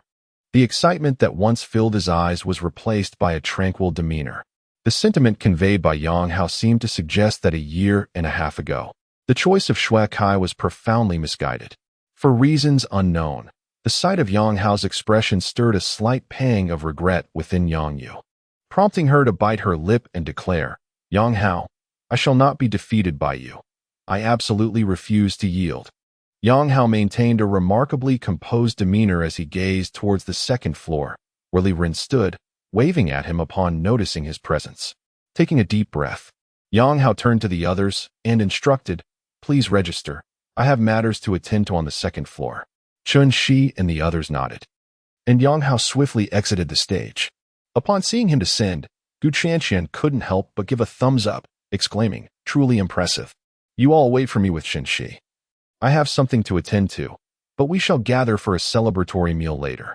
He exchanged high-fives with a few before making his way to the second floor. Once upstairs, Li Ren regarded him with a smirk, saying, "Well, a pinnacle. You've gathered quite the remarkable team. What brings you here?" Yang Hao furrowed his brow, inquiring. "It's not my own matters. They seek you out." Li Ren gestured towards the three individuals beside him. Yang Hao was momentarily taken aback upon spotting the manager, surprised that a mere internet CAF competition had drawn such attention. "Let us discuss this inside," Li Ren said, leading the way to the office. As they settled in, Abu took the initiative to speak. "The truth is, I still wish for you to join EDG. Today, the manager and I came here for this purpose. And our plan is to directly acquire your team, merging it into EDG's second team. As for the price, feel free to propose any figure." Yang Hao regarded him with surprise, but shook his head, responding, "I currently have no intention of being acquired. Our plan is to manage the team independently." Abu frowned slightly, stating, "This is negotiable. I just discussed it with the boss, and we are prepared to offer you a signing bonus of 3 million. I observed your team, and while your skills are commendable, there are still numerous shortcomings. You all appear more like casual players than professional ones." Yang Hao nodded, acknowledging, "I am aware of this. But we have only just begun to synchronize. I am confident that we will improve significantly in due time. I truly apologize. But perhaps by the start of this summer tournament, we will be rivals in the LPL." Upon hearing this, both Abu and the manager displayed expressions of astonishment. Yang Hao implied that he intended to compete in the LPL this summer. It was crucial to note that he had just started playing in the TGA. Securing the TGA championship was necessary to advance to the LSBL, and winning the LSBL championship was essential to enter the LPL. Yang Hao had only just begun his journey in the TGA, yet he boldly proclaimed his ambition to become a contender in their summer tournament. Such an assertion seemed exceedingly audacious. Chapter 51. The real woman. Both individuals stared in disbelief at Yang Hao, with Abu's expression reflecting his discontent. They belonged to the EDG team, which, despite suffering the humiliating defeat of 0-4 in the S5 tournament, still achieved the best result among the 3 Chinese teams participating. Domestically, they held an unequivocal position of dominance, a team so coveted that countless individuals yearned to join. Yet, after repeated attempts to recruit Yang Hao, they faced his consistent refusals. This time, Yang Hao even issued a stern warning. Abu furrowed his brow and said, "Young man, possessing determination and confidence is commendable. But you have a long way to go before you can be considered a professional player. Since you claim that you will become our rival in the summer competition, I shall be keen to observe. In the provincial tournament, you are likely to face IM's second team. First, you must overcome them before discussing anything further. For clarification, IM only changed its name during the 2016 summer season, but I have made this adjustment for narrative purposes. I hope no one nitpicks. IM serves as EDG's second team, akin to EDG's third team, hence Abu's reference. As a third team in a professional organization, they receive systematic training that far surpasses what an ordinary TGA team could offer. While the Haoyue team has been in continuous training, their gameplay still resembles that of casual players. Yang Yu, merely an obscure data analyst, lacks a tactical coach. The factory director remained silent, observing Yang Hao with keen interest. At that moment, Abu stood up and declared, "Since you are truly unwilling, I shall refrain from further discussion. I will take my leave now. I will await you in the LPL, hoping you can surprise me." Yang Hao nodded, unperturbed. Abu and the factory director bid farewell to Yang Hao before departing the Aoi esports arena. After their exit, a charming woman covered her mouth, stifling a laugh. "Indeed, you have quite the temperament. Even requests from EDG are turned down." Yang Hao shook his head and asked, "What brings you here, miss?" The alluring woman smiled slightly and replied, "It seems you are firmly resolved not to sell your team. Very well, I am willing to invest in you, providing a sponsorship." Yang Hao looked at Li Ren in astonishment. "Sister Ningyu is quite affluent. Feel free to exploit that," Li Ren chuckled. Yang Hao's eyes sparkled with excitement. "Forget it," Ningyu playfully rebuked. With a grin, Yang Hao inquired, "What kind of sponsorship are we discussing? Given that your team currently lacks notoriety, my sponsorship is merely based on your potential. For now, I plan to sponsor you with 200,000. In exchange for a year-long advertisement on the front of your team uniforms, Ningyu stated, extending a finger. Yang Hao furrowed his brow. Lu Hanyan had requested an advertisement, which meant that once their team uniforms were produced, there would be an advertisement for her live stream on the right chest. A placement that commands the highest price among all advertisements. However, as Ningyu had aptly pointed out, they were merely at the nascent stages of their journey. And a sponsorship fee of 200,000 was, in fact, quite substantial. Gritting his teeth, he declared, "All right, I will take responsibility and agree to this." Ningyu smiled gently before replying, "Very well, please leave your contact number. I will draft the contract and come to you tomorrow. By the way, it seems you don't have team uniforms yet. Do you require assistance with the design?" Yang Hao shook his head, stating, "The uniforms are already being designed. Please inform us of the logo you desire tomorrow." Ningyu nodded, and both parties reached a verbal agreement. At that moment, Li Ren patted Yang Hao on the shoulder, saying, "You're doing great, brother. I took a look today, and your team indeed possesses tremendous potential. However, if you aspire to clinch the TGA championship, there remains a long road ahead. The Haoyue team, while competent, plays too amateurishly compared to the third teams of major professional squads. They still have a considerable distance to cover, not to mention other formidable teams.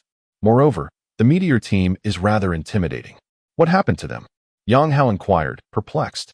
"Yesterday, I received news that they faced off against PDD's MGB team in a training match, and guess what the outcome was?" Li Ren chuckled, gazing at him inquisitively. At this point, PDD had just formed the MGB team, which would later be renamed YM. Li Ren frowned and asked, "What was the result?" MGB was utterly trounced. "Out of 5 games, they only managed to win 1, he replied nonchalantly. Yang Hao's brow knitted in concern. The MGB team, established by the former top laner PDD, was one of the strongest contenders for the TGA championship. Yet, this team, widely acknowledged as one of the best, had been soundly defeated by the Meteor team. Currently, many insiders believe that the Meteor team was already the champion of this TGA. Although the national competition had not yet commenced, they had already caused a seismic stir within the esports community. Before the professional league began, it seemed their momentum during this off-season was formidable. The Magician, due to his ranking as the top player among casual gamers, had attracted considerable attention from domestic audiences. Li Ren remarked.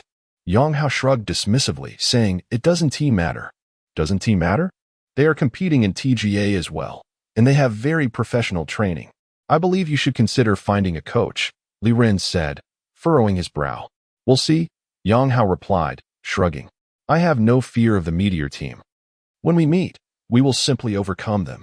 Li Ren was momentarily speechless, and after a pause, he said, "Indeed, you are still the Yang Hao I know.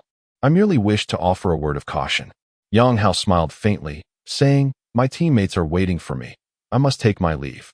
Sister Yu, please contact me tomorrow." Ningyu nodded in acknowledgement. Yang Hao bid farewell to the 2 individuals and descended to the lower level, where several people had already completed the match information and were awaiting his arrival. By this time, most of the audience had already departed. Upon his descent and reunion with the group, they decided to head to Hadaleo. Yang Hao refrained from immediately disclosing the news of securing a sponsorship of 200,000, intending to reveal it during the celebration banquet to elicit excitement among everyone. As the group emerged from the Aoi Sports Arena, preparing to proceed to Hadaleo, a voice suddenly called out beside Yang Hao. Yang Hao, turning his head, he saw Shui Kai standing there, with an esports bag slung over his shoulder and a cigarette dangling from his lips. His expression a complex amalgamation of emotions. "Can we have a word?" Shui Kai inquired. Yang Hao furrowed his brow and turned to the others, saying, "You all go ahead and order some dishes. I will join you shortly." The others nodded in agreement, and Yang Hao approached Shui Kai, asking, "Is there something you need?" "You still won," Shui Kai remarked with a bitter smile. "I never intended to lose." Yang Hao replied nonchalantly, "If you've merely come to reminisce, then there's nothing further to discuss. Actually, I've finally grasped what you must have felt a year and a half ago when Yang Yu was with me." Shui Kai suddenly exhaled a puff of smoke.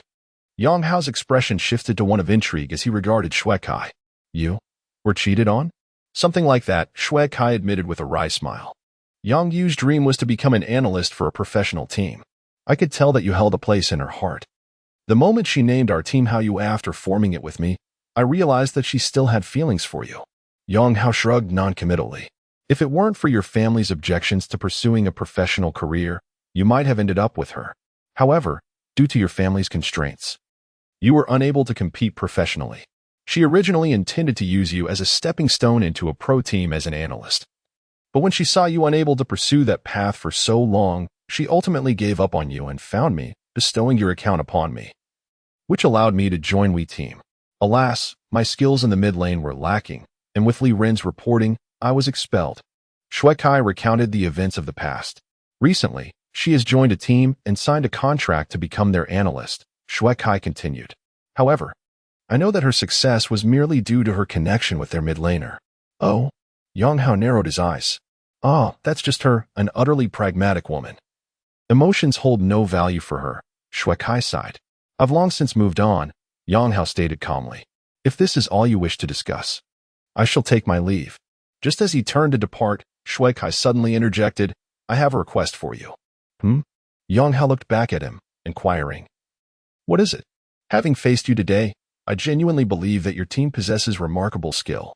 Given your prowess, you might even triumph over Yang Yu's new team. Her new team is also at TGA? Yang Hao asked in astonishment. Shui Kai nodded and replied, Indeed, her new team is at TGA, named Meteor Squad. Their mid laner is an exceptionally talented solo player called the Magician, and they are likely already acquainted on a more personal level.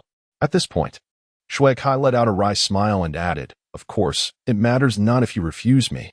After all, I was the one at fault initially. Upon hearing his words, Yang Hao's expression turned somewhat peculiar, as he had never anticipated that it would be Meteor Squad. Very well, I shall agree to your request. Just when Shui Kai felt a sense of despair, Yang Hao's voice resonated softly. Chapter 52. Yaya is to undergo surgery. Shui Kai's expression shifted as he lifted his gaze, only to find Yang Hao waving goodbye as he exited. He regarded Yang Hao with a countenance fraught with complexity. Subsequently, he tilted his head towards the heavens and took a drag from his cigarette. At that moment, his mobile phone rang unexpectedly. Upon checking, he discovered it was a call from Yang Yu. He extinguished the cigarette and answered, Hello, Yang Yu. After a brief silence, Yang Yu's voice came through, Shui Kai. We lost the match today, and I want to discuss something with you. Speak. Shui Kai interjected, his ire flaring. Yang Yu, I know what you're about to say. It's about breaking up, isn't it? Fine, I shall grant your wish, you wretched creature. Do you believe that by joining the Meteor team, you can step into the professional realm? Let me assure you, it's impossible. Just moments ago, Yang Hao promised me that he would triumph over you at the TGA, shattering your professional dreams. Yang Yu remained composed, and once Shui Kai had finished his tirade, she calmly replied, I'm sorry. You know what I desire, and I appreciate your willingness to end things. From now on, we need not cross paths again. With that, she hung up the phone. Staring at the darkened screen of his device, Shui Kai forced a bitter smile, tears cascading down his cheeks. Meanwhile, Yang Yu stood at home, 2 suitcases in hand.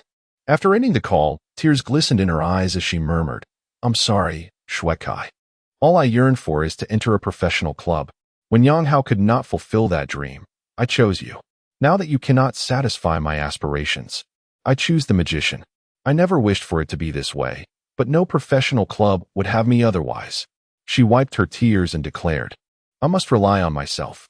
With that, she placed her suitcase on the counter and slowly retreated from the room. At that moment, Yang Hao had already made his way to Haidaleo, which was not far from the Aoi esports arena. He arrived swiftly. Upon locating Chun Shi and the others, he found them engrossed in discussions about the day's match, having already ordered their meals. Yang Hao clapped his hands and announced, Everyone, lend me your ears, for I bear good news. Everyone turned to face him, with Su Mukin inquiring, Did you find money on the ground?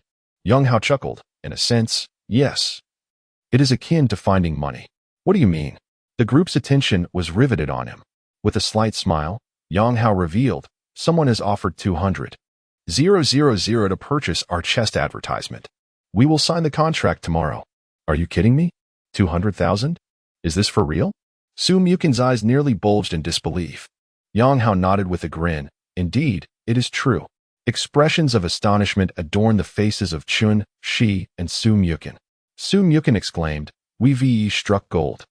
Excitement radiated from the others as well, and Tang Xie shot Yang Hao a fierce look, declaring, "Then this meal is definitely on you." Yang Hao nodded with a smile, then glanced at the others and remarked, "However, I have an idea regarding this sum of money." Everyone turned their attention to Yang Hao, their brows furrowed in curiosity. Taking a deep breath, Yang Hao looked at Sun Ming and inquired, "Sun Ming, how much is needed for Ya's eye surgery?" Sun Ming hesitated for a moment, as if recalling something, but eventually replied, "A total of 200,000 yuan."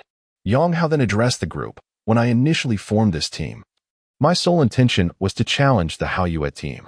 However, as each of you joined, I began to envision so much more for our team. I now aspire for us to compete diligently together, from entering the professional arena to eventually retiring. I intend to remain with AB team throughout this journey, so I wish for us to manage this team ourselves. If possible, for the foreseeable future, we will continue to grow closer as a unit. Therefore, I propose that we allocate this sponsorship money to Ya's treatment first. With the 50,000 yuan from Lu Hanyun's sponsorship, coupled with the remaining funds we have, it should suffice to see us through TGA. Securing the TGA championship offers a prize of 200,000 yuan, which, even after tax deductions, will still be a substantial amount. By then, we should also be able to secure additional sponsorships, sufficient for us to continue our endeavor." Yang Hao looked at the others as he spoke. Sun Ming remained silent. Ya's condition was a perpetual ache in his heart. While it would be ideal to cover the surgery in one go, he couldn't produce 200,000 yuan at once, and the monthly therapy expenses would exceed 10,000 yuan. Sumu Chun shrugged and said, "I'm used to being broke. Just a few days ago, I was eating at an internet CAF." Shin Shi nodded in agreement, stating, "I have no objections either. What about a dai?" Everyone turned to Chu Jiai. A dai seemed to awaken from a daze, quickly stating, "I have no objections, none at all." Tears welled in Sun Ming's eyes. For the first time, he felt that joining AB team was the right decision. Gritting his teeth, he declared, "This will count as a loan from me. Each of you can borrow 40,000 yuan. Once we secure prize money from competitions and receive sponsorship funds, I will repay you." The others did not contest this. Indeed, dividing the 200,000 yuan meant each would receive 40,000 yuan, a considerable fortune for them at this moment. After dining together, Sun Ming headed to the hospital to make an appointment, while the others took Yi home. Later that evening, around 10 o'clock, the door to their residence swung open, and Tang Xie and Gu Qianqian rushed in, carrying boxes.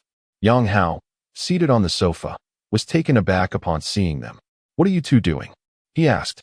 With a cheerful grin, Gu Qianqian replied, "What do you think? As your team leader, I'm moving in to live with you all. You need to prepare a room for us." Yang Hao, bemused, responded, "Sister, this is just a 3-bedroom apartment. How are you two going to fit?" He initially thought that only Gu Qianqian would come over, but to his surprise, Tang Xie followed suit. Pouting, Tang Xie remarked, "Since Qianqian has moved in, it would be rather dull for me to stay over there alone. It's perfect for me to move in as well." Yang Hao furrowed his brows, acknowledging that it indeed posed a dilemma. The house was rather small. Yaya, seated in the living room, softly suggested, "Let the two sisters share the bed. My room has enough space. I can sleep on the floor, and we can all squeeze together."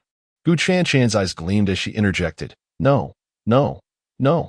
You absolutely cannot sleep on the floor. If there's room for a mat, then the 3 of us can fit in one room. And Tang Xie can sleep on the floor." Tang Xie nearly choked on her own frustration, yet she refrained from arguing, saying, "If I must sleep on the floor, so be it. I don't mind." Yang Hao shook his head, responding, "If you all wish to squeeze together, go ahead. I have no objections." Tang Xie and Gu Qianqian exchanged smiles with Yang Hao before inquiring, "Where is Yaya's room?" Yang Hao pointed towards the back, and the two of them dragged their suitcases over to begin arranging the space. Indeed, it was too long before Yaya's room underwent a complete transformation.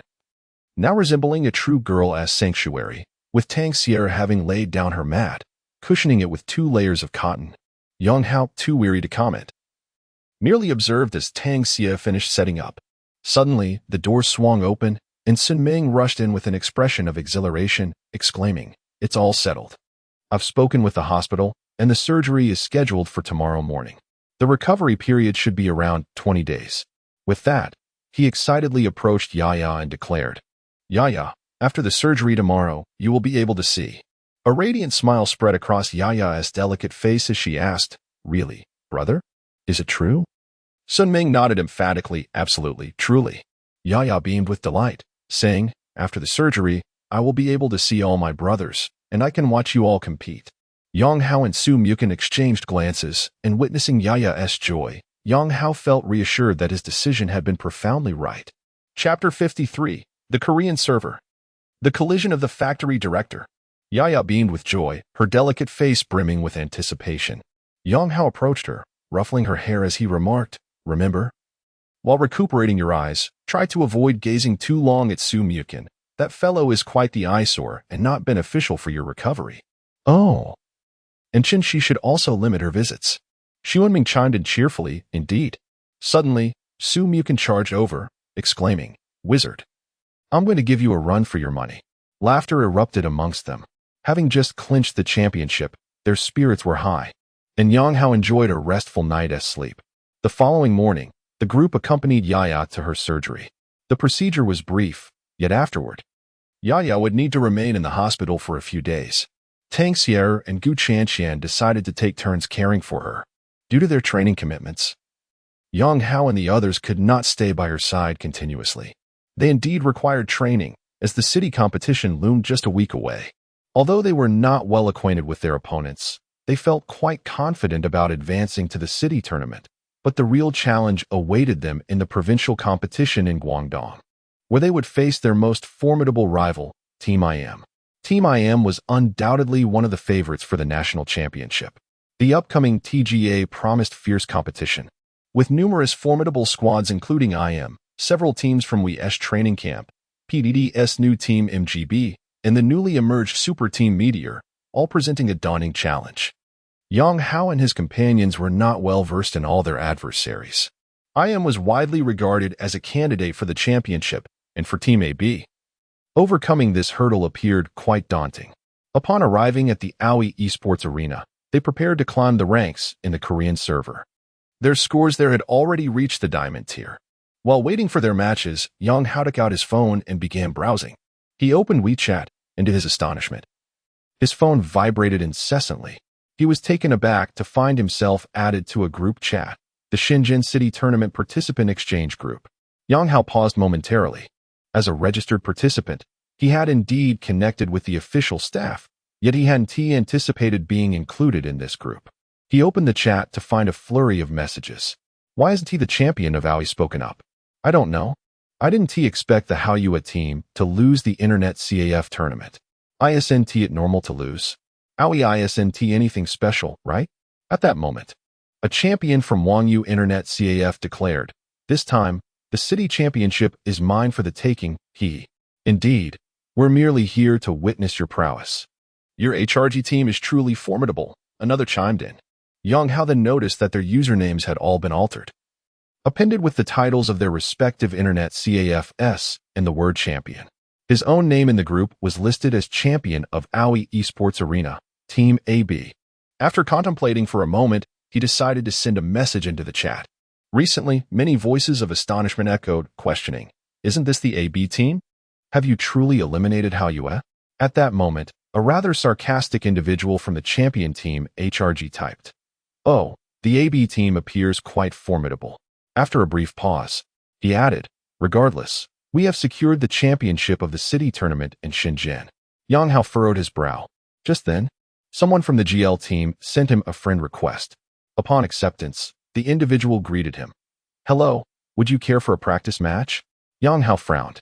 Currently, they were merely engaged in a city tournament, where the skill levels among teams were generally comparable. It was rare to encounter a team like Haoyue, composed of master-level players, as such teams typically contended for provincial championships. Most teams achieving victory in Internet CAF tournaments were generally comprised of 5 diamond-ranked players. A practice match would yield minimal benefit. It would be more advantageous to engage in ranked matches on the Korean server. Yang Hao replied, "They are all playing ranked. It may not be feasible." "What a pity," came the response. Yang Hao then inquired, "Is that HRG team strong?" "Quite formidable. Their skill level is comparable to that of Hao Yue. I had initially thought the champion of this city tournament would emerge from their ranks. I didn't expect your team to make such an entrance. HRG can be quite ostentatious. I hope you can triumph over them." Yang Hao sighed, "Very well. Perhaps we shall schedule a practice match next time." "All right, take care." The GL team leader quickly replied. After closing WeChat, the 5-player ranked matches on the Korean server successfully commenced. They embarked on yet another day of training. Upon reaching diamond rank in the Korean server, they distinctly felt an increase in difficulty. Here, numerous players from Tier 3 league teams were present, and they frequently encountered 5-player teams. However, Yang Hao, Su Myukin, and Chen Shi were all adept in ranked play, enabling them to secure victories. By the end of the day, they had achieved 13 wins, elevating all members to Diamond 2. At that moment, their winning streak had reached 52 matches. After concluding the day's competitions, a smile graced Yang Hao's lips as he remarked, "Perhaps starting tomorrow, the AB team will begin to capture the attention it deserves." Yang Hao had persistently engaged in 5-player matches, not only for training purposes and team familiarity, but also to draw attention. As they climbed to higher ranks, encountering some teams composed of professional players would result in onlookers observing their matches. If they emerged victorious, they would undoubtedly attract considerable notice. Furthermore, upon reviewing their previous winning streak, it would not be long before they entered the public eye. On Tuesday, the 5 members achieved consecutive victories, culminating in a remarkable streak of 66 wins, thus successfully ascending to the master tier. They had firmly established themselves within the high-ranking echelon. Meanwhile, the name of the AB team was gradually gaining recognition throughout the Korean server. After reaching the rank of Diamond 1, one encounters numerous professional players, many of whom have already faced off against other skilled competitors. The name of the AB team, adorned with several Chinese characters, is easily recognizable, indicating their origins from China. Around 9 o'clock that evening, the renowned player known as Factory Manager was live streaming on Huya, playing alongside 5 professional players from China. Koro One from EDG as the top laner, GODV from LGD as the mid laner, Simo Laoze from OMG as the AD carry, and Miko from EDG as the support. At that moment, they entered the game, chatting and laughing together. Meanwhile, Yang Hao and his companions were situated within the OE esports arena, also just entering a match. "It seems we are matched against Factory Manager's team," Su Muching suddenly remarked. Yang Hao glanced over. Su Muching often watched LPL players' streams to study their jungle strategies. Just as Su Muching had predicted, they indeed found themselves up against Factory Manager. As their bans mirrored those of their opponents, Yang Hao narrowed his eyes and said, "Shut off the stream. The opponents are all top-tier professional players. If we face them, it may be our opportunity to achieve fame." Su Muching nodded in agreement. Yang Hao's gaze revealed a glimmer of fighting spirit. He held this match in high regard. Firstly, they were currently on a winning streak, and he did not want that to be disrupted. Secondly, the opposing team comprised professional players, and this would be their first encounter with 5 such individuals, all of whom were among the elite in the LPL. Victory would significantly boost their confidence, while a loss would help them identify their weaknesses. Recently, they had been sailing smoothly without much competition from high-level players, leaving them unaware of their shortcomings. A defeat would illuminate the gaps in their abilities compared to professional players. Both teams executed their draft phases swiftly. The blue side, AB team, selected top lane, Fiora; jungle, Rek'Sai; mid lane, LeBlanc; bottom lane, Jinx paired with Thresh. This composition showcased some of their most proficient champions. The purple side, led by Factory Manager, chose top lane, Dr. Mundo; jungle, Kiana; mid lane, Cassidon; bottom lane, Jinx paired with Bard. As both sides entered the loading screen, Factory Manager paused upon seeing the IDs of Yang Hao's team and remarked, "Oh, it's these individuals. Their IDs are quite organized, as if they are a cohesive team. And they are also from China. Do you know them, factory manager? Someone inquired. I've seen them play in a match. They are a TGA team. Factory manager replied with a smile. God V, be cautious. Don't let their mid laner take you down. No worries. If I get taken down by TGA's mid laner, I'll eat dirt on stream. Wei Shin chuckled. Chapter 54. Confrontation with the pinnacle of LPL players. Did you just say you were solo killed? Factory manager couldn't help but chuckle, responding, that was your own assertion, wasn't it? AB team? Is that the one that Abu sought out previously? Miko suddenly interjected in the voice chat. At that moment, factory manager hastily cleared his throat, signaling Miko to refrain from continuing. Yang Hao's repeated rejections of Abu were not favorable for EDG, and it was evident that knowledge of the wizard was still scarce.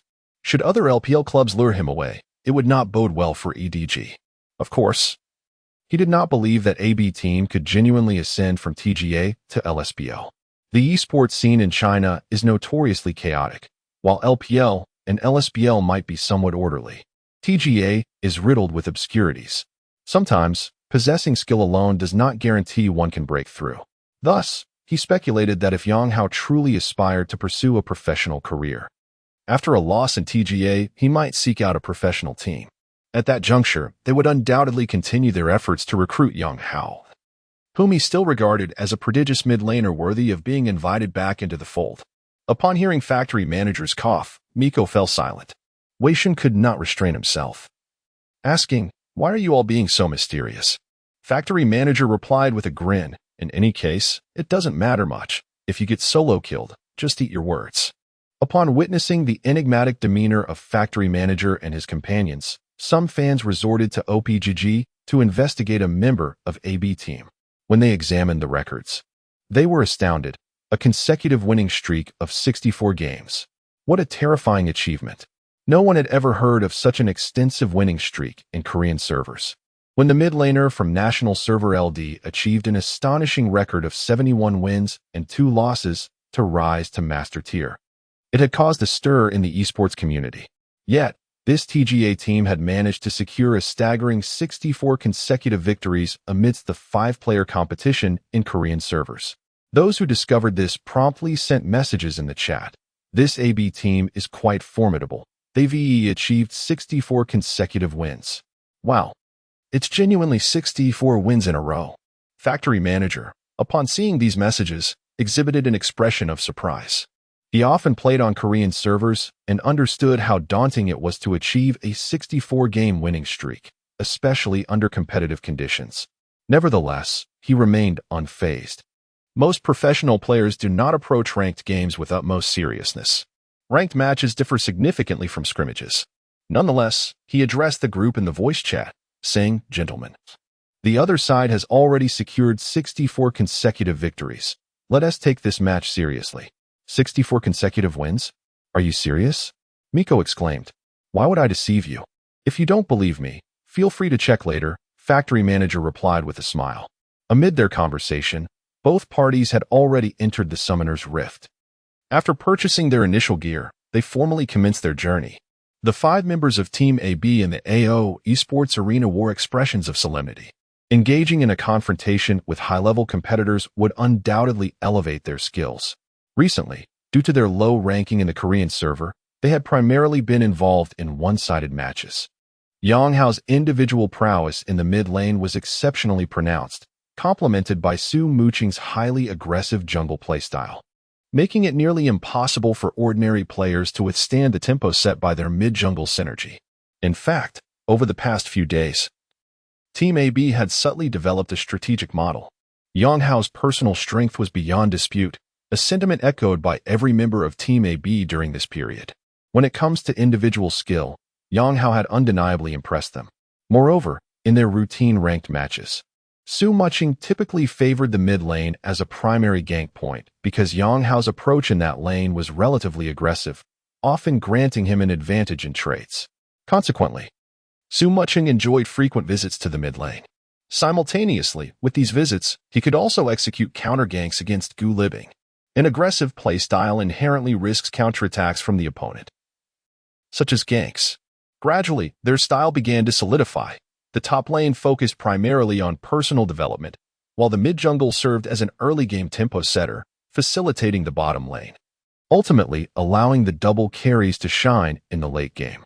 This fundamental strategy was the result of their initial research over the past few days, succinctly summarized as mid-jungle coordination to empower the side lanes. Let us begin. Let us play well and see what disparities exist between us and professional players. Feng Xiu smiled as his LeBlanc, equipped and ready, made its way to the mid lane. The expressions of the others turned serious as they understood the significance of this match. A victory could provide an opportunity for Team AB to gain recognition among many spectators. Both teams opted for a calm opening, with Yang Hao choosing a Doran's ring and 2 health potions.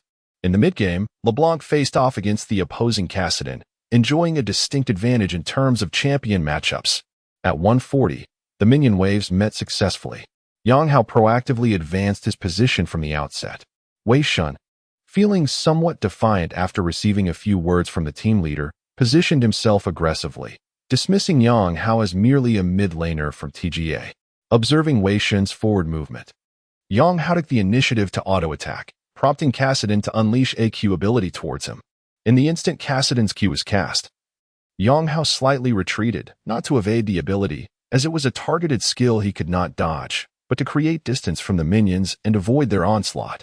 After establishing this separation, he swiftly returned to the fray. At this moment, Kassadin's shield from his Q skill had just dissipated.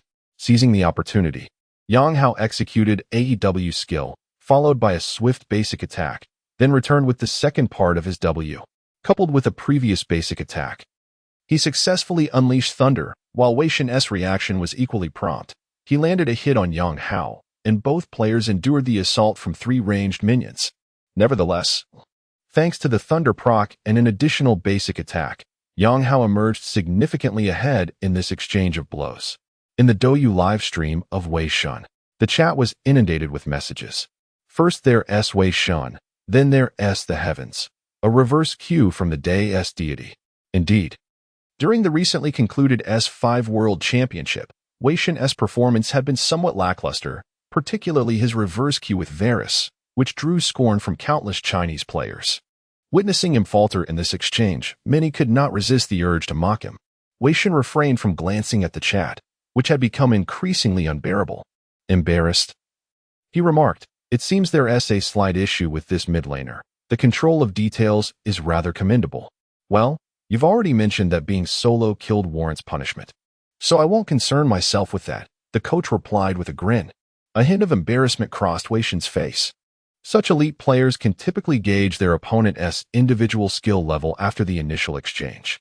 Once reaching the master tier and beyond, the disparity in gameplay between both sides is seldom pronounced, especially when wielding their signature champions. The distinction between top-tier players and average ones lies in their attention to detail during landing and team fights. Of course, elite players possess formidable landing capabilities, and their handling of team fight intricacies is equally impressive. In this exchange, Yang Hao's prowess was unmistakable. Clenching his teeth, Wei Shun thought, "Fine. Let him revel in his arrogance for now. I'll deal with him once I hit level 6. Equipped with teleport, he opted to sacrifice some health for the sake of farming. Trading health for farm? Yang Hao's eyes narrowed slightly. He expertly balanced between harassing Wei Shun and last-hitting minions, managing to do both without missing a single strike, while depleting Wei Shun's health potions. However, Wei Shun maintained a commendable health pool. Even as Yang Hao relentlessly whittled down his vitality, he continued to secure his own development in the mid lane. Yang Hao's gaze sharpened. He remained patient. Sure enough, after 3 waves of minions, Yang Hao reached level 3. At that moment, after consuming 3 waves of minions, Wei Shun opted to return to base and teleport back onto the lane. The true confrontation had begun. Yang Hao's eyes narrowed in determination. Chapter 55, Solo Kill Indeed. In his perspective, the formal confrontation between both sides has only just commenced. He retains 3/4 of his health and half of his mana, along with a health potion and an ignite advantage. At this moment, he chose not to push the lane and returned to base for replenishment. Upon his arrival, Wei Shun purchased an additional Doran's ring, ensuring that his experience remained on par. This exemplifies the advantage of teleportation. Wei Shen initiated his journey with a corrupting potion and 3 health potions, skillfully utilizing them to push 3 waves of minions. Yang Hao was unable to eliminate him, demonstrating his adept calculation of damage. I am now heading to the bottom lane. Can we coordinate? Su Mukin's voice echoed in his headset. Having emerged from the headset, he had opted for a rapid level 3 strategy, approaching the vicinity of the bottom lane. Confronted by Sima Laoze and Miko, the AB team's bottom lane duo displayed no signs of intimidation, engaging in a balanced trade on the line. Both Sima Laoze and Miko are remarkably competent players in their respective roles. In this engagement, Thresh initiated with a flash and the ability, subsequently providing a lantern to the excavator, only to be countered by Miko's bard landing AQ on both. This was merely the beginning. After hitting both opponents, Kiana suddenly leapt from the brush, indeed catching him off guard. This counterattack inflicted significant damage upon him, as Thresh had expended his flash to engage. Without any means of escape, their opponents focused their fire on Jinx, leaving her with no chance to flee and resulting in her swift demise. Observing the ambush and being struck by Bard's Q, Thresh sacrificed himself. Ultimately, the initiator of the gank, Su Mukin, was left to flee alone. This play was quite explosive, Chun-Shi remarked with a furrowed brow. This sequence of events granted the opposing AD and jungler, Kiana, a kill, which was particularly distressing for the bottom lane. Bard's inherent ability to harass in lane is formidable, and Kiana, once gaining an advantage, possesses an exceptional capacity to snowball. Chun-Shi's concern is indeed warranted. Let us play a bit cautiously in the bottom lane. We can simply focus on last hitting, Sun Ming suggested, her brow knitted in concern. They had undeniably suffered a substantial setback, losing not only a kill but also having 2 waves of minions pushed into their tower, equating to experience akin to being level 1, which significantly hampered their performance in the bottom lane. Focus on assisting mid and top for now. We can stabilize. Chun-Shi urged Su Mukin, nodding in agreement. Su Mukin recognized the considerable impact this play had on their rhythm. Once I establish an advantage, I will sustain our mid-game, and later, I will eliminate their AD carry. Chun-Shi, I trust you will carry us in the late game, Yang Hao declared confidently. Both Chun-Shi and Su Mukin nodded in affirmation. Subsequently, Yang Hao refrained from overly aggressive plays due to the opposing jungler's advantage. Should he take further risks and fall to Kiana, their mid-jungle synergy would be utterly compromised. Though he dared not be overly aggressive in the middle lane, he nonetheless managed to suppress Kassadin, leveraging his long reach to gradually widen the gap in farm. Yang Hao held the push advantage, and with his presence in the mid lane serving as a deterrent, Qianju hesitated to venture recklessly into their jungle. Indeed, in the ensuing moments, Qianju chose not to reveal himself again.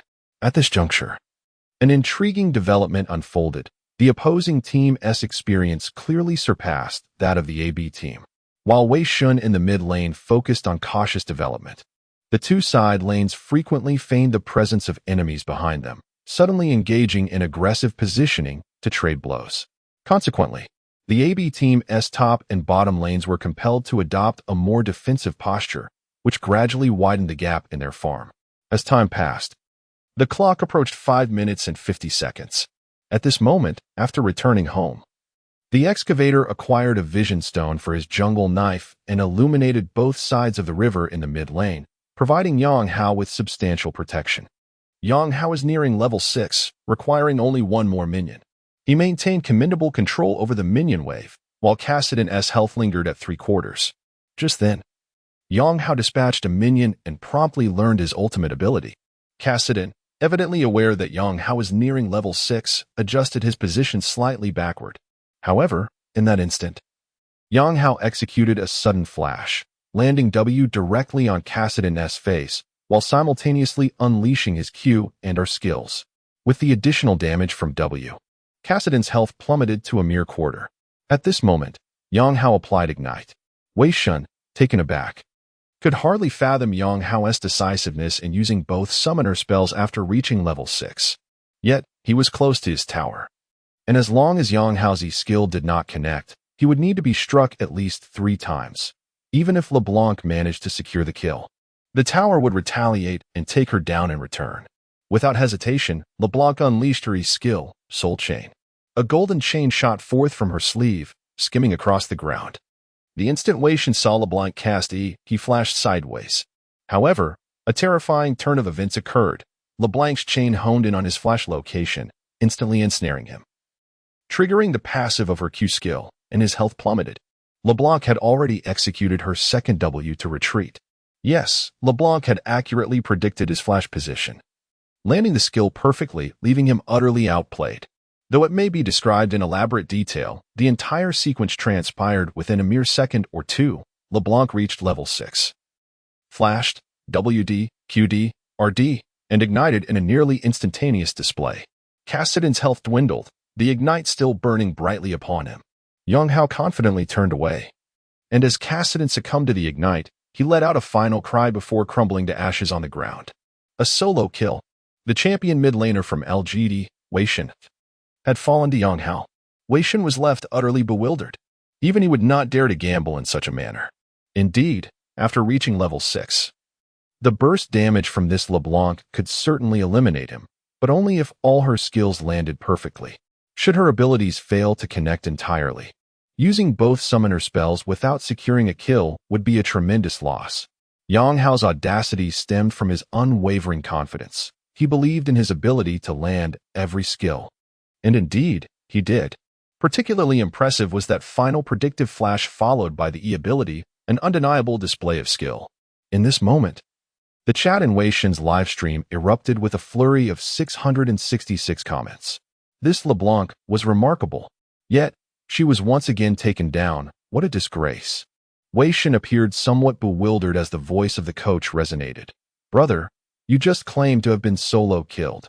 Now, you've experienced it yourself. This fellow's LeBlanc was rather formidable.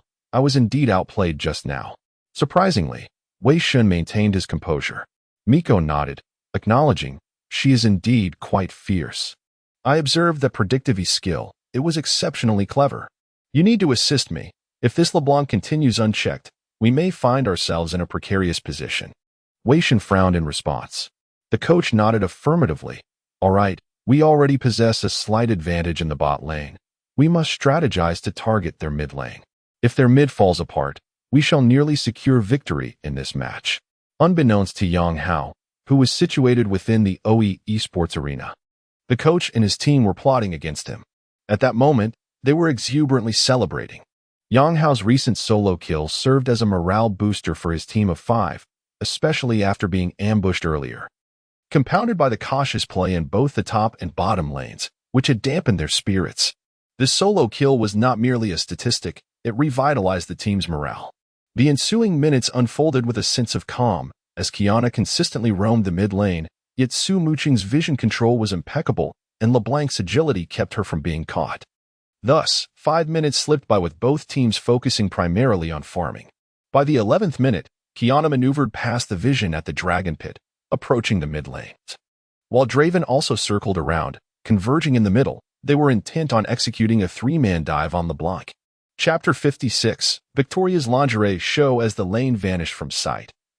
Their top laner promptly alerted the team. Coupled with the absence of Qiyana, Yang Hao opted for a more cautious approach. It is undeniable that the proficiency of professional players is remarkably high. The enemy seized this moment when the excavator's vision was momentarily absent. Consequently, Yang Hao retreated to the tower, awaiting the minion wave's arrival. Unbeknownst to him, behind his tower, Darius and Qiyana flanked him, poised to strike as soon as the minion wave entered the tower, signifying the imminent demise of his LeBlanc. Sensing an impending danger, Yang Hao prepared to retreat as the minion wave approached the tower. However, Qiyana and Darius had already closed in from behind, effectively cutting off his escape route. In the live stream, the director displayed a grin, convinced that LeBlanc was destined to become a lifeless corpse on the ground. The excavator remained in the lower jungle, incapable of intervening, while the top laner's teleport had already been utilized to return to lane, leaving him unable to assist in the mid lane. At the moment the minion wave entered the tower, Cassidon surged in with his ultimate ability, unleashing a devastating combo of Q, E, and W on LeBlanc, inflicting nearly half of her health with the added damage from Thunderlord S. As Cassidon engaged, Yang Hao positioned himself against the wall and deftly landed an EQ combo onto Cassidon. Simultaneously, Kiana executed a strike, reducing LeBlanc's health to a precarious state. As Darius followed suit, the Tower's assault fell upon him as well, but in that critical instant, Yang Hao utilized his W ability to vault over the wall into the F4 area. His E ability, Soul Chain, remained tethered to Cassidon, and he unleashed the second activation of E, causing Cassidon's health to plummet. With the Tower S2 attacks, Cassidon's health rapidly dwindled. Desperate, Kiana activated her ultimate. Darius, seeking to pursue LeBlanc, flashed over the wall just as LeBlanc executed her second W back to the safety of the tower. As Cassidon's confinement ended, he instinctively activated his R to escape the danger. Meanwhile, Kiana relentlessly pursued LeBlanc, who remained within the range of Kiana's ultimate. However, due to Wei Shun's retreat from the tower's range, the tower redirected its fire towards Kiana. Darius circled around from the periphery. LeBlanc's health continued to diminish, while Kiana's health also plummeted due to the tower's onslaught. As Kiana's ultimate neared its conclusion, Wei Shun's Cassidon prepared to enter and eliminate Kiana. Yet, thanks to her ultimate's healing, Kiana appeared poised to escape. At that pivotal moment, Yang Hao suddenly flashed forward, landing a QR combo on the severely weakened Cassidon. Cassidon barely had time to react before he fell lifelessly to the ground. Simultaneously, LeBlanc turned and ignited Kiana, who endured 3 tower strikes. Alongside the tower's final blow, Kiana's health reached a critical threshold. At this moment, the healing effect of his ultimate ability manifested, yet the ignited mark from the alluring assassin lingered upon him. As his ultimate descended, the healing was halved. The tower's onslaught followed suit, prompting Qianzhu to swiftly flash out of its range, but it was too late. The tower's attack struck him, depleting his health to its nadir. The ignited mark still remained, and 2 seconds later, Qianzhu fell. Double kill. A woman's voice resounded. And at last, Nox reappeared, but his short legs rendered him incapable of pursuit. The alluring assassin successfully evaded capture. They dove under the tower, retaliating against 2, and escaped with mere slivers of health. Magnificent. An extraordinary play. A display of talent. The esports arena erupted with their fervent cheers. As Su Myukin and his companions shouted loudly, drawing the attention of numerous onlookers. Indeed, that previous engagement showcased Yang Hao's exceptional skill. Whether in judgment of details or mastery of abilities, most crucially his composure in the face of a 3-man gank. Meanwhile, in the live-streaming room of the coach and his team, the screen was flooded with 666 comments, interspersed with expressions of awe. The coach's expression was far from pleasant. The blunder by Wei Shun was egregious. Wei Shun, what were you thinking? The coach couldn't help but exclaim. Wei Shun's missteps were twofold. First, he initiated without awaiting the arrival of Nox, opting to tank the tower himself, rather than allowing Qianzhu to draw aggro after unleashing his ultimate. Had he taken the tower's damage, the alluring assassin would have undoubtedly perished. However, this string of errors paved the way for her extraordinary escape. The ramifications of this blunder extended beyond mere kills. Significantly, Nox had spent an inordinate amount of time supporting the top lane, allowing the duelist to push 3 consecutive waves, resulting in substantial experience loss for Nox.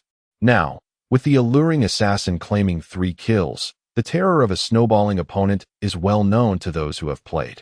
In Wei Shun's streaming room, his expression was grim. Indeed, having been solo-killed initially, his subsequent catastrophic error allowed the alluring assassin to achieve a double kill, equalizing the economic disparity. The coach's voice resonated through the comms. I refuse to lose this match. Let me take the reins and guide us to victory. The others nodded in agreement. At the esports arena, as Yang Hao and his team fervently cheered, some nearby heard their voices and approached to take a look.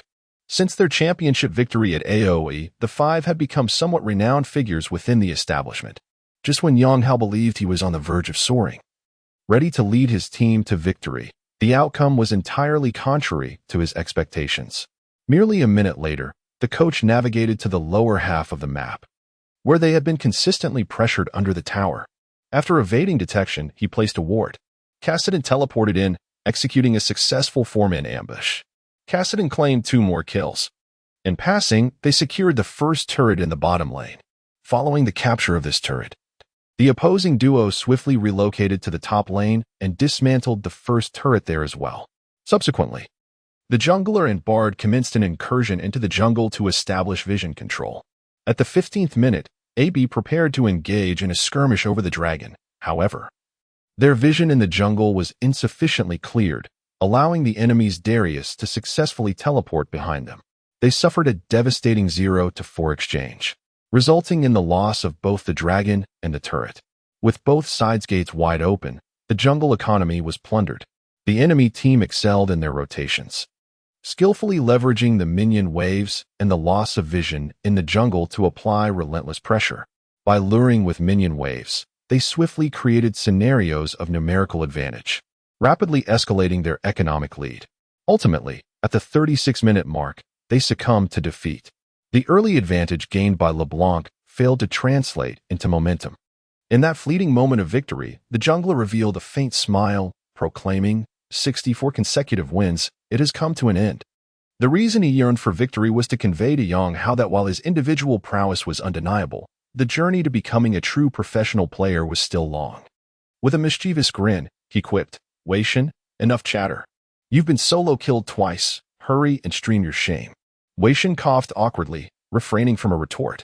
Meanwhile, in the Aoi esports arena, the 5 members of the AB team removed their headsets, their brows furrowed in concern. Su Mukin sighed, expressing, in the early game, we felt we had a chance, especially after Yang Hao secured 3 kills. We thought we could turn the tide, but the enemy quickly entered their grouping phase. Once they did, it felt as though we were not even playing the same game. Do you know where we faltered? Yang Hao suddenly inquired. The others turned their gazes toward him as he took a deep breath and articulated, 2 points. The disparity in tactical acumen is vast. Although we have practiced together for a few days, we lack any significant strategy. We have merely been playing ranked matches. As soon as they employed even a modicum of strategy, we faltered. This highlights the gap in tactical understanding. Many strategies are second nature to them, while we remain devoid of any strategic concept. Chapter 57. Defining the core. Upon hearing Yang Hao's words, the expressions of the others grew solemn. Yang Hao took a deep breath and continued. Tactics hold considerable significance. In the time ahead, we must thoroughly study this aspect.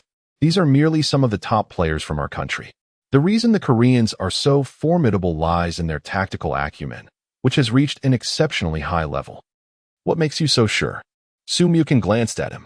Yang Hao inhaled deeply and replied, in truth, I have never mentioned it to you. But I spent a year as a trainee at SKT, serving as Faker's dedicated sparring partner. I have lost count of how many times I have been in SKT's training room. What? You stayed in SKT's youth training camp for a year? Chen Shi looked at Yang Hao, astonished. Yang Hao responded, somewhat exasperated. Is that really so surprising? Each of you possesses the potential to enter SKT's youth training camp. It merely depends on your willingness. He waved his hand dismissively. Therefore, moving forward, we should dedicate additional time to observing others' matches outside our regular training hours, analyzing their play styles to develop our own tactical approach. The others nodded in agreement. Shinshi then inquired, and what is the second reason? Our understanding of the game pales in comparison to theirs. Yang Hao stated matter-of-factly. The others furrowed their brows, somewhat unconvinced by his assertion. They believed that if it were not for ranked team play, they could undoubtedly attain the rank of challenger on the Korean server, and that the game understanding of a challenger could not possibly be low. Don't underestimate it. Yang Hao replied calmly, when I refer to game understanding, I mean far more than just gameplay mechanics. It encompasses a myriad of elements, such as wave management, jungle resource awareness, and map comprehension, among others. Just moments ago, they exerted immense pressure on us through wave manipulation, utilizing it to create advantageous skirmishes. However, these concepts require thorough examination to grasp fully. For now, we should watch more matches and draw conclusions. Su Mukin and the others nodded in agreement. Chunshi suggested, then let us shorten our time on Korean ranked matches. During this period, we are bound to encounter numerous professional players. When we face their 5-man teams, let us treat it as a practice match. Afterward, we can reflect on our performance. Each evening, we should dedicate 2 to 3 hours to watching matches, analyzing and summarizing various strategies. Yang Hao nodded, Indeed, that sounds reasonable. We will take our time.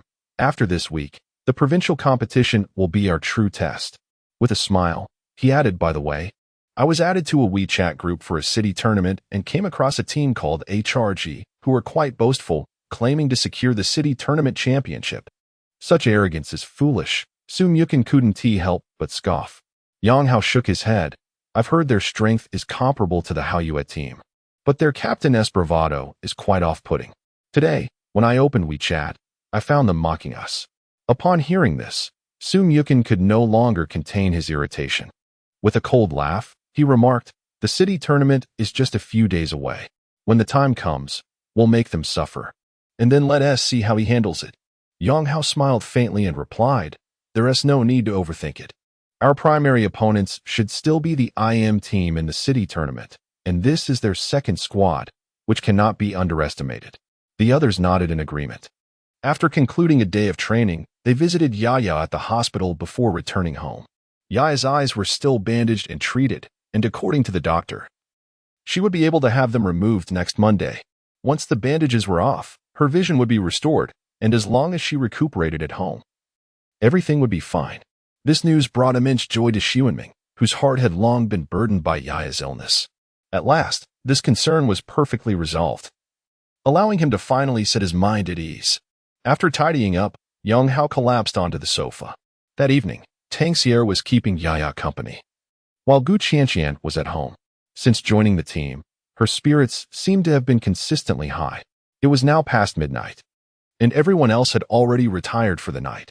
Just as Yang Hao was preparing to sleep, Gu Qianqian approached him and sat down beside him, saying, Don't sleep yet. Come talk to your sister for a bit. Yang Hao felt overwhelmed and replied, Sister, I'm exhausted from training. Can you let me be? I could let you off, Gu Qianqian said with a smile, but only if you give your dear sister a kiss. She then pouted her lips, which appeared irresistibly tempting. Additionally, as she leaned on the sofa, her shirt slid down, revealing a deep neckline. Yang Hao gulped, feeling a surge of impulse. He couldn't help but lift his head, but just then, Gu Qianqian playfully pushed him away, saying, I knew you were a little pervert. Where are your eyes wandering? Yang Hao felt a surge of frustration and cleared his throat, saying, You should go. I need to sleep. I refuse, Gu Qianqian retorted. Actually, if you want to kiss me, that's fine. You can look wherever you wish, as long as you agree to be my boyfriend. Yang Hao was taken aback, gazing at Gu Qianqian's charming face, and said, Sister Qianqian, don't joke around. I'm not joking. I really like you, and besides, you don't have a girlfriend. What is wrong with it? Let us date, Gu Qianqian said cheerfully. Seeing the earnestness in her eyes, Yang Hao furrowed his brow. What is holding you back? Gu Qianqian pouted, feigning anger. Yang Hao shook his head, saying, It's not that. I just prefer to focus on my professional career while I'm competing. With a seductive smile, Gu Qianqian asked, Are you afraid it will affect your speed? Yang Hao broke into a sweat and quickly replied, Where did that thought even come from? Gu Qianqian chuckled as she looked at Yang Hao and said, Forget it. Since you wish to pursue a professional career, I shall not hinder you. After all, you are destined to be mine in this lifetime. Yang Hao felt a surge of confusion, yet Gu Qianqian stood up and added, You should rest. I shall retire for the night as well. Focus on your matches. I am eagerly anticipating becoming the leader of a super team. With a playful smile, she made her way to her room. Yang Hao's heart was left in a state of turmoil, captivated by her presence. Gu Qianqian was an extraordinary beauty, and the fact that such a stunning woman expressed her sentiments to him left him somewhat flustered. Nevertheless, in his heart, his professional aspirations took precedence. He closed his eyes. Yet his mind was filled with the image of Gu Qianqian, her lovely face, graceful figure, and the alluring contours of her chest. He was hardly aware of how he eventually drifted into slumber. In the following 2 days, they trained as usual. However, every evening after 8, they would gather in their rented temporary base to watch match videos and analyze strategies. After several days of reviewing numerous matches, they reached a consensus regarding their team's current situation to establish Yang Hao as the unequivocal core of their strategy. Indeed, aside from a Dai, who was rather indifferent, the others were all exceptionally talented and confident in their abilities. Yet, After a series of ranked matches, they were completely awed by Yang Hao's skills. If they considered themselves proficient players, then to them, Yang Hao was a master of the highest caliber. They decided to center their strategy around the mid lane, while implementing a synergistic approach between the mid and jungle roles. Meanwhile, their bottom lane needed to adjust their playstyle. Typically, they favored aggressive laning, seeking to establish an advantage early on. However, such an approach was fraught with instability if a team played aggressively across all lanes. It could lead to unpredictability. While they might achieve a smooth victory in favorable conditions, in evenly matched scenarios, they were susceptible to being overwhelmed by the jungler. Therefore, it was imperative for their bottom lane to adopt a more stable approach, focusing on farming and preparing for team fights. Chapter 58. Truly mindless as time elapsed. The challenge of climbing the ranks postmaster tier in the Korean server became increasingly daunting, primarily due to frequent encounters with professional players. These individuals approached the game with utmost seriousness, in stark contrast to the professionals who often engaged in casual play during their five-man teams. Consequently, the group experienced a mixture of victories and defeats, their scores gradually ascending. After several days, their training yielded commendable results. Soon, Friday arrived. That evening, Yang Hao and his companions deliberated on strategies and devised a new lineup, intending to utilize it as a secret weapon during moments of desperation. They prepared for a restful night, as the city tournament was set to commence the following day. After tidying up, Yang Hao reclined on the sofa and opened WeChat. He found several messages from Lu Hanyu awaiting his attention. "Are you there? I have finalized the design for our team uniform. Please let me know if any modifications are needed." She followed this with 2 images and continued, "What do you think? Are you training?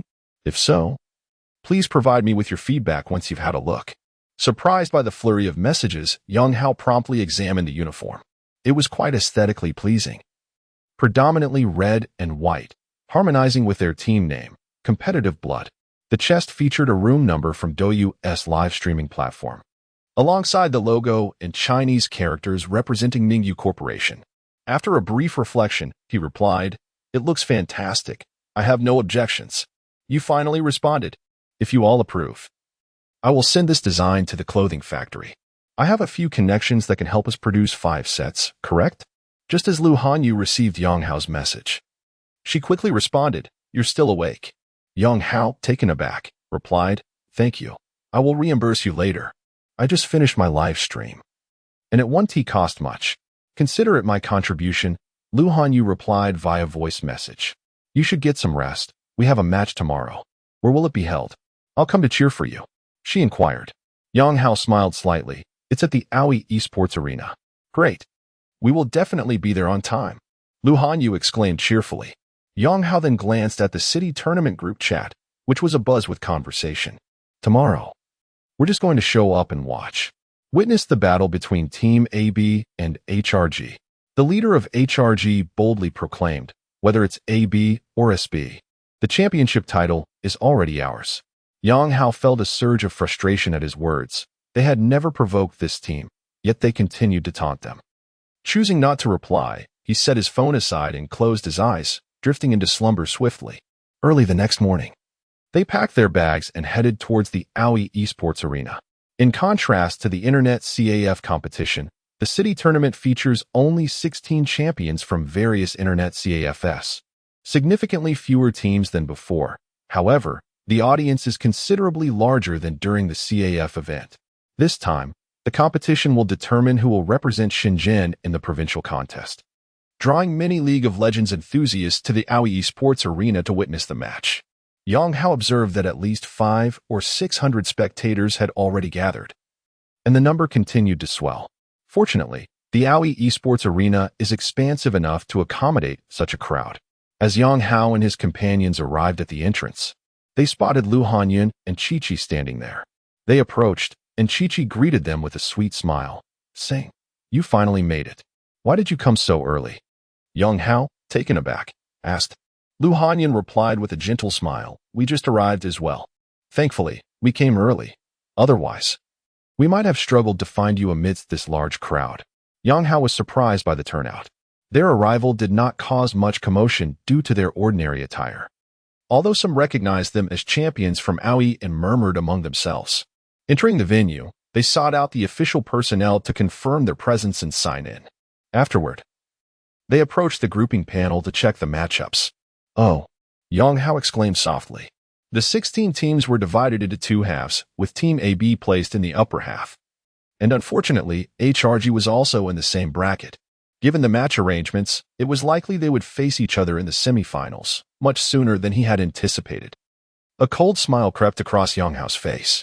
At that moment, a stir arose from outside. "Here they come, the favorites to win, Team HRG." Indeed, it was them. Recognizable by their uniforms and backpacks, exuding professionalism. It was said that previously, Team Haoyue had managed to stand against them, only to suffer a surprising defeat. Indeed, in a BO1 format, there are too many variables. I wonder if the dark horse, Team AB, can bring them down. Voices of speculation filled the air. Yang Hao and his companions turned to the entrance, where a group of 7 was approaching. 5 of them were carrying esports backpacks. Their stunning female captain drew attention. She was undeniably beautiful, with blonde hair, glasses, and dressed in professional attire that exuded an air of intellect. Behind her were 5 confidently clad players in black team uniforms, seemingly pleased by the admiration directed towards them. Following this group was a stout man carrying a briefcase, presumably their coach. "They're just showing off. We'll make them weep soon enough," Su Mukin remarked, unable to contain his disdain upon seeing them. "Let us go rest over there. We have 2 matches in the morning, and our first opponent in the afternoon will likely be them." Yang Hao inhaled deeply. At that moment, his phone rang. Upon checking, he discovered it was a call from Gu Qianqian. "Hello, Yang Hao, where are you?" "There are too many people, and I can't find you," Gu Qianqian's voice came through. "We are in the rest area," Yang Hao replied promptly. Soon, Gu Qianqian rushed over, explaining that Tang Sierra was at the hospital accompanying Yaya, hence her absence. Fortunately, the competition had yet to commence. She patted her chest and declared, "What a relief." The alluring sight elicited a sharp intake of breath from Yang Hao. And Su Mukin and the others could not help but swallow hard. "Keep your eyes to yourselves. I am Yang Hao's." Gu Qianqian glared fiercely at them. Yang Hao felt exceedingly awkward and chose to ignore her. The morning's competition unfolded without significant surprises, as Yang Hao and his team swiftly secured 2 consecutive victories, advancing into the semifinals. However, compared to the online CAF tournament, their opponents in these rounds were evidently more formidable, being champions from various major gaming CAFs, with an average skill level exceeding Diamond. Neither of the 2 teams conceded, yet their match durations were not swift, concluding around the 26-minute mark. Meanwhile, the HRG team also successfully reached the semifinals. After the morning matches, Gu Qianqian had reserved a meal at a nearby restaurant. As they gathered their belongings to head over, they had just reached the entrance when a woman's condescending voice pierced through the air. "You must be the AB team," she remarked. Yang Hao turned to find members of the HRG team standing behind them, with their captain wearing a mocking smile. "Is there a problem?" Gu Qianqian stepped forward, her eyes narrowing slightly. The HRG captain was indeed quite beautiful, but in comparison to Gu Qianqian, she fell short both in looks and figure.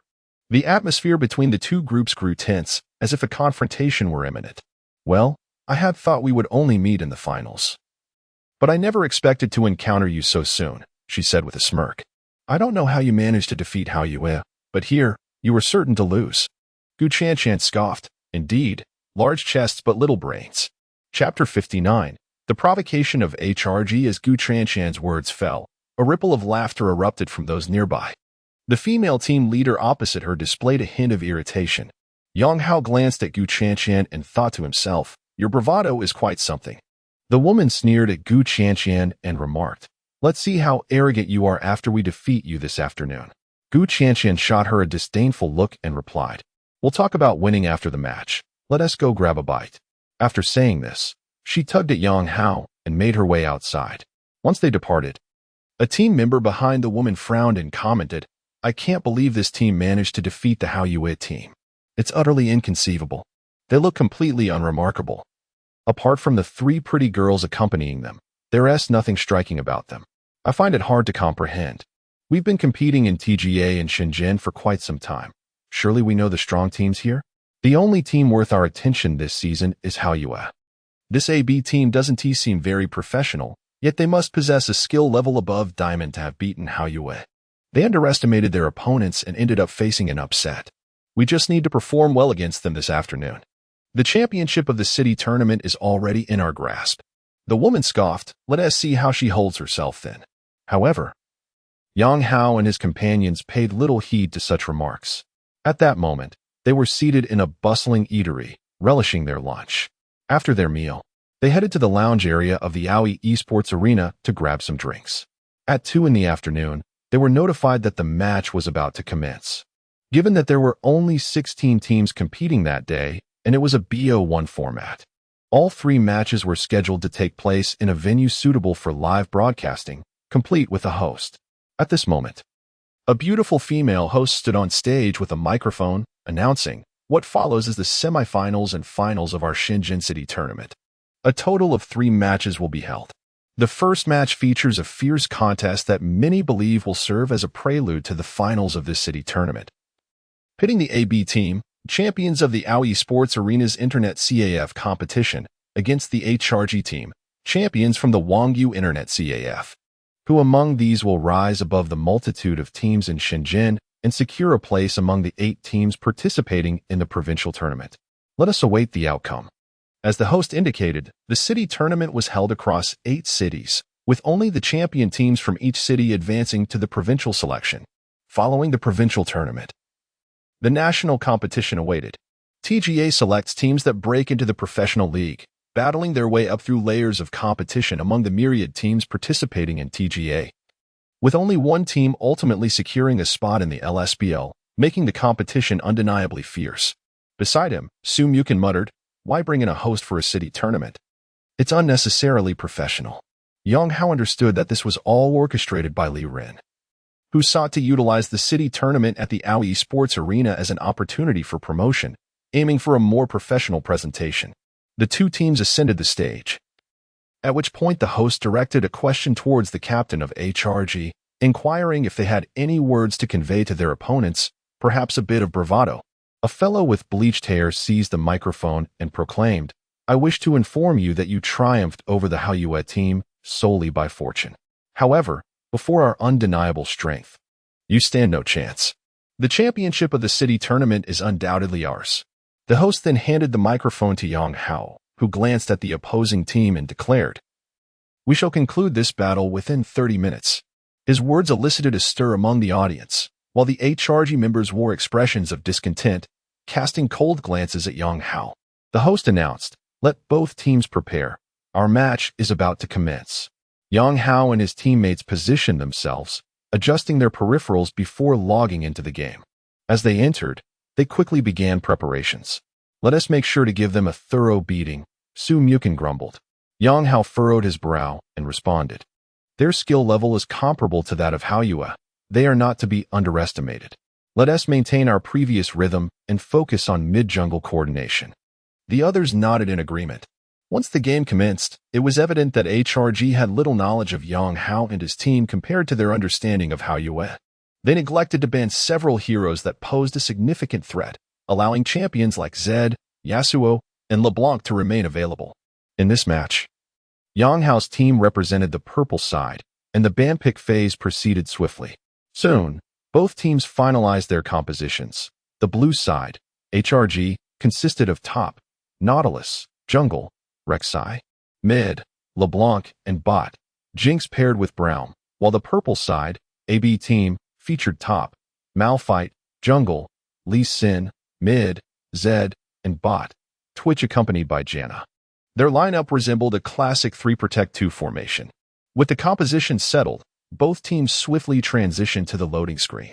Yang Hao took a deep breath and stated, "The skill level of our opponents in the semifinals is not particularly formidable, so securing victory in this match will nearly guarantee us the city tournament championship. A loss, however, would mean elimination. Let us break. Let us go." His teammates echoed enthusiastically. After their rallying cries, the match officially began. After purchasing their equipment, they swiftly moved towards the jungle, maintaining a formation akin to a long snake.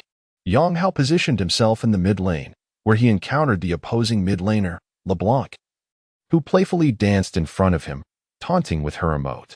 Yang Hao frowned and retaliated with an emote of his own. At that moment, the opposing mid laner shouted, "Who the hell do you think you are? You don't have the right to taunt me."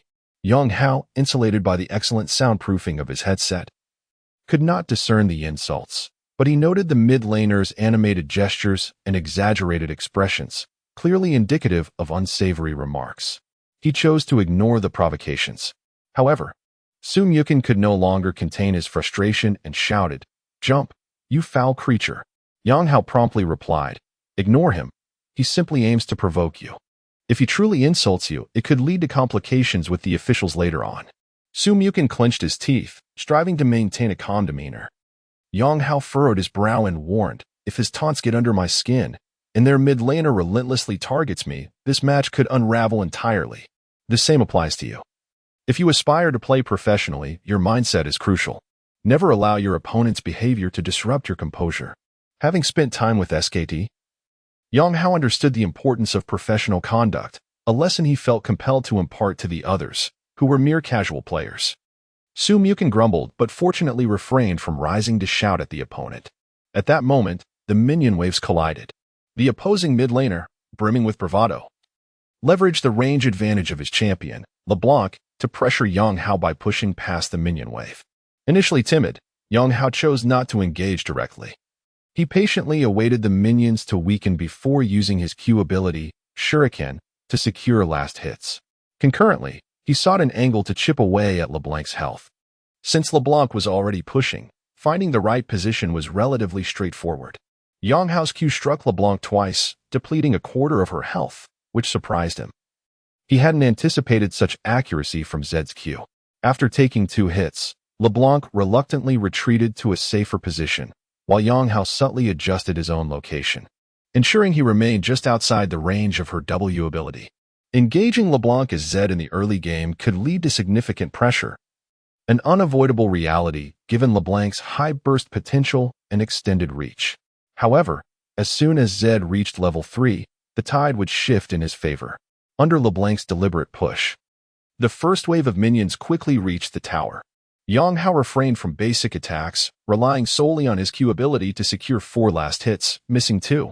Nonetheless, he absorbed all the experience. In her eagerness to dominate, LeBlanc managed only 4 last hits herself and failed to land a single blow on Zed, suffering 3 hits from his Q in return, reducing her health to less than 3/4. Yet, she chose not to use a potion.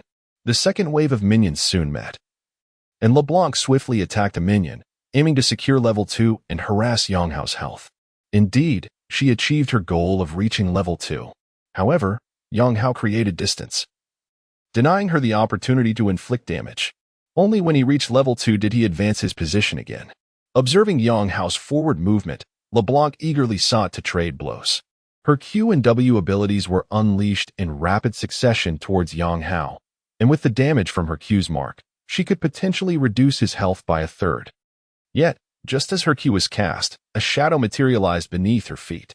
As she advanced with her W, Yang Hao executed his second W ability, swiftly relocating and evading her W's damage. LeBlanc instinctively returned to her original position with her W.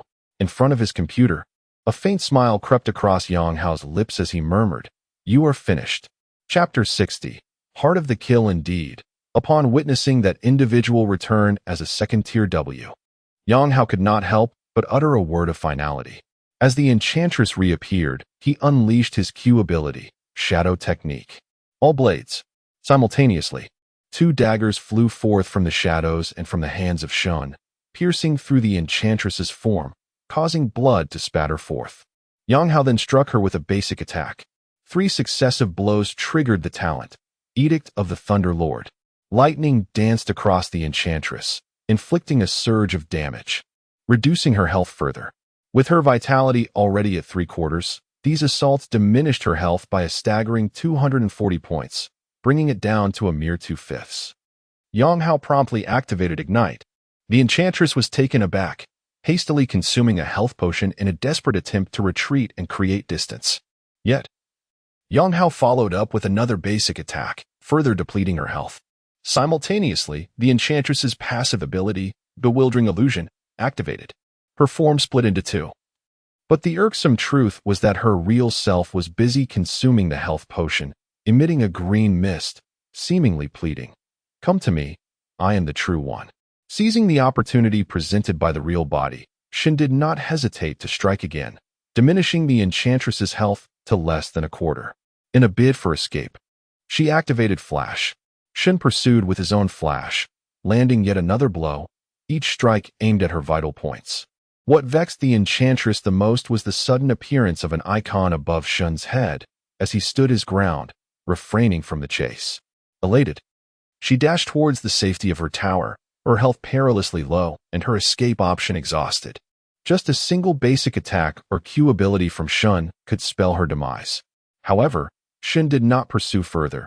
He took a couple of steps towards the tower, seemingly believing Yang Hao had made a tactical error, allowing her to escape.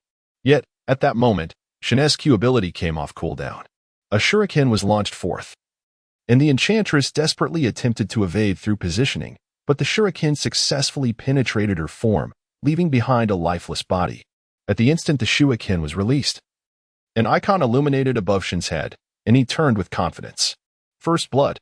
A commanding voice resonated throughout the summoner's rift. Nice. A thunderous cheer erupted simultaneously from the seats of Team AB. A grin spread across Yang Hao's face as he raised a hand high, extending a single finger, prompting many spectators below to believe he was taunting. On the other side, the mid laner of HRG wore a grim expression. At level 2, nearly 2.5 minutes into the game, he had been slain. This left him feeling quite embarrassed. Gritting his teeth, he purchased 2 health potions and ventured forth once more, opting not to buy wards. Following the kill, Yang Hao consumed a health potion, choosing not to return to base, and pushed the minion wave to the enemy tower. When the Enchantress respawned, Yang Hao had already reached level 3, while the blind monk was busy taking the blue buff, adopting a strategy to secure a swift level 3. As Yang Hao finished off the blue buff, he took a deep breath and said, "Let us head to the mid lane. He has placed any wards. There is an opportunity to feast, and if we can eliminate this LeBlanc once more, she will be utterly incapacitated." Sun Yukon chuckled and replied, "Absolutely, you sly fox." He dutifully positioned himself in the mid lane, lying in wait. Upon LeBlanc's arrival, noticing that Zed had not retreated to base, she felt a sense of relief. His continued presence suggested he was not equipped, granting her a chance for a solo kill. Unbeknownst to her, the blind monk was already approaching the mid lane, concealed within the brush. Meanwhile, Yang Hao cautioned, "Be sure to manage the wave in the bot lane. The enemy jungler should be arriving shortly. Be wary of their potential gank."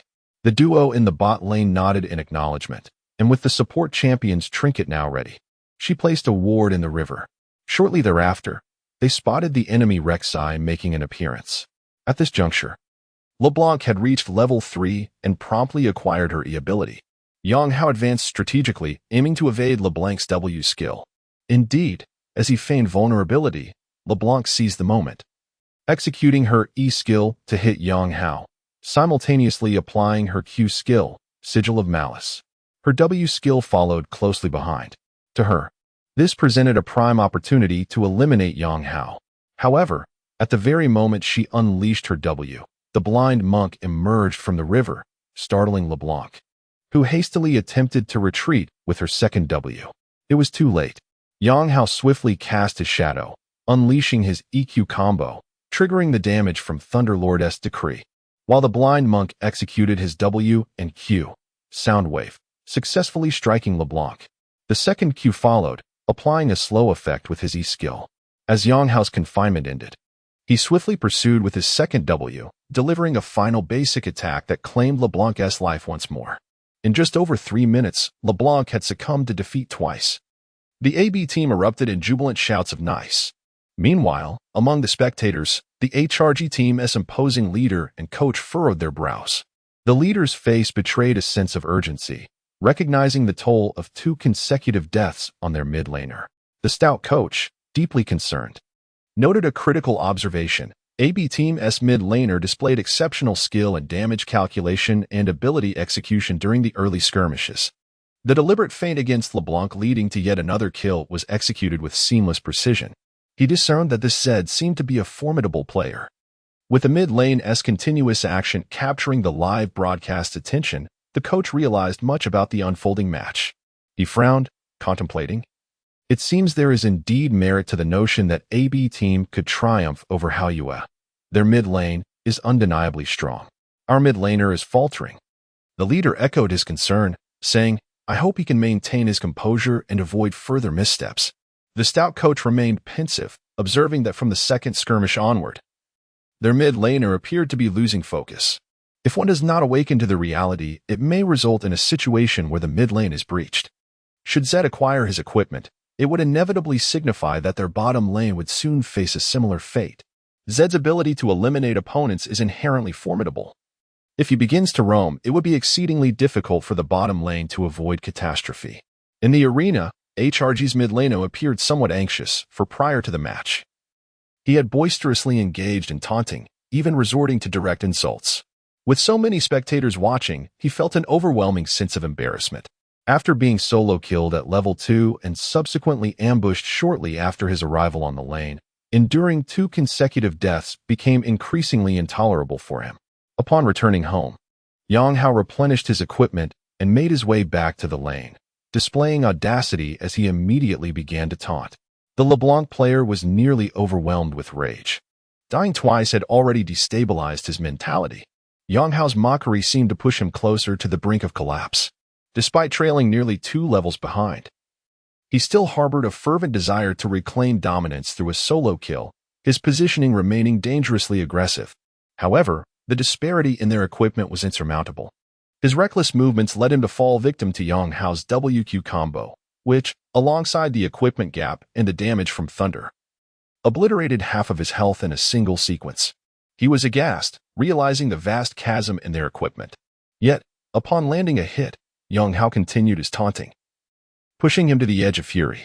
Consuming a health potion, he persisted in his reckless approach, having completely lost his reason. In the realm of League of Legends, individuals who frequently engage in taunting are often those with fragile mental states. They seize opportunities to boast when in a position of strength, yet crumble under ridicule when at a disadvantage, causing their mentality to shatter. HRG's mid laner was evidently one such individual, and as Yang Hao observed his movements, a faint smirk appeared at the corner of his mouth. The significant disparity in equipment led to LeBlanc suffering yet another solo kill. In the 5th minute, despite having little health left, LeBlanc chose not to return to base, greedily attempting to farm a wave, only to be swiftly dispatched by Yang Hao's combination of abilities. Following this, Yang Hao raised his hand, extending 2 fingers. The audience below, upon seeing his gesture, suddenly realized that it signified his first solo kill.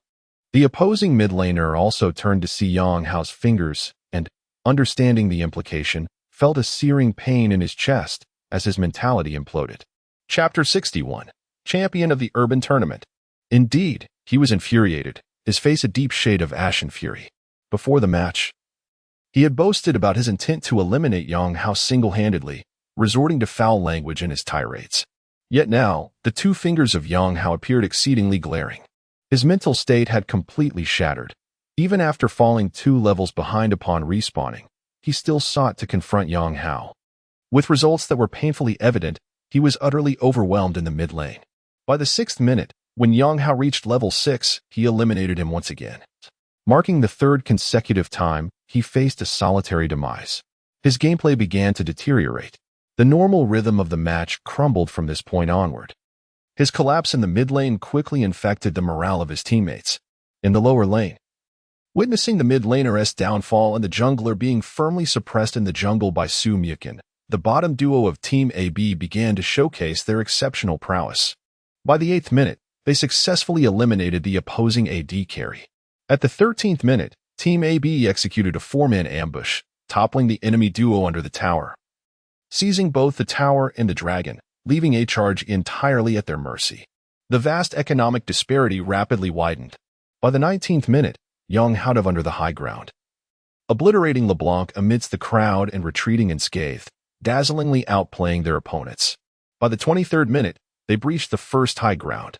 By the 30th minute, the enemy's 3 high grounds crumbled. Team AB did not rush to demolish the high ground. Instead, they opted to secure the Baron, with the empowered minions surging toward the enemy base. At this juncture, the economic gap was insurmountable.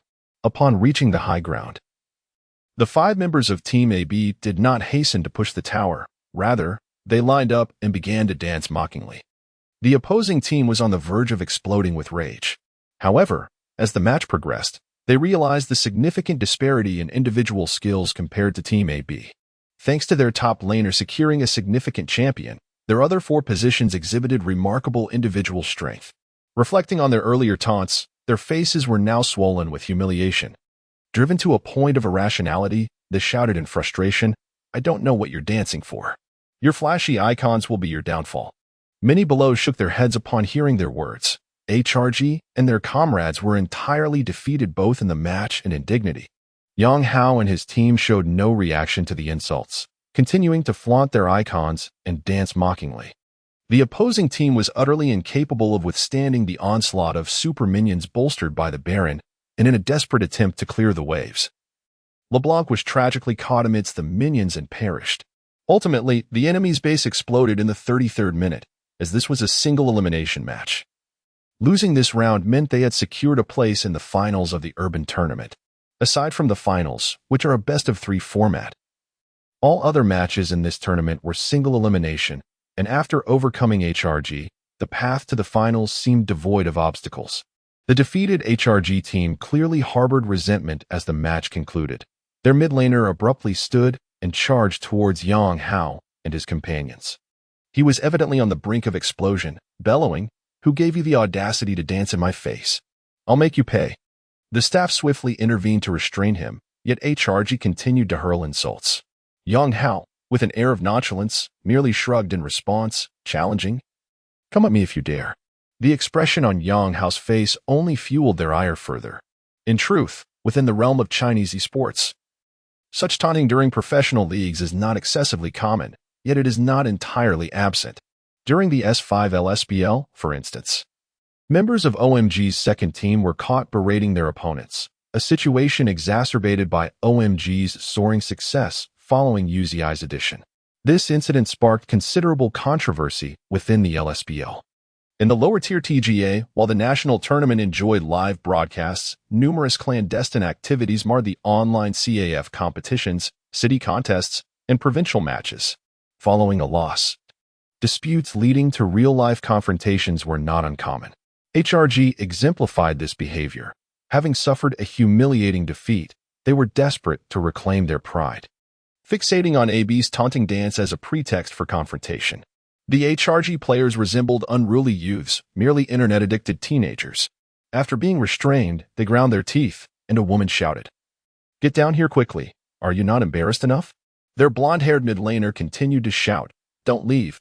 I'll be waiting for you at the door." Sumyukin, unable to contain himself, retorted, "If you don't come, you're a coward, a pathetic loser. How many times have you been humiliated? I've lost count, you trash." This incited further outrage from the opposing player. At that moment, their coach and the female team leader rushed over to pull the HRG members away. On the second floor, Liren furrowed his brow and smirked coldly, promptly taking out his phone to make a call, stating, "Send some people over. I need to deal with a few individuals." He uttered this single sentence before hanging up. Meanwhile, Yang Hao, unfazed, began to tidy his keyboard and calmly addressed his teammates, saying, "Let us not concern ourselves with these fools. Others will take care of them. We must focus on adjusting our mindset for the upcoming match." What followed was the second semifinal. As Yang Hao had anticipated, the finals posed no significant challenge. Although the opposing team's skill was commendable, the gap between their abilities was insurmountable.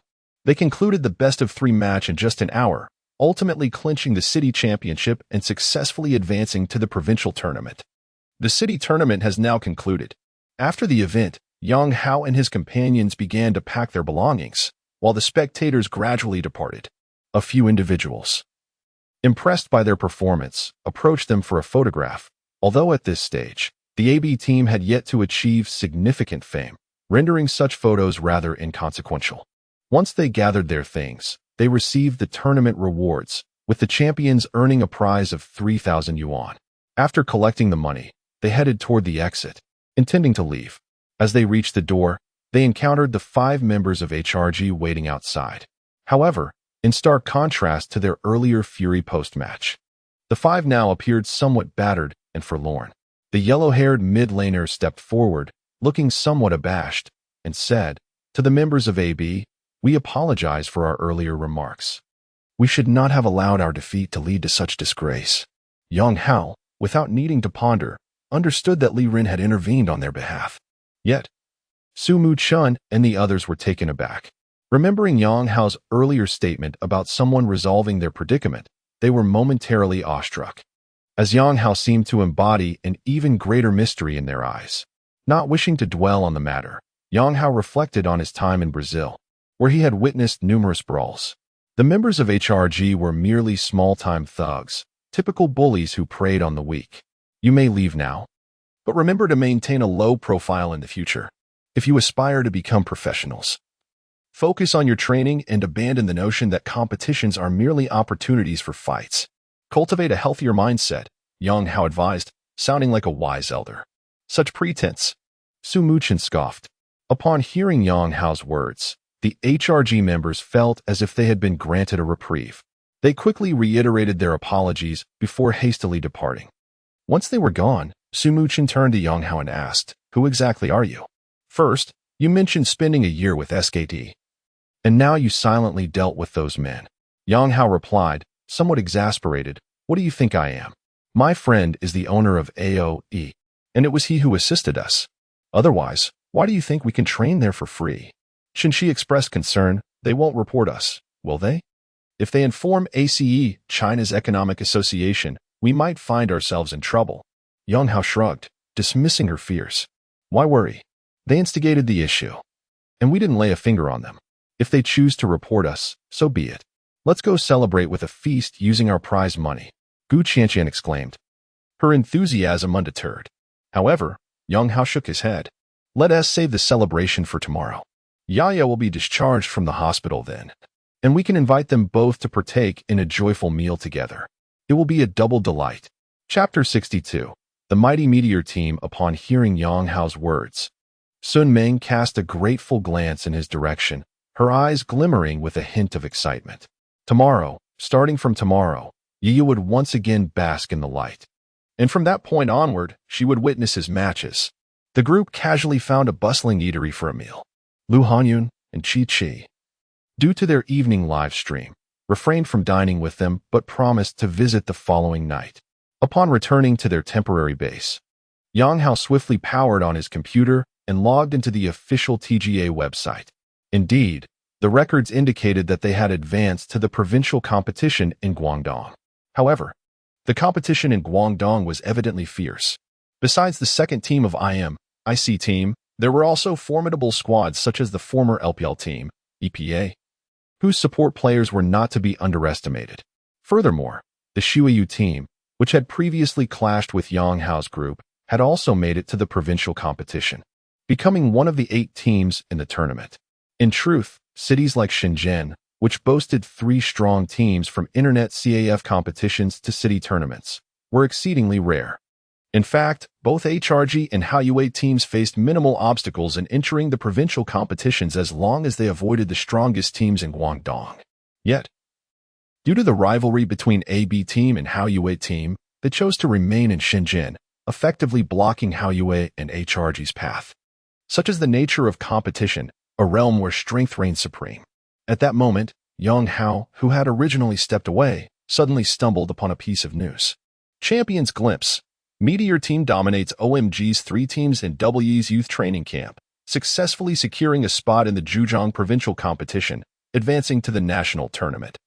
The article stated, Meteor, a team composed of 3 superlative players from the official ranking of the top 20, has garnered significant attention since announcing their participation in TGA. They have triumphed through internet CAF competitions and city tournaments, with no team managing to withstand their onslaught for even 20 minutes. All opponents were vanquished with a staggering 20 eliminations, showcasing their terrifying prowess. As the Zhejiang provincial competition commenced this week, they continued to display their impressive combat strength. It was initially believed that OMG and W's youth training camp could pose some challenges. However, the outcome was devastating. Both teams were eliminated within 35 minutes, with W's youth training camp suffering a complete shutout in the final second round, failing to secure a single tower, kill, or dragon. For the teams participating in TGA, the emergence of Meteor Team was undoubtedly despairing. The players of this team, particularly their top, mid, and jungle, were among the top 20 superlative players, coveted by every LPL team in the market. Yet, they had united as one. The editor boldly predicted that in the 10th City Hero Championship, the championship title would likely belong to Meteor Team. Upon reading this, Young Hao's brow furrowed deeply. Indeed, the performance of the Meteor Team is remarkably dazzling. Yang Hao believes that while they might have a chance against OMG's 3 teams or the Wii training camp on the second floor, it certainly would not be as effortless as the Meteor Team's domination. His brow furrowed in contemplation. At that moment, Gu Chanqian suddenly remarked that there was an interview with the Meteor Team's magician on the Alliance platform. Su Mukin and the others quickly gathered to peruse it. The article featured an interview with the magician, accompanied by his photograph. The news stated, the magician, whose real name is Lindsay Xuan, ranks first on the official Riot Games solo queue leaderboard, surpassing Dopa. Many industry insiders consider him to possess talent on par with Faker, boasting an exceptionally deep champion pool and impeccable mechanics. According to insider reports, he hails from a wealthy family, yet when the editor inquired about this, he refrained from answering. The subsequent questions posed by the reporter inquired about his reasons for returning to China to compete, his choice to start from TGA, and who his opponents were. Lin Zixuan's responses were imbued with arrogance. He returned to compete due to dissatisfaction with China's performance in S5. And his decision to start from TGA was driven by his aspiration to establish a prestigious club. As for the last question regarding his opponents, his reply was, "There are none." Upon finishing the article, Su Mukin gritted his teeth and exclaimed, "This guy is a bit too arrogant." Shinshi smiled slightly and remarked, "Being ranked first on the official solo queue leaderboard surely grants him the right to be proud." Xuanming furrowed his brow and said, "To be able to dominate OMG's 3 teams in the Wii training camp on the second floor is indeed no small feat. It is not unreasonable to consider them the favorites for the championship."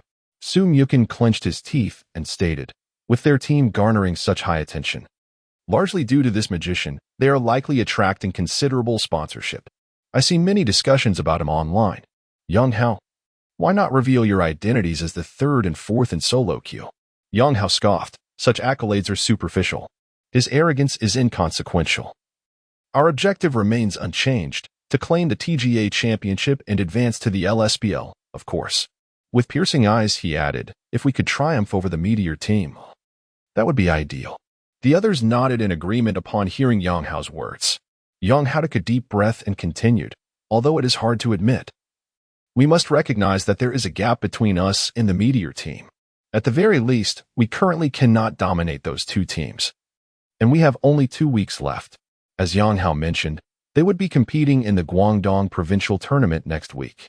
Following that, if they advanced, they would have another week before the national finals.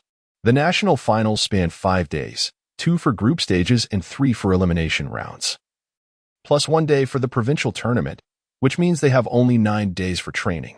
Clearly, it is impossible to undergo a complete transformation in just 9 days. What they can strive for is to enhance their synergy during that brief period.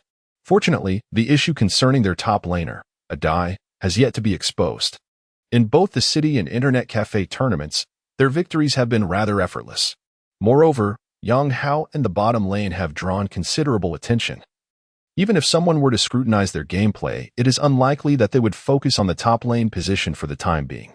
Of course, Adai's hero pool predicament remains a ticking time bomb, and with only 9 days left, it is evidently implausible for him to cultivate an extensive repertoire of champions. They can only hope that this issue does not surface in the forthcoming matches. After discussing the Meteor Team for a while, they drifted off to sleep. The following morning at 9, all members of Team AB rose from their slumber, tidied themselves up, and hurried towards the hospital. Today marked the day for Ye to have her bandages removed, heralding the return of her sight. By 9:30, they arrived at Ye's lounge. Accompanied by Tang Shier, who appeared to have just woken up not long ago. Before long, the doctor approached, exchanged a few words, and began to unwrap the bandages from around Yaya's eyes. As the layers of gauze were gradually removed, Yang Hao and the others swallowed hard, particularly Sun Ming, whose face was etched with anxiety. Although the doctor assured them of a complete recovery, a shadow of worry lingered in his heart. As the bandages slowly fell away, Yaya cautiously opened her eyes and instinctively raised her hand to shield them. This action startled Yang Hao and the others, prompting Sun Ming to urgently inquire, "Doctor, what is happening?" The doctor shot him a look of exasperation and replied, "She needs a moment to adjust. Why are you in such a panic?" Naturally, Yang Hao and the others dared not offend the doctor and quickly offered their apologies. Indeed, as Yaya gradually acclimated to the light and lowered her hand, her eyes began to scan over Yang Hao and the others. After a brief moment, she exclaimed, "Brother, I can see. I can see." Sun Ming, elated, rushed forward to embrace Yaya. "Wonderful." The others couldn't help but cheer exuberantly. The doctor frowned and admonished, "This is a hospital. Keep it down." Embarrassed, Yang Hao and the others scratched their heads, and the doctor, with a nonchalant glance, stated, "All right, you may proceed with the discharge formalities and pick up some medication. Do not overexert your eyes during your recovery." With that, he lost interest in them and exited the room. At that moment, Su Mu-chun leaned in and playfully said, "Yaya, guess who I am?" Yaya chuckled and replied, "With a face like that, you must be my brother Su Mu-chun." Damn. Su Mu-chun couldn't help but curse. Chapter 63. I accompany you. Ruling the world upon hearing Yaya's words, Yang Hao and the others erupted into laughter. "Given your rather lewd demeanor, you must be Su Mu-chun." She could not help but echo Yaya's sentiment, exclaiming, "Indeed, Yaya's vision has fully recovered." She saw through Su Mu-chun's true nature at first glance. Su Mu-chun felt as though he had bitten into something unpleasant. The sight of their merriment left him utterly speechless. Unable to restrain himself, he retorted, "Lewdness is my essence, so what of it?" Seeing Yaya's eyes completely restored, Sun Ming also broke into laughter, suggesting, "Perhaps you should change your name to just 2 letters, WS, an abbreviation for lewd." "That is a splendid suggestion," Yang Hao chuckled. "However, the moniker Guapi is rather unappealing. When we compete abroad, those foreign commentators will inevitably refer to you as GP. Your ID will then be AB, GP, and given the imagination of our domestic audience, they will undoubtedly call you something ridiculous like dog fart or pelvis. I don't care. I shall call you Guapi," Su Mu-chun declared. "From now on, my ID will be AB. Guapi, not GP. By the way, doesn't that mean your ID's abbreviation is WS? I cannot compete with you." Yang Hao considered this and realized it was indeed the case. The first 2 letters of wizard combined formed WS. He quickly shifted the topic, stating, "To celebrate our victory in Shenzhen and our advancement to the Guangdong provincial competition, as well as Yaya's regained sight, let us indulge in a splendid meal this noon." He then turned to Gu Qianqian, saying, "We received a prize of 3,000 yuan yesterday. Do not hold back. Spend it all today." Gu Qianqian frowned slightly, but, upon seeing Yaya's smile, nodded in agreement. "All right.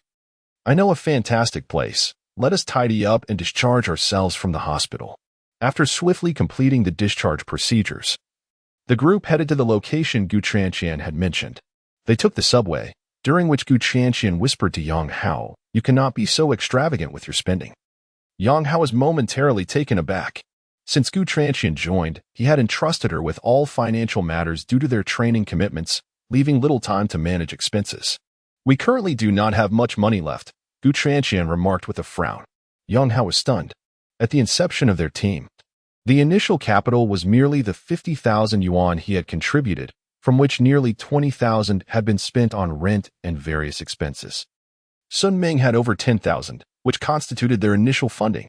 They had secured 2 sponsorships totaling 250,000 yuan, along with a 5,000 yuan prize from competitions, bringing their total to 285,000.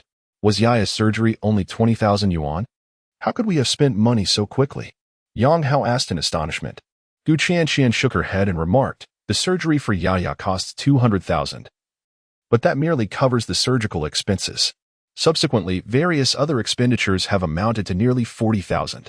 With so many mouths to feed here, the daily allowance of 50 per person totals 400. Moreover, our expenses extend beyond that. Considering that, apart from resumen, several of you smoke. The daily costs for that alone are substantial, adding over 10,000 to our expenses. Indeed, aside from resumen, even Adai smokes. Yang Hao does as well, though not excessively. Chu Feng furrowed his brow and inquired, "How much do we have left now? Can we sustain ourselves until the national competition concludes?" Gu Chanxian took a deep breath and replied, "We currently have nearly 30,000 remaining. However, traveling to Guangdong for the competition and then to Shanghai will incur significant expenses. We cannot simply settle for a shabby hotel, can we?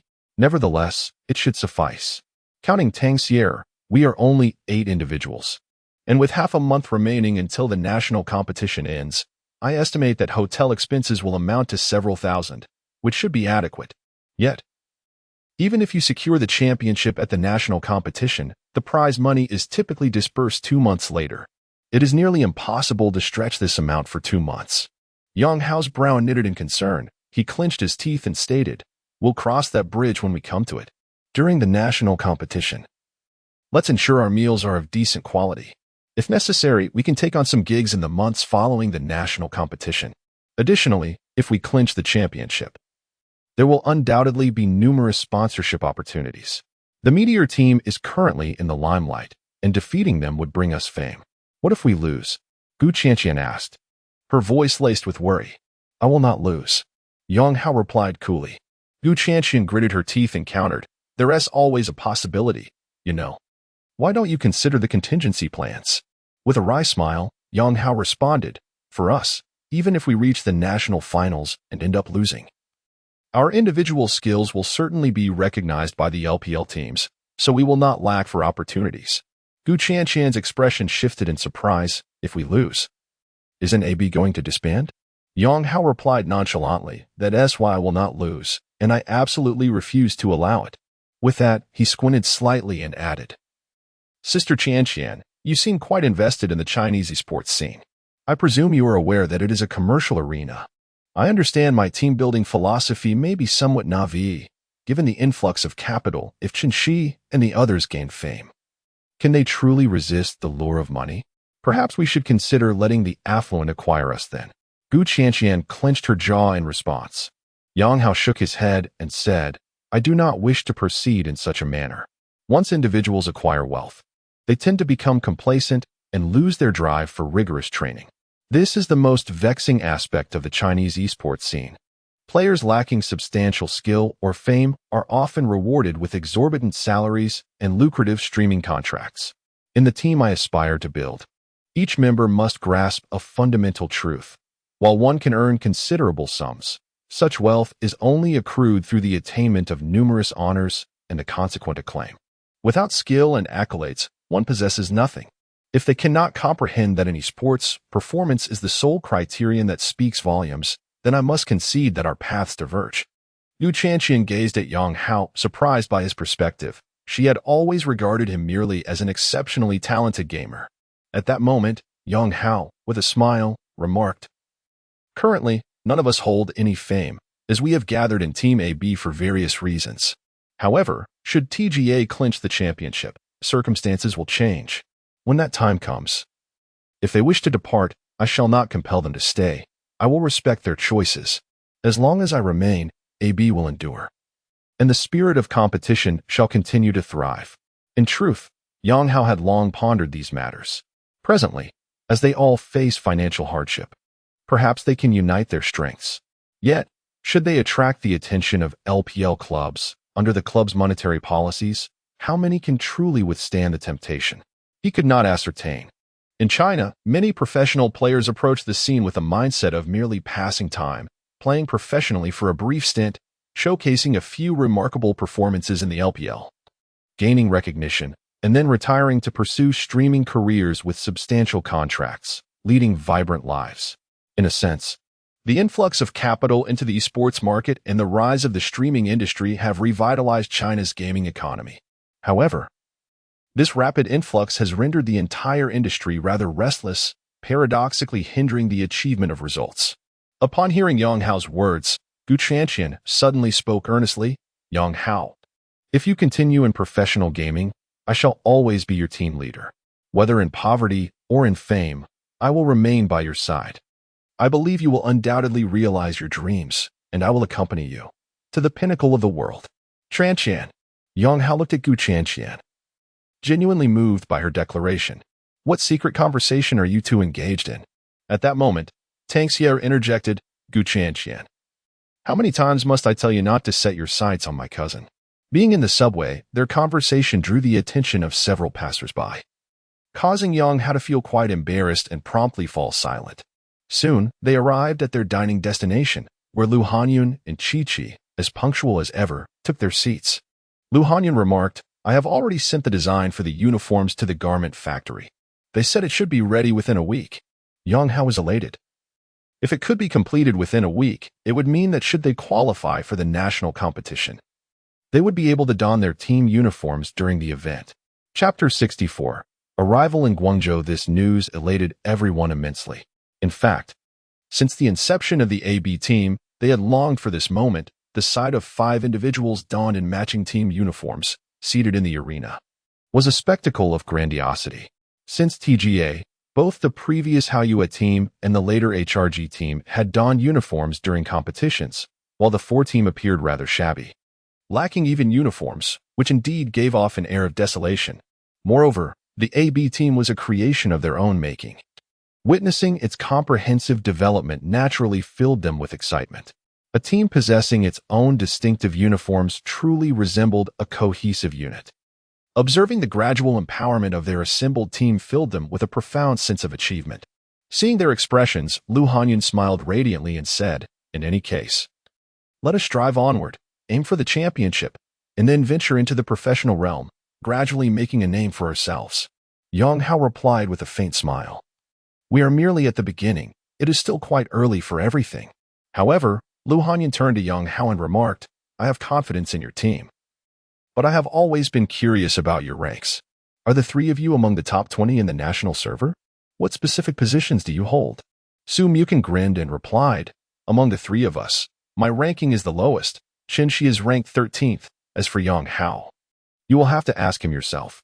Lu Hanyun looked at Yang Hao, curiosity glimmering in her eyes, and said, "In fact, I did some research on your IDs. I found Chen Shi's and Su Mukin's, but I couldn't locate Yang Hao's wizard account at all." Yang Hao was momentarily taken aback by her words. He had changed the name of his wizard account to Happy Birthday, Yang Yu, after gifting it to Yang Yu, and he had not touched that account since. He never expected it would still have seen some matches this season. His past actions now seemed almost laughable. Yang Yu, that woman, was terrifyingly pragmatic. She had initially focused on Yang Hao's potential to enter the sports professional scene, engaging in flirtation with him, perhaps genuinely taken by him. However, upon realizing that Yang Hao is unable to enter the professional realm due to family constraints, she swiftly turned her affections to Shui Kai, even sacrificing the birthday gift Yang Hao had given her. Subsequently, when Yang Hao returned to the country, she persistently sought him out for discussions. Fully aware that Yang Hao's potential surpassed that of Shui Kai, thus offering him greater opportunities. When left with no other option, she forged a connection with the magician. Yang Hao understood that with the magician's presence, her aspirations to enter the professional sphere were genuinely fulfilled. "What are you pondering?" Lu Hanyun inquired, her beautiful eyes fixed on Yang Hao. "What is your rank?" Yang Hao shook his head and replied, "My personal account on the national server is only level 29. I previously assisted someone in leveling up another account, but that is not mine." "What rank did that account reach?" Lu Hanyun continued to press. At that moment, Gu Chanqian interjected, "In the year-end rankings, he was the number 1 in the national server, defeating Dopa. How impressive is our Yang Hao?" Only Lu Hanyun and Chi-Chi remained oblivious to this matter. Upon hearing Gu Chanqian's words, their eyes widened in astonishment as they turned to Yang Hao. "Wait, is it you who played without hands in this lifetime?" Chi-Chi gazed at Yang Hao in disbelief. Gu Chanqian, with a playful grin, replied, "Indeed. But that account now belongs to me." Lu Hanyun added, "Oh right. After reaching the top of the national server, the account was renamed to Happy Birthday Gu Chanqian. So it was specially crafted by Yang Hao for you." There was a hint of wistfulness in her eyes as she spoke. However, Gu Chanqian merely smiled smugly, refraining from revealing that the individual who gifted her the account was not Yang Hao. Yang Hao chose to remain silent. At that moment, dishes began to arrive one after another. The group swiftly finished their meal, and after bidding farewell to Lu Hanyun and Chi-Chi, Yang Hao and the others returned to the Aoi Esports Arena to commence their regular training. Over the ensuing 4 days, they continued to discuss their areas of improvement. They were also successfully added to the provincial tournament's WeChat group, where training matches were frequently arranged. Yet, even when invitations to scrimmages arose, Yang Hao and his team opted to decline, maintaining their focus on the Korean server. Yang Hao had his reasons for this approach. Among the 8 teams in the provincial tournament, they were considered the dark horse, a surprising champion from the Shenzhen City competition. Their mysterious presence, with scant information available about them, made it exceedingly challenging for other teams to analyze their strategies. Yang Hao's refusal to engage in training matches stemmed from his desire to keep their top laner, Adai's champion pool, under wraps. Meanwhile, they had accrued a commendable win rate on the Korean server, facing opponents who were professional players from various leagues, thus yielding effective training outcomes. However, due to the 5-player queue, their adversaries were often composed of professional teams, resulting in a less formidable win rate than before. Their primary focus remained on honing their synergy and coordination. In addition, at Yang Hao's suggestion, the top laner, mid laner, and AD carry were assigned a new daily training task to engage in custom games for practicing last hitting for 1 hour. Although this drill was monotonous, Yang Hao had maintained this habit over the years. Despite its dullness, the other two did not voice any objections. Time passed swiftly, and 4 days flew by. On Thursday evening, Gu Chanqian had already booked train tickets to Guangzhou for their group of 7, excluding Tangxier. The provincial tournament would take place at Wanda Plaza, where approximately 300 spectators were expected. Gu Chanqian researched and reserved 4 rooms at a hotel near Wanda Plaza. Conveniently, there was an internet CAF located beneath the hotel, which she found to have a pleasant environment. They intended to use this venue for their training that day. The competition is set to commence on Saturday, spanning across 2 days. The provincial tournament will initiate with a best-of-3 format for the initial rounds, while the quarterfinals to the finals will also adopt the best-of-3 system, signifying that victory is determined by winning 2 out of 3 matches. Furthermore, there will be only 1 stage. The first day will feature the quarterfinal matches, commencing at 10 a.m. and continuing until the final 4 competitors are determined. The second day will also start at 10 a.m., culminating in the crowning of the provincial champion. At noon, Yang Hao and his companions arrived at the venue. After depositing their belongings at the hotel, they ventured outside, backpacks in tow. Following a lunch break, they explored the site, where the stage had already been constructed. Beneath the stage, numerous seats were arranged, and notably, several floors above in the Wanda building also offered views of the proceedings. After a brief tour, they proceeded to an internet CAF, which was themed around League of Legends and featured an esports area reminiscent of the Aoi Esports Arena. It bore a resemblance to the LPL stage, with 5 gaming stations on one side, of which 5 were already occupied by others. They chose to sit on the opposite side. As the group logged into the Korean server, a stranger approached them, saying, "Excuse me, gentlemen, these 5 stations are our team's regular training spots. Would you be so kind as to vacate them for us? We have a provincial tournament tomorrow."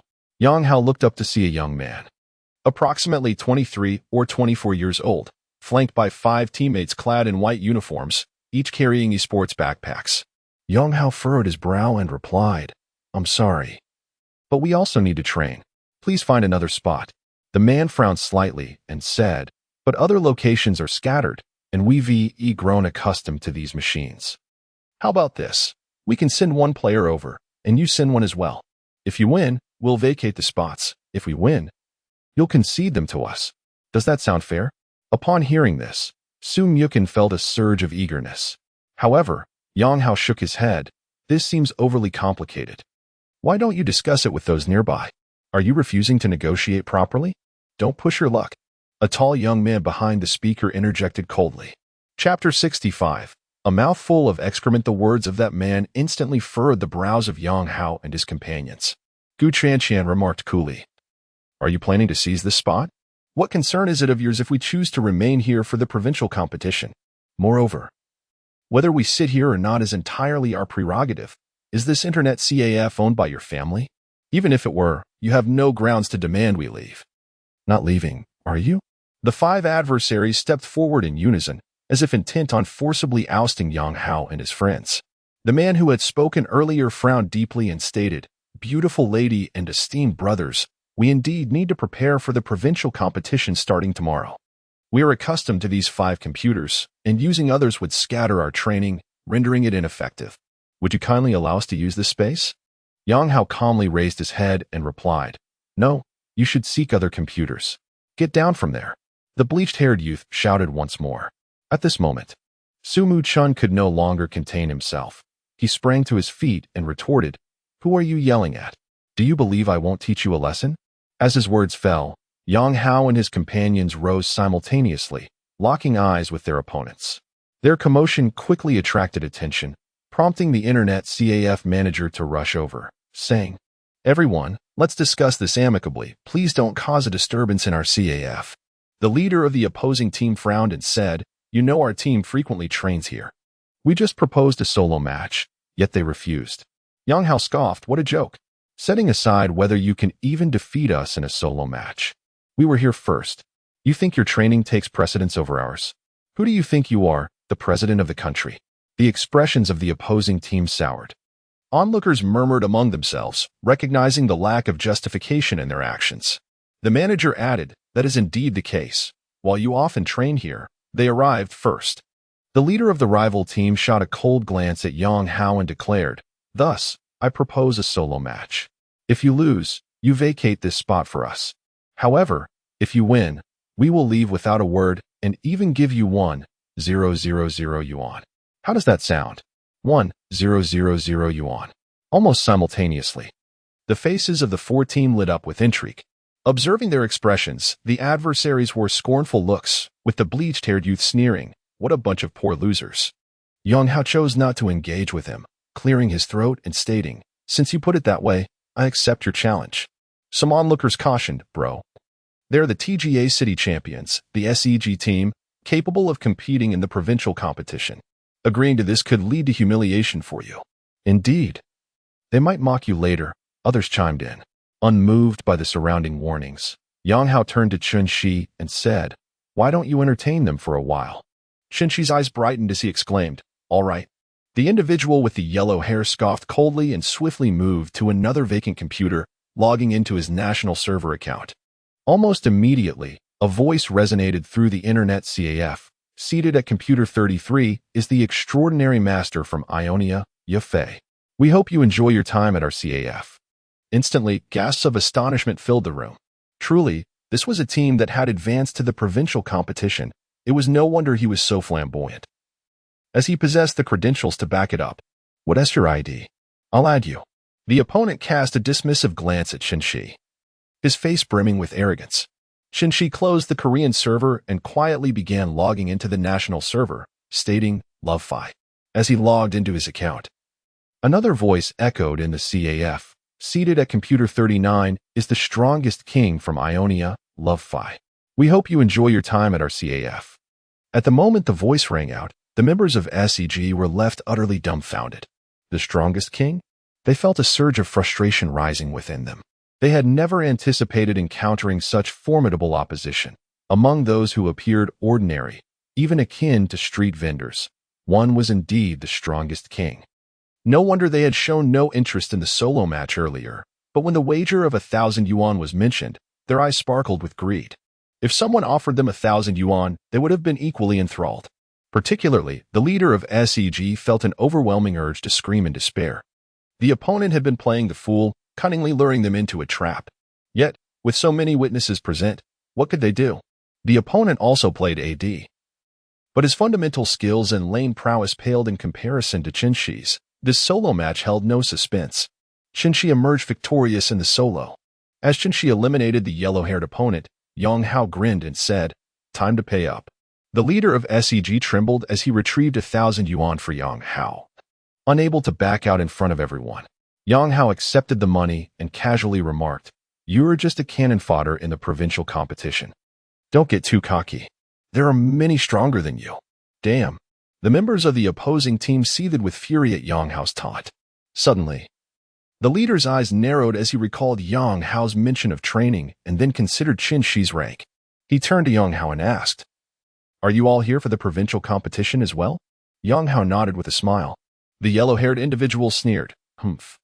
Don't think you're impressive just because you won a solo. If we meet you in tomorrow's match, just wait and see." "Wait and see what?" Qin Shi replied with a smirk. "Will you continue to be my punching bag?" "You." The blonde youth flushed with embarrassment. Yet he had just lost a one-on-one match against Qin Shi, unable to muster even a sound after a prolonged silence. The onlookers were astonished. As avid enthusiasts of League of Legends, many were aware that Wanda would be competing in the provincial tournament the following day, with some even planning to attend. However, they were taken aback to discover that two TGA teams were simultaneously present at the Internet CAF. The leader of SCG cast a dark glance at Yang Hao and his companions, stating, "We shall see each other in the competition." Yang Hao languidly replied, "Safe travels. No need to see you off." The SCG players, visibly angered, departed the CAF amidst the amused gazes of the crowd. Observing their exit, Yang Hao raised the 1,000 yuan he had in hand, declaring, "Well, we've already secured our meal money for this competition. Now, let us get to training, everyone." The onlookers regarded Yang Hao and his team with curiosity. A few approached to observe their training, though the majority chose to indulge in their own games. Despite Qin Shi's impressive status as a grandmaster, Yang Hao and his companions were not renowned esports stars, insufficient to captivate a large audience. The day's training concluded swiftly, and after dinner, Yang Hao and his team returned to their hotel.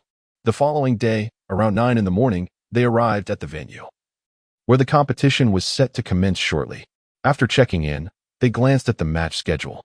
The 8 teams had been divided into 2 brackets through a draw, and fortune favored Yang Hao's team, as they managed to evade the 2 most formidable teams in the province, IC, the second team of IM, and Guyu's squad, who were placed in the upper bracket. However, upon seeing their opponents for the quarterfinals, Yang Hao and his companions could not suppress their laughter. Their adversaries in the quarterfinals were none other than the Snowy Region team, whom Yang Hao had assisted Lu Hanyan against in a recent competition. Coincidentally, SEG, with whom they had clashed the previous day at the CAF, was also in the upper bracket. Their match was scheduled for 3 o'clock in the afternoon, serving as the 3rd match of the day. After signing in, they returned to the Internet CAF to warm up, not watching too many matches. In the afternoon, they arrived at the venue, which had already gathered a considerable crowd. A match was underway on stage, featuring the tournament favorites, IC. At this point, the second game was nearing its conclusion, and Yang Hao noticed IC's AD, who had achieved an astonishing score of 12-0. Chapter 66. The deeply flawed esports environment. At this moment, both teams were engaged in a fierce team fight. The ADC of the IC team danced through the crowd like a nimble sprite, exhibiting remarkable survivability and combat prowess. This ADC is quite impressive. Easily at the level of a champion, Su Mukin couldn't help but exclaim.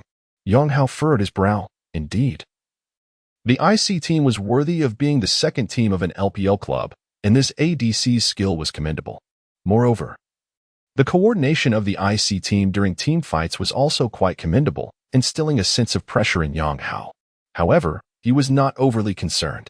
The ADC appeared formidable, but it was also due to the relatively average skill level of his opponents that his capabilities were amplified. Were he to face a group of elite players, he would not have been able to unleash his full potential so effortlessly. This is frustrating. We should be facing them in the semifinals, remarked several individuals nearby, clad in matching esports attire and shouldering gaming bags, their brows knitted in concern. Indeed. I wonder if we can win. This ADC is a professional player, which means he shouldn't be competing in the TGA according to the rules. We should consider reporting him tomorrow. He has been retired for less than a year, so he is ineligible to participate in the TGA. Upon hearing this, Yang Hao was taken aback. According to the regulations of the ACE Alliance, Chinese Esports Association, A professional player who is registered with the ACE Alliance cannot participate in the TGA for 1 year following their retirement. If the ADC of the IC team was indeed as they claimed, it would constitute a violation of the rules.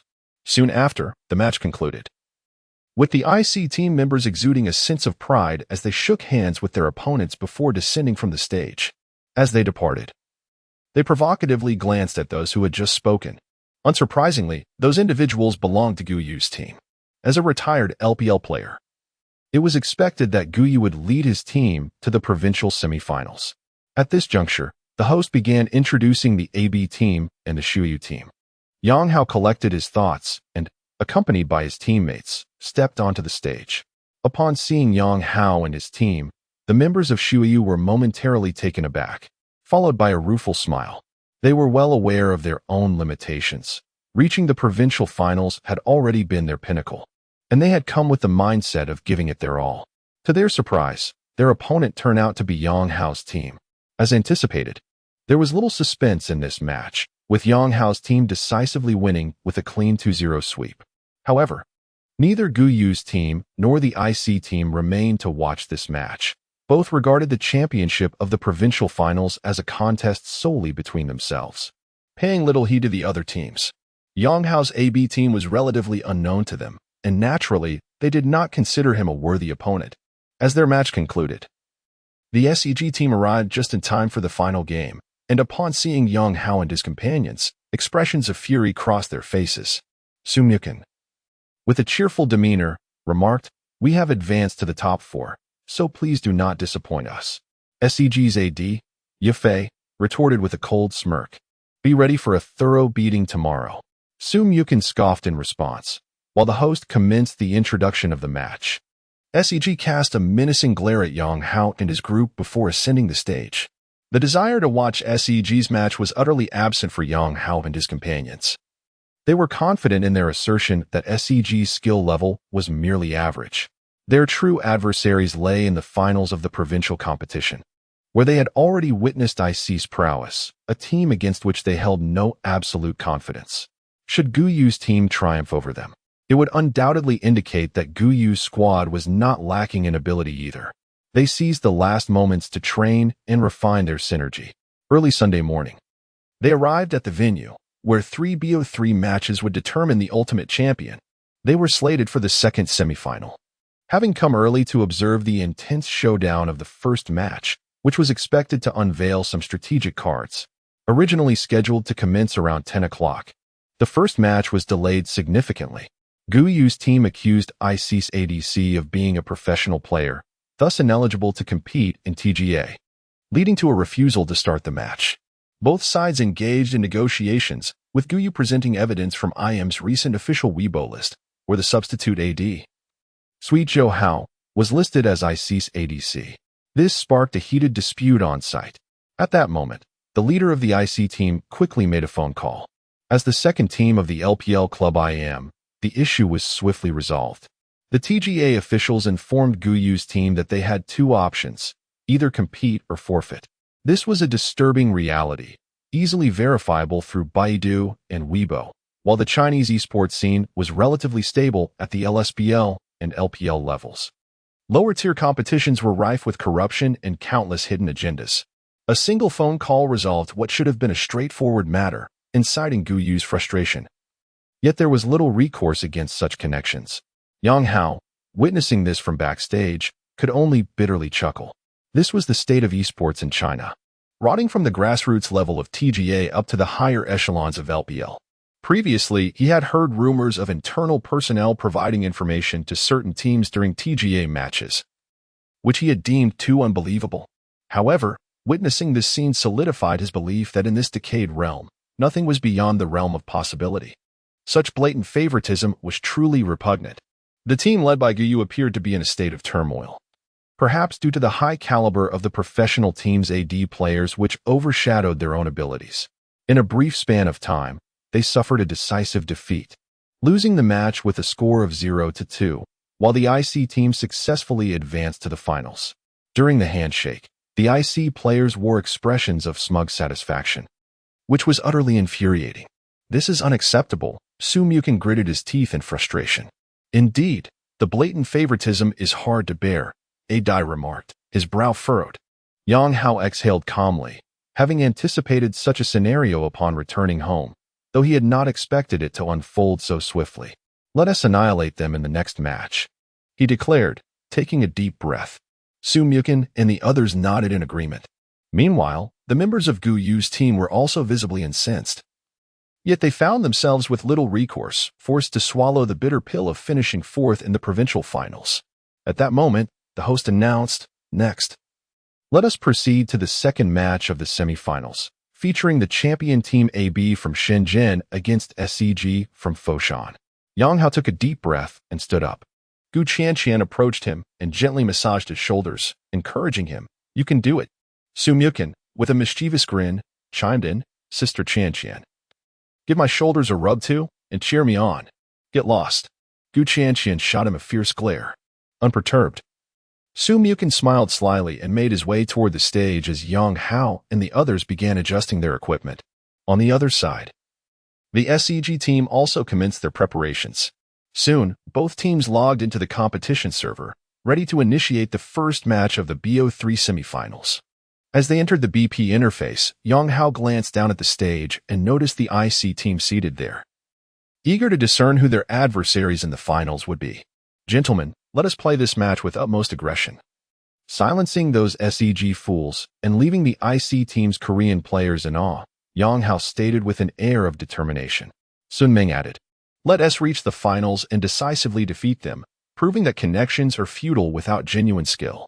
Indeed, the previous phone call from the IC team had sparked disdain among all members of the AB team. The TGA, in a sense, served as a platform for promising newcomers to showcase their talents. However, with the prevalence of nepotism, many potential talents were stifled before they could even be recognized, rendering the cultivation of newcomers a mere farce. Chapter 67. Confronting the Gale, Part 1. Chunxi emerged from the Wii training camp system, demonstrating a skill level that not only secures his position within the training camp, but also grants him a place within the Wii team itself. Although there exists a notable gap between him and elite LPL ADs like Mystic, he is more than capable of serving as a substitute. Even if that were not the case, securing a starting AD position with M3, which at that time was affiliated with Wii and still competing in the LPL, would pose no challenge. However, the reality of the training camp often lies in the unilateral authority of the coaches, if they do not wish for one to gain fame. The dream of making a name for oneself remains just that, a dream. Despite the vast player base in China, which is abundant in talent, the esports environment, coupled with individual circumstances, has resulted in a scarcity of emerging stars. Of course, all of this bore little relevance to Yang Hao at present. His aspirations of rescuing Chinese esports remained a mere lofty ambition. At this moment, his focus was solely on performing well in the upcoming match, striving to advance to the provincial competition and subsequently finding a way to reach the national tournament, ultimately aiming for a professional career. Only after achieving notable results would he possess the authority to critique the Chinese esports scene. Before long, both teams transitioned to the BP phase. It was evident that SEG had limited knowledge of their opponents. As the blue side in the first game, they banned 3 AD champions. They eliminated Rumble, Jinx, and Kog'Maw, opting to secure Lulu as their first pick. This unexpected move caught Yang Hao and his teammates off guard. Clearly, the opposing team perceived Chun Shi as the most formidable player among them, believing that by targeting him, they could ensure victory. Upon reflection, this reasoning was understandable. During their solo matches with Yang Hao and his team the previous day, SEG assumed that the strongest player would naturally be chosen for a duel, leading them to focus their strategy on Chun Shi. Yang Hao merely smiled at this, and in their first and second picks, they swiftly locked in a mid-jungle duo of Yasuo and Lee Sin. A wave of derisive laughter erupted from the SEG side in this version. "You dare to select Yasuo and Lee Sin? Lee Sin is one thing, but Yasuo? Are you simply throwing in the towel? You might as well surrender." Yang Hao chose to disregard their taunts, while those below from IC shared amused expressions, astonished that Yasuo had made an appearance. Once a highly favored pick in S4, Yasuo had faded from competitive play after suffering several nerfs. Additionally, the champion had a notoriously low margin for error. However, if wielded skillfully, he could still shine brightly. The BP phase proceeded swiftly for both teams, and their lineups were promptly established. The blue side SEG team consisted of top lane, Rumble, Jungle, Rek'Sai, mid lane, Ryze. Bot lane, Lulu paired with Janna. The purple side AB team featured top lane, Malphite, Jungle, Lee Sin, mid lane, Yasuo, bot lane, Twitch paired with Thresh. Below, the IC team watches the match, possessing absolute confidence in their ability to triumph over the SEG team. Thus, they prefer to conceal any issues regarding their top laner. In the top lane, when Dai secures Riven and Fiora, his proficiency is exceptionally high. However, his skill diminishes considerably with other champions. Yet, the champion Malphite, a veritable behemoth for farming, boasts relatively simple mechanics, allowing him to excel in skirmishes while synergizing well with Yasuo's ultimate ability. Once selected, both teams swiftly plunged into the match. This time, Yang Hao opted against a static formation, leading his teammates to invade the opposing lower jungle. Upon noticing their incursion, the adversary quickly retreated. The AB team promptly placed several wards before withdrawing. This match, they intended to focus on mid-jungle synergy, adopting a 3-protect-2 composition. With the jungle and mid lane providing early support, the Rat champion would carry them into the late game, even though they did not anticipate the match extending that far. Hence, they aimed to ascertain the starting position of Rek'Sai as the jungler to devise a counter-strategy. Yang Hao squinted slightly and remarked, from the opponent's draft, "It is evident they aim to target our bottom lane. Rek'Sai is likely to ambush there." Sumukin, grinning, responded, "I understand. I will take him down." At 140, their wards accurately detected Rek'Sai commencing from the lower red buff, while both bottom lane duos opted to clear a set of jungle monsters. Yang Hao had also just arrived on the scene. The enemy's Ryze appeared but refrained from aggressively asserting pressure, uncertain of Yang Hao's skill level and thus opting to test the waters. Initially, Yang Hao did not attack minions. At level 1, he learned his E skill, /Ryze. On the other hand, actively chose to farm minions. The instant Ryze utilized his Q skill, Yang Hao sprang into action, landing his E skill on a low-health minion. Approaching Ryze, he landed an auto-attack, to which Ryze retaliated, only to have his strike absorbed by Yang Hao's shield. Simultaneously, Ryze slightly repositioned. Yasuo then executed his E on the second minion, landing another auto-attack on Ryze. Following this, he unleashed his E directly on Ryze, accumulating 2 procs of his passive E skill along with 2 auto-attacks, reducing Ryze's health by a quarter, while his passive shield absorbed a basic attack and damage from a minion. At this moment, Ryze's Q skill became available. He swiftly hurled it at Yasuo, who elegantly edged to a melee minion, creating distance. He only lost roughly 100 health, while Ryze suffered a minimum of 350 health and damage. This exchange was a significant victory for Yasuo. Meanwhile, the OB camera shifted to the mid lane, and the IC team members below naturally took note. "Wow, Yasuo's trading is impressive," one remarked. "Quite intriguing," the mid laner of the IC team lazily commented. "From the details of Yasuo's trades, it appears rather formidable. You would likely suffer if you attempted to engage," a teammate chuckled beside him. "If he dares to play Yasuo against me, I will make him regret it profoundly." The mid laner of IC spoke softly, yet with unwavering confidence. Above the stage, the OB camera had shifted its focus to the bottom lane. Chen Shi, aware that the enemy was intent on targeting him, particularly since they initiated their strategy from the bottom lane, opted to control the wave immediately, fearing that the excavator would attempt a level 2 gank. Meanwhile, his opponents aggressively pushed the lane in a bid to secure level 2 first. In a concealed area not covered by AB's vision, the excavator indeed made his way down, aiming to strike at AB's bottom lane. They were certain that their mid and top lanes would secure a substantial advantage.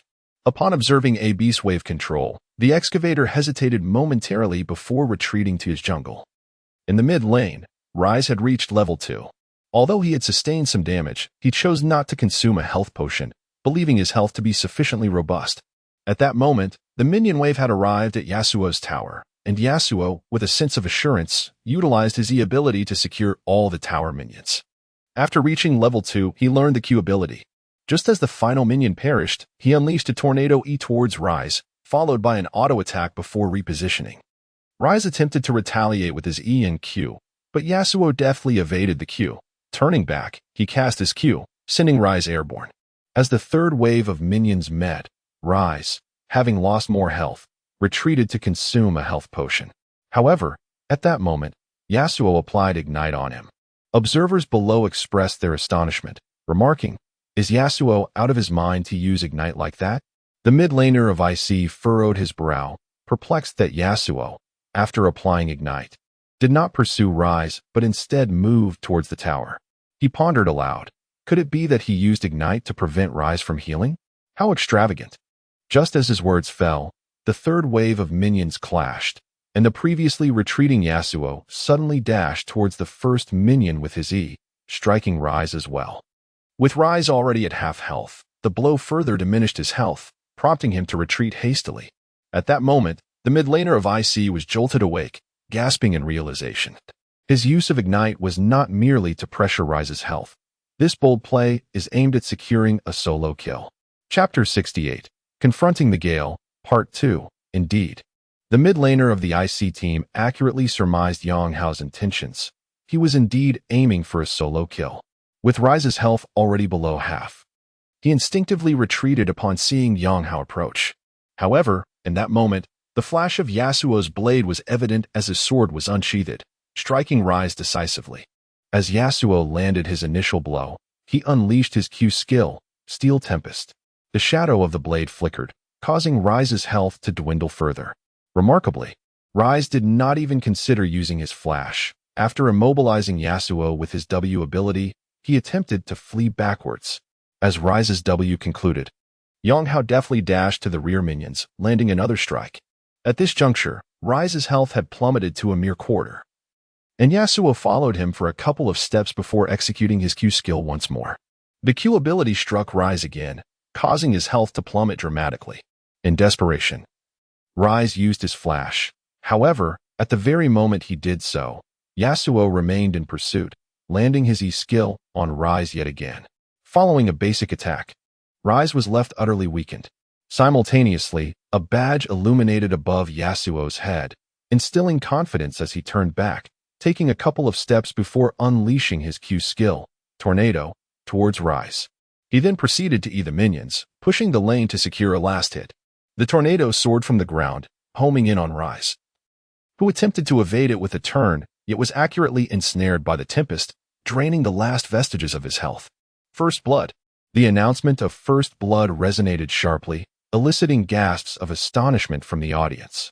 After an initial wow, applause erupted from the crowd. The mid laner of IC stood frozen, having just declared his intent to dominate Yang Hao. However, after witnessing this exchange, his perspective drastically shifted. Yang Hao's proficiency in damage calculation, timing, and the intricate details of trading blows was truly remarkable. Had I not witnessed it firsthand, I would have believed it was the work of the renowned players. Long Ziyin or Dade. The support from IC exclaimed in awe. Long Ziyin, the true #1 Yasuo in the national server. Even many professional players acknowledge his mastery of Yasuo. Dade, the officially recognized top player by Riot in S4, the world's foremost Yasuo user. In that moment, the IC support, having witnessed Yang Hao's prowess, uttered such commendations. This individual may very well be the kind who specializes in a single champion. Should they encounter him in the finals, they must never allow Yasuo to fall into his hands. The mid laner of IC furrowed his brow, voicing his thoughts. At this juncture, their coach frowned, pondering aloud. When did such a team emerge from the Guangdong region? I had never heard of them before. AB team. Could they possibly be a dark horse? Indeed, it was a name unfamiliar to us.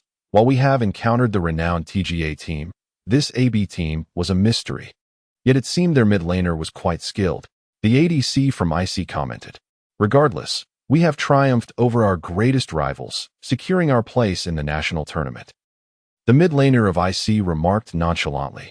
However, as he finished speaking, his expression subtly shifted, for at that moment, A gank from the excavator in the bot lane was successfully thwarted by the blind monk, resulting in the latter's failure to secure a kill while the rat claimed two heads instead. As the match progressed, the demeanor of the IC team grew increasingly grave. Being the second team of an LPL squad, they possessed profound insights into gameplay mechanics. They discerned a glaring issue. Apart from the top lane, the mid, bot, and jungle lanes of the AB team were decisively dominating their opponents. Notably, the synergy between the mid and jungle was revitalizing the entire team. After Yasuo single-handedly defeated Ryze in the mid lane, he teamed up with the Blind Monk's ultimate at level 6 to eliminate Ryze once more. 2 minutes later, after roaming to the bot lane, the Blind Monk executed a spinning kick, launching two enemies into the air, which Yasuo capitalized on with his ultimate, combined with the rat's barrage, resulting in a swift double kill. They then secured the tower and the dragon, causing their economic advantage to snowball dramatically. The SEC team found themselves utterly bewildered. Their mid and bot lanes were struggling, falling far short in both landing mechanics and overall prowess compared to the AB team. The only lane that remained somewhat stable was the top lane, where their top laner held a slight advantage. However, this marginal edge could not influence the overall outcome, as the other three lanes had completely collapsed. The pre-match taunts now seemed entirely farcical, leaving them in a state of helplessness. Ultimately, within just 26 minutes, they were decisively overrun by Yang Hao and his team, who secured their first victory. At this moment, the SEG team finally grasped that the AD of the AB team was not their greatest threat. Aside from a somewhat mediocre top laner, the rest of their opponents were formidable competitors. The second match unfolded without any suspense. The top lane saw Adai once again selecting the Alistar. Leveraging the advantages in the other three lanes, they claimed another victory, successfully advancing to the finals. After the match, Yang Hao and his teammates approached for a handshake. They refrained from any mockery, yet the silence only intensified the sting of humiliation felt by the SEG team. They hastily gathered their belongings and fled the venue. Meanwhile, Yang Hao and his team enjoyed a brief 15-minute respite before commencing the final showdown. The IC team was now huddled together, discussing strategies. Their coach remarked, "This suddenly emerging AB team indeed possesses considerable strength. I have observed closely, and their dual carries exhibit impressive individual skill, while the top laner's prowess is comparatively lacking. In this match, we shall target the top lane and leverage our advantage there to snowball the bot lane, maintaining our previous strategy. Should we ban Yasuo?" The coach inquired regarding their mid laner. The IC mid laner confidently shook his head, stating, "I won't be as foolish as that individual. Let Yasuo be. I am confident I can dismantle him." "Very well, no further ado. Let us focus on this match.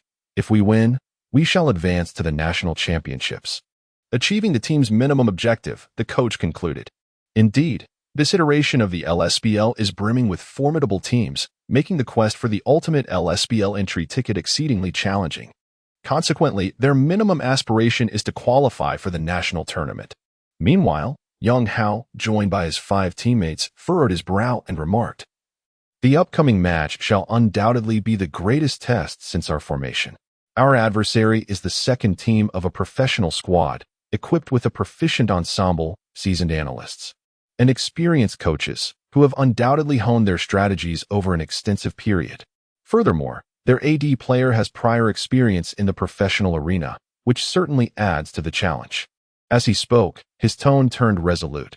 "However, regardless of who our opponents may be, our singular aim is victory. We must demonstrate that success in competition is predicated on genuine strength rather than resorting to underhanded tactics. Regardless of the circumstances, I am determined to enter the national tournament. I intend to triumph over Dong Xiaosa's team, which unjustly eliminated me, leaving me quite incensed," Su Mukin exclaimed, filled with indignation. "I too wish to contest with the trainees from Wei, to showcase my prowess and ensure that the coach targeting me pays the price," Chun Shi stated with a calm demeanor. Both Su Mukin and Chun Shi carry their own vendettas into this competition, each motivated by their desire to break into the national tournament. The remaining members also aspire to enter the professional league, viewing the TGA national competition merely as a stepping stone toward their professional aspirations. A faint smile crept across Yang Hao's lips as he proclaimed, "Very well. Let us prepare for battle. Next week, we shall head to Shanghai to confront the other TGA teams and face Meteor." At that moment, above the stage, a charming female host announced, "After 2 days of fierce competition, our finalists have emerged, Team IC and Team AB. Let us welcome both teams to the stage." Yang Hao and his teammates ascended, positioning themselves alongside the 10 players, with the host inviting them to exchange fierce words before the match commenced. She handed the microphone to the AD of Team IC, who stated, "There's not much to say. I will lead my team into the national tournament." The host then passed the microphone to Yang Hao, who smirked and declared, "I wish to emphasize that relying on privileges and connections is futile. True competition is defined by skill. I have observed their play style, which primarily revolves around protecting their AD. Allow me to issue a warning during team fights. Be mindful of your AD. As long as I am present, their AD will not survive, for they will be swiftly eliminated." Chapter 69. The commentary's obsequiousness as his voice echoed through the venue. A ripple of laughter swept across the audience. The impression left by the Yasuo in the first match was indelibly etched in their minds.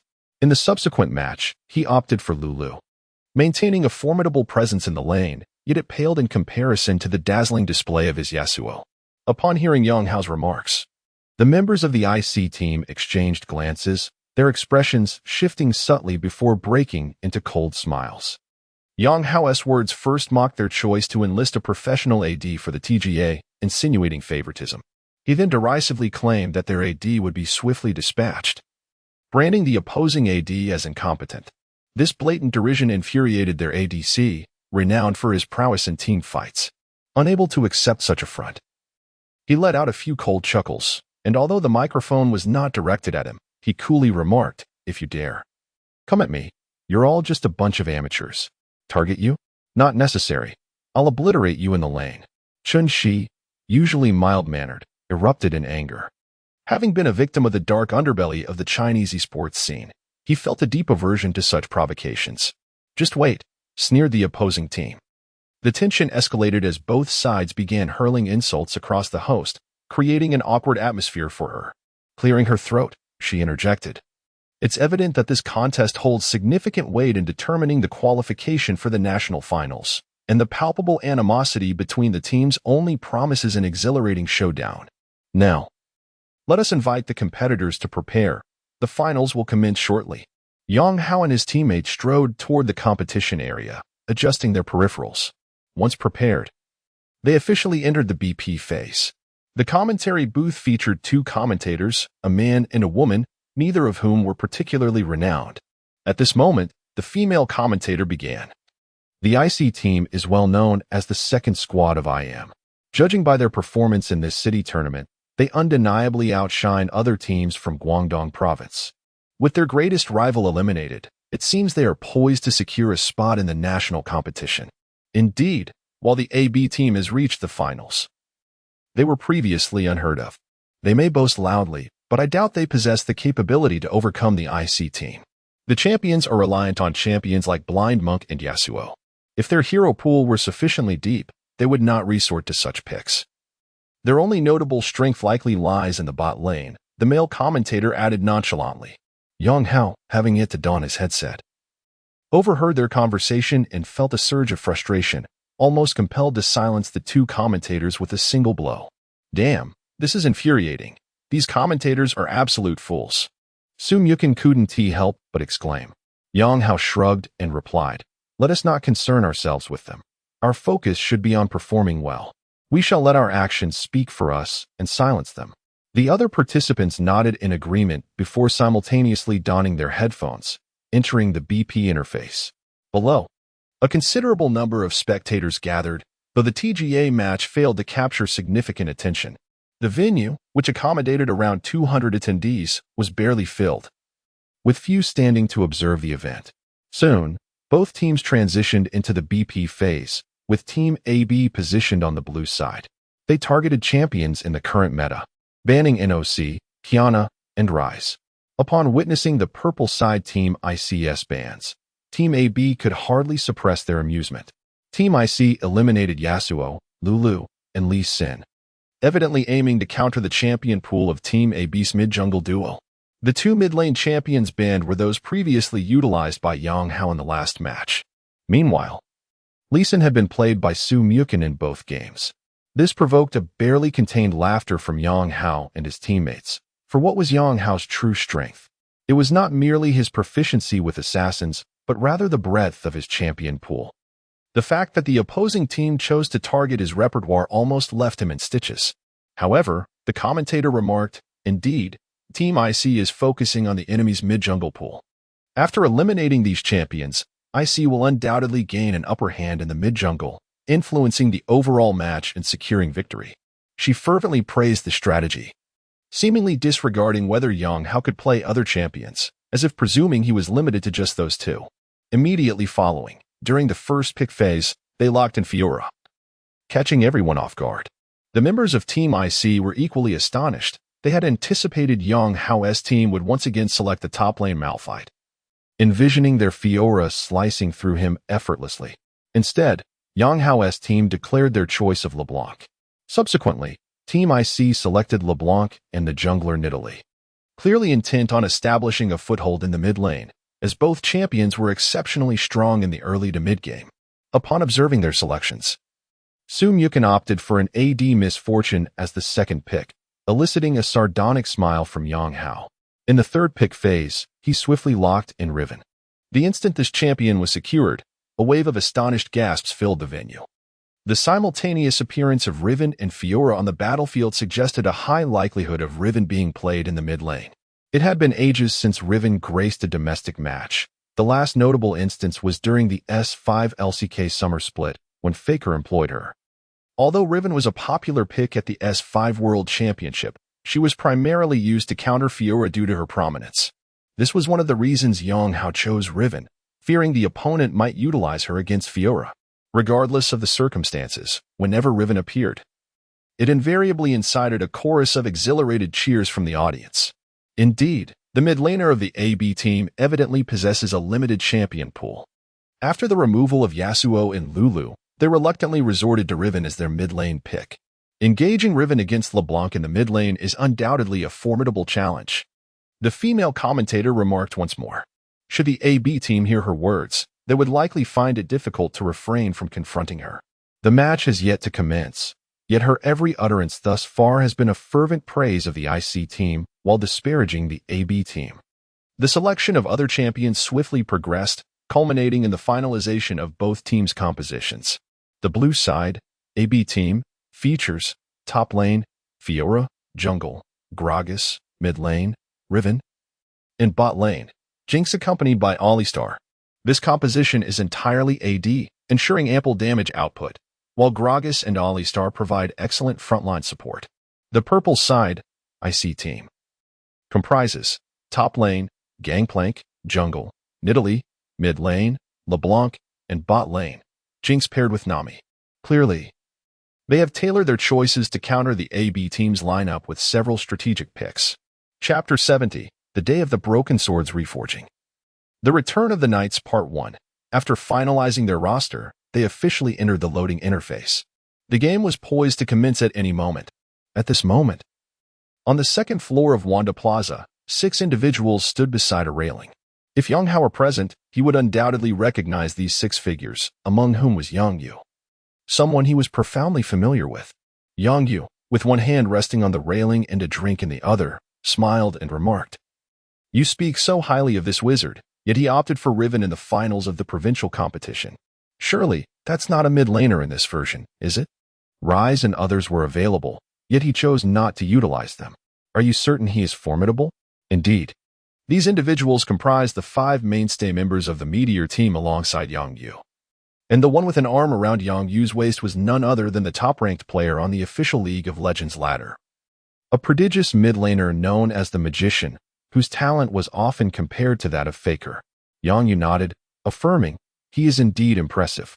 At the very least, I know that several of his assassins are world-class, and during our previous encounters, his Azir was exceptionally formidable.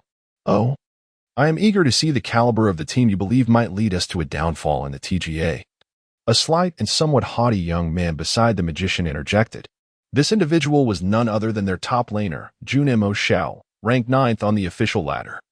Those who manage to secure a position within the top 20 of the official ladder are invariably outstanding players across various roles, possessing talents that all clubs covet. Thus, most individuals who have ascended the ladder carry a certain air of pride. Just watch, their matches will reveal all. Setting aside their top laner, I believe their jungle and bot lane possess personal skills that may not be inferior to yours, Yongyu remarked. However, their top laner exhibits a notable deficiency in champion pool. I've analyzed their TGA matches, and he frequently resorts to a blue-collar top laner, playing quite mediocrely. While his carry-type champions are seldom used, having only played Fiora and Riven, both of which he executes well. Junimo Xiao sneered. If their top laner is the weak link, then we shall exploit that vulnerability. The magician chuckled, let us not rush. Let us see what this second-ranked wizard on the official ladder is truly capable of. I am quite eager to face him in lane. Yongyu, glancing at the Riven selected by Yang Hao, murmured to herself, do you always imbue your champion selections in the finals with deeper meanings? The day of the broken swords reforging heralds the return of its might. As they conversed, the match officially commenced, with both teams charging into the jungle simultaneously. The commentators announced, the match has officially begun. This finals is likely to conclude swiftly, as I believe Team IC holds a significant advantage. Their admiration was palpable. Yet many spectators in the audience furrowed their brows. This indeed exhibits a significant bias. Some individuals below lamented, expressing a desire to mute the voices of these two commentators, as they severely detract from the gaming experience. Indeed, the matter of favoritism has been directly confronted, yet they continue to fawn, displaying a remarkable lack of shame. Of course, at this moment, Yang Hao and his companions are oblivious to such remarks, as they have officially entered the game. Neither side opted for an invasion at level 1. Instead, they proceeded with a more stable approach to the match. Su Mukin chose to commence with the blue buff from the top lane, simultaneously stating in voice chat, I am aware of a quick level 4 strategy for Nidalee. I wonder if the opposing jungler will employ it. If he does, exercise caution in the mid lane, as he could achieve level 4 around 3 minutes and 20 seconds by finishing the river. Yang Hao, place a ward in the river shortly. Yes, I am familiar with this strategy and will remain vigilant. You should secure your jungle.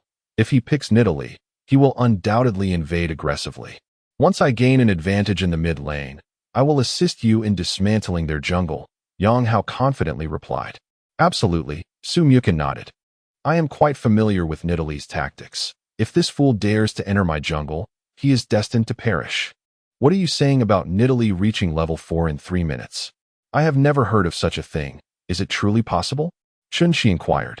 At that moment, Su Mukin began attacking the blue buff, explaining, initially, Nidalee sets traps in the jungle, placing 2 at the stone golems, 1 at the red buff, and 1 each at the F4, 3 wolves, and blue buff. Then, starting from the stone golems, she can rapidly clear the camps.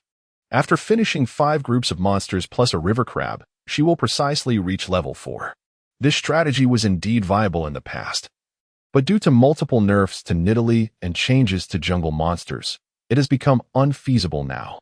Chun-Shi furrowed his brow. Su Mukin continued, at this moment, they are on the purple side, so their gank route will likely involve countering my red buff or ganking the mid and bottom lanes. Please remain alert during this time frame. Chun-Shi nodded in agreement. True to his predictions, Nidalee indeed adopted this jungle route, commencing from the stone golems. Yang Hao had also arrived at the mid lane. The opposing LeBlanc, with her extended range, would inevitably attempt to leverage her advantage to harass him. Thus, Yang Hao refrained from engaging in a skirmish at level 1, opting instead to secure last hits with precision, retreating when unable to do so. He was, after all, exceptionally skilled at playing LeBlanc, fully aware of her attack range and skill distances from the outset. Upon reaching the lane, LeBlanc naturally sought to engage in trading damage. Seizing an opportunity, she landed an attack on Yang Hao, who promptly activated his West skill to close the distance. LeBlanc's W skill, Distortion. He aimed to unleash a full combo. However, the moment she approached, Yang Hao anticipated her intentions, striking with an auto attack as he unleashed his Q skill. Riven's Q skill, Blade of the Exile. As soon as Riven made a leap, Yang Hao swiftly clicked the right mouse button on the ground to prevent the recoil from Riven's Q skill, promptly delivering a second auto attack. Riven unleashed a blindingly fast Q. He directly inflicted 3 segments of damage upon LeBlanc. Simultaneously, the second segment of the Q skill was executed. At that moment, LeBlanc utilized her second W skill to retreat, aiming to land a third auto attack on Riven to trigger Thunderlord's decree. However, she soon realized that her auto attack range was insufficient, as Riven's second Q allowed him to leap back, creating just enough distance to evade LeBlanc's assault. On the second floor, the expressions of all the Meteor team members shifted slightly. The magician narrowed his eyes and remarked, "The speed of that Q and the mastery of LeBlanc's auto attack range, coupled with the nuanced handling of the exchange in the lane, were exceptionally precise." LeBlanc, surprisingly, had suffered in the level 1 trade. This Riven is indeed formidable. Indeed, the crux of this exchange lay in Yang Hao's decision to utilize the second Q to create distance. A typical Riven might have chosen to follow up the second Q with a third to knock LeBlanc up, followed by a basic attack. However, such a choice would inevitably allow LeBlanc to unleash Thunderlord's decree and pursue Riven with several auto attacks, leading to a detrimental outcome. Yang Hao's strategy of using the second Q to maintain distance prevented LeBlanc from activating Thunderlord S, allowing him to deal damage 3 times and emerge profitably from the trade. This Riven may indeed surpass my own. Junimo Xiao, how do you find his prowess compared to yours? The magician inquired with a smile. Junimo Xiao shook his head and replied, "Judging solely from his Q speed and attention to detail, his landing ability is likely superior to mine. However, my strength lies in team fights, where I undoubtedly excel beyond him," he concluded with a hint of confidence on his face. Meanwhile, the female commentator expressed her surprise. "Oh, LeBlanc actually lost health in that exchange. I find it somewhat perplexing how Riven's damage could be so high." Lacking professional insight, she failed to comprehend that Yang Hao's Riven had dealt damage 3 times. Chapter 71. The Day of the Broken Swords Reforging. When its might returns, Part 2, it is worth noting that this is merely the regional competition of the TGA, and thus, one should not expect renowned commentators to grace this venue. Once the national tournament commences, the commentary will undoubtedly attain a more professional caliber, with seasoned commentators from the LSPL providing insights. As for the grand finals of the TGA, they will be narrated by experts from the LPL. Furthermore, the presence of the Meteor team, a squad of considerable repute, is likely to elevate this TGA event to unprecedented levels of attention, surpassing any previous iteration, excluding the S1 to S2 period, when China's esports landscape was still in its infancy, and the LPL League had yet to be established. At that time, the TGA held the distinction of being the pinnacle of competitive gaming in China. However, following that era, the establishment of professional leagues in China transformed the TGA into a gateway for amateur teams aspiring to enter the professional arena. Consequently, the majority of players shifted their focus towards the premier LPL League, with even the LSPL garnering minimal interest. It is likely that only during the finals will the TGA receive a modicum of attention. Nevertheless, the recent rise of Meteor and the Magician's ascension beyond Dopa's rankings have sparked considerable discourse within the gaming community. Following a disheartening performance by Chinese teams in S5, the Magician has been hailed as the savior of Chinese League of Legends, a prodigious mid-laner. The participation of PDD's MGB team further amplifies the intrigue surrounding this competition. Thus, one can anticipate a lavish commentary team for the finals. At this juncture, Yang Hao and his team are vying for a coveted ticket to the ultimate showdown. The match continues, and despite an initial misstep in the exchange, the LeBlanc plays aggressively, while Yang Hao refrains from initiating confrontation, instead allowing the lane to come to him. LeBlanc successfully reaches level 2 in the mid lane, prompting Yang Hao to retreat and focus solely on gaining experience rather than securing last hits. After all, the damage from LeBlanc's QW combo would be quite formidable. Soon, the minions arrive at Yang Hao's turret, with LeBlanc remaining outside its range, seeking to deplete Yang Hao's health. In an effort to preserve his vitality, Yang Hao resolutely avoids last hitting until the first minion of the second wave falls, at which point he employs a clever tactic. At level 2, he chooses to learn his W skill. Typically, Riven players opt for the E skill at this stage. Seeing Yang Hao advance, LeBlanc seizes the opportunity. swiftly executing her QW combo and dashing back to evade turret fire. She launches her attack. Yet, just as she strikes, Yang Hao's fingers deftly tap the W key. And he utters with chilling intent, "You shall perish." In that instant, a wave of energy radiates from Riven. Riven's W skill, Spirit's Roar. LeBlanc finds herself stunned beneath the turret. And as she enters its range, the turret's assault begins, inflicting significant damage. Half of her health bar is diminished in a single blow. Simultaneously, Riven's AQ skill lands upon her. Moreover, Yang Hao's champion advanced forward, and after utilizing his Q ability, he immediately headed towards the mark left by the enchanting Ahri. Simultaneously, he applied Ignite upon her. Ahri, struck once by the turret in conjunction with Yang Hao's assault, found her health diminished by half. As the stun concluded, the turret's second strike was already in motion. After swiftly pivoting, Ahri attempted to flash away but was met with Riven's second Q, which closed the distance, followed by a flash that unleashed a third Q, sending Ahri soaring into the air. Yang Hao then delivered a swift auto attack, reducing Ahri's health to a mere third, causing her to summon a clone. The turret's assault soon followed, and as Ahri was flung away, she attempted to retreat into the safety of her turret, but her true form was easily exposed. Yang Hao swiftly followed up with another strike before retreating, just as the turret's attack descended, claiming Ahri's life. First blood. A voice resonated, heralding the solo kill. Well done, my brother, yet another level 2 solo kill. Praised Su Myukin. Yang Hao chuckled and remarked, "This fool dared to flaunt beneath my turret. Wasn't that courting death?" On the commentary stage, the two commentators expressed their astonishment. A solo kill. Riven has single-handedly defeated Ahri in mid-lane. This is utterly unexpected. Riven played a clever hand. Yet in truth, Ahri had the advantage over Riven. She simply overextended by confronting her beneath the turret. Although she met her demise this time, she should be able to stabilize upon her return. "Those two commentators are utterly foolish," sneered the mage from the second floor. "I genuinely wish to confront them. It is evident that Ahri can no longer play effectively in lane. Once Riven reaches level 3, she will harbor no fear of Ahri. And the disparity in their landing details and execution is glaring. One must admit, this mage is indeed quite formidable." In this TGA tournament, several exceptional players occupied the mid-lane position. You and this mage are ranked first and second in the solo queue leaderboard. Furthermore, it is rumored that the fourth-ranked player, whose identity remains a mystery, has also registered, yet Yang Yu mentioned he was in the Guangdong division and seems to have not shown up. Jun Mo Shao furrowed his brow. Yang Yu echoed his concern, stating, "I have heard within the community that he is in the Guangdong division but has not been encountered. Perhaps he deemed the competition there too fierce and opted for another division?" The others nodded in agreement. At this moment, Yang Hao had finished clearing a wave of minions and was making his way to the turret.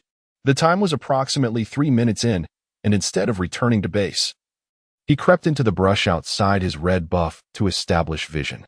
Concurrently, the excavator, wary of the leopard woman's potential counter-jungle, hastened to reach level 3 and positioned himself near the red buff brush.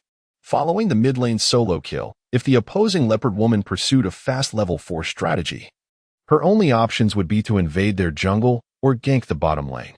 As anticipated, at 3 minutes and 20 seconds, the level 4 leopard woman appeared within Yang Hao's sight, choosing to invade the red buff. He placed a ward within the red buff area and, upon discovering that the red buff remained, deduced that the excavator had opted to clear the jungle camps in the upper half before making his way over. Subsequently, he unleashed AQ on the red buff, transforming into a leopard and pouncing forward. Just as he leaped into the brush, the leopard girl was nearly startled out of her wits, for she found 2 individuals standing there, laughing heartily at her. As she contemplated retreat, she was swiftly incapacitated by Riven's W skill, followed by a relentless assault from the two. Riven's Q skill sent her soaring, and in conjunction with the excavator's knock-up, she was unable to escape, soaring through the air thrice before Riven claimed her head. This is Su Myukin, an exceptional jungler who adeptly calculates the enemy jungler's route. When his predictions are accurate, whether ambushing or initiating a gank, the likelihood of success is significantly enhanced. In this instance, Su Myukin had completely deciphered the leopard girl's trajectory. Thus he and Riven awaited her arrival, poised for her demise. It appeared that the two members of Team AB were intentionally lying in wait. Did they possess foreknowledge of the Leopard Girl's approach? The female commentator seemed inclined to suggest that no one could have provided them with such intelligence. Although she harbored this thought internally, she refrained from voicing it due to its potential ramifications, given her understanding of the game. This was the only plausible explanation she could conjure. Otherwise, she could not fathom why the two from Team AB would be positioned there. The male commentator swiftly interjected, stating, "The mid-jungle duo from Team AB has unexpectedly secured 2 kills, both awarded to the mid laner. Now, we shall see if their mid laner can capitalize on this advantage." Ah, it seems there is a skirmish brewing in the bot lane. Chapter 72, Heavenly Showdown. In the lower lane, due to the demise of the opposing jungler, there was no opportunity to attend to their bottom lane, allowing Chun-Shi and Sun Ming to take a more proactive stance in controlling the lane. The combination of Jinx and Nami on the IC team, empowered by Nami's presence, exerted considerable pressure. Meanwhile, AB team underestimated the laning prowess of their opponents, believing it to be mediocre. However, they failed to notice that although Lulu was playing conservatively, she was remarkably consistent in her last hits, missing none. At the moment when the Leopard Woman was slain, Alistar seized the opportunity and executed a powerful combo, sending Jinx flying. Following up with a basic attack, he activated Thunderlord's Decree. Indeed, Sun Ming's Alistar was following a path of brute force, equipped with Thunderlords. With this sequence of abilities, Jinx's health was swiftly diminished by 1/3. Lulu unleashed her Q ability, sending her wheel flying, piercing through Jinx. After resetting her basic attack with her W, she struck again.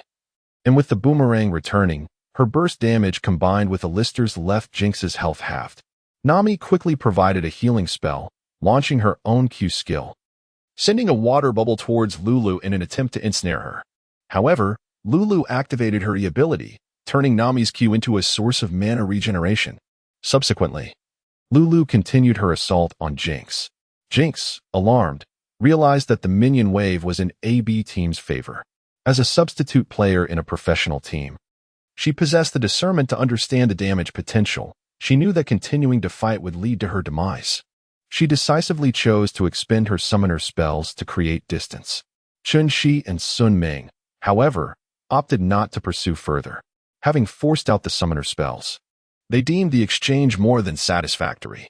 On the commentary platform, as the two commentators noted the mid lane's unfortunate solo kill, the jungler's struggles, and the disadvantages in the lower lane, the male commentator furrowed his brow, stating, "IC team must not underestimate their opponents. From my understanding, professional players are adept at positioning during Alistar's combos, yet he was caught in a chain. This is a significant setback." He noticed a brief pause in his tone when mentioning professional players, but fortunately, the audience remained oblivious. On the second floor, the magician remarked nonchalantly, "The laning phase of this match has concluded. If the members of IC team are wise, they should avoid engaging in skirmishes.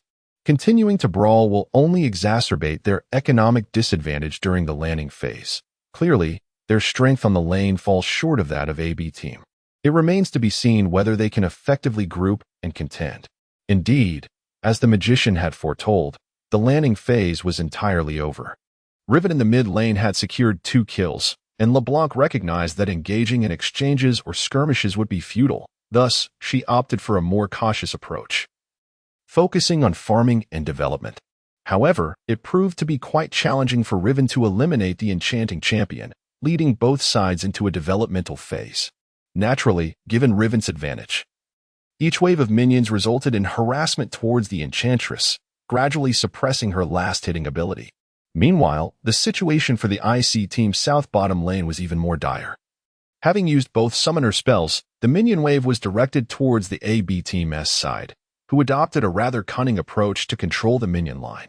Wheel Mother secured the final blow, and they found themselves entirely at the mercy of the enemy's minion management, unable to dare a single last hit for fear of being caught by the Bull's relentless combo.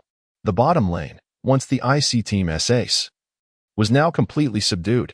On the second floor, the members of the Meteor team wore expressions of astonishment, remarking on the intriguing synergy of the AB team's bottom lane duo, capable of both stability and aggression, crucially maintaining complete control over the minion line. The precision exhibited by this AD in lane mechanics was remarkable. In terms of landing prowess in the mid and bottom lanes, it seemed that only our own and MGB South bottom lane duo could rival them. Their potential for snowballing in the mid-game and effectiveness in late-game team fights remained uncertain, but if they proved competent in those aspects, this team would undoubtedly warrant our attention. As if foreseen by a magician, the landing phase of the match came to a complete conclusion. Following a death, the leopard woman found herself entirely dominated in the jungle by Su Muchung. Although he appeared inactive in terms of ganking in the ensuing moments, he effectively restricted the leopard woman's movements within the jungle, adeptly managing the respawn timings of neutral monsters. After securing the first kill on the leopard woman, he commenced his invasion of the jungle, leading her around like a puppet. The economic disparity began to widen due to the landing phase. The expressions of the IC team members grew grim, and the AD voiced his concerns. If this continues, we are at a loss in the top lane as well. And even the duelist has managed to secure some last hits. Our lanes are crumbling, and if we persist, the economic gap will only increase. What shall we do next? Inquired the mid laner. The ICAD, furrowing his brow, after a moment of contemplation, resolutely declared, "We must devise a plan to trade towers. Our bottom lane is already at a disadvantage, making it difficult to secure last hits. As Jinx, I am heavily reliant on farm. Here's the plan. When the leopard woman arrives, we will forcefully push the minion wave into the enemy turret. Nami and I will return to base. After which we will regroup with the others to pressure the mid lane, aiming to take down the mid turret and invade their jungle to exert vision control.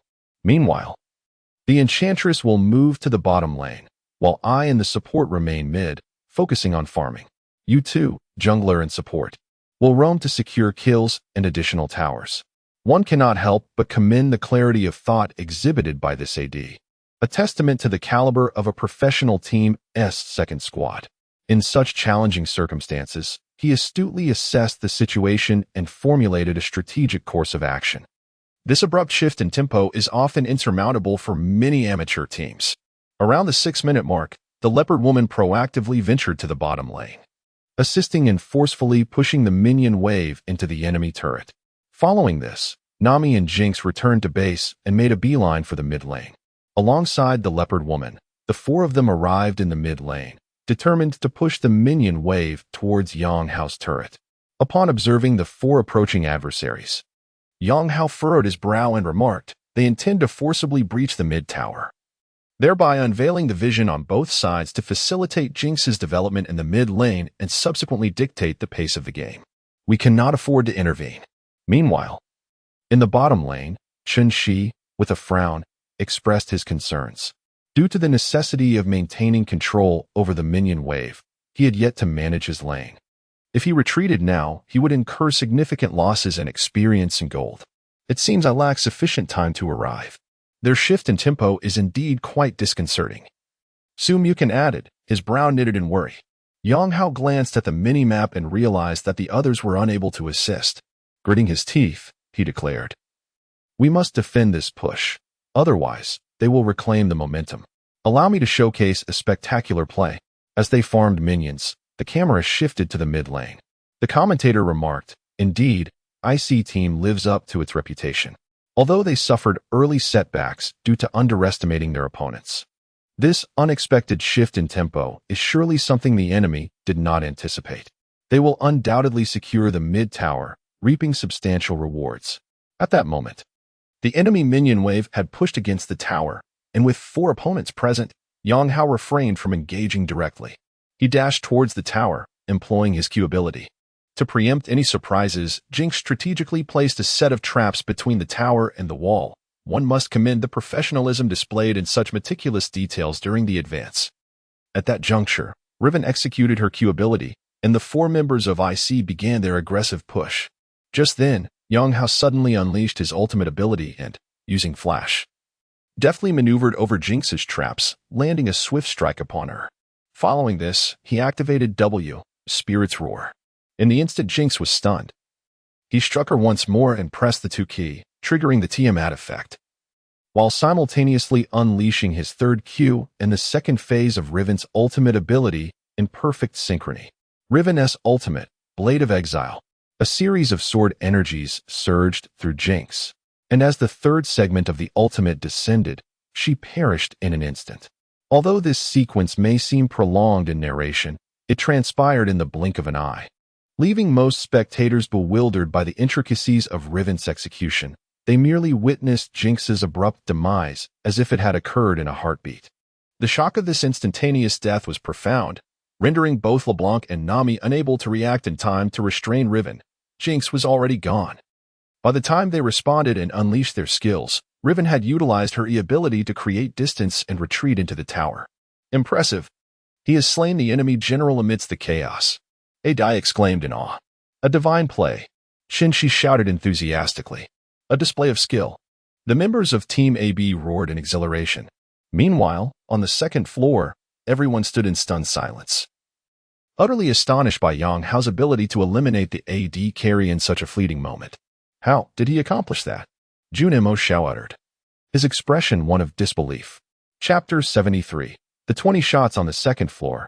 Yang Hao's recent maneuver left them in awe, including Junimo Xiao, who seemed unable to discern the nature of Yang Hao's actions in that moment. Indeed, the visual impact of that scene was overwhelmingly intense. The magician furrowed his brow and remarked, "It must have been a flash into a W, and then a 9-headed serpent, followed by the third segment of Q? No, that damage seems insufficient. It must have been a flash into an A, and then a Tiamat, culminating in the ultimate into 3-part Q." This all transpired in just a little over a second. With the flash included, he executed 8 keystrokes within that fleeting second. Such speed is truly astonishing. With his instantaneous APM reaching a terrifying 480, the magician gasped in disbelief. APM, or actions per minute, reflects the frequency of effective operations. For instance, renowned players like the Warcraft Emperor, Sky, maintain an average APM of around 280, a truly formidable figure. Yet, Yang Hao's explosive speed in that brief moment reached an astounding 480. Such rapidity is extraordinary and remarkably fluid. Moreover, his mind remained exceptionally clear. His choice to eliminate the AD was pivotal.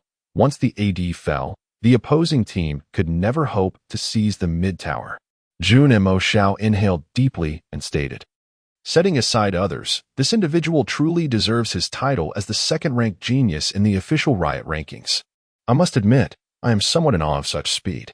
The magician licked his lips, gazing at Yang Hao. "This is intriguing. The stronger the opponent, the greater my desire to conquer them. It is akin to the allure of a beautiful woman. The thrill of conquest is all the more exhilarating afterward. Wouldn't you agree, Xiaoyaya?" As he spoke, he tightened his grip around Yang Yu's waist. Yang Yu's delicate brows furrowed slightly as she observed Yang Hao below. Her eyes flickered with a myriad of emotions: astonishment, admiration, regret. The audience below erupted into fervent applause upon witnessing the scene. At the commentary booth, both commentators were taken aback. The male commentator exclaimed, "What just happened? How did Jinx perish in an instant? I find this incomprehensible." The female commentator's expression darkened further. Team AB's performance was increasingly impressive, leaving her feeling as though she were being struck in the face. She could not fathom why this rather unremarkable-looking Team AB, replete with an air of mediocrity, continuously challenged her expectations. She found it utterly unbelievable, and recalling Team AB's earlier ambush on the leopard woman, she could no longer contain herself and said, "I truly cannot comprehend how this Riven managed to eliminate Jinx in the blink of an eye." Furthermore, during the ambush, it seemed as though they anticipated the leopard woman's arrival. There must be something amiss. I believe the referee should closely scrutinize the upcoming events. In this moment, she subtly insinuated the possibility of Yang Hao and his team engaging in unsportsmanlike conduct, expressing her disbelief over the earlier ambush and this recent execution. However, the team at IC was left utterly bewildered, including their ADC. Even the player, who was directly involved, failed to comprehend how he had been swiftly eliminated. Unsurprisingly, their push was single-handedly thwarted by Yang Hao. At that moment, a substantial wave of minions surged towards their defensive tower, resulting in significant losses for them. "This Riven is incredibly strong," exclaimed IC's ADC, unable to stifle a gasp. His expression turned grave. The shift in momentum was drastic. They had initially been poised to reap substantial rewards, But now, having been eliminated, their situation had imploded. They had already suffered 3 deaths in the landing phase. And with the oppressive pressure from minion kills, they found themselves trailing Jelen by 2,000 gold within just 6 minutes. Following this latest death and the lost minion wave in the bot lane, their defensive tower was at serious risk of falling, further widening the economic gap. Allowing a player with such exceptional skill as Riven to gain such a significant advantage would make their path to victory exceedingly challenging. What shall we do next? The team turned to their AD. The AD, their ace and backbone, wore a grim expression as he spoke. This match is likely beyond salvaging. We simply cannot defend against this Riven. We played too impulsively in the first game, being overly aggressive without fully understanding their capabilities. Reluctantly, we must acknowledge that their landing strength exceeds ours. To prevent our morale from collapsing, let us retract a bit. We'll concede this match, regroup, and focus on farming in the next. We should avoid direct confrontations and instead employ some strategic plays. IC's ADC inhaled deeply. The others wore expressions of reluctance. Yet the reality of their significant disadvantage over the past few minutes was undeniable. IC's ADC, worthy of his title as a professional player, stepped up to analyze the situation, offering comfort and stability to his teammates, playing a crucial role in maintaining morale. Although they considered surrendering, they still hoped for a miraculous turnaround. Nevertheless, Yang Hao's development was flourishing. After taking down the tower, his solo push in the bot lane left IC's team utterly defenseless. Their vision was severely compromised, and ultimately, at the 20-minute mark, they opted for surrender. During this time, they had also suffered numerous defeats. Upon witnessing their resignation, the magician chuckled, remarking, "The leadership of IC seems to possess some wisdom. Being dismantled by an underdog team like AB and continuing to be slaughtered would surely shatter their morale. Choosing to surrender demonstrates their understanding of the overwhelming odds against them. They are powerless to stop either Fiora or Riven split pushing." In the commentary booth, the two commentators were taken aback when IC's team surrendered at 20 minutes. They had been fervently praising IC. Yet to see them succumb so swiftly was akin to a resounding slap across their faces. The female commentator, with a forced bravado, stated, "This match has indeed taken us by surprise. I hope the IC team can adjust their mindset and strive for a comeback." As her words echoed, discontent erupted from the audience below, with one voice rising above the rest, shouting, "What happened to your fairness and impartiality as a commentator? You have been excessively favoring the IC team, while dismissing the AB team. Is IC your father? Why the eagerness to flatter? You should step down and cease your commentary. You're ruining my viewing experience." With one individual leading the charge of indignation, many others could no longer contain their frustration and joined in the chorus of insults. The cacophony of abuse reached the ears of the two commentators, leaving them both in a state of profound embarrassment. Chapter 74. Never employ the 4-protect-1 tactic in my presence. Indeed, it is quite natural for a commentator to have preferred opponents during a match. However, regardless of personal biases, one must uphold an impartial perspective while providing commentary. Occasional inclinations may be permissible, yet from the onset of the match, these two commentators declared that IC would emerge victorious, showering them with unwarranted praise. Even when the IC team faced a staggering 20 defeats in the first game, they persisted in asserting that IC would prevail. This blatant favoritism became intolerable. Furthermore, the commentators' lack of understanding regarding the game exacerbated the situation, resulting in considerable discontent among the audience. With the TGA provincial finals at stake, irate spectators began to express their frustrations vocally. Once one individual began to vent their anger, it incited a collective uproar, leading many others to join in the chorus of criticism. The audience had already been uneasy regarding IC's previous questionable tactics, and the incessant adulation they received triggered an outburst of indignation. After the first match, Yang Hao removed his headset, having heard the host's final obsequious remark towards the IC team. Observing the deluge of negative comments below, he chuckled and remarked, "Deservedly so, those two foolish commentators." Su Mukin nodded in agreement, exclaiming, "It's infuriating. I truly wish to give them a warning." At that moment, Gu Chanshan approached, moving directly behind Yang Hao to massage his shoulders. "You played exceptionally well, completely overwhelming them to a 20 defeat. If you continue to perform like this in the next match, victory will surely be ours, she encouraged. The faint scent of Gu Chanqian's fragrance wafted towards Yang Hao, prompting a smile to grace his face. Su Mukin, unabashed, interjected, Sister Qianqian, I just played a match as well. I'm quite fatigued. Would you be so kind as to give me a massage? Not a chance. I only massage Yang Hao, Gu Chanqian retorted firmly. Yang Hao quickly interjected. Let us not jest. I need to discuss the upcoming match. Although we triumphed in this game, it was primarily due to their choice to engage us in direct conflict. Following this first match, they will undoubtedly adopt a more cautious approach in the next, favoring a peaceful development strategy and opting to engage us during the grouping phase. Yang Hao spoke gravely. In fact, we observed that they made adjustments to secure a tower even while in a disadvantageous position. Had I not eliminated their AD during that pivotal moment, the trajectory of the match could have drastically changed. In the next match, their primary focus will be on development, making it exceedingly challenging for us to secure individual kills.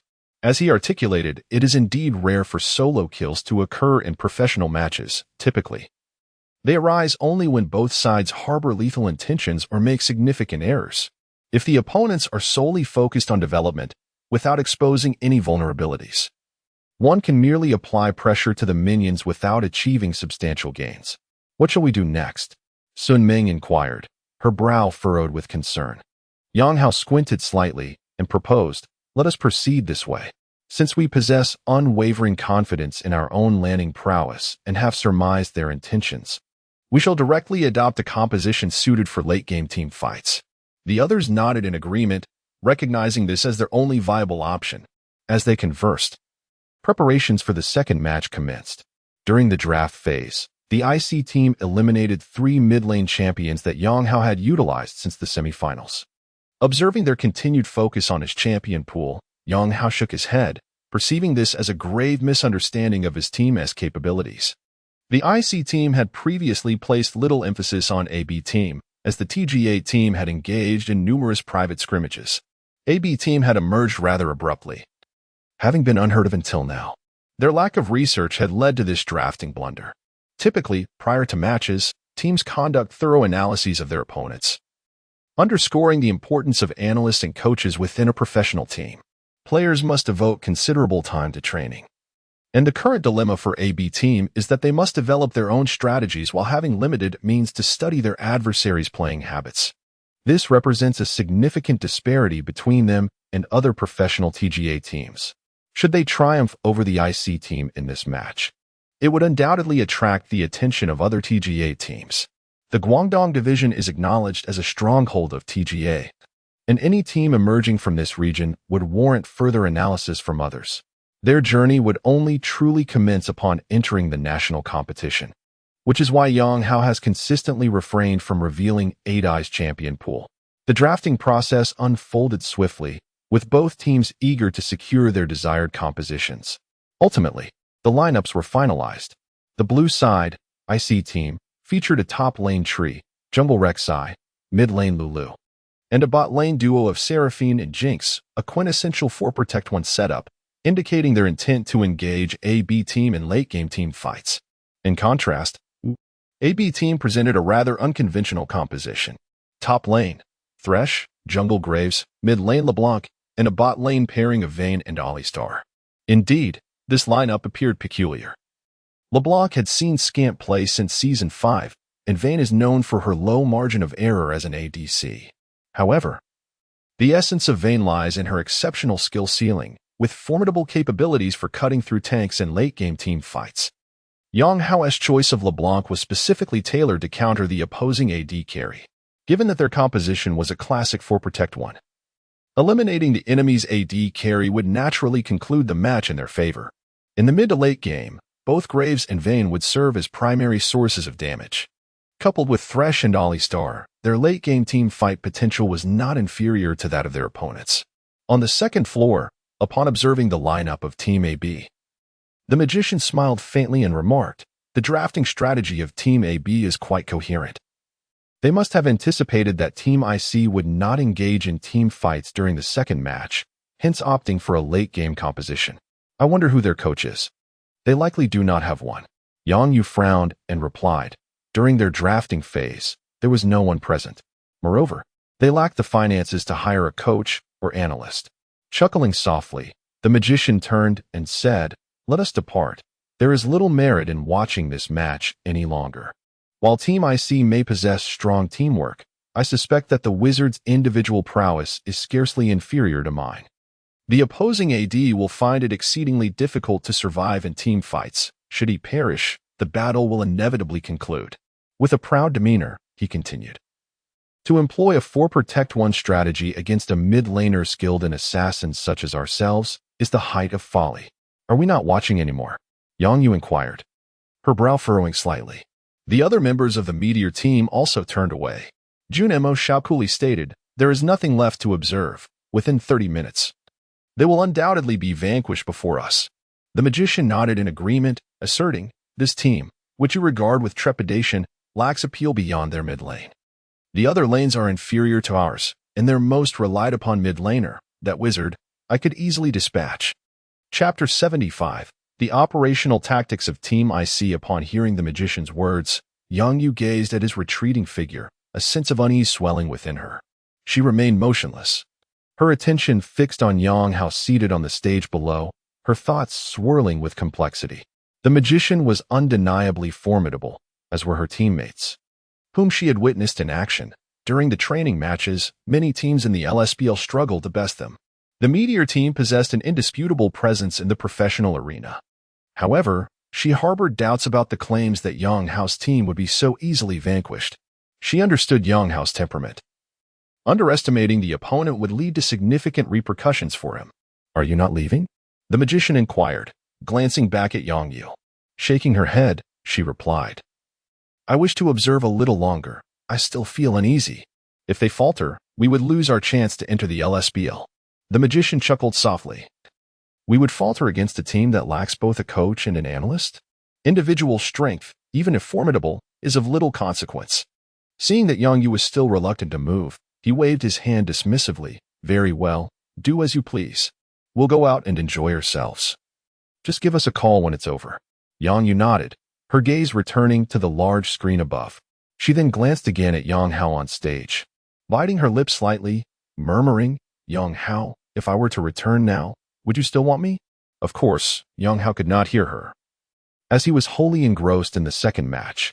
Indeed, as the second match commenced, Team IC altered their strategy, adopting a rather unconventional tactic to suppress Yang Hao's development.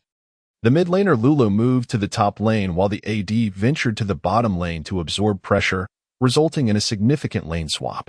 Truly, the second team of a professional squad displayed remarkable adaptability in their lane tactics, leaving me in awe, Dreamseeker remarked. Yang Hao nodded in agreement. He genuinely admired the opponent's on-the-fly adjustments. Team AB's strategy revolved around early jungle and mid-lane synergy, but now, with this unconventional tactic, they effectively restricted the opposing mid-laner while the jungle and support could easily establish vision control on both sides to scout the jungle's movements. The mid-laner's transition to the top lane would not greatly hinder their development, with the only potential victim being their top laner, who might face targeting by Team AB. This approach could effectively stifle the mid-laner's performance while allowing their AD to develop smoothly, preventing the opposing jungle and mid-lane from executing their coordinated plays. Indeed, under such circumstances, solo kills were absent. The opposing mid-lane had the Wind Girl as protection, rendering Yang Hao unable to strike. Nevertheless, he showcased impressive landing prowess and fundamentals, managing to secure last hits even in a 1v2 scenario without falling behind. In contrast, the tree in the bottom lane fared poorly, struggling to gain experience. He was particularly sacrificed by Team IC. By the 10th minute of the match, Team AB had successfully claimed the first tower in the bottom lane, while the tree's last hitting was a meager 40. However, Team IC adeptly navigated through the early to mid-game despite this setback. Following the destruction of their bottom lane turret, AB shifted their focus to the top lane, prompting IC to adjust their formation as well, with Lulu returning to mid and the duo lane transitioning to top. The tree remained in the bottom lane, facing off against Titan. Despite sacrificing the development of their top laner and the economic benefits of a turret, they found themselves lagging by approximately 1,500 gold. Nonetheless, they managed to avoid any significant skirmishes, thus stabilizing their early game. As the game progressed into the team-fighting phase, controlling vision and orchestrating fights with a numerical advantage became IC's path to victory. At the 13th minute, IC executed a stealthy maneuver to secure a dragon through their vision control. By the 16th minute, they successfully took down a turret through a strategic lane shift. Indeed, IM is the second team of EDG, and EDG is renowned for their superior strategic gameplay in the domestic scene. Thus, IC's operational prowess is far beyond what Team AB can currently match. Under the extensive vision control of their opponents, AB struggled to find their footing. They felt confident in their economic strength and believed they could win team fights, yet IC continuously engaged in guerrilla tactics, leaving AB feeling powerless. In this TGA tournament, IC has rightfully earned a reputation as one of the strongest teams. Had they not underestimated their opponents in the first game and opted to avoid direct confrontations with Yang Hao and his team, they might not have secured such a smooth victory. Time marched on, and by the 30th minute, only 3 kills had occurred, all of which were orchestrated by Yang Hao's LeBlanc in conjunction with Graves targeting IC's vision control. However, AB found themselves behind in tower count, having lost all 3 outer turrets, while IC's mid-turret remained intact. The economic gap also failed to widen. Goodness, it feels as though they are toying with us. Su Mukin exclaimed in frustration, unable to contain his discontent at the feeling of helplessness. Yang Hao's expression darkened. Having previously been with SKT, he understood how terrifying operational play could be against an ordinary ranked team. As the game progressed, the advantages of their opponent's strategy would become increasingly apparent. It was unexpected for a TGA team to execute such strategic plays. Yang Hao clenched his teeth in frustration. In the realm of Chinese League of Legends, operational strategy has consistently been a shortcoming, with LPL clubs persistently learning, while most LSBL clubs have gravitated towards brawling and rank habits. TGA was thought to be no different. Yet, the fact that IC displayed such operational capability was indeed surprising to Yang Hao.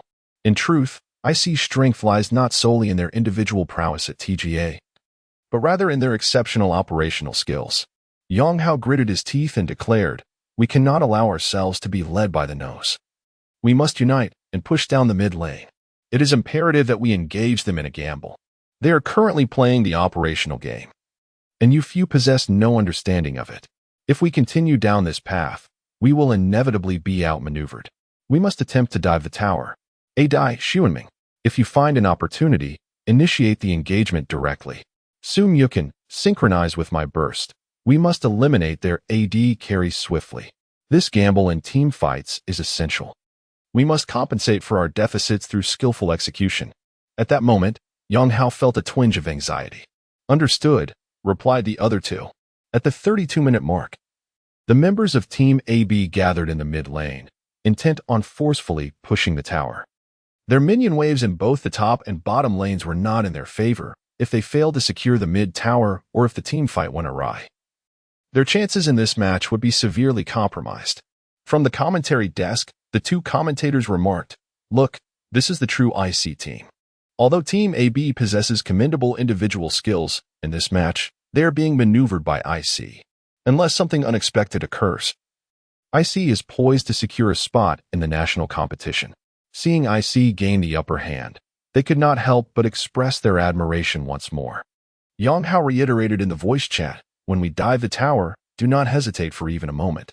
Be decisive. I emphasize once more, be decisive." The others nodded gravely in agreement. Meanwhile, they had drawn near to the mid-tower. Chapter 76. Advancing to the national championship, the 5 members of Team AB huddled together in the mid-lane, while Team IC quickly assembled in response. At that moment, their minion waves in both the top and bottom lanes were pushing towards Team AB, meaning that if they could defend their first turret in mid-lane, they would be at a disadvantage once the minions reached the tower. Should they send someone to clear the minion waves, they would opt to counter-push towards AB's second turret in the mid-lane. If AB held back, the experience and gold from the minions would be absorbed by the defensive structure, which would also suffer considerable damage from the minions. Their immediate task was to fortify against Team AB's advance and then initiate a counterpush. Naturally, their positioning remained exceedingly cautious, staying beneath the tower to deny Team AB any opportunity to push forward. At that moment, Team AB approached with a wave of minions, while another wave from their side followed closely behind. They originally anticipated that Team AB would wait for the minion waves to reach the tower before engaging, with Jinx positioned rather forward. However, he maintained excellent positioning, remaining poised just behind the initiation point of Alistair's combo. "I'm going in." Suddenly, Xiaowenmeng shouted fervently. As the words left his lips, he utilized his W skill on a minion to gain momentum and promptly unleashed his Q ability. Alistair's Q skill, the Pulverize. As he cast his Q, he flashed into the midst of Team IC's ranks. Team IC was evidently caught off guard by Alistair's decision to initiate before the minions had reached the tower. They were unable to react in time, and 4 of their members, excluding Rek'Sai, were sent flying. At this moment, the agility of Team AB's composition was fully exhibited. With Alistair's W on a minion followed by a Q and flash, it would have been impossible for a typical champion to connect. Yet, Yonghao's champion was LeBlanc.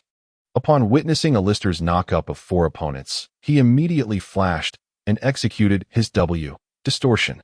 LeBlanc leapt into action, and then used her skill to replicate her W, delivering 2 consecutive W abilities that dealt explosive AV damage. Misfortunes her skill followed in rapid succession. In an instant, the airborne Lulu and Jinx were dispatched. At that moment, Team AB showcased the full potential of their composition as the tower began targeting Alistar. Thresh unleashed his ultimate on the Soraka, while simultaneously initiating with his Q skill. Yonghao's skill ensnared the Treant.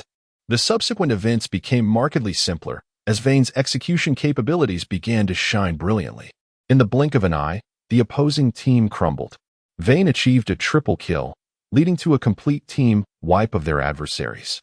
A flawless 0 for 5 exchange. Nice. Nice. The members of Team AB erupted in exuberant cheers. They had initially believed that this tower dive would come at a cost, gambling on the outcome. They could never have imagined that Xiaowenmeng's Alistar would orchestrate such a flawless team fight, directly resulting in a resounding victory for the live broadcast. Below, Gu Qianqian let out a shriek, rising from her seat in a jubilant dance. How splendid it is! In this moment, the 2 commentators found themselves utterly speechless, their eyes reflecting sheer astonishment. Could this AB team truly be human? In the prior match, a mid laner emerged, and now, it is this support, Alistar. They felt a stinging sensation on their cheeks.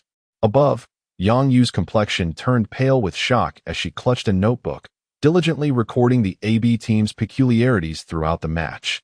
Yet, at this moment, her pen came to an abrupt halt. This team is undeniably remarkable. Each member possesses formidable individual prowess, and the support's ability to seize opportunities is simply, overwhelmingly exceptional. Yang Yu gasped in disbelief. The members of the IC team wore expressions of utter despair. They had maintained composure for 32 minutes, only to have Alistair's extraordinary initiation shatter their equilibrium. In truth, as the match progressed, their confidence grew. Even though they trailed in kills, they had been dictating the tempo of the game. Following a flawless 0 for 5 exchange, the AB team swiftly advanced towards the enemy's high ground, demolishing a tower before departing with grace. "Take the Baron! Take the Baron!" shouted the IC AD fervently. Let us capitalize on their return to base to secure the Baron. The AD's command was indeed a prudent choice, for the AB team needed to return for replenishment, and the minion waves in both lanes had already breached the towers, necessitating their attention. The vision of AB accurately detected the 5 members of IC charging towards the Baron pit. "Perhaps we should let the Baron go," Chenxi suggested. Furrowing his brow, Yang Hao shook his head, adamantly declaring, "No, even if we must sacrifice 2 towers, we must engage in this Baron fight. If they secure the Baron, it will allow them to stall for at least 2 minutes, pushing the game further into the late phase. Let us charge forward."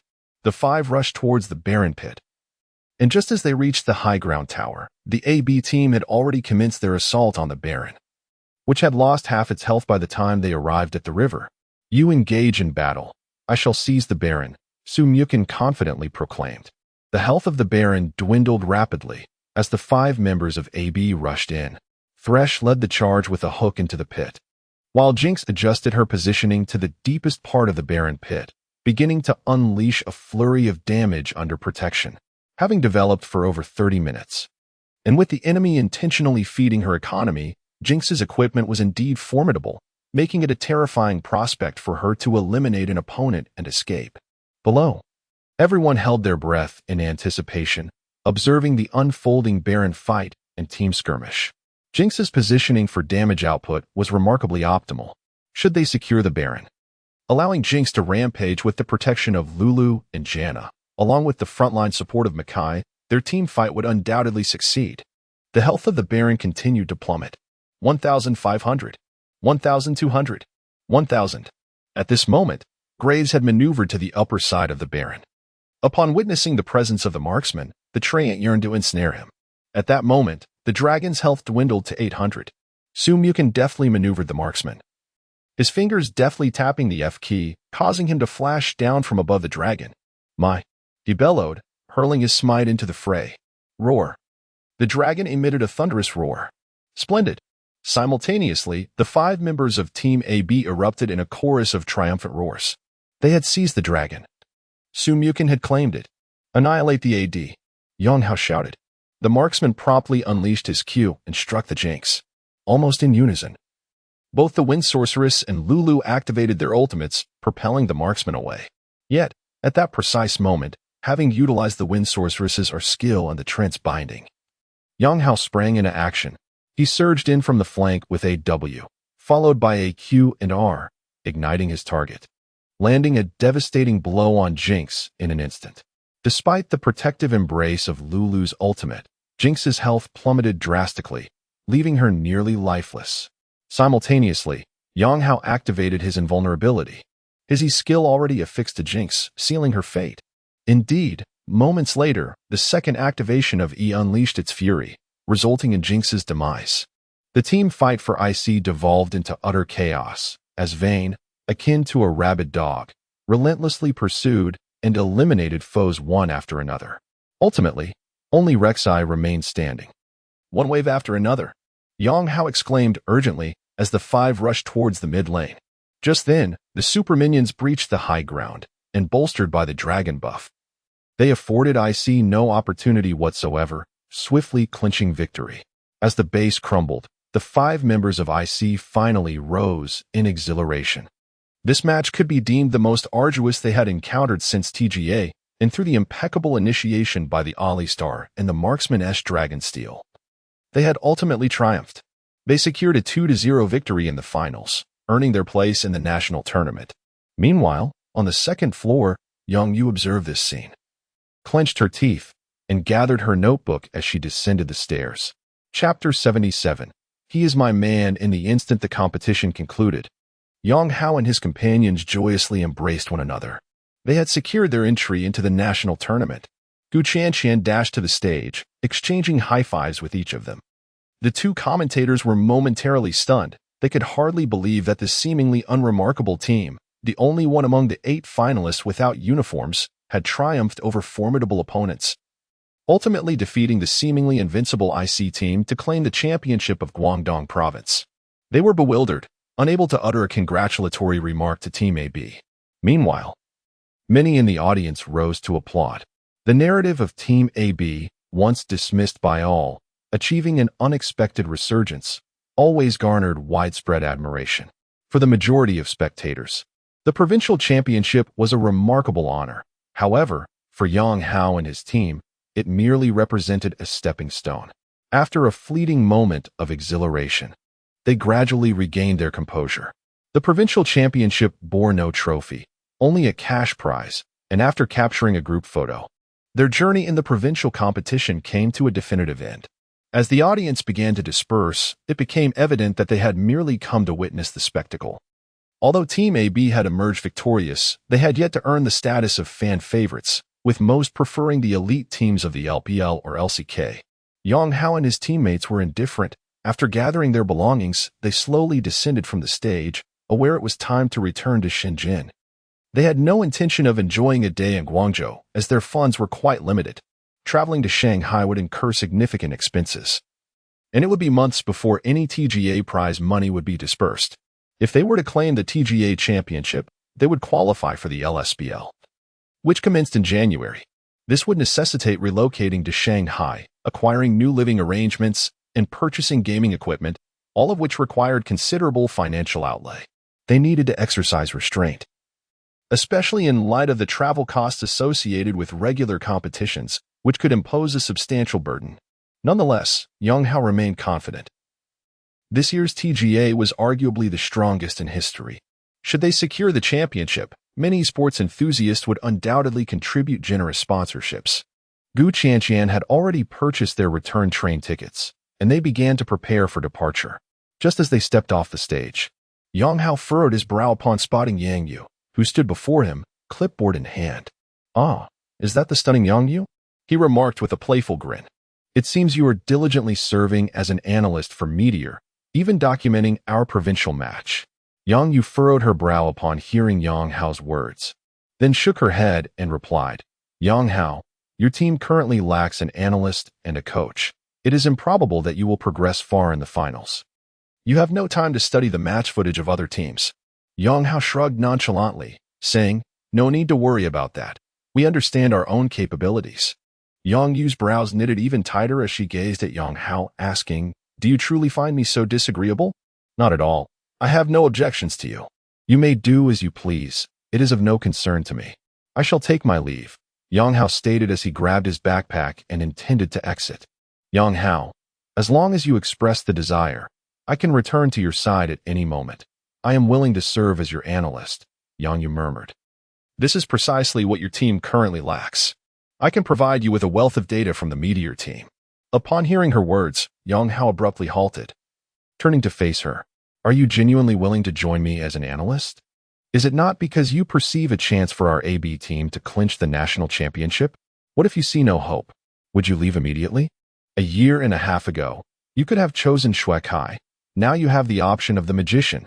Yang Hao regarded this as a jest, looking at Yang Yu and saying, "I have let go of the past entirely. Focus on your own life. I have no desire to interfere with yours. By the way," he continued, taking a deep breath, "I promised Shui Kai that I would defeat your Meteor team." With that, he walked away. Gu Qianqian paused for a moment, then approached Yang Yu, saying, "I warn you, do not provoke Yang Hao again. He is my man now." Yang Yu turned to glance at Gu Qianqian, shaking her head with a smile. "Sister Qianqian, let us go." Su Mukin called out to Gu Qianqian from a distance. "Coming." Gu Qianqian shot Yang Yu a fierce glare before hurrying over, deliberately linking her arm with Yang Hao's. He squirmed slightly, but Gu Qianqian showed no intention of letting go. Instead, she clung even tighter. He dared not move further. After leaving the venue, they casually grabbed a bite from a street vendor before heading to the train station to travel to Shenzhen. On their journey to Shenzhen, in a certain esports media company in Shenzhen, a bespectacled young woman sat there, pouting in displeasure. "How could they assign me to cover the Guangdong TGA? It's so annoying. At the very least, let me report on the LSBL." She puffed her cheeks, indignantly flipping through some recently received photos from the event. "Oh." Upon seeing the group photo of the championship winners, she exclaimed softly, "These faces seem somewhat familiar." She then glanced at the video and victory introduction sent from the event. "Shenzhen AB team? Is that a team from Shenzhen?" she muttered. She furrowed her delicate brows as she gazed at the photograph, and suddenly, a thought struck her. She hurriedly rummaged through her belongings to retrieve her camera. Among the hundreds of images stored within, her attention was drawn to a particular photograph. In this image, a group of young individuals was gathered in the subway, engrossed in a discussion. She examined the photo closely, then glanced at the images displayed on her computer, exclaiming in astonishment, so it was them, those boys from the subway. To her surprise, they had made it to the national competition. Indeed, this girl was the one who had captured a candid shot of Yang Hao and his friends, unbeknownst to them, during that moment in the subway. Chapter 78, Media Interview? She gazed in astonishment at the news, her brows furrowing as she recalled the conversation among Yang Hao and his companions on the subway. Suddenly, she felt a flicker of interest in this job. They genuinely seemed eager to pursue their professional careers, a group of young men truly embodying the dreams of esports. rather than mere drifters. She murmured to herself. Indeed, Yang Hao and his friends dressed quite modestly, lacking even team uniforms for the provincial competition. Within this circle, she possessed a considerable network and was acquainted with many individuals. Teams capable of seizing provincial titles would undoubtedly attract attention from other TGA squads, and their salaries would not be insignificant. However, Yang Hao and his team were different. They lived humbly, traveling by subway. On the train, they were engaged in discussions about lineups, heroes, and strategies. Such unwavering determination could only be sustained by dreams. Interesting, she suddenly thought. Perhaps the responsibilities of this TGA were not so tedious after all. I must seek an opportunity to meet them. If they perform well in the national competition, I could persuade my father to offer them some sponsorship.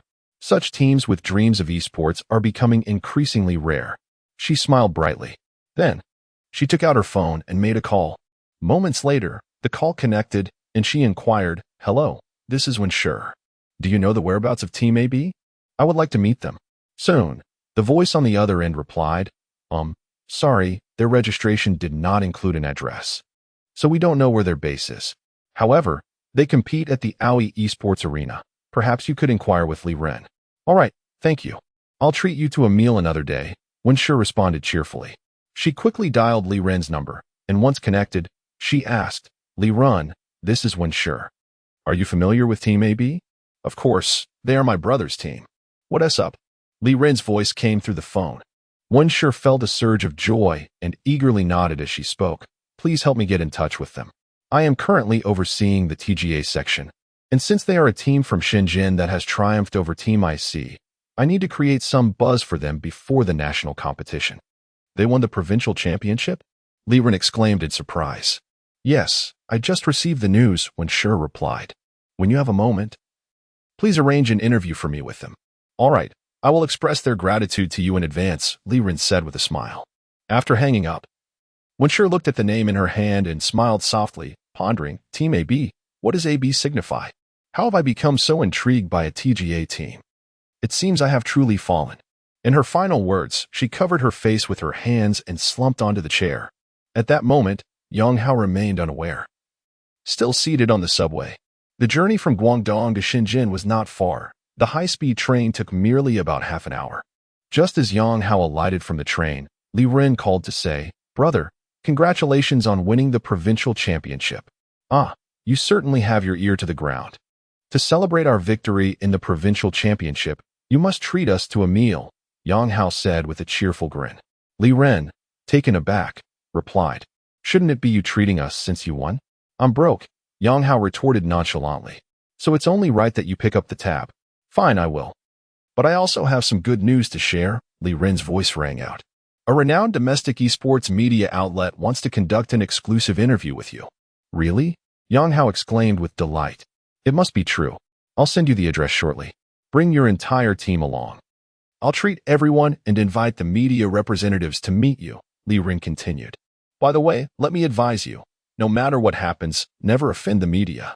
They wield the power of public opinion, which can make or break a team." Yang Hao nodded. "I understand." After hanging up, Yang Hao beamed. "I have wonderful news to share with everyone." All eyes turned towards him as he continued. "A media outlet wants to conduct an interview with us. Is that true? A media outlet wants to report on us? We might become as captivating as the Meteor team." Soon Yukon exclaimed joyfully. Yang Hao nodded, his heart brimming with happiness. They were in dire need of funds, and if the media spotlight shone on them, it could undoubtedly draw attention their way. Taking a deep breath, Yang Hao suggested, "During the interview, let us showcase our ranks. Being second and third on the official leaderboard should be enough to attract some eyes. With your two being in the top 20 nationally, and our team composed entirely of elite players, we should be able to secure some sponsorship." The group felt exhilarated, envisioning a future where, post-interview, countless sponsors would rush towards them, waving money. They could hire analysts and coaches.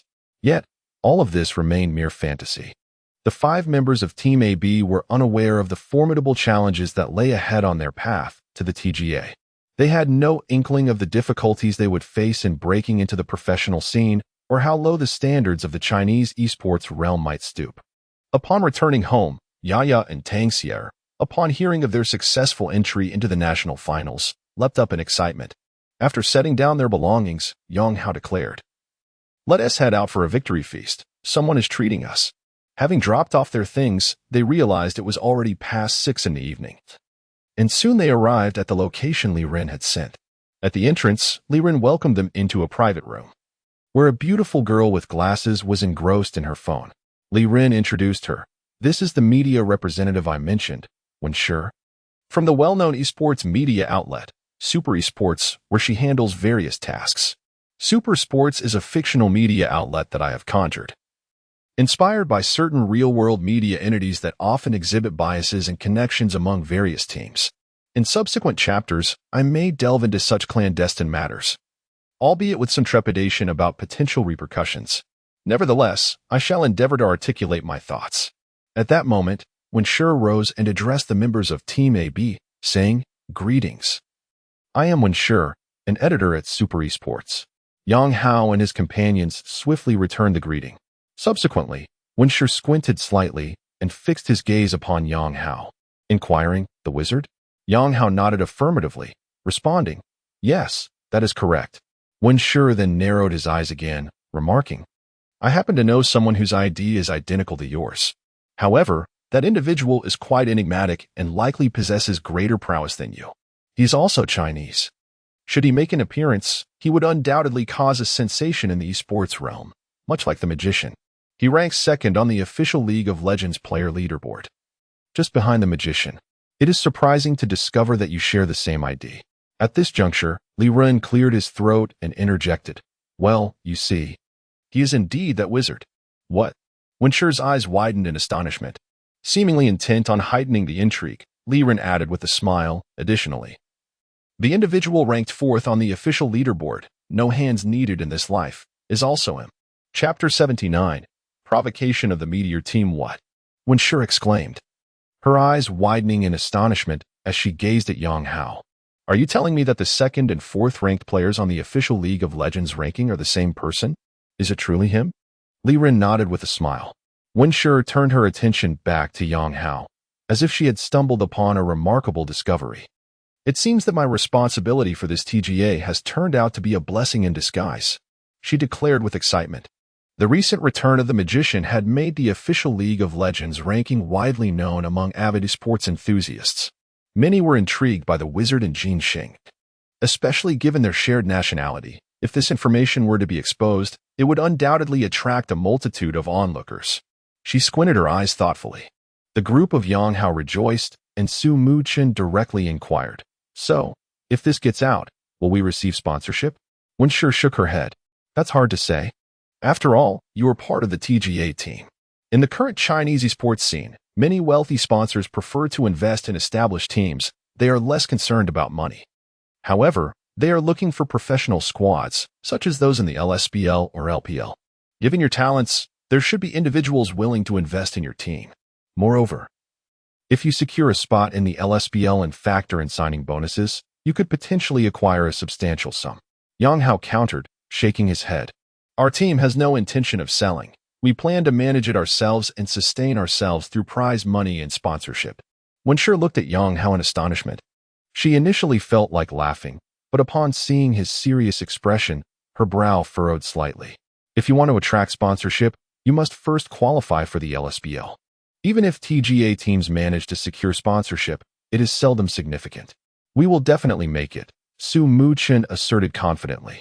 Wenshi, taken aback, responded, "You are so self-assured? The competition for this TGA is incredibly fierce. Setting aside the Meteor team, numerous professional squads are vying for the national finals, including the MGB team and the Meteor team. The difficulty of claiming the championship is formidable.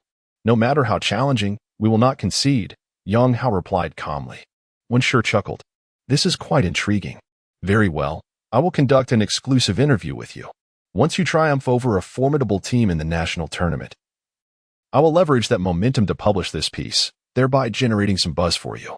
This should attract a few sponsors, but do not expect too much. These sponsors are primarily interested in notoriety. Ultimately, you are still a TGA team and will not draw in significant sponsorship unless someone recognizes your potential." Yang Hao nodded appreciatively. After their meal, Wenshi voluntarily proposed to visit their rented accommodation for the interview, to which Yang Hao and the others readily agreed. Wenshi took several photographs at their base and proceeded to conduct the interview. This interview is quite comprehensive, encompassing the entire team's ranking, the rationale behind their formation, the goals of TGA, and their future aspirations.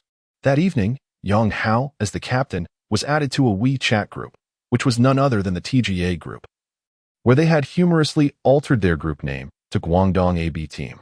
Shortly after being added, someone initiated conversation. A member from the Shanghai Mi team remarked, "It seems we will be the ones trailing again this year." Yang Hao narrowed his eyes. The Mi team is a key squad from the Wii training camp. This time, 3 teams from the Wii training camp have advanced to the national finals, showcasing the impressive talent reservoir of their academy. However, Yang Hao dismissed this with indifference, recalling that Qinshi had emerged from the Wii training camp yet received no recognition. As he finished speaking, the Sichuan NGB team interjected, "What can we do? Is the Meteor team not human? The magician is a tycoon, simply purchasing a spot in the LSBL to compete with us." The Zhejiang Meteor team responded, "Ahem. Having money does not mean one should squander it. TGA must be earned through our own efforts." Upon seeing the Meteor team's comments, a wave of responses flooded the chat. "Meteor team, brothers, let us schedule a practice match. Are you aiming for the LPL? Planning a quadruple leap in 1 year? First into the LSBL, then to the LPL in spring, and directly into the S tournament by summer?" The Meteor team quickly replied, "We do have that objective, but it appears quite challenging. We are uncertain about what level we can ultimately achieve. In any case, let us strive for it." Yang Hao scoffed, "You sure know how to put on a show." Yu Qianqian, observing beside him, snatched the phone and declared, "The TGA championship is ours." Yang Hao was taken aback and turned to her, asking, "What are you sending this for?" "I simply can't stand them boasting about the Meteor team," Gu Qianqian replied coolly. Yang Hao was left speechless. As soon as he finished speaking, the WeChat group fell into silence. The Meteor team suddenly typed, "When you face us in the competition, you will be left in tears. Just wait and see. Who cries is yet to be determined." Gu Qianqian promptly responded. The others remained silent. Not a single person dared to speak. Following their victory over the IC team, most TGA teams were aware of AB team's prowess. Yet they did not anticipate AB team would dare to directly provoke the Meteor team in the group chat. Yang Hao retrieved his phone and said, "Forget them. Let us get some sleep. You should book the tickets and hotel for Shanghai the day after tomorrow. TGA will last for 4 days. And we will head over on Tuesday. Let us reserve a hotel for 6 days. If we win the championship, we will simply stay there." Gu Qianqian then stood up and said, "All right, everyone must go this time." Yang Hao nodded in agreement. After a night of silence, the AB team resumed their usual training the following day, continuing their practice on the Korean server. Since reaching the master rank, ascending the ranks had become somewhat arduous. Over this period, their scores lingered around 200 to 300 points within the master tier. Due to the nature of their 5-man queue, they often encountered numerous professional players from top-tier leagues, and their occasional experimentation with new compositions further diminished their win rate compared to when they initially ascended to master. However, the AB team approached ranked matches as training battles, relishing the opportunity to compete against these elite league players, which was their utmost aspiration. Notably, Adai exhibited the most significant improvement during this time, having broadened his hero pool. Yet, whether he could utilize this expansion in formal competitions remained uncertain. Nevertheless, Yang Hao harbored a burgeoning belief, filled with confidence regarding their upcoming national championship journey. On Tuesday, the AB team, consisting of 8 members, including Tang Xier and Yaya, traveled by car to Shanghai. The TGA national finals were set to commence on Wednesday. Chapter 80, The Dark Secrets of the Group Draw. The group of death on this occasion, the AB team, made their way to the competition, with all 5 members impeccably dressed in matching team uniforms. Indeed, after a week's preparation, their outfits were finally ready. Upon arriving in Shanghai, they checked into a commendable hotel suitable for their tournament needs. Booking 3 rooms, 3 girls shared one, while the 5 men divided themselves among the remaining 2. After settling in at the hotel, Yang Hao and Gu Qianqian wasted no time and promptly headed to the venue for the national finals. The group draw was scheduled for 6 in the evening. This TGA National Championship featured teams from 23 provinces and cities across the nation, divided into 4 groups, 3 groups of 6 teams each and 1 group of 5 teams. The group stage would follow a BO1 round-robin format, determining the top 2 teams from each group to advance to the quarterfinals. The quarterfinals and semifinals would employ a BO3 format, while the grand final would be contested in a BO5 format. Upon their arrival at the venue, Yang Hao and Gu Tranxian identified themselves and entered. Inside, a considerable crowd had gathered, though most teams were represented by only a few members. As this was merely a draw rather than a formal competition, as Yang Hao stepped inside, he noticed a group of people gathered around someone, none other than Yang Yu. Gu Tranxian scrunched her lips in disdain and reached for Yang Hao's arm. Yang Hao furrowed his brow but remained silent. Indeed, the center of attention was Yang Yu, the magician, a man in his 30s. The magician was evidently the focal point of admiration, being the top-ranked player in the official League of Legends solo queue. A prodigy hailed as a talent rivaling that of Faker. His presence was always accompanied by an aura of brilliance. Yang Hao found a spot to sit and shook his head, glancing at the magician surrounded by admirers. "You'll surpass him one day and gain even greater fame," Gu Tranxian said, sitting beside him and linking her arm with his. Yang Hao chuckled. "He holds a higher rank than I do on the official leaderboard. He is, after all, number 1. What of it? You are the one who reached the pinnacle of the national server in just 20 days for my sake," Gu Tranxian replied, admiration evident in her tone. Yang Hao cleared his throat. "That was merely a smurf account. I don't care for that," I said. "Whoever reaches the top 50 on the national server as a birthday gift will win my hand in marriage. Besides, I'm already tied to you." Gu Tranxian teased with a charming smile.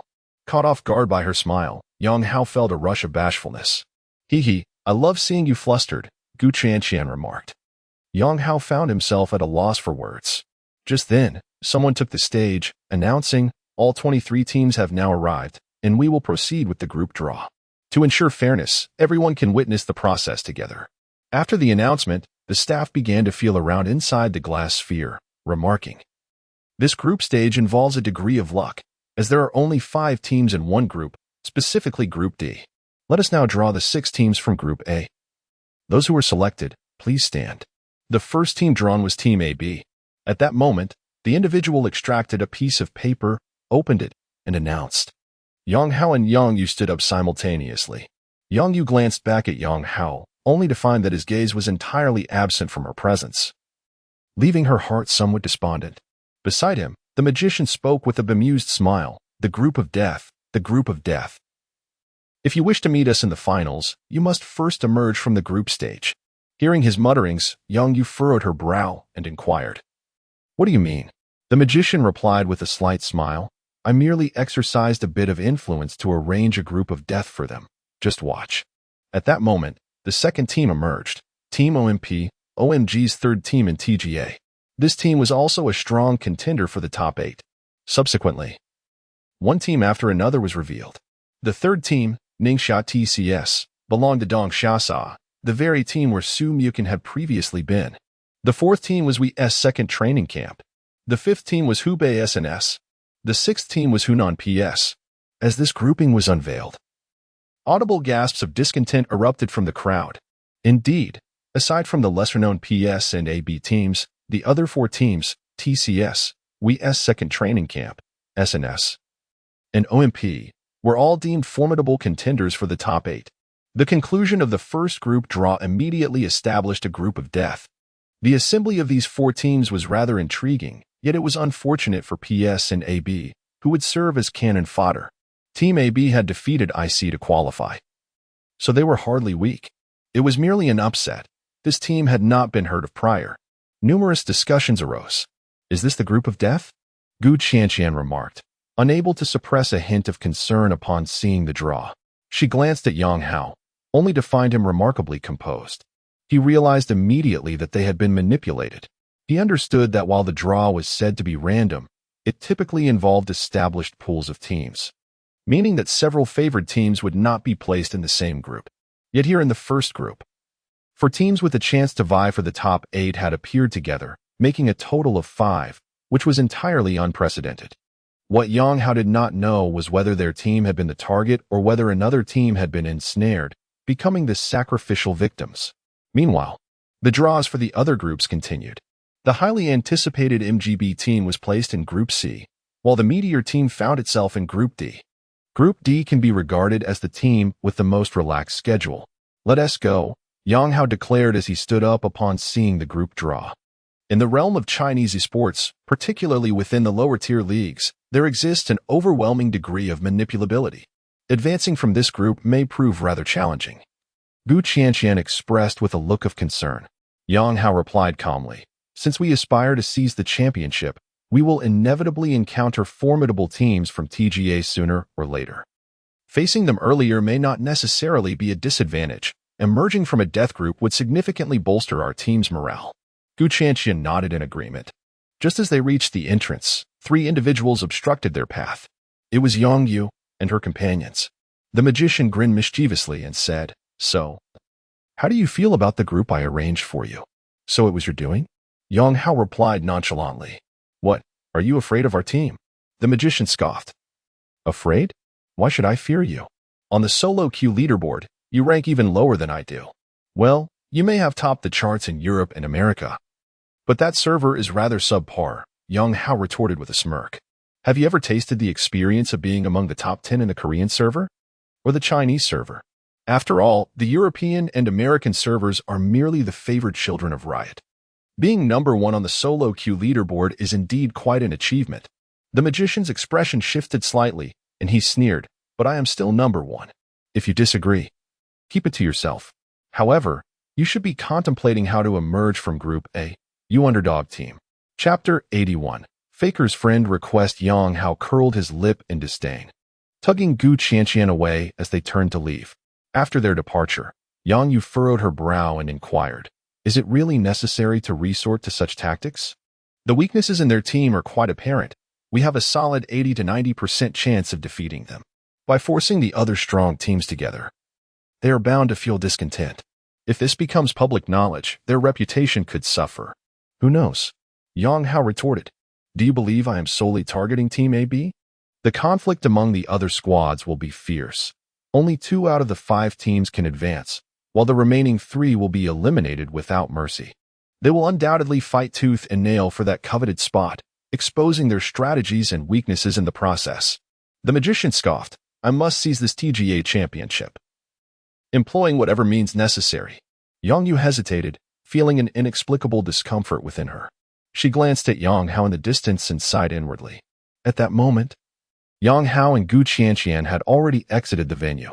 The hotel they had booked was conveniently close, and upon their arrival, the others rushed over to inquire.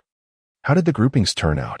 Yang Hao exhaled. "We landed in the death group, OMP, W's training camp on the 2nd floor, TCS, and the runner-up from the last city championship, Team SNS."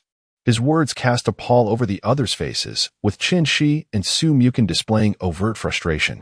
Indeed, the Wii training camp and TCS were former affiliations for both of them, and they hadn't anticipated meeting so early. Sun Ming and Adai shared expressions of concern. Breaking through this group would undoubtedly prove challenging. Noticing their expressions, Yang Hao reassured, "It's not a big deal. Our goal is to win the championship. We'll encounter strong teams eventually. It's fortunate we didn't face me or MGB in the group stage." The others nodded in agreement. "Right. Let's give it our all and secure the ultimate championship." After learning of their group assignments, the group dined together and, as per usual, sought out a nearby internet CAF to practice.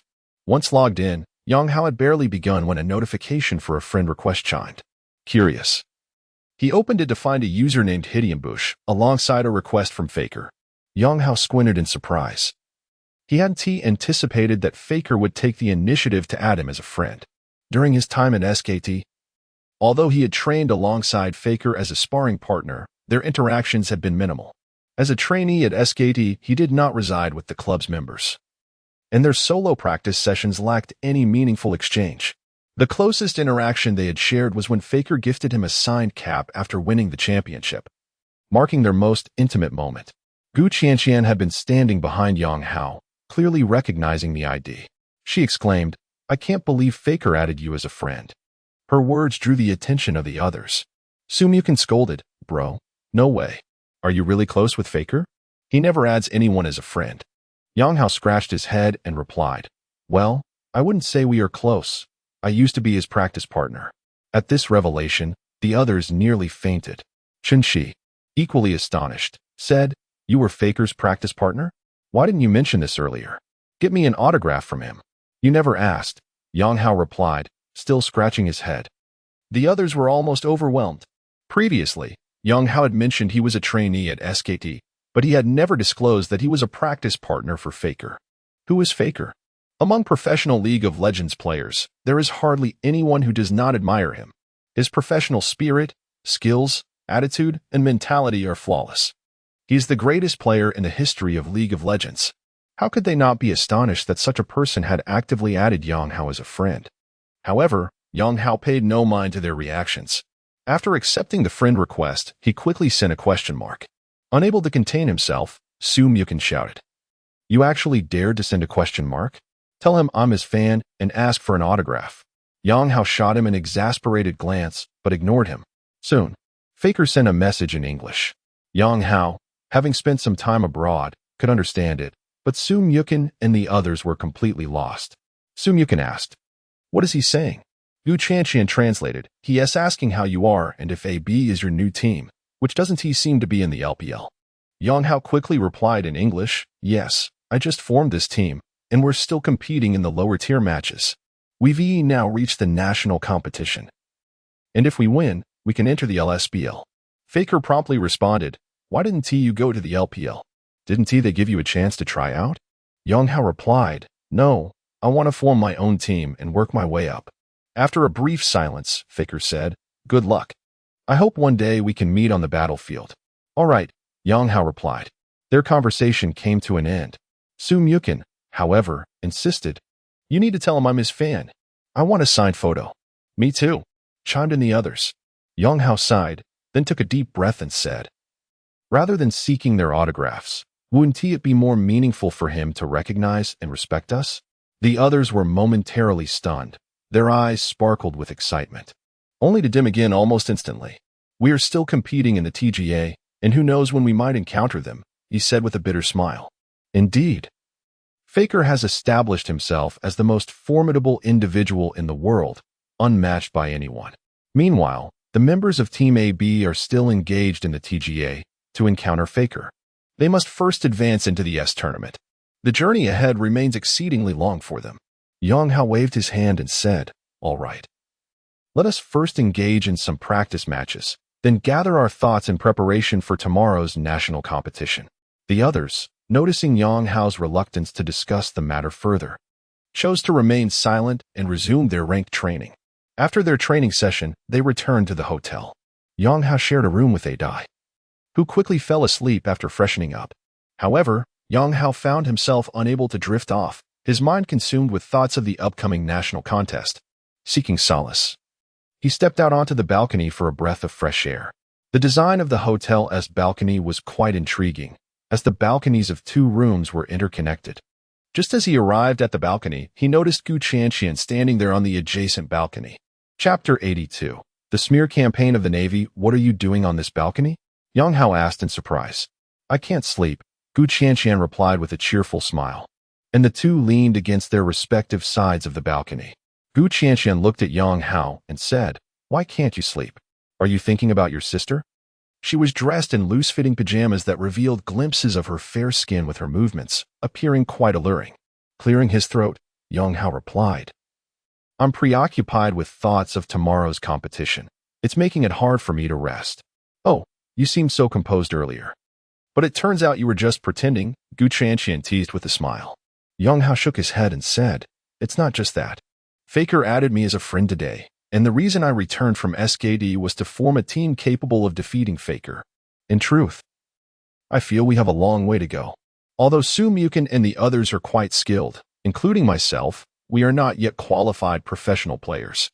Our gameplay is too pedestrian. Unfortunately, you'll have to figure things out on your own. You can't afford a coach, Gu Chanqian remarked. After a brief silence, she continued, Yang Hao, tell me about your past. I know nothing about your history. Share what happened in Brazil and Korea. Yang Hao rubbed his nose and said, well, not much has happened, but since you're curious, I'll share a bit. Gu Chanqian nodded. She leaned on the balcony railing, her beautiful eyes fixed on Yang Hao. Listening intently, Yang Hao recounted his journey to Brazil to pursue his professional career, detailing how he encountered 4 incompetent teammates who made his experience quite torturous. He shared anecdotes from Brazil to Korea, narrating them piece by piece. Gu Chanqian listened with a smile, genuinely engaged.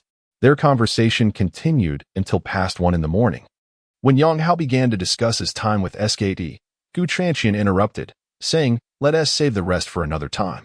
You should go to sleep now. You have a match tomorrow. Yang Hao finally realized the time, nodding in agreement. After chatting with Gu Chanqian for a while, perhaps due to the distraction, he found his mind much more at ease. Lying down, he unknowingly drifted off to sleep. Early the next morning, he was awakened by a ringing phone.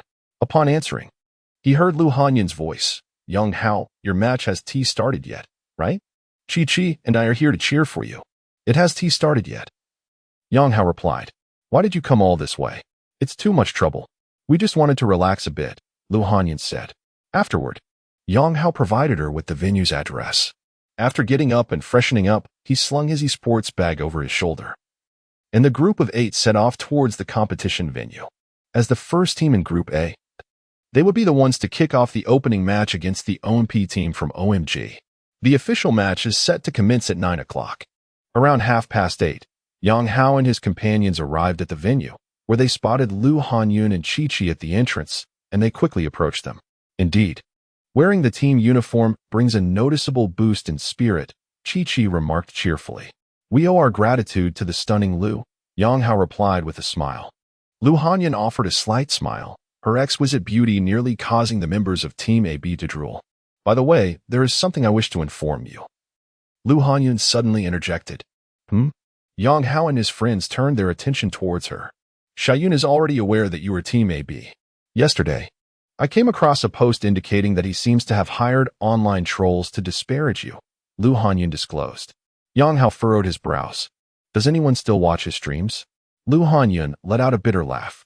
He insists on streaming despite being bombarded with insults.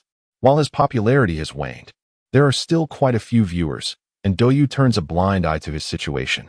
Yang Hao felt a wave of exasperation. Indeed, this world is filled with all sorts of people. That incident left Xiaoyun in disgrace, causing a significant loss of fans. Ironically, his tarnished reputation and the ensuing backlash have allowed him to continue streaming. What exactly is he accusing us of? Su Mukin inquired. Lu Hanyun shook her head. He.s. just fabricating stories, claiming your team consists of thugs and ruffians. He speak directly, but rather uses a third party to initiate the narrative about your conflict with Xiaoyun. Many people have joined in, mainly hired trolls. Yang Hao waved his hand dismissively. Let him disparage us as he pleases. We don't have many fans to begin with, so it's of no concern to us. We are competing for our own sake, so it matters little. Su Mukin, however, grinned slyly. Well, in that case, it seems we've garnered some attention ourselves. It feels rather exhilarating to have someone focused on us. Yang Hao shot him an incredulous glance. Brother, you've already become notorious as the #1 provocateur in the national server. Ridiculous. Su Mukin chuckled awkwardly. Let us set that aside. The match is about to begin. We should head inside. After registering with the staff, they entered the venue. As they stepped in, Yang Hao noticed Yang Yu and a man in his 30s from the Meteor team seated in the audience not far away, both holding notebooks. Yang Yu, being the analyst for Meteor, indicated that the man must be their coach. After exchanging glances with them, Yang Hao and his companions settled into their seats. Although there were numerous available spots below, the audience was sparse due to the TGA group stage. Most of those seated were participants in today's matches. Naturally, their first opponents, Team OMP, were also present. Shortly after they took their seats, a member of Team OMP leaned over and asked, Are you the AB team that unexpectedly defeated Team IC? Upon hearing his words, Su Mukin furrowed his brow and inquired, Is there a problem? The man chuckled softly, casting a sympathetic glance at Yang Hao and the others, and remarked, There is no issue, merely a sense of pity for you all, being placed in Group A. My comrades from IC mentioned that their defeat to you is due to underestimating your capabilities. Be cautious this time, lest we bring you to tears. Sumyukin scoffed, retorting. When the IC team faced us, they also claimed they would make us weep, yet after the match, they were all reduced to sobs. Sumyukin, known for his sharp tongue, excelled in such exchanges. The man sneered, on the verge of responding, when another individual approached, looking at Sumyukin and stating, I can hardly believe you, of all people, managed to reach the national competition.